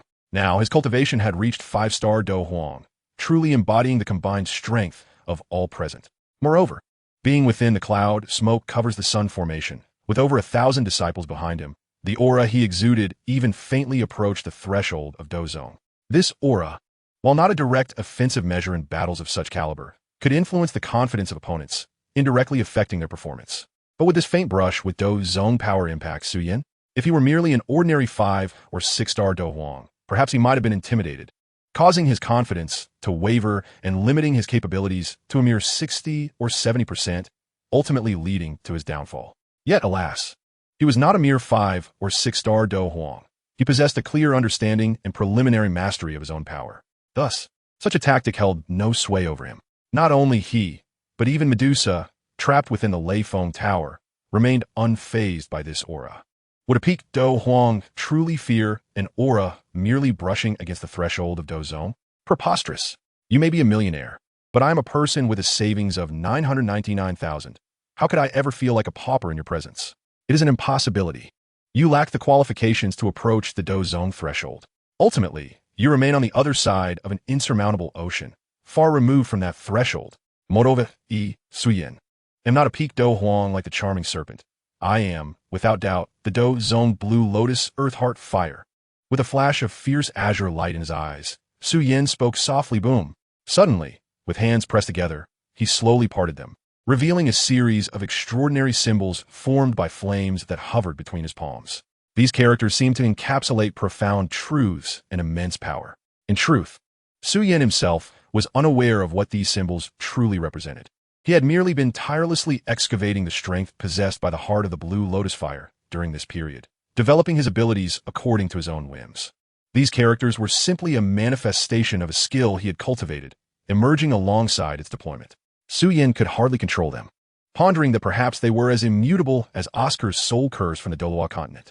Fortunately, these symbols were enigmatic and dignified, unlike his own rather ridiculous situation. How could he be compared to those who could consume a large sausage? Returning to the matter at hand, once this technique was unleashed, especially atop an active volcano, Xiao Yan thought, not to mention these insignificant foes. Even the old rascal Yunshan and his Soul Hall Guardians would not stand a chance against him. This was truly a force capable of annihilating nature itself. Near Mount Yunlan, there were only 50,000 royal troops stationed below. No villages or residents were present, so Xiao Yan had no fear of becoming a universally reviled villain. He could unleash his power without reservation. As for the 50,000 soldiers, he thought with a smirk, farewell, for they were destined to perish anyway. He deemed it fitting for them to witness his true strength before their demise. Scoundrels, dare not wreak havoc in my Yunlan sect. Break! As Xiao Yan prepared to unleash his formidable technique, Yun Fan and his comrades found themselves powerless to intervene as the enormous fire pillar charged toward them. Now, less than 30 meters away, with no option to distract themselves, they had to first address the immediate crisis. Gathering the strength of over 1,000 disciples from Yunlan's sect, Yun Fan swung his longsword and unleashed his most potent move, the ultimate wind, meteoric kill. Whoosh! Instantly, a beam of light, more potent than all previous sword strikes combined, erupted from the tip of Yun Fan's sword. The brilliance radiated so fiercely that it caused ripples in the surrounding space, attesting to its tremendous might. Boom! The scale of the ultimate wind, meteoric kill, could not be compared to Xiao Yan's fire pillar, which he casually conjured with a punch, yet its power was not to be underestimated. In the original narrative, the 3-star Do Huang Yun employed this technique to sever the hardest horn of the amethyst-winged Lion King. Now, with his 5-star Do Huang strength, Yun Fan could indeed split the fire pillar in two without difficulty. As the collision of wind and fire ensued, Xiao Yan's fire pillar, with a diameter of 10 meters, was genuinely bisected, and the powerful wind pressure sent the two halves scattering apart, perfectly avoiding the position where the disciples of Yunlan's sect stood, dispersing toward the edge of the plaza. Witnessing this, a bead of hot sweat trickled down Yun Fan's forehead as he coldly smiled, inwardly remarking, "Now you know the strength of Yunlan's sect, don't you? I am formidable indeed." Boom! Just as he reveled in his newfound power, the entire Yunlan sect trembled violently, freezing Yun Fan's expression. The second elder remarked, "Something feels amiss. That fellow seems to have completed his build-up, but what is happening now?" With an elder's inquiry, the tremors escalated in intensity and frequency, akin to a dragon stirring from slumber. "All it took was a casual punch from me, yet you all exerted your utmost to separate it. You foolishly thought you had obliterated my fire pillar instead of merely dividing it. Look, it still exists, forming a surrounding circle that has trapped you all like fish in a barrel." Xiao Yan's mocking voice echoed, sending chills down the spines of Yun Fan and the others. Upon glancing around, they realized that the azure flames, which had been cut and scattered by the ultimate wind, had not vanished. Rather, they transformed into a sea of fire, enclosing them completely. The height was insurmountable for those unable to channel their energy into wings to escape. Boom! At that moment, Yunlan Mountain trembled once more. "What have you done?" A cold sweat replaced the hot one on Yun Fan's brow as he shouted at Xiao Yan, his voice tinged with despair. He sensed that even the cloud smoke covering Sun Array would not safeguard them today, for their opponent's strength had evidently surpassed that of the Do Huang. "I haven't done much. I simply have a penchant for fire, and Yunlan Mountain is not a suitable abode for someone like me. Hence, I intend to renovate it. And after dealing with you pitiful creatures, I will make it my home." Having completed his preparations, Xiao Yan lowered his hand and spoke nonchalantly. "What?" Yun Fan and all the disciples behind him were taken aback. He audaciously aspired to take residence in Yunlan Mountain? This was beyond insolent. Disregarding the so-called prodigies and beauties of the sect, Xiao Yan lifted his left foot and gently tapped the ground. Instantly, the floating characters before him, as if receiving a command, plummeted to the earth. A vast expanse of dazzling azure light erupted from the ground, spreading outward at an astonishing speed. Moreover, many areas of Yunlan Mountain began to collapse and crack, and from those fissures, an endless stream of red liquid surged forth from the depths of the earth. Lava. Chapter 72. Unleashing the destructive force of nature. Though they had long anticipated that the invading enemy possessed extraordinary strength, witnessing such overwhelming power firsthand left Yun Fan and the higher-ups of Yunlan's sect unable to conceal their shock. Just imagine. Even the elders at the Do Wang and Do Ling levels were rendered speechless. How would the other disciples react to the fire pillar hurtling toward them? As expected, their faces reflected sheer terror, with some even fainting from fright. This was no exaggeration. At around 1 o'clock in the morning, the sky was shrouded in darkness when suddenly a colossal fire pillar, 10 meters in diameter, emerged, casting light over the entire Yunlan Mountain. The heat radiated so intensely that even those capable of channeling energy into their bodies were drenched in sweat from hundreds of meters away. It shattered the combined might of over 1,000 disciples' swordlight. Finally, the immense visual impact of the fire pillar crashing toward them, compounded by these factors, would have rendered any disciple of Yunlan's sect with unwavering resolve and courage an anomaly if they did not succumb to fear. In the future, when the time is ripe, unifying the continent would not be an impossibility. But could that truly be? Disciples, attendants, elders, lend me your full strength. One must never resign to a passive demise. After the initial shock subsided, Yun Fan's countenance transformed into one of profound distress. He bellowed at the members of the Yunlan sect behind him, rallying them with fervor. With fervent gestures, he summoned every ounce of Do Qi within himself, striving to consolidate the collective strength of the Yunlan sect into his being for a desperate confrontation against Xiao Yan. The remaining disciples of the Yunlan sect, still resolute and unyielding, inhaled deeply and clenched their teeth, adhering to their second elder's commands, for they too had no alternative. Although their numbers still exceeded 1,000, they swiftly formed intricate hand seals, while the ethereal cloud of Do Qi, conjured by the disciples above, began to descend upon the earth. A beam of pure white light shot forth, penetrating Yun Fan's body. In that instant, his aura surged dramatically, causing him to breach the Do Wang barrier and ascend to the rank of Do Huang. His cultivation now stood at a formidable 5-star Do Huang, truly embodying the combined power of all present. Moreover, ensconced within the Yun Yan covering sun formation and flanked by over 1,000 disciples, the energy he unleashed began to approach the threshold of Do Zone. Such an aura, while not a direct offensive tactic among warriors of this caliber, could undoubtedly influence an opponent's confidence, indirectly impairing their performance in battle. But could this subtly encroaching aura of Do Zone affect Xiao Yan? Yes.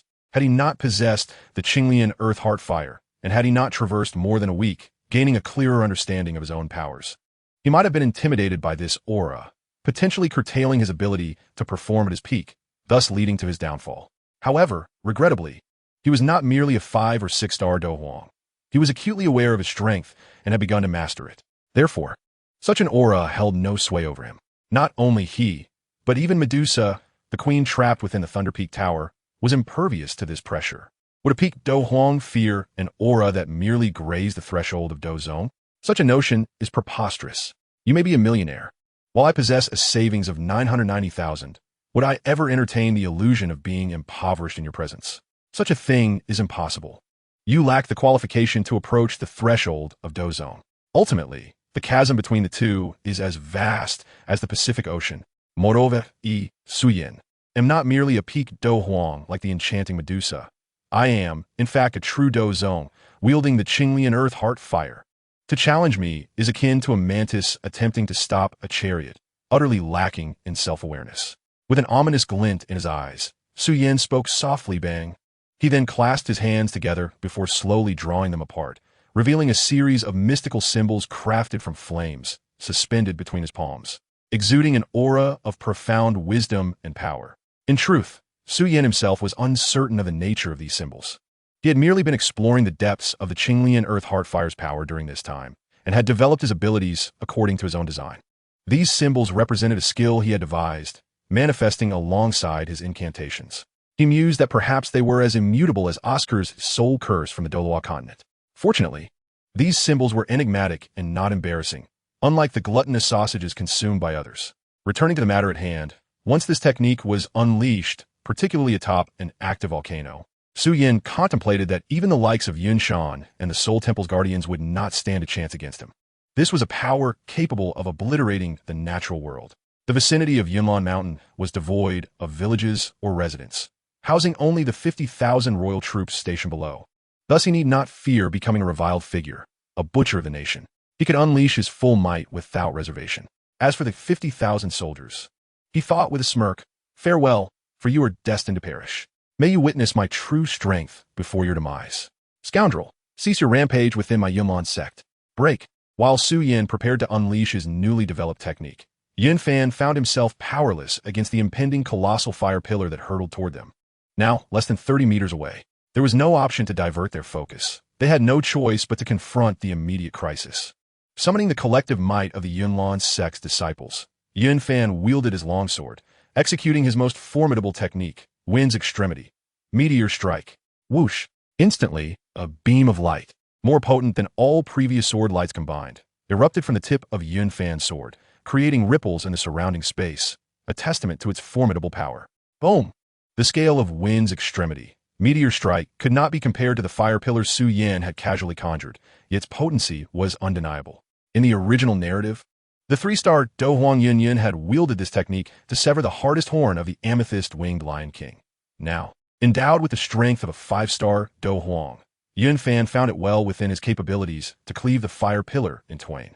As the clash of wind and fire resonated, Xiao Yan's fire pillar, with a diameter of 10 meters, was indeed sliced in half.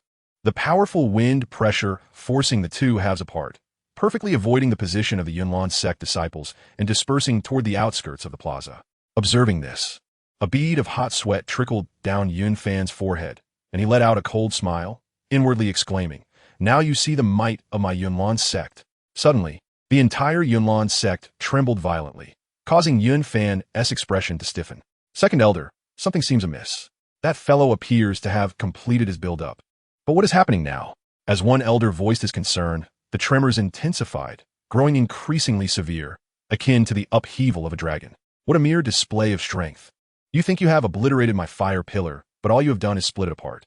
Look, they still exist, now encircling you, rendering you all trapped like fish in a barrel." Xiao Yan's mocking voice echoed, sending shivers down the spines of Yun Fan and the others. They turned to witness the truth of his words. The azure flames, having been cleaved by Wind's Extremity, Meteor Strike, had not vanished but transformed into a raging sea of fire, enveloping them entirely. The height of the flames rendered escape impossible for anyone unable to transform into wings of Douqi. Boom! Once more, the entire Yunlan mountain quaked violently. "What have you done?" Yun Fan, drenched in cold sweat, shouted at Xiao Yan, his voice tinged with despair. He sensed that even the Yun Yin covering Sun Formation would not safeguard them today, for the opponent's strength evidently surpassed that of a Do Huang. "Nothing much, really. I simply have an affinity for fire, and since Yunlan Mountain is not a suitable abode for me, I thought to remodel it. After I dispose of your rabble, I shall take up residence here," Xiao Yan replied nonchalantly, having completed his preparations. Yun Fan and all the disciples of the Yunlan sect behind him were utterly stunned. He actually intended to take residence, nay, to seize control of Yunlan Mountain. This was sheer audacity. Without further regard for those who were commonly referred to as the proud sons and daughters of heaven, Xiao Yan lifted his left foot and lightly tapped the ground. Subsequently, the characters that still hovered before him seemed to have received an order, plummeting to the earth with great force. In an instant, a vast expanse of dazzling azure light erupted from the depths below, rapidly spreading outward at an astonishing speed. This was not the end. Numerous locations on Yunlan Mountain began to collapse and fracture, and from those crevices, an endless stream of crimson liquid surged forth from the earth's depths. It was molten lava. Chapter 73. Fiery temper and rage. The azure lotus heart fire, born deep within the earth, has undergone countless trials of the earth's flames, merging, compressing, and sculpting for a decade to attain its spirit, a century to take form, and a millennium to blossom into a lotus. At its zenith, its hue is predominantly azure, with a cluster of azure flames sprouting from its core, known as the azure lotus fire or the azure heart fire of the earth. This fire possesses immeasurable power and can even trigger volcanic eruptions in proximity to volcanic regions, manifesting as a destructive force of nature. And Xiao Yan was none other than the incarnation of this azure heart fire. "Open your eyes wide and behold this rare spectacle." He laughed, gesturing towards the terrified disciples of the Yunlan sect. He then disregarded them entirely, casting a glance at Orochimaru behind him. The latter nodded in response, swiftly raising his fingers to employ a sensing technique from the world of Naruto to perceive the situation of Yunlan Mountain. The individuals before him were but mere insignificant creatures. Not only could he handle them himself, but even under his command, the serpent clan-esque Shao Qing, accompanied by a throng of serpent people, could easily eradicate them all. The most crucial factor was the yet-to-emerge Yun Shan and possibly the Soul Hall's protector, Zhe, who might have already established contact with him. Seizing this moment to unleash a grand move, causing the live volcano known as Yunlan Mountain to enter an eruptive state, would vastly amplify his current strength. It would be the wisest decision to locate and eliminate them all in one fell swoop. Of course, Yun Shan must be dealt with, as he intended to annihilate their sect. This was a feud that could never be reconciled. However, if Zhou was indeed present, it would be best not to offend him, for Xiao Yan did not believe he possessed the same intelligence-diminishing aura as Xiao Yan, allowing the Soul Hall to dispatch adversaries slightly stronger than himself, whom he could still potentially counterattack. Xiao Yan held a certain apprehension regarding the Soul Hall and the Soul Clan behind them. This unfortunate predicament could be attributed to the King of Demons, Sun Wukong, whose ineptitude squandered a golden-grade biological treasure chest, yielding only a worthless item. His magical power was sealed at 80%. Oh, what a calamity! Had it been at full capacity, he would not have been so troubled. At the very least, the Soul Hall would not mobilize a Douqi expert over a trivial matter, for such beings are seldom seen, guarding their territories. A Dozun-level opponent should be easily handled by the King of Demons, Sun Wukong, with full magical power. After all, the combat efficacy of 20% magical power pales in comparison to that of 100%. It is not merely a matter of cultivation, but also of skills. Certain techniques cannot be executed without sufficient magical power, and once they can be unleashed, given the formidable nature of Sun Wukong's divine and demonic system, battling across levels would pose no issue whatsoever. Returning to the matter at hand, Orochimaru, having utilized the sensing technique, furrowed his brow. After a moment, he opened his eyes and shook his head at Xiao Yan, conveying a clear message. He had found nothing, not a trace of Yun Shan nor of Zhe. As for Zhe, it was uncertain whether he had conspired with Yun Shan at this moment. Xiao Yan could only speculate based on the original content he had read, which might not be entirely accurate. Yet it was certain that the old fox, Yun Shan, was indeed within Yunlan Mountain. He could not possibly be absent. He must have established some barrier or device to obstruct perception in his secluded location, which was why Orochimaru had failed to detect him. What an insufferable fellow. Xiao Yan remarked, feeding somewhat displacif. He instructed Orochimaru, go find him. Use every means possible to uncover his whereabouts. A potential breakthrough to Dozong is not a trivial threat. Yes, my lord, Orochimaru replied with a slight bow, a glint of determination flashing in his eyes. In an instant, he soared into the air, raising his arm and calling out, Shadow of a Serpent. With a hiss, countless venomous snakes erupted from his sleeves, dispersing in all directions around Yunlan Mountain to serve as scouts. Oh, this technique can be utilized in such a manner? I've learned something new, Xiao Yan thought, nodding in approval at Orochimaru's method of searching. He then redirected his attention to the group before him. At this moment, Yunlan Mountain was undergoing a dramatic transformation, triggered by Xiao Yan's newly developed, yet unnamed, grand move. The entire mountain trembled violently, fissures appearing as an endless flow of molten rock burst forth through the cracks. Columns of lava shot skyward, eliciting a sense of dread and horror among the onlookers. Even more alarming was that upon descending, the lava swiftly spread over several kilometers, devouring all living beings in its path, including plants, animals, and even microorganisms, leaving no trace behind. This magnificent peak, which had stood for countless years in the Gamma Empire, was transformed in an instant into a world of crimson. Quickly retreat. The height of the lava columns posed a significant threat, and, as they fell, they splashed molten droplets that were dangerously hot. Those who remained on the trees to observe the battle instinctively activated their Douqi wings, soaring into the sky to evade the relentless onslaught of lava.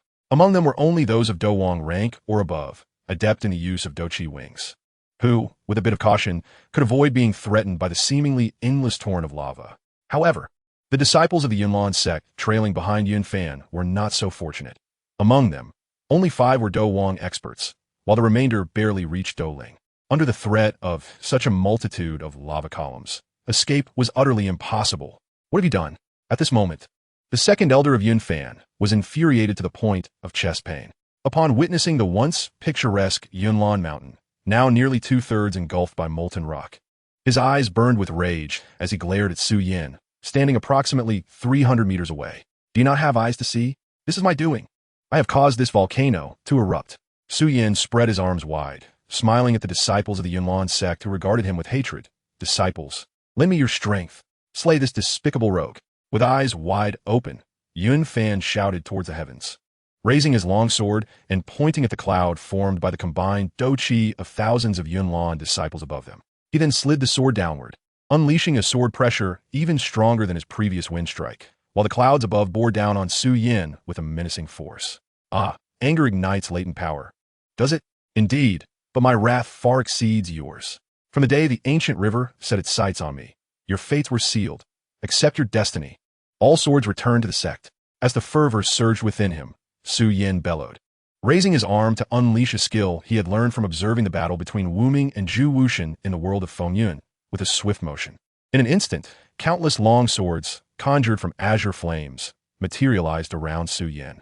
With a deft motion of his hands, he pointed both forward and skyward, unleashing them with an astonishing force that propelled them fiercely toward the oppressive sword pressure emanating from Yunfan, as well as the thick, looming clouds overhead. Chapter 74. Is Yinshan about to flee? Before his transmigration, Xiao Yan had never considered himself a genius. His life had been one of suffocating mediocrity. Not only did he languish in a technological world, but when the apocalypse struck, it took mere days for him and his entire city to meet their demise at the hands of an unknown nuclear bomb, a quintessential life of cannon fodder. However, upon arriving in the fantastical realm of Douqi and acquiring a system, Xiao Yan realized that his previous life's lack of accomplishment was not due to his own incompetence, but rather the fault of the world itself. Why? On the first day of his transmigration, he felt fear and trepidation, uncertain if he could harness the power of the Blue Lotus Earth Core fire. He dreaded the possibility of meeting a fate akin to that of the original narrative. Yet, as the days turned into a week, he gradually mastered this formidable force and even developed his unique skills. Was this not a talent? Moreover, in the world of Fengyun, merely by observing a battle, he had stolen the ultimate moves from both Wuming and Zhu Wushan, adapting them into skills that could be activated with his fighting spirit. Frankly, had anyone told him such feats were possible in the past, he would have deemed it unbelievable. Yet, here he was experiencing it firsthand. If I am not a genius, then who is? I, Xiao Yan, am indeed a genius and will not entertain any rebuttal. Thus, the frustrations of my previous life were not my fault. The blame lies squarely with the world. Why not develop technology in a world that naturally evolves into a realm of cultivation? If it were a world dominated by the pursuit of martial power, perhaps the apocalypse would never have occurred, and I might have even become the greatest master of all. Reflecting on this matter, Xiao Yan felt a pang of regret. Fortunately, he still had a chance. He had been reborn into a realm exquisitely suited for cultivation. Here, his brilliance would undoubtedly illuminate the entire world, beginning with the Yunlan sect.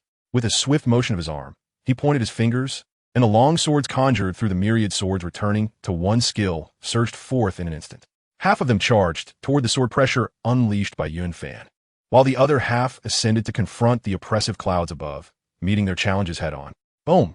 A thunderous roar erupted as the fiery swords collided with Yunfan's sword pressure, creating a cacophony of explosive sound. After several rounds of fierce engagement, Xiao Yan's fiery version of the myriad swords returning to one shattered Yunfan's sword pressure, sending the remaining fire swords hurtling forward.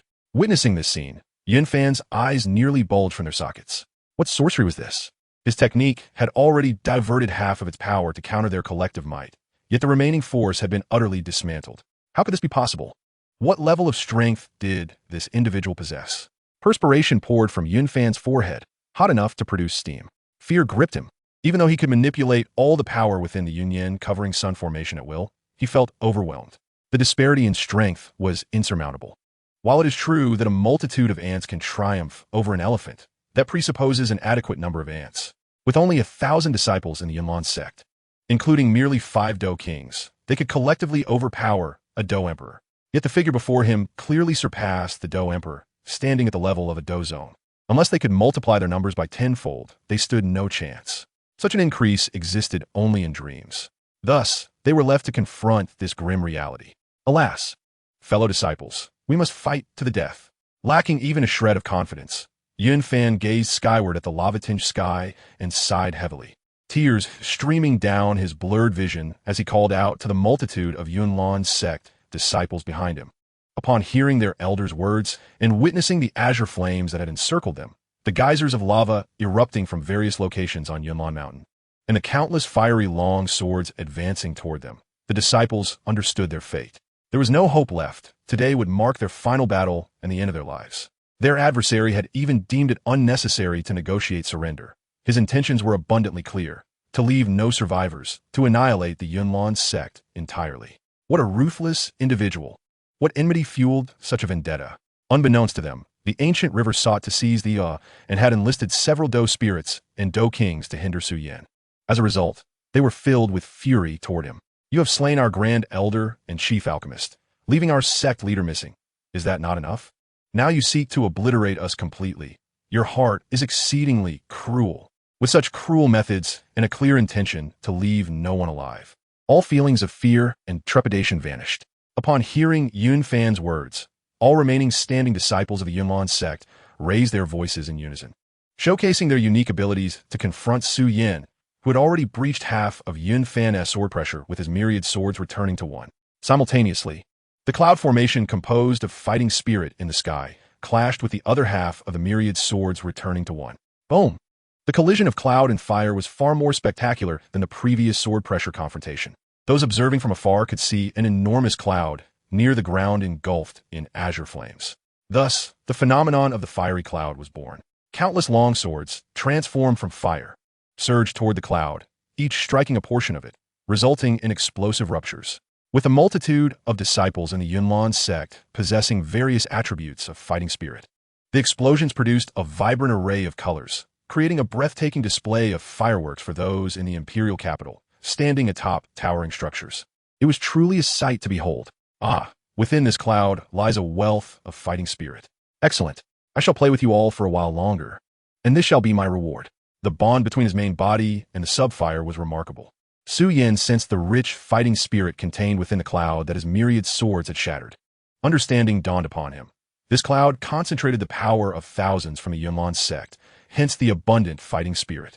In the original narrative, when Xiao Yan used Yoa to purge Nalan Jia's poison, he had inadvertently absorbed some of the potent fighting spirit from the Dou kings mixed within the poison. Now, he would follow suit, breaking apart this cloud while devouring the fighting spirit of the Yunlan sect disciples entangled within. It would surely be delectable. With a smirk and a cold, sinister smile, Xiao Yan stepped back with his right foot, opened his mouth wide, and unleashed an enormous torrent of flames toward the nearly collapsing cloud. This inferno would not only consume them, but also refine the fighting spirit within, expelling impurities while retaining the essence. Xiao Yan would then draw the flames back into himself, thereby reclaiming their pure fighting spirit. This expedition to the Yunlan sect was proving to be exceptionally fruitful. I found it. Master, I have discovered Yunshan's whereabouts. Wait, this is bad. Master, he has broken through his confinement.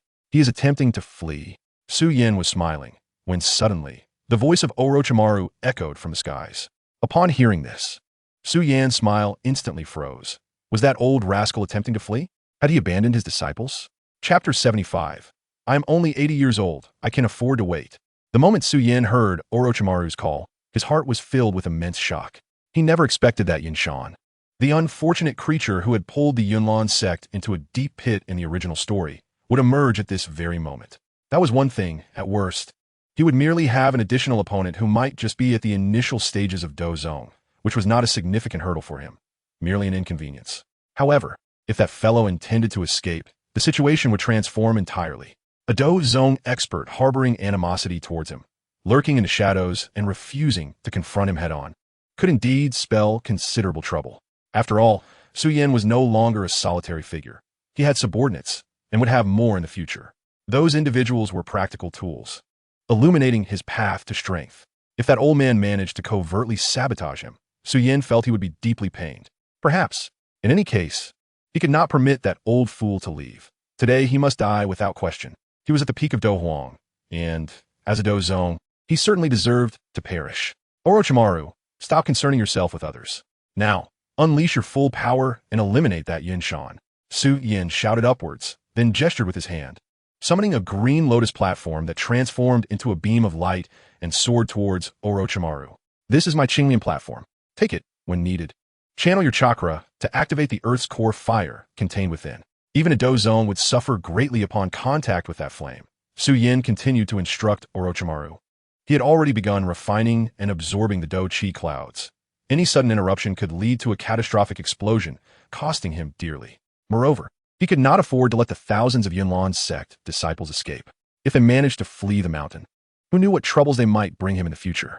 While visible enemies, no matter how formidable, at least provided him with a sense of certainty, those lurking in the shadows with ill intent posed an unpredictable threat, regardless of their strength. After all, within the original narrative of this world, did a small clan disciple not rise to the pinnacle of Do Qi, proclaiming 30 years east of the river, 30 years west of the river? Do not underestimate the youth while cutting through obstacles. Thus, one must never underestimate the ants. Who knows when a seemingly insignificant ant might grow into a mammoth, appearing before you and crushing you beneath its foot. Therefore, Xiao Yan's battle cry against his enemies was, regardless of strength, leave not a single one behind. Boom! Instantly, the flame spewed forth from Xiao Yan grew even larger as he accelerated his assault on the cloud-like mass of Do Qi, refining and devouring it. Master, upon receiving the Qinglian platform you tossed, sensing the immense fire attribute energy within, Orochimaru's serpent-like eyes glinted with intrigue. He mused, "It seems my master's treasury holds many extraordinary treasures." He then respectfully replied to Xiao Yan, taking flight towards the location of Yunshan, which he had sensed. Originally, Orochimaru was incapable of flight, but perhaps due to the differences in this world compared to his original one, he discovered he had acquired the ability to soar through the skies. Indeed, much like those who could transform their energy into wings and achieve flight through vibration. Though their energy was Do Qi, while his was chakra, Orochimaru understood that his strength was comparable to a 3-star Do Huang, but he possessed numerous tactics. Even if he could not engage a potential Do zone in direct confrontation, he could certainly outlast them. With the Qinglian platform, Orochimaru was confident he could assist Xiao Yan in dispatching the formidable Yunshan. However, would things truly unfold as smoothly as Orochimaru imagined? In Yilan Plaza, anguish screams echoed incessantly. Xiao Yan observed the battle, grasping the essence of his own 10,000 swords returned to the sect. Not only did it require no self-damage to recultivate, but since the form it took was not true Qi, but rather his own flame, its power exceeded that of the original martial skill by a considerable margin, coupled with Xiao Yan's cultivation level far surpassing that of the Yunlan sect disciples. Even at half its scale, it was sufficient to leave them drenched in blood and facing death at every turn. Second Elder, this is not a viable strategy. We have no chance whatsoever. The third Elder, Yun Hai, exclaimed anxiously to Yun Fan as he wielded his long sword to deflect the innumerable fiery blades. Facing such an onslaught, even he, a Do Wang expert, found it challenging to endure. Thankfully, Xiao Yan's 10,000 swords returned to the sect targeted the thousands of Yunlan's sect disciples present, rather than just him. Otherwise, he feared he would perish within moments. I understand, but must we merely stand by and watch as our sect's heritage is severed? Yun Fan, also wielding a sword, gritted his teeth and declared, while simultaneously forming seals with his other hand to summon the power of the cloud smoke over sun formation, creating clouds to aid the weaker disciples in deflecting the incoming fire swords. Though he may appear cold and obstinate as an elder, he genuinely cared for each disciple of the sect. Yet if we all remain here to fight to the death, the result will still lead to the sect's demise. Third Elder Yun Hai replied, swinging his arm to unleash another beam of sword light that shattered several approaching fire swords. What do you mean? Yun Fan inquired. You heard the conversation between those two, did you not? The old patriarch has emerged from seclusion. That man who has merely observed until now has gone to confront the old patriarch. We must assist him. Now, Yin Yin is likely gone. As long as the old patriarch lives, our Yunlan sect as heritage will not be severed. Yun Hai rasped to Yun Fan, filled with resentment. How could the proud Yunlan sect have ever faced such humiliation and crisis, teetering on the brink of annihilation? Do you believe the old patriarch stands a chance against his opponent? Look at Yunlan Mountain now. 2/3 of it is engulfed in magma, flames soaring to the heavens. Even the old patriarch, can he restore Yunlan Mountain to its former state? He cannot. Third brother, accept your fate. Hope is lost. We must fight to the death. Shedding the last drop of blood for the sect is all we can do. Yin Fan lamented. I refuse to accept this. I have cultivated for 80 years. Finally reaching Douqi. I cannot bear to die so unjustly. My life has just begun, and a more splendid future awaits me. After a moment of silence, Yanhai suddenly spoke up. What do you intend to do? Forgive me, second brother, but I do not wish to make a futile sacrifice. In critical moments, severing ties is sometimes unavoidable. I am the elder of the sect's Do Technique Pavilion, with knowledge of half of the sect's techniques and hidden tomes. As long as I am alive, the Yunlan sect's heritage will not be severed. One day, the Yunlan sect will surely regain its former glory. Yanhai declared, You second brother, if you wish, come with me. If not, then take care. With that, Yanhai spread his wings and soared into the air. Wielding his long sword to fend off the attacks of the 10,000 swords returned to the sect while hastening towards the heavens. He sought to escape this place, to leave Yunlan Mountain. A gentleman avenges himself. 10 years is not too late. He is merely 80 years old. He can afford to wait. Thinking of fleeing? You cowardly old fool, come down here. Finally, having obliterated and devoured the pure, fighting energy within the swirling clouds of battle, Xiao Yan scarcely had the time to stabilize this newfound power before he detected a beam of light piercing through the smoky veil. Upon realizing it emanated from one of the opposing faction's Do Kings, his expression shifted dramatically. He hastily retrieved another artifact from his sleeve, the Thunder Peak Tower, and directed it towards the Do King. With a powerful thrust, Xiao Yan unleashed the Thunder Peak Tower, which radiated a vast expanse of golden Buddhist light, adding a vibrant hue to the world shrouded in shades of green and red. Chapter 76. The Heavens Have Forsaken My Yunlan Sect. The Thunder Peak Tower, alongside Xiao Yan's accompanying Azure Lotus platform, both belong to the Silver Tier artifacts, with the former boasting a slightly superior quality. In the realm of the legend of Madam White Snake, according to the original narrative, it would, in a mere 2 years, ensnare a white serpent that had cultivated for nearly 2 millennia, though that event had yet to transpire. Presently, it was already housing a resplendent and unparalleled serpent maiden. Even the Peak Do Emperor, Queen Medusa, could not escape the binding of the Thunder Peak Tower. How could a mere Do King hope to evade it? Such a notion was utterly implausible, unless one possessed a treasure of greater caliber than the Thunder Peak Tower. But even the Yunlan sect, should they liquidate all their assets, would likely struggle to amass anything of commensurate value, let alone you, the third-ranking elder. Tremble before my Thunder Peak Tower, old man. The golden-hued Thunder Peak Tower emitted a resonant Buddhist sound that left all present momentarily entranced, their minds becoming clearer. As a latent consciousness surged into their minds, if I do not enter hell, who will? And lay down the butcher's knife and become a Buddha.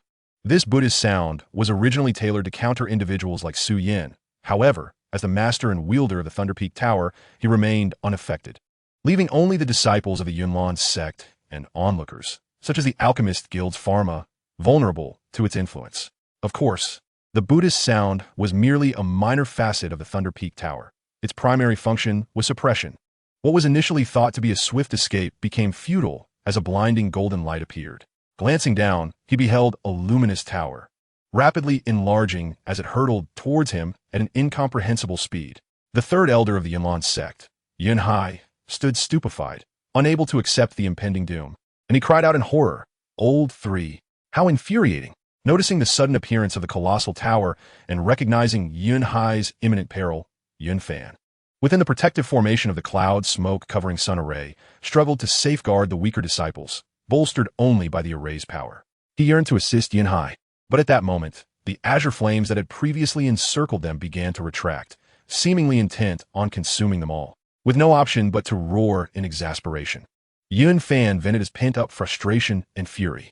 Meanwhile, within the Thunder Peak Tower, Queen Medusa, comfortably seated in a grand chair by the window, watched the battle unfold with a faint smile. Not bad, yet another prey has been delivered to me. Just days prior, she had dispatched 2 Do Kings who had previously clashed with the serpent race, along with several insignificant Do spirits. Now a new offering had arrived, and this time it was the third elder of the Yunlan sect, an old acquaintance. She mused that she must treat him well, though the task of cleansing the tower afterward posed a slight dilemma for her. Queen Medusa recalled the last time she had eliminated those Do spirits and Do Kings. Just as she had exhaled in relief, the strange fire outside had threatened her, insisting she cleanse the tower of blood and corpses to preserve its sanctity, or else it would incinerate her garments. Upon hearing this ultimatum, Medusa had been incensed. After all, how could she be stripped bare and imprisoned within her own tower under the guise of sanctity? Yet, when the moment came for her to cleanse the tower, she had no choice but to comply, for the circumstances dictated her actions. Now, witnessing another familiar face about to be ensnared, she found the prospect of cleansing the tower not so objectionable after all.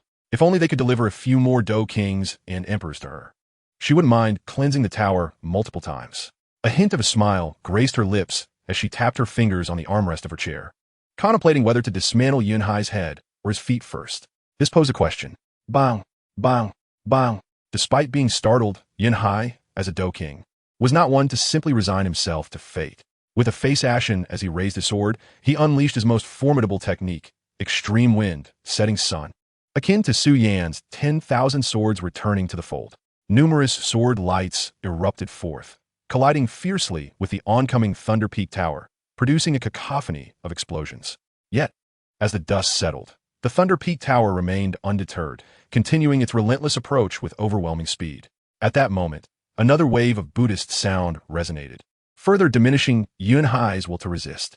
To make matters worse, an immense suction force emanated from the base of the tower, compelling his wings to flutter uncontrollably as he was drawn inexorably towards it. What in the world is this? He gritted his teeth, attempting to strike at the Thunder Peak Tower, but alas, this time his sword light failed to manifest, and both he and his weapon were completely absorbed. From the moment Xiao Yan summoned the Thunder Peak Tower to Yunhai's complete consumption, the entire process transpired in a mere 7 or 8 seconds. A feat facilitated by Xiao Yan's prior preparation and the distance he had created between them. Otherwise, it could have been accomplished in a heartbeat. At this juncture, having assimilated the refined, pure fighting energy, Xiao Yan successfully digested the power, and with a wave of his hand, the Thunder Peak Tower, as if possessing its own consciousness, shrank while soaring back to his grasp. Observing the disintegrating cloud, smoke covering sun array, and the few remaining disciples of the Yunlan sect, he murmured, "This must come to an end." With a sweeping gesture, the once contained flames erupted into a frenzy, surging violently towards the remaining disciples. Witnessing this, Yun Fan's eyes brimmed with tears as he bellowed, "Truly, the heavens have forsaken my Yunlan sect." Indeed, Xiao Yan retorted with irritation upon hearing his outcry. Chapter 77. The Yunlan sect annihilated. I, Xiao Yan, shall bring ruin upon your Yunlan sect. Does the heavens dare oppose me? Should they do so, I shall ensure they share in the same fate. Isn't it the case that those who traverse time and space often proclaim their intent to defy the heavens? Though I, Xiao Yan, am an extraordinary man, I shall not shy away from following suit. Thus, I echo the sentiments of the masses. If heaven obstructs me, I shall defy the heavens. Regardless of the outcome, possessing such a resolve is never amiss. Behold, how magnificent it is! Rumble. A deafening roar erupted, as if the heavens themselves had been torn asunder. The cloud smoke covering sun formation, where Yun Fan and his companion stood, shattered instantly under the violent collision of the fire that Xiao Yan had amplified with a ferocious attribute. In that moment, everyone within the formation, from the Dou Wang to the Dou Zhe, involuntarily spewed forth blood, their faces turning pale and weak. This was not the end of their woes. The most dire consequence was that the flames, having breached the cloud smoke covering sun formation, surged towards them with the ferocity of a tidal wave breaching a dam, rising to heights of over 10 meters. It was over. The Yunlan sect was utterly finished. Witnessing this scene, many disciples of the Yunlan sect, who held deep emotional ties to their sect and regarded it as their home, murmured a lament. Their feelings were a tumultuous blend of unwillingness, rage, and a relief that their nightmare was finally coming to an end, whether it ended in ruin or not. It was preferable to the torment of knowing they could not prevail against their adversary, yet continued to stand firm. Their hearts felt as if gripped by a colossal hand. A pain that was excruciating. What a torment it had been. Now, they could finally put an end to it. They had not faltered, nor had they slacked, much less betrayed their sect. They could hold their heads high, presenting themselves before the ancestors of their sect with a stance of having done their utmost. Such a conclusion seemed rather agreeable. Boom! Not everyone shared the stoic acceptance of defeat displayed by these disciples. A significant portion remained unwilling to meet their demise passively. Thus, they launched attacks against the inferno surging toward them. Alas, by this time, the formation had been broken, and their remaining, scattered strength was utterly insufficient to contend with Xiao Yan's boundless flames. A sound reached the ears of Xiao Yan and the other onlookers who had sought refuge from the erupting magma columns. The very spot where Yun Fan and the others had stood was now completely consumed by the flames. In other words, they had vanished from this world. What a pity! The once greatest power of the Jamma Empire had simply ceased to exist, along with over 1,000 disciples, including 5 formidable Do Wang, who perished alongside the Yunlan sect. Alas, how tragic and lamentable. As Xiao Yan, the architect of this annihilation of a sect that had endured for over a millennium, felt a sudden surge of sympathy and regret for them. He pondered whether this was what they referred to as the cat weeping for the mouse in false compassion. After a moment of silent tribute, he raised his head and called out to the Do Wang and Do Huang, who remained hovering above Yunlan Mountain. Gentlemen, this is a personal matter between myself and the Yunlan sect. The victor has emerged. I trust you will not provoke further complications. If you do, I welcome you to step forward. I am more than willing to engage. Fama and the others replied, Engage? Who would dare engage with you? We have no intention of fighting. Haha, you jest, sir.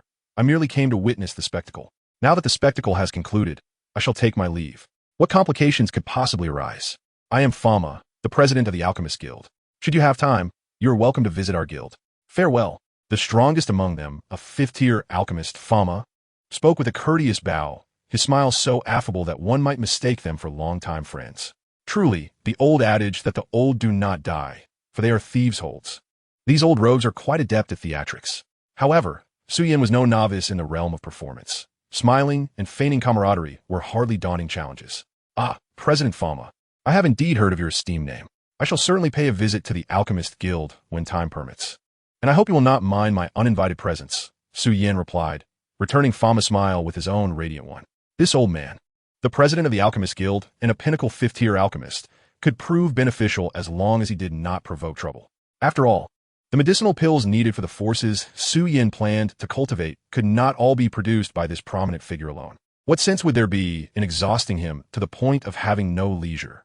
Thus, retaining talents like Fama would undoubtedly be advantageous. Once he had fully established his dominion over the Jamma Empire, would Fama not assist him in concocting medicinal pills?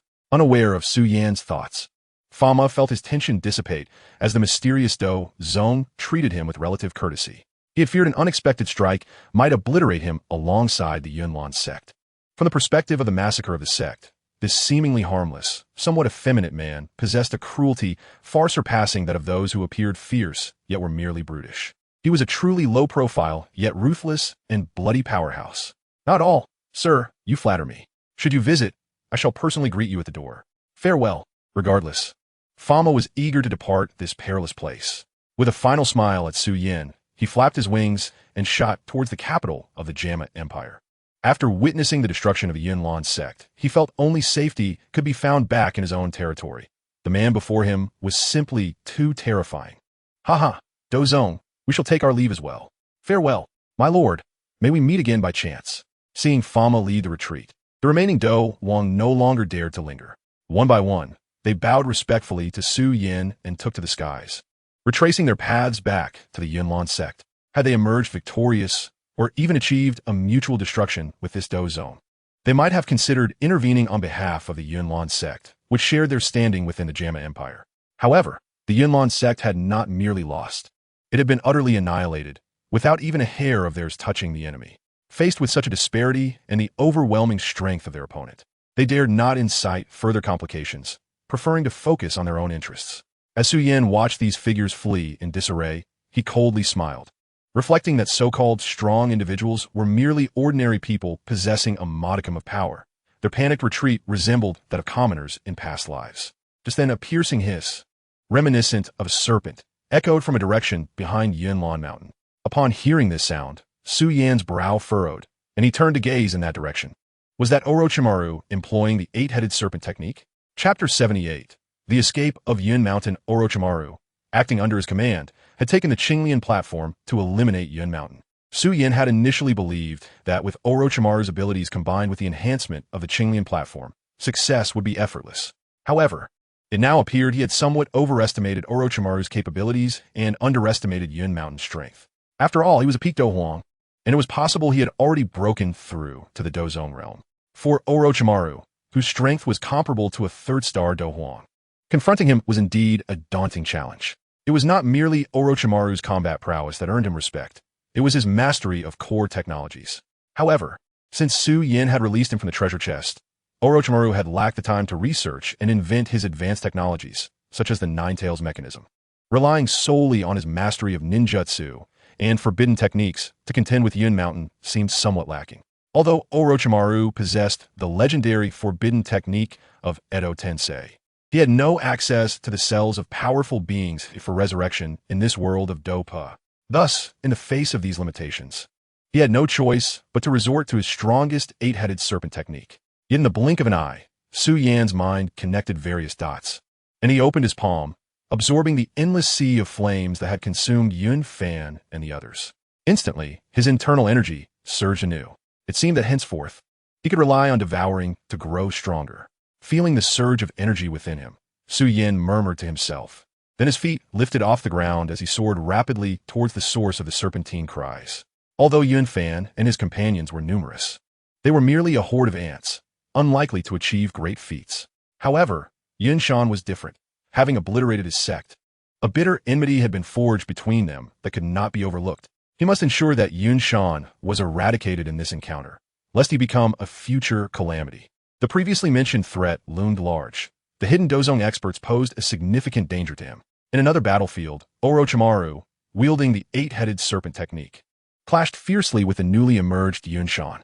The sounds of explosions echoed incessantly as Yun Shan detonated several heads of the phosphorus serpent with his Do techniques, leaving it riddled with wounds and bleeding profusely.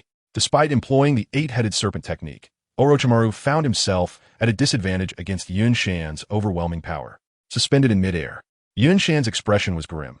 He had just successfully digested the elixir given by the Soul Hall's guardian, breaking through the Do Emperor barrier to ascend to Dozone. Yet, right after his breakthrough, his sect was nearly annihilated, and his opponent was also a Dozone, seemingly of high star rank, wielding Ioa. How could he contend with such a foe? He had just broken through, and even as a one-star Dozone, he was still an inferior Dozone, far from matching this formidable enemy. After a brief moment of hesitation, Yun Shan resolved to remain alive, as long as he persisted. The Yunlon sect would eventually have its day of resurgence. He began to fly towards the outskirts of Yunlon Mountain, but unexpectedly, a beam of light shot forth, blocking his path. Before him stood a man with serpent-like eyes, a sinister and alluring visage, likely possessing the bloodline of a serpent man. Moreover, he was a Do Emperor. At that moment, Yun Shan's anger flared.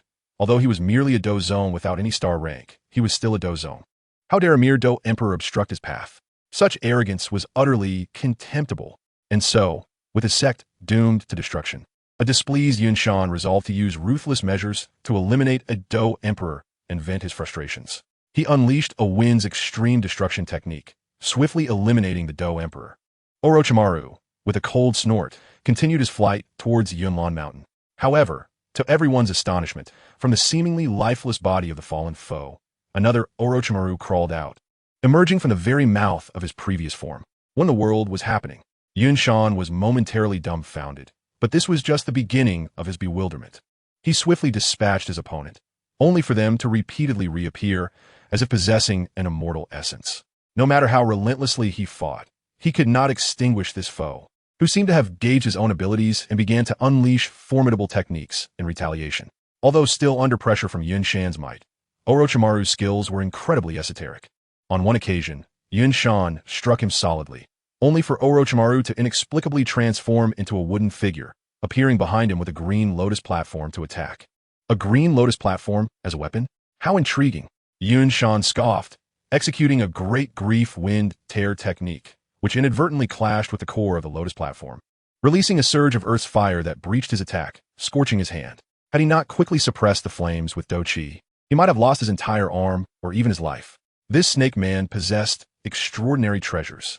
Fuming with indignation, Yun Shan wished to curse. But as the former leader of the Yunlon sect, he could not allow such a loss of dignity. He channeled his fury into his attacks, determined to deal with this insufferable Do Emperor who clung to him, refusing to let him escape. He had not forgotten that this individual was not the true mastermind behind the destruction of the Yunlon sect. A more terrifying presence lay behind him. Should he fail to eliminate this adversary swiftly, he risked his life. As the battle raged on, he gasped for breath, surveying the shattered form of the phosphorus serpent before him. Coldly, he declared, "I shall not perish, thus your promised end will never come to pass." With a wicked smile, Orochimaru, transformed into the phosphorus serpent, replied, having faced multiple swift defeats initially, I have come to understand your strength, Yinshan. Your attack power greatly surpasses mine. Yet your methods are singular and lack brilliance, rendering them ineffective against me. Even if I cannot kill you, you will not pass beyond my defenses.